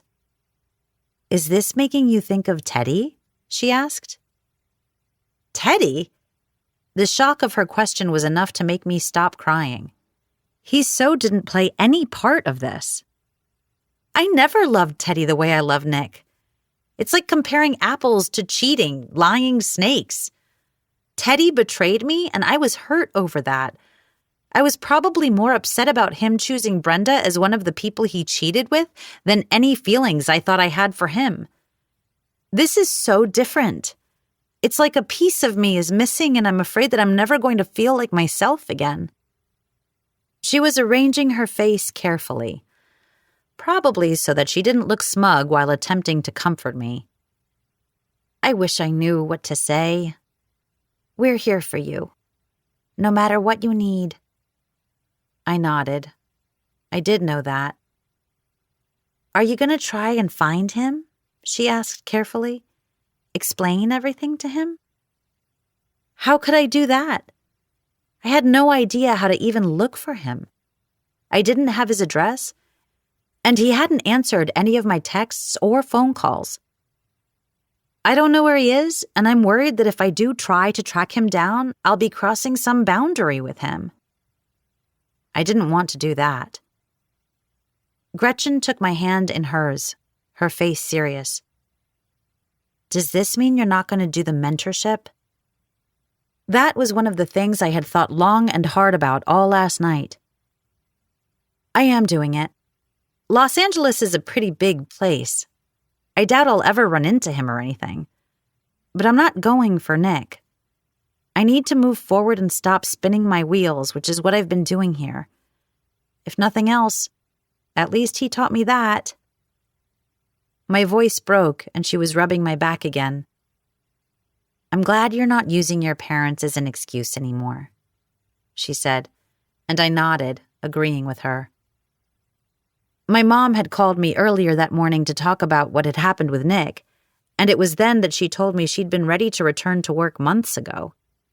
I'd been laboring under the delusion that my mom was babying my dad, but instead they'd agreed that they would back off because I seemed like I needed all of this.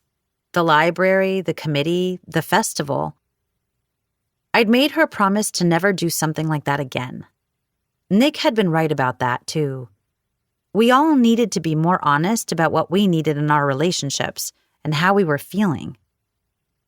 The bottom line was that my mother was going to take over the library starting on Monday, had offered to do whatever she could to help with the festival, and I was going to move on with my life. What about the meet and greet? I asked Gretchen. I planned for that, she said. My fear was that he was going to get called away for another opportunity or something, not... Her voice trailed off, but then she continued. We're going to have to refund the money for the VIP interaction. There's nothing else we can do. When are you going to tell the fans that he's not coming? I think we should wait. Who knows? He still might show up. That seemed highly unlikely to me. Are we going to have enough money regardless? We will. Nick's sponsorship money hit the account almost a week ago.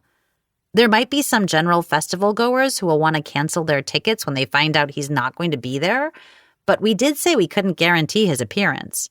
It's always good to have a contingency plan in place. I wish I'd had a contingency plan for falling in love with him and him leaving. She looked so sad and held up the paper bag. Here, I brought gifts. I'd assumed it was scones, and that memory had made my heart squeeze with pain, but it turned out to be so much worse. She'd brought chocolate chip cookies. At that, I started sobbing all over again. I'm sorry, she said, putting the cookies away. I can get you something else. I don't want anything else. I want Nick. I should have told him. She nodded sympathetically, and that made the floodgates open up again. The crying and talking continued for a couple more hours until she convinced me that working might be the most helpful thing for me. Not that I had to, because they had it covered, but she was right. I needed the distraction. I could be sad and arranging for volunteers to watch the gate around the gazebo at the same time. Time somehow managed to pass both quickly and slowly. I thought about texting Nick again, but there was no point. He wouldn't answer. Every time my phone buzzed, my heart would jump thinking it was him. It never was. The morning of the festival, I walked into the kitchen to grab something to eat and nearly tripped over my own feet when I saw Nick sitting at my kitchen table. I had thought about him so often over the last 2 days that my first thought was that I was full-on hallucinating, that my sleep-deprived state was causing me to imagine that he was here. "Hello, Jane." I dragged in a shaky breath as my heart started thundering in my chest. Not a hallucination. He stayed seated, holding something in his hands. "I wanted to return this to you." My keys.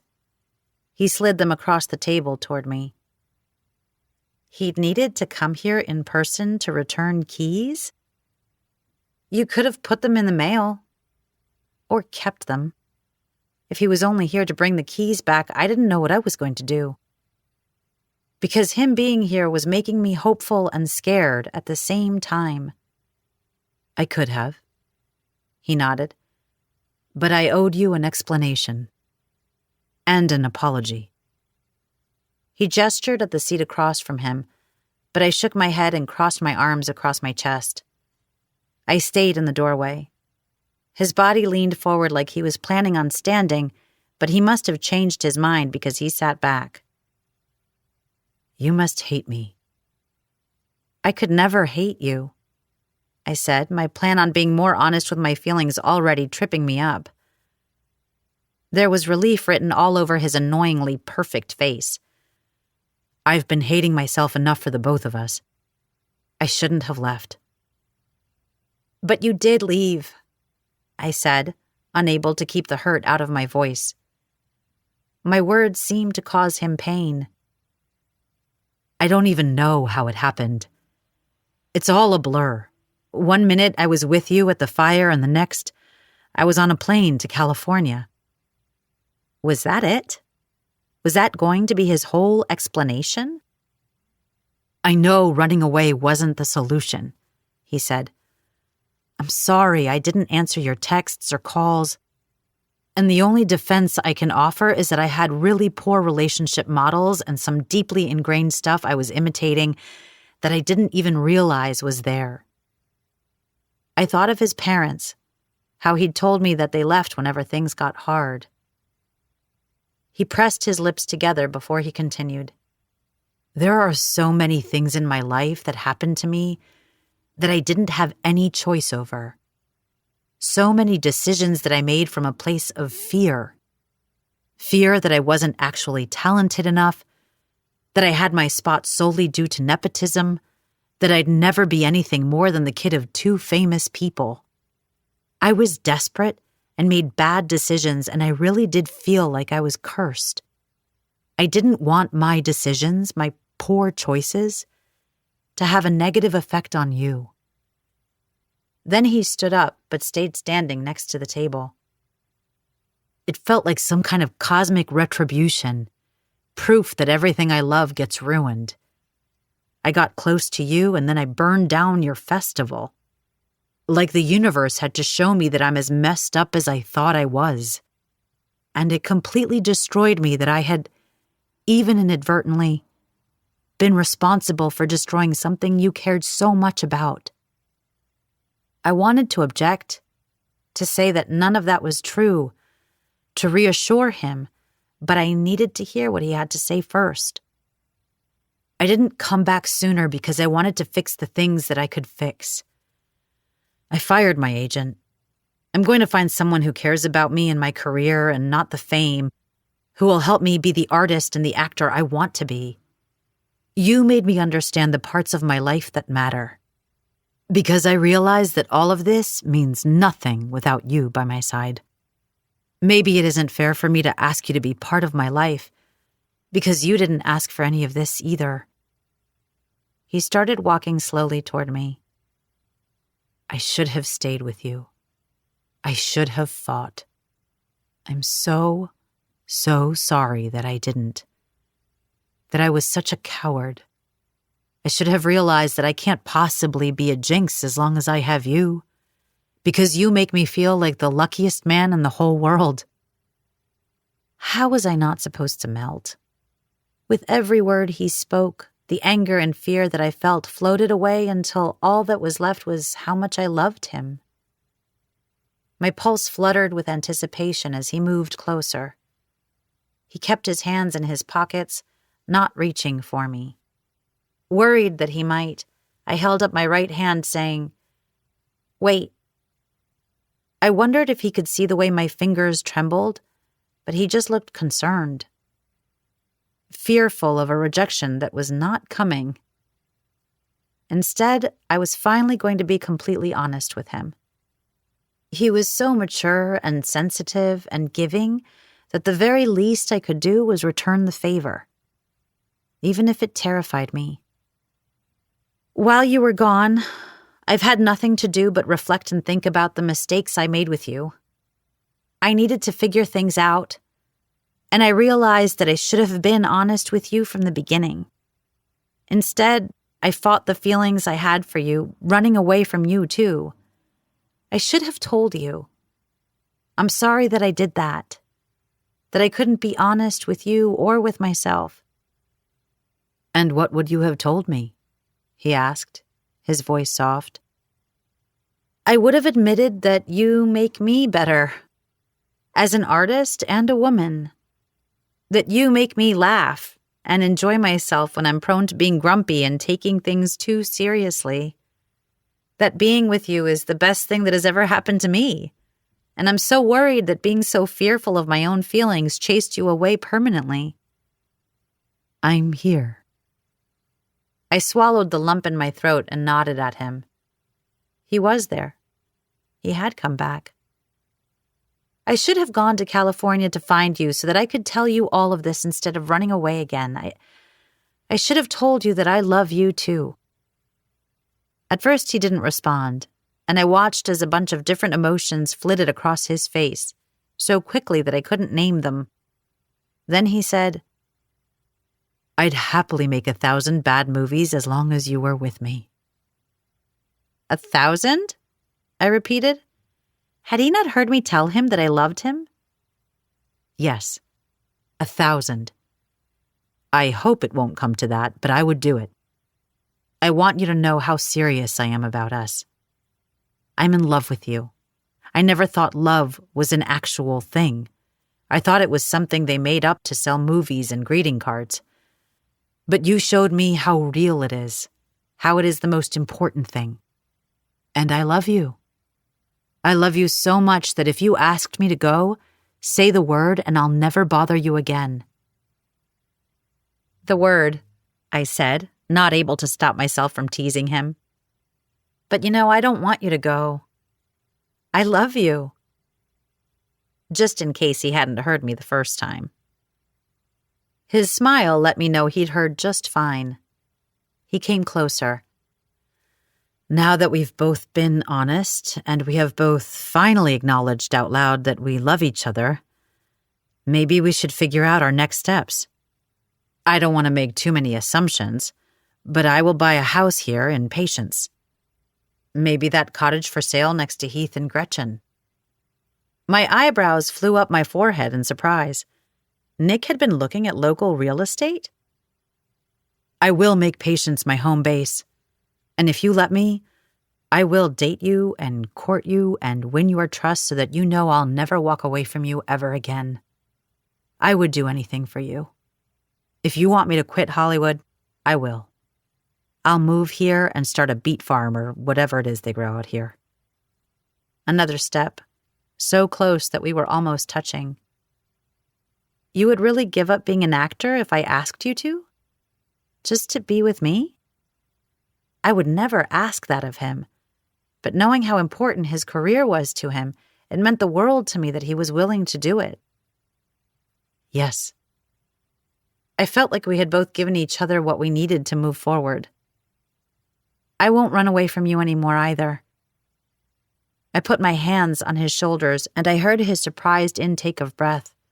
It took him a moment to respond, but then his arms were around me, hugging me to him. And what kind of girlfriend would I be if I asked you to give up your dreams? He grinned then. Girlfriend? I don't remember asking.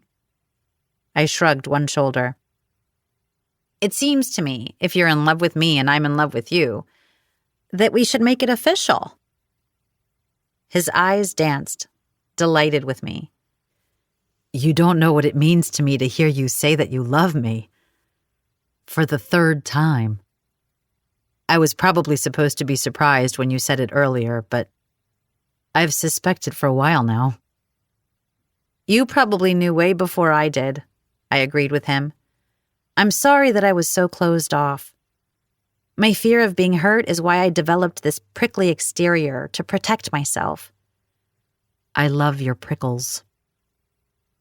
There's no one better at smoothing them down than you, I said. But I promise that I'll do better. There is no one better, he said as he landed a gentle kiss on the tip of my nose. And I knew he believed that. I love you, I told him. I love you. He breathed me in, his chest settling against mine, rumbling as he exhaled. You're my have to and my get to. I'm lucky enough to get to be with you, but I also have to be with you because I don't want a life without you in it. I hope you know that there are going to be some hard times ahead. And if you ever leave me again, your air purifier is toast, I warned him. Deal. His hands pressed me even closer, making it hard to tell where I began and he ended. Hello. Ah, your oh-so-subtle way of saying that you're going to kiss me now, I said. It's that, but from now on, when I say hello, it's a promise that I'm making to always be with you, to stay and work things out no matter how hard it might get, to choose you and us, a promise to give you the life you've dreamed about, a way to express to you how much I love you. In that case, hello, I said, my love for him filling me up, demanding to be expressed. He grinned and leaned in to kiss me. Just before he touched his lips to mine, he said, hello. Also, you're humming. I smiled back. That's because you make me really, really happy. Epilogue. 2 years later. Are you ready? Nick asked, squeezing my hand. I nodded, but I still felt like I was going to vomit. This was a lot. Exciting, but a lot. We stood, waiting to walk down the red carpet. There had been something of a traffic jam, and Shanice had shooed us off to the side so that we could make a proper debut. Think of it as just another small town, he said. Everyone is about to know our business and will have opinions about it, but only if you're sure you're ready to tell them. I'm sure. This was our moment to let the world know what we had done. That we were officially husband and wife, and had been for a little over a year. Shanice had been beside herself that we wouldn't let her sell pictures of our wedding to an online magazine, but we'd both been adamant that our private life wasn't for sale or public consumption. It had been easy enough to arrange. Nick had surprised me by having the gazebo rebuilt to the exact same specifications after it had been an ash pile for a long time. Gretchen had been right.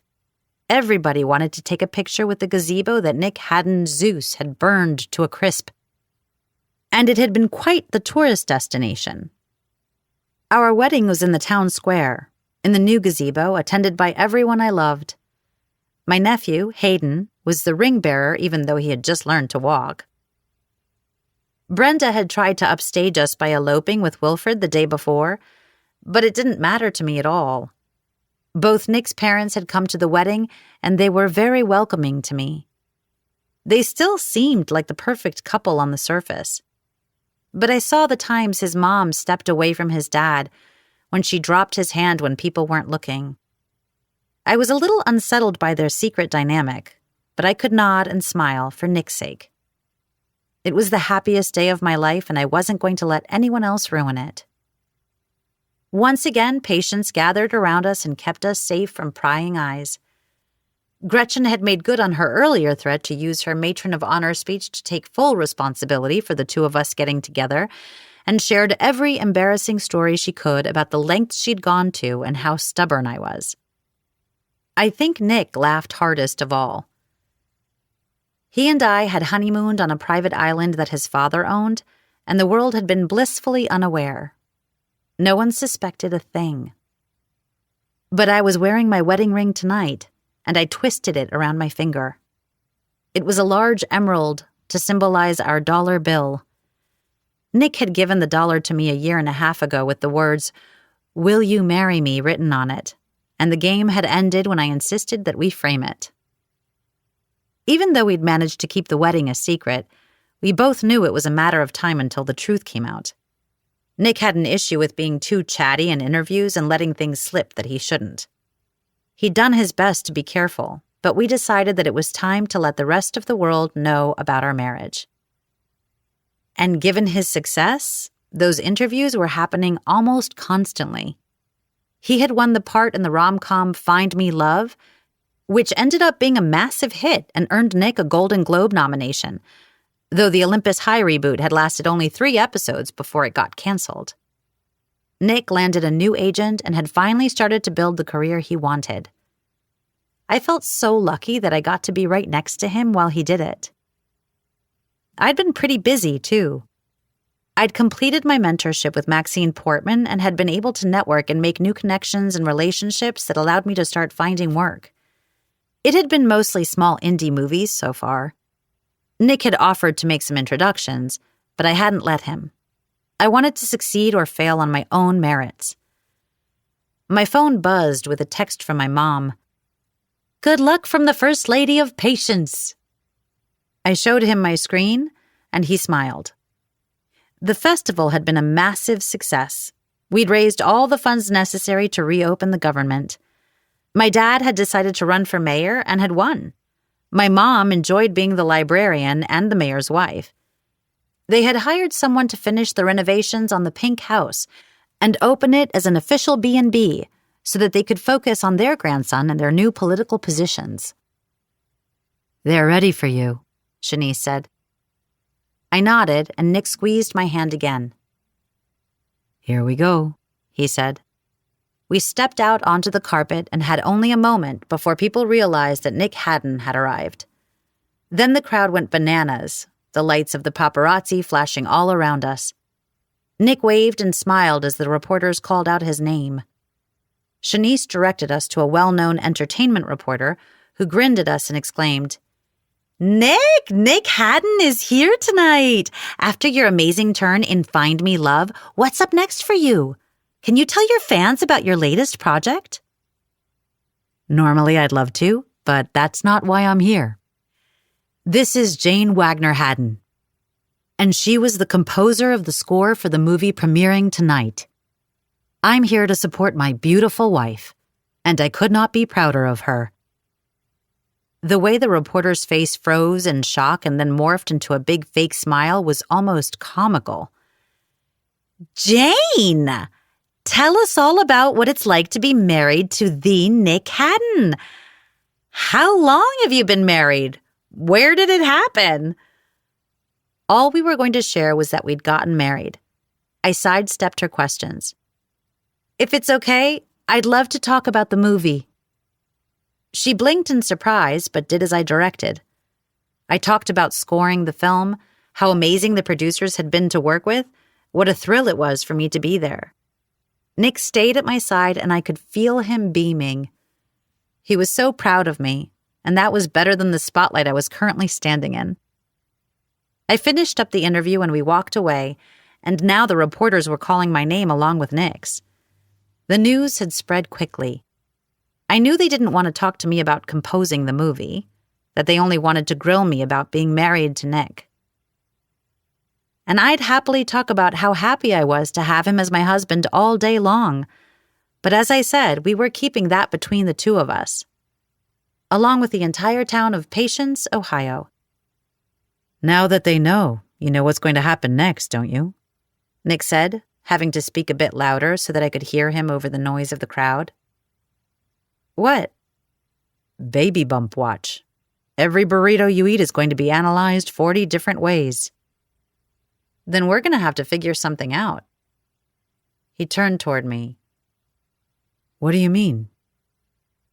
I had intended to wait to tell him, to do some elaborate setup, but we had talked about it so many times, and I knew just how much Nick wanted to be a dad, to make up for the sad childhood that he'd had, that it was like I couldn't keep it to myself for a second longer. "I'm pregnant. 6 weeks along. The doctor confirmed it today." His entire body lit up at my announcement, and he picked me up and spun me around, laughing. "Oh, sorry," he said, putting me down. "I don't want to hurt the baby."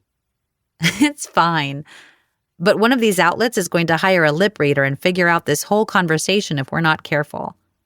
We can keep this quiet, too." "This is everything," he said excitedly. "I love you so much. I love our baby so much." Then he kissed me.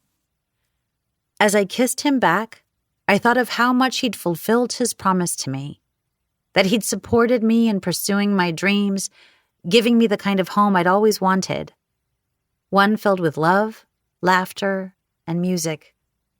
And now, a baby.